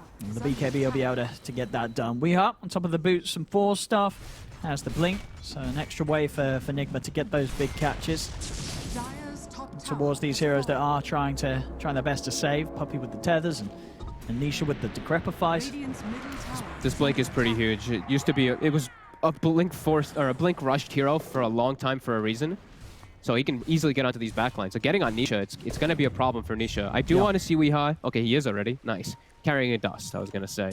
Make sure he can stick on top of the Pugna. And I think that's one of the biggest things he has to pretty much do in every fight. Just find Nisha and grab him. Or grab Zai and pull him away from the fight. He's got some pretty decent targets that he can go for. Solid one here for Miracle as finds the Titan Sliver. Meanwhile, for Matu, Basher is complete. So, okay. I was saying, I mean, Matu, he just really has to get as much as he can done during these BKBs. And, and we're sort of the Deso and the Basher. He shouldn't struggle taking down some of the squishier heroes. Miracle, a He's bit actually of a bigger jumping task. onto Miracle a little here. Yeah. Poke. Feeling that he can do so. He has got the full lineup behind him. Puppy always ready with the tether mech and relocate. And he is at a much stronger level too. He is level 20. So that blur, 85% evasion. There's no true strike. He also has a greater fairy fire kicking in too. So damage, real good damage for him, and also just pretty much essentially 800. I usually say like 900 health. Usually 2 usages in big fights. Yeah, you're right. Yeah, but this window is probably going to be the biggest window for a while for Secret. This time where Miracle doesn't have the MKB, they're going to want to get a lot done. He still does have BKB though, so Miracle is also very strong. Not level 20 though, so he doesn't have that cooldown talent that is what kicks off the Aghanims to be that ridiculous. Yeah, it definitely feels like Secret's got a little bit of a strength here if they've got the high ground. Because right now, they're very split up on the side of Nigma. Miracle still, he's just showing himself top, very, very confident. Even though they're nowhere near. The two supports not close to his team yet. And he hits level 20. Yeah, he's going to be jumping all over the place. Yep. That's why they're giving him all that XP. Puppy shows himself to try to take this outpost. They're going to stop this. Straight away, immediate jump on a Puppy's side. Will lay down the arena. Miracle is able to jump over with the stun. Looks towards Matuma Man, but already you can see it with the blur. Miracle can't really fight the PA. He's trying to hit Matu, but he's just missing every single hit right now due to that high evasion. He'll jump over once more, but again, he just can't fight this PA with the physical. A disruption comes out from GH, but it actually ends up setting up for a spear to push him back. Miracle jumps to the side, but the stolen stun comes out. The relocate, it took them away. They decided not to fight this, but I think they were just about to kill him. Puppy ends up taking Matu out, and that saves Miracle. Yeah, Matu, he wants to finish the job. He got so close to doing so, now he's going to try. Jumps in onto Miracle, the bash is there, Miracle turns with a stun. GH keeping Miracle safe. Matu, he's been clumsy netted into the cookie, tethered from Puppy, keeps him alive. Stolen stuff from Yapsor, out onto RMN, he goes down. Yapsor with the control onto Weehaw with that telekinesis, but Weehaw's into the trees. Matu's hunting. GH out with the TP, Weehaw as well, looking to get out, and he'll get himself away in time. But yeah, a bit of an awkward disengage there from Puppy. I mean, not intentional, do you think? No, I don't think so. That's one of those situations I think he just forgot to untether. Because Matu is full HP. He was absolutely fine. He didn't even have to use any greater fairy fire charges inside the fight. Pretty big slip up there as they miss a massive kill on Miracle. He was dead for sure. And it was a great little bait play too from Puppy with the buyback and jumping into the fight and baiting them on the outpost. They got like the perfect setup for them there.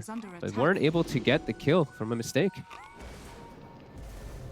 Still feeling strong though. Playing without evasion, or playing with this high evasion versus this Sven, they're feeling confident anyway. Looking to get jumps. Getting the big crits out right now. We saw a tasty 1500 from Batu just there. And they're going to see if they can catch more out of this. But with the 4 staffs, and the Blinks, Nigma are back to the base. Much easier for Secret to look for these chain kills now that Yapsor has a stun finally stolen. He hasn't been able to find much this game, but he has a blink and 2 stuns now. So much easier for them to just pop targets if anyone does show on the side of Nigma during this time. And yeah, he really needs the MKB now on Miracle. Like we said, you know, BKB was super essential. Now it feels like they can't fight without the MKB, really. But they're actually going to look for a smoke play here. All right. I mean, this is whilst Mind Control's down. They do still have the outpost down there, so Mind Control will be able to join them.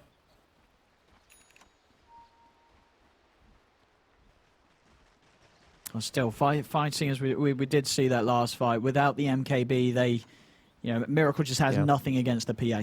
Until that MKB's there, there's just no chance to ever try and take Matu down with physical damage. Yeah. If they could find Puppey here, he doesn't have buyback. They do have a really good ward down right now, scouting all of Secret too. It's hard to get in though. I mean, with 32 minutes in, and they've still not taken that tier 1 tower mid. And now there's an Abyssal finished on Matumba, so that BKB for the Sven not as strong anymore.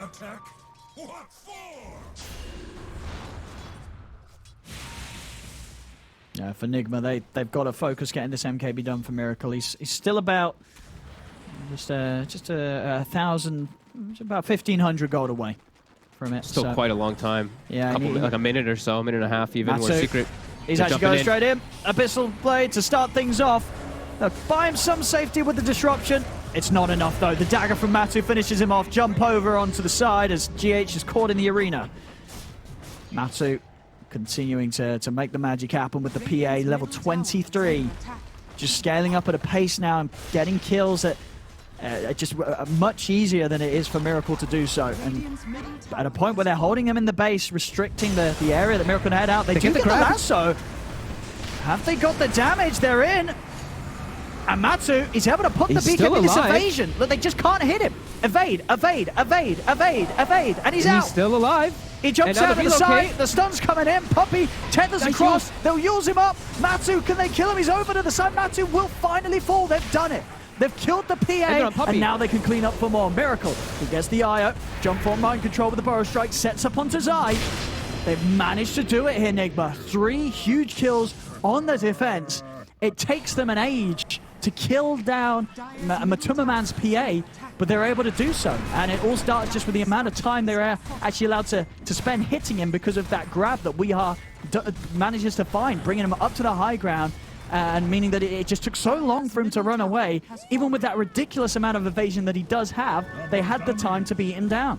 And now the MKB is finished out of the result of that. Yeah. They're going to get 2 towers too, and God's Strength is back up as the PA respawns. That's how long the respawn really is for Matumba. Big stuff here from Nigma. That was like massive grab, huge heads-up play from Weeha.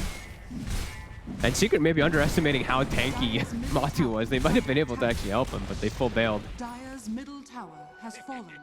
Yeah, now Miracle's going to hit hard on him. Yeah, with this absolutely. MKB. That one sort of thing that's been keeping him safe, and it really has. You know, we've seen a few fights now where that evasion alone has been the mechanic that's just rendered Matu unkillable. MKB are going to be a huge answer to that, of course, now with that 75% chance to pierce the evasion. Still hard for him to stick on targets, though, as I've seen, Secret have really fully itemized on countering that Sven stun. As Nisha, he's under vision again here. Weeha is thinking about it. And they see the rest of Secret and they'll back away. But yeah, they have like lots of Lotus Orbs, lots of Blink Daggers, Glimmers, even Lincolns. So many different ways to block the Sven from bouncing around. Still on the side of Secret. Yeah, he's just got to be smart with the BKB usage. Miracle. Yeah. Make sure he's able to play around the Lotuses with the Mage community. Matu's trying to get his level 25. Still quite some time until he's able to get it. Team all at the back behind him. And they're on the high ground, Nigma. Look at this setup. They're coming in with a wraparound. They're looking for an opportunity to jump, and mind control. Oh, he's found a beautiful opener. The Burrow Strike onto the 2 of them. They take down Yapsor. Zai will get tethered by Puppey, but the damage from Miracle is far too much. Matu will be able to get him with the Abyssal Blade onto Miracle. Miracle trying to turn and punch back into Matu. They've got the lasso. They have the damage by looks of it as well. They'll slow down Miracle for a little bit with the telekinesis, but it's not long enough to save Matumba Man. As Matu goes down, having far fewer troubles taking down this PA now that the MKB's done, as we're seeing. Miracle does not, he's not scared about standing against the Phantom Assassin no longer. He can kill him, and he will. Beautiful initiation. That initiation kind of got them almost essentially 3 kills right away off the bat. Puppey gets dropped low, the Rubik as well as the Mars drop pretty much instantly. Japsar has to buy back. And then it's awkward. Matu, he jumped in trying to force something there, but the fight was already kind of determined from Nigma's positioning. And now Arosh. They're going to get away with this by the looks of it. I mean, Zai's back up in 10 seconds. They don't have the outpost control, though. Nigma's been able to maintain that. So no easy route for Secret to head over here. And with that in mind, just no time for them to get here and put a stop to this. Nigma, they're going to be able to get Roshan. The Aegis and Cheese, it's all going to be theirs. Yeah, really so well executed by Team Nigma in that fight there. And I think we're going to be seeing Weehaw really saving that lasso for the BKB PA in most of these situations. I mean, that for the most part, as long as there's not a tether save, lasso plus a God Strength Sven on top of Matuma Man, it's gonna kill him every fight. Yeah, they're gonna have to have a little bit more ways of just defending him, just some decreps, anything in between these stuns. That's Puppy bottom, he'll push out the wave, TP out. And we're back to even on the gold. Experience leading for Nigma though.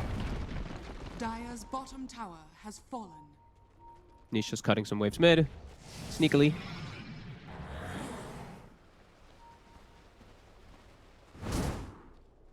Bottom wave is hitting real hard. It's pushing in. Nigma has to address it here. Matu. There's a ward placed by Secret. They see RMN walking out. RMN, that'll be a freebie for Matu.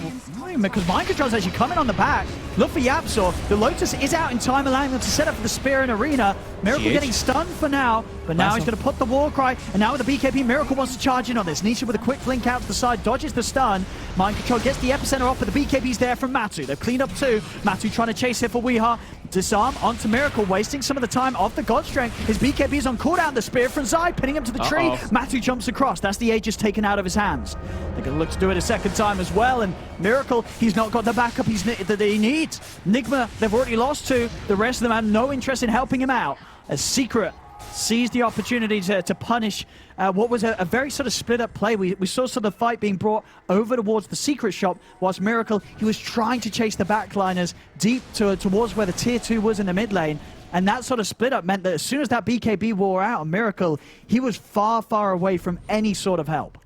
That looked like the worst case of save your buddy syndrome I think I've ever seen, actually. The RMN very far out of position there. Everybody goes to kind of bail him out, and they force this very bad fight here. Like, no buyback on Miracle. The GH dies. He's dead for another 50 seconds, too. That was a very forced error by Team Nigma that Secret capitalized on it. Jumping forward. Immediately, they find Mind Control. He's been stunned, and he's going to be taken out. On the side, they've gone for the lasso onto Yapsor, but now Matu, he's just in on the Weehaw. Weehaw's got the cheese, so Weehaw will live. But Secret, just relentless with their jumps and pushing in, knowing that there's not a lot that Nigma can do to slow them down when they don't have Miracle up. Miracle is pretty much the power that they need to stop Secret in their tracks. When there's no Miracle, and especially when Matu's alive on Secret, there's just nothing that can be done by Nigma. Matu, he's looking for more. He's able to just walk in, jump onto RMN. There's no answer. RMN's dead, and there's no buybacks on any of these heroes. So Secret, they're going to start punching into the tier 4s. And they've got all these items coming out on the courier now too. Full Satanic for Matumba when it gets to him. They might even be able to end this. There's two heroes down for 40 plus seconds. Miracle's going to be back up. See how much Secret respect that as they're sticking around for the tier 4. Miracle. He's going to get bashed by the dagger. Matu, he's just looking to focus the Ancient, try and end the game off. Miracle's got to make a move soon. The BKB and the God Strength's out. Turns over towards the two of them, but Matu is in with the bashes. Lasso controls there from Weehaw. Still, have they got enough damage to kill Matu? They haven't. Matu just turns, crits down Miracle. He's out of the game. 97 seconds, no buyback. This game looks to be over. Secret, they'll focus the Ancient, close this one down, and just like that, Game 3 done and dusted. Secret will take the series. Wow. And how one small mistake or something like that can really just turn the tides, especially when you're playing versus Secret. They had vision there. They had vision of where RMN was sneaking through, and that's really how it all concluded. Nigma tried to bail out their teammates. They committed in, and they just lose because of it at a point where things were looking still very even. They were bringing the fights to Secret anyway, even with this PA getting so massive. They were still doing a great job of it, but such an explosive ending. Yeah, a real close game up to those final 5 minutes. But indeed, as we've heard captains and teams say before, against Secret, you make one mistake and you're probably going to be regretting that right until your Ancient falls. And that fight certainly was the moment where, I mean, they lose Miracle. And when Miracle's not alive, Matu, he's just going to kill everybody. And he really did at the end of that. 12, 6, and 11. Another strong, solid performance from him on the carry. And with that, as we say, Secret, they take this Game 3, despite the best efforts of Nigma in the first build-up to sort of the last final 5 minutes. It was close, and then until it wasn't. as Secret, they'll take the game. The series is theirs, 2-1 against Nigma. And of course, big shout out from myself and Fogged, and much love to you all for tuning in to us today. We'll see you again, I believe tomorrow, for some more ESL 1 Germany. But don't go anywhere, because the panel is going to keep you comfy to wrap this show up, as that is it for the gameplay. As Secret close this up, 2-1.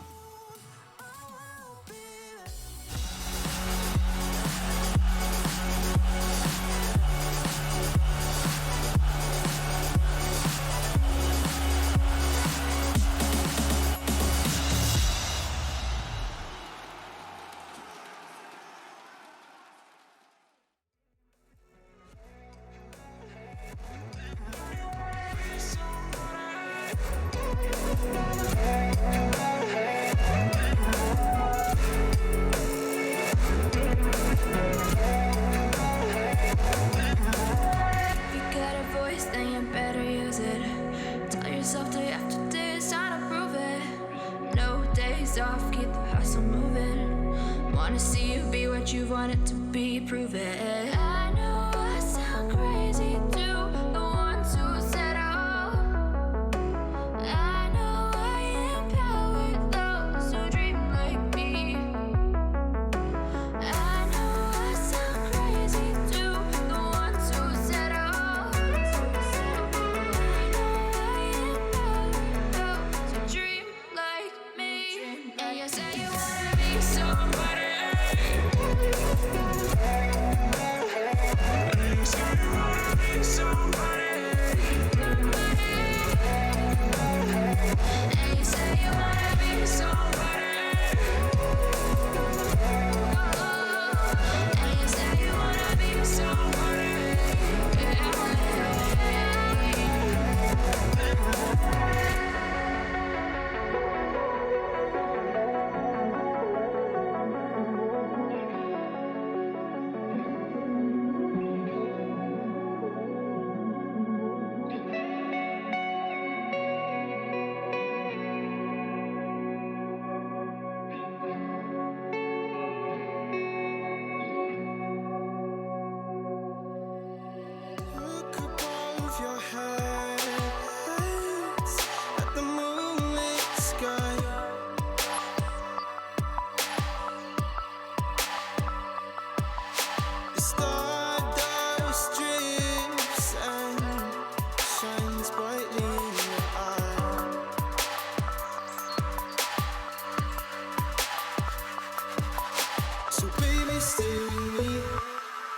When the sun doesn't go down, and we will drift away until the day the world stops spinning.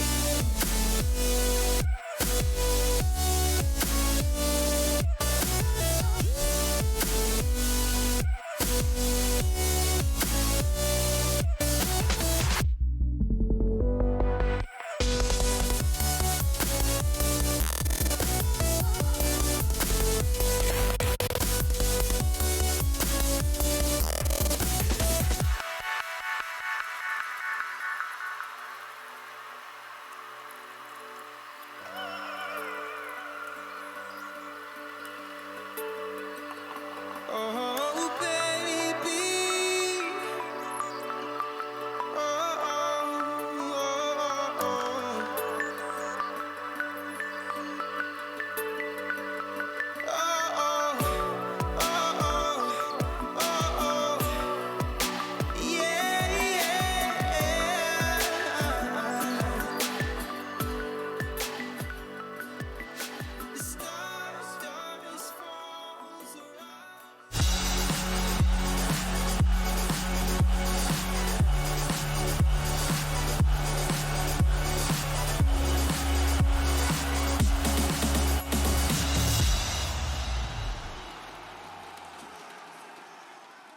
Start over.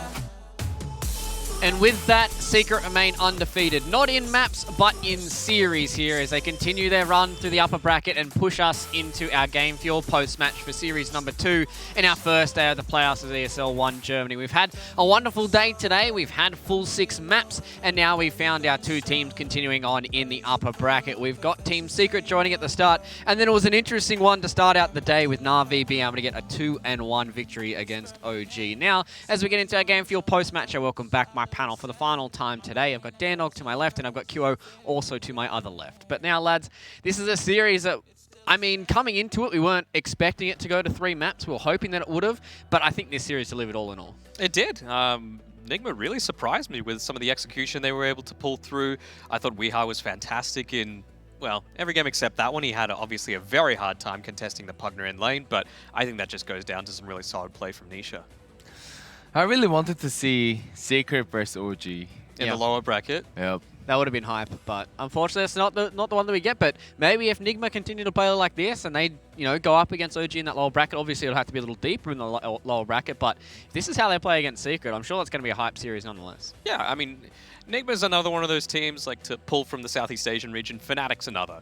You put them into a playoff bracket and they just go to another level compared to group stages. This is where it really counts. And to nearly take the series off of a team of the caliber of Secret is insane. Yeah, exactly. And the man that's insane himself is Zai here from Team Secret with our winners interview. Zai, mate, I'd like to say congratulations for another series victory here for ESL 1 Germany.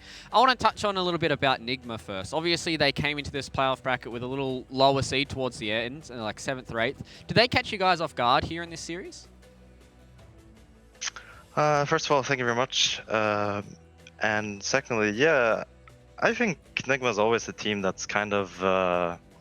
they can be very hot and cold at times, and I think today they showed up and they were extremely ready to play against us. And I think in the first game, they definitely caught us off guard, and then we kind of adjusted for game 2 and 3, but they were definitely difficult matches for us, and I don't think we were as prepared as we maybe should have been today.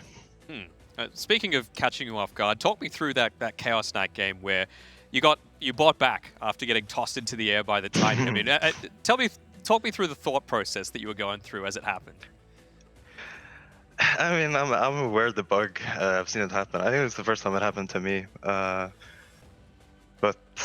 yeah, it was unfortunate. I got my ulti off once I bought back, but then I just died right away because I was spawned on top of Faceless Void, which is probably the worst place on the map to spawn, is next to Void. But that's where I was. So highly unfortunate. Yeah. Is there any other team that you're like afraid of, or is there any team like that you like think, oh, they can do good against us? Well, I would say Nigma is one of our hardest opponents usually. They're quite good at figuring out what to do against us. But for the other teams, I mean, I think a lot still remains to be seen from the teams that start in the lower bracket, but I think Na'Vi are looking extremely good as a team, and teams like, Magolans and Viking and stuff like this can also just pop off in the lower bracket. So yeah, we'll see tomorrow how it goes, but I'm sure there's some dark horses left in the tournament. Yeah, it really does feel like there's a few teams that are looking pretty hot here in ESL 1 Germany. But Zai, mate, before I let you go, I want to get a secret from you guys. What's the kind of special sauce, or what's something that you guys have that other teams don't, is the reason why you guys are so dominant across this entire online tour that we've had so far? I don't know if there's a particular secret, but I mean, one thing that maybe separates us from the other teams is that we haven't really struggled with the COVID situation. We've kind of been stationed in Europe, and we haven't had any players go missing, any players unable to participate and stuff like this. So since the beginning of this awkward season, we've kind of just been able to play, and I think that kind of consistency in the long run just it adds up, and I think it makes it easier for us than other teams that are maybe struggling with a player missing here and there and stuff like that. Well, it's a long dynasty that people will remember for a long time, Zai, mate. So I'll let you revel in the spoils of victory here, and congratulations once again. Thank you very much. Thank you, Zai. Well-articulated man, knows a lot, speaks a lot as well. Always a pleasure. Old Ludwig. Yeah. When I asked about the secret sauce or something special, I was expecting like the same response that we got from Fido when we asked about the 33 earn build. He was like, no, don't reveal any strats. But Zai's more than happy to give us. But it's the consistency that we talk about. This team's been together for a long time. They've been a strong team for a long time as well. And as I put it really feels like that they've basically been able to keep the same training regime that they've had across the entire year. Yeah, that's what I like about players like Zai, that they give you a taste of what you really want to hear, but leave you wanting more as well. But I mean, that series, it was entertaining. Like, I was thoroughly entertained just watching it, on the edge of my seat. You saw me, I was bouncing off it as I thought, again, it was going to be Nigma doing my predictions in, but 2 out of 3 ain't bad for me, so I will take it. Yeah, it really did feel like some of these team fights could have gone the way of Nigma. We see a few of these team fights here where if maybe Sven got an earlier BKB, then this spear coming in from Zyke, saving his teammates. If they got those 2 kills there, that team fight would have flipped completely on its head. They would have got a free Roche and they could have ended the game much earlier. But, that's just how the cookie crumbles, right? You don't go for that early BKB, you get caught out by a few stuns, and then towards the end here, where they don't... So it takes them so long to kill Miracle here, but then a few minutes after that, they get RMN caught in the jungle, and then they all just chain feed one after another, and then the game just ends off the back of that. And I mean, a team like Secret, you can't give them those little inches because they'll take a mile, right? Yeah, I mean, when it gets to 40 minutes into the game, you're going to have, the supports that have spent all of their money. You need to actually have an impact at that point into the game. Tier 4 items are up, so you want to be able to have the synergy with that, and oftentimes that means not having buybacks. So even a support dying like RMN can snowball into something very differently. And it's a bit unfortunate, because I thought RMN played really well that game. Multiple saves from the arena spear combos. This is like the thing that I like about like teams like Nigma. Like when it's like in a serious match, when it's like a really important match, they just play better. Yeah. When they're versing hard opponent, they just play better. They So, flick the switch. yeah. And they match up well against Secret. So, I mean, not to say that I want Secret to go into the lower bracket, but I really hope that we see these two face off against each other again. Well, even Zai said in the interview that they seem to struggle against Nigma for whatever reason it is, whether it's playstyle matchup, whether it's not, something gets in their head about this team. But who knows? But I would love to see these teams do play off against each other. And if we do see that, it would have to either, unfortunately, be Team Secret dropping down that lower bracket, or fortunately enough, us seeing them in the grand finals together, which would, I mean, if this is what their best of 3 is going to look like, I can't imagine what a best of 5 is going to look like. But, that's just how it is. And now Nigma's going to have to drop down to the lower bracket. And look at Nisha here. He didn't have the most amazing stats that game, but it was just the way that he played. He absolutely dominated that mid lane. We saw once Weeha got a little bit of net worth back in his pockets, he was able to do a lot. But imagine if that was 10 to 15 minutes earlier. I think that game could have been shut and closed there for Nigma. Yeah, absolutely. Just now, like Fogg was mentioning, and OD Pixel, if you see the Weeha Batrider come out, just Pugna. It shows that he's going to have a horrible time in the lane. It's good in... Well, honestly, it was probably one of the worst Pugna games you could think of in terms of the mid to late game, just because of, like we were mentioning, the Sven Dispel Hammer, you've got the Demonic Purge, and of course you could just lasso him away. So for him to get as much as he did out of that early game was insane. And yeah, like you were mentioning, Luke, it could have really gotten out of control if we had some sort of early to mid game first 15 minutes. Felt like VR was like a bit surprised, like never faced this matchup often, but like he's doing like more damage. This sticky napalm on the nether ward does like more damage than what he thinks, and I think that sort of pressured him in the lane, and he didn't know what to really do in the first 5 to 10 minutes. Yeah, it was unfortunate. I mean, you're a mid player, QO. How many times have you played against a Pugna who gets nether ward level 1? I would say you could probably count them on a hand, right?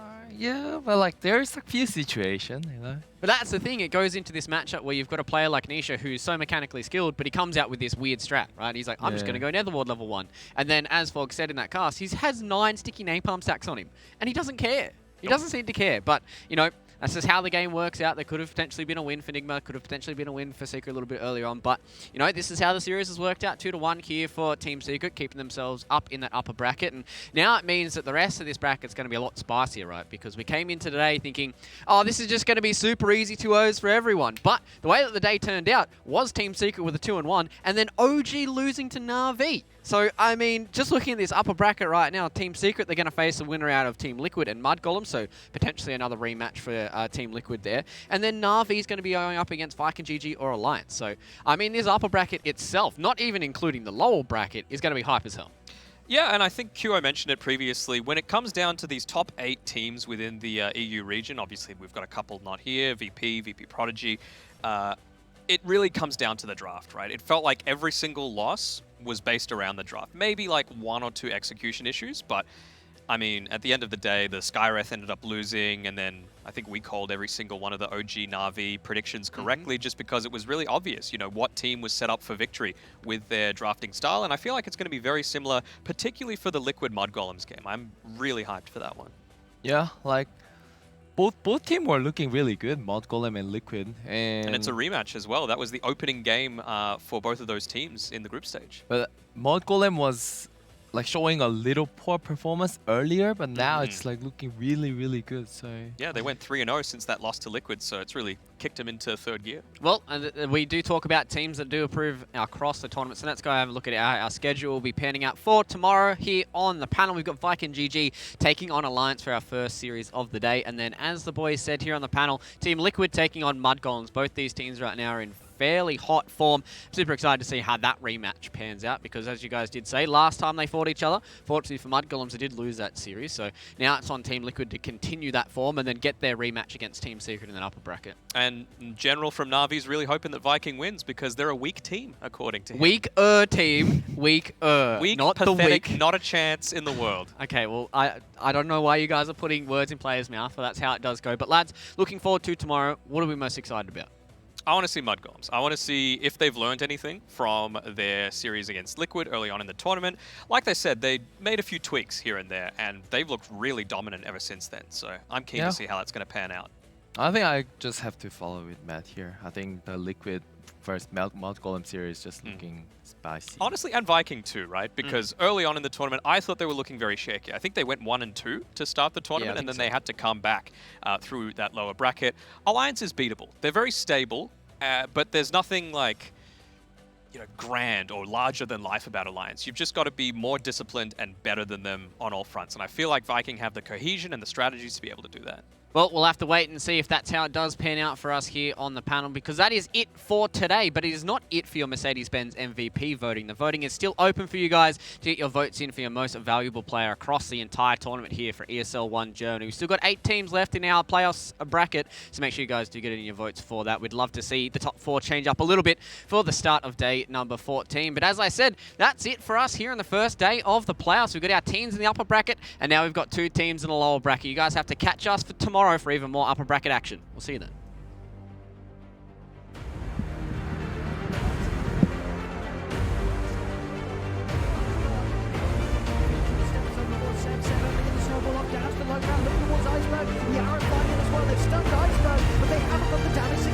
Iceberg's able to step away, Laguna out to Thompson. It's an ultra kill for Bijun. Iceberg still hunt the side.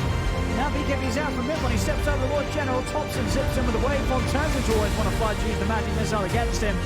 There's always want to fly, will be chased down by the 2 of them. Double kill. This for Shauna heading over. Mid-1 to bash. Oh, he's been bashed by Roche. Still just a rage off. They turn the Dooms down.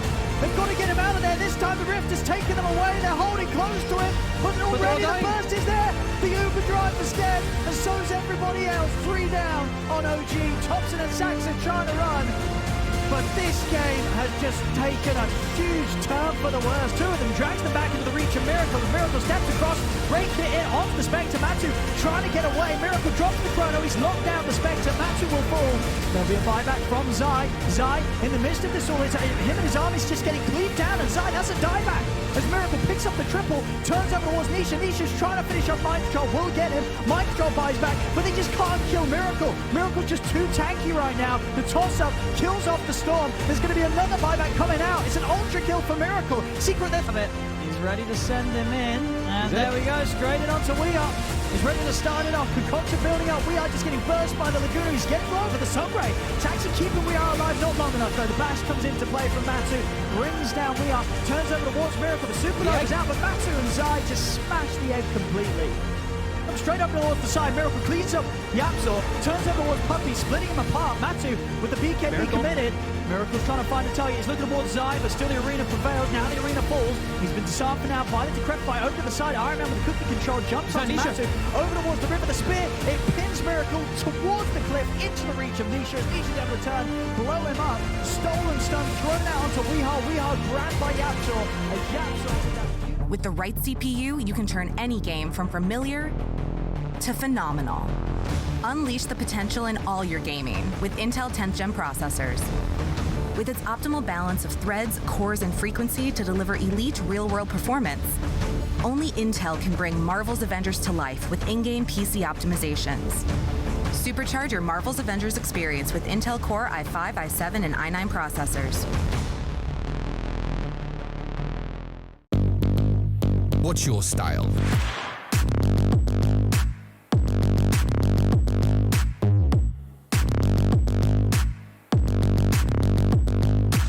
Get your merch at shop.eslgaming.com.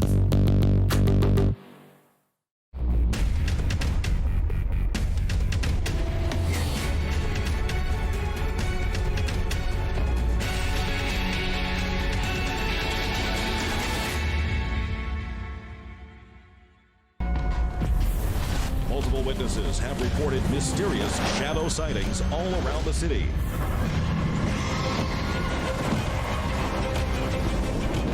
According to experts, the origin of these shadows is still unclear.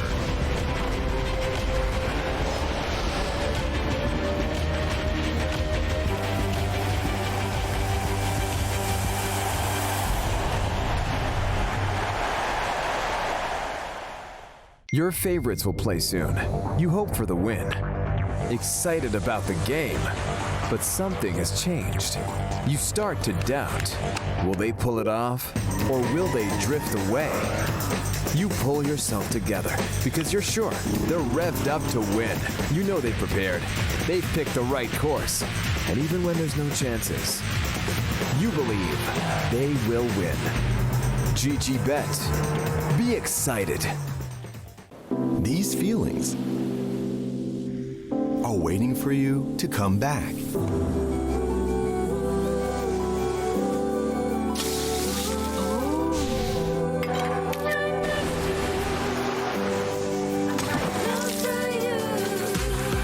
Amazing feelings are waiting for you to explore again once the world is ready. Until we meet again. Amazing Thailand.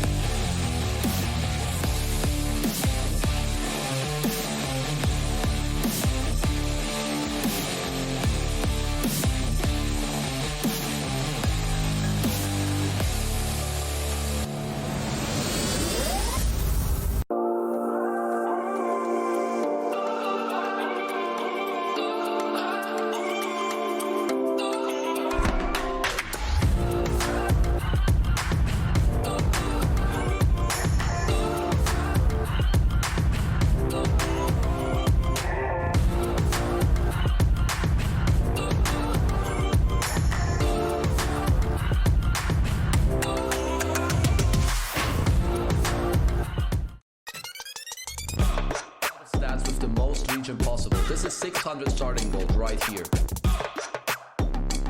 If you do half the steps, trust me, you will get better.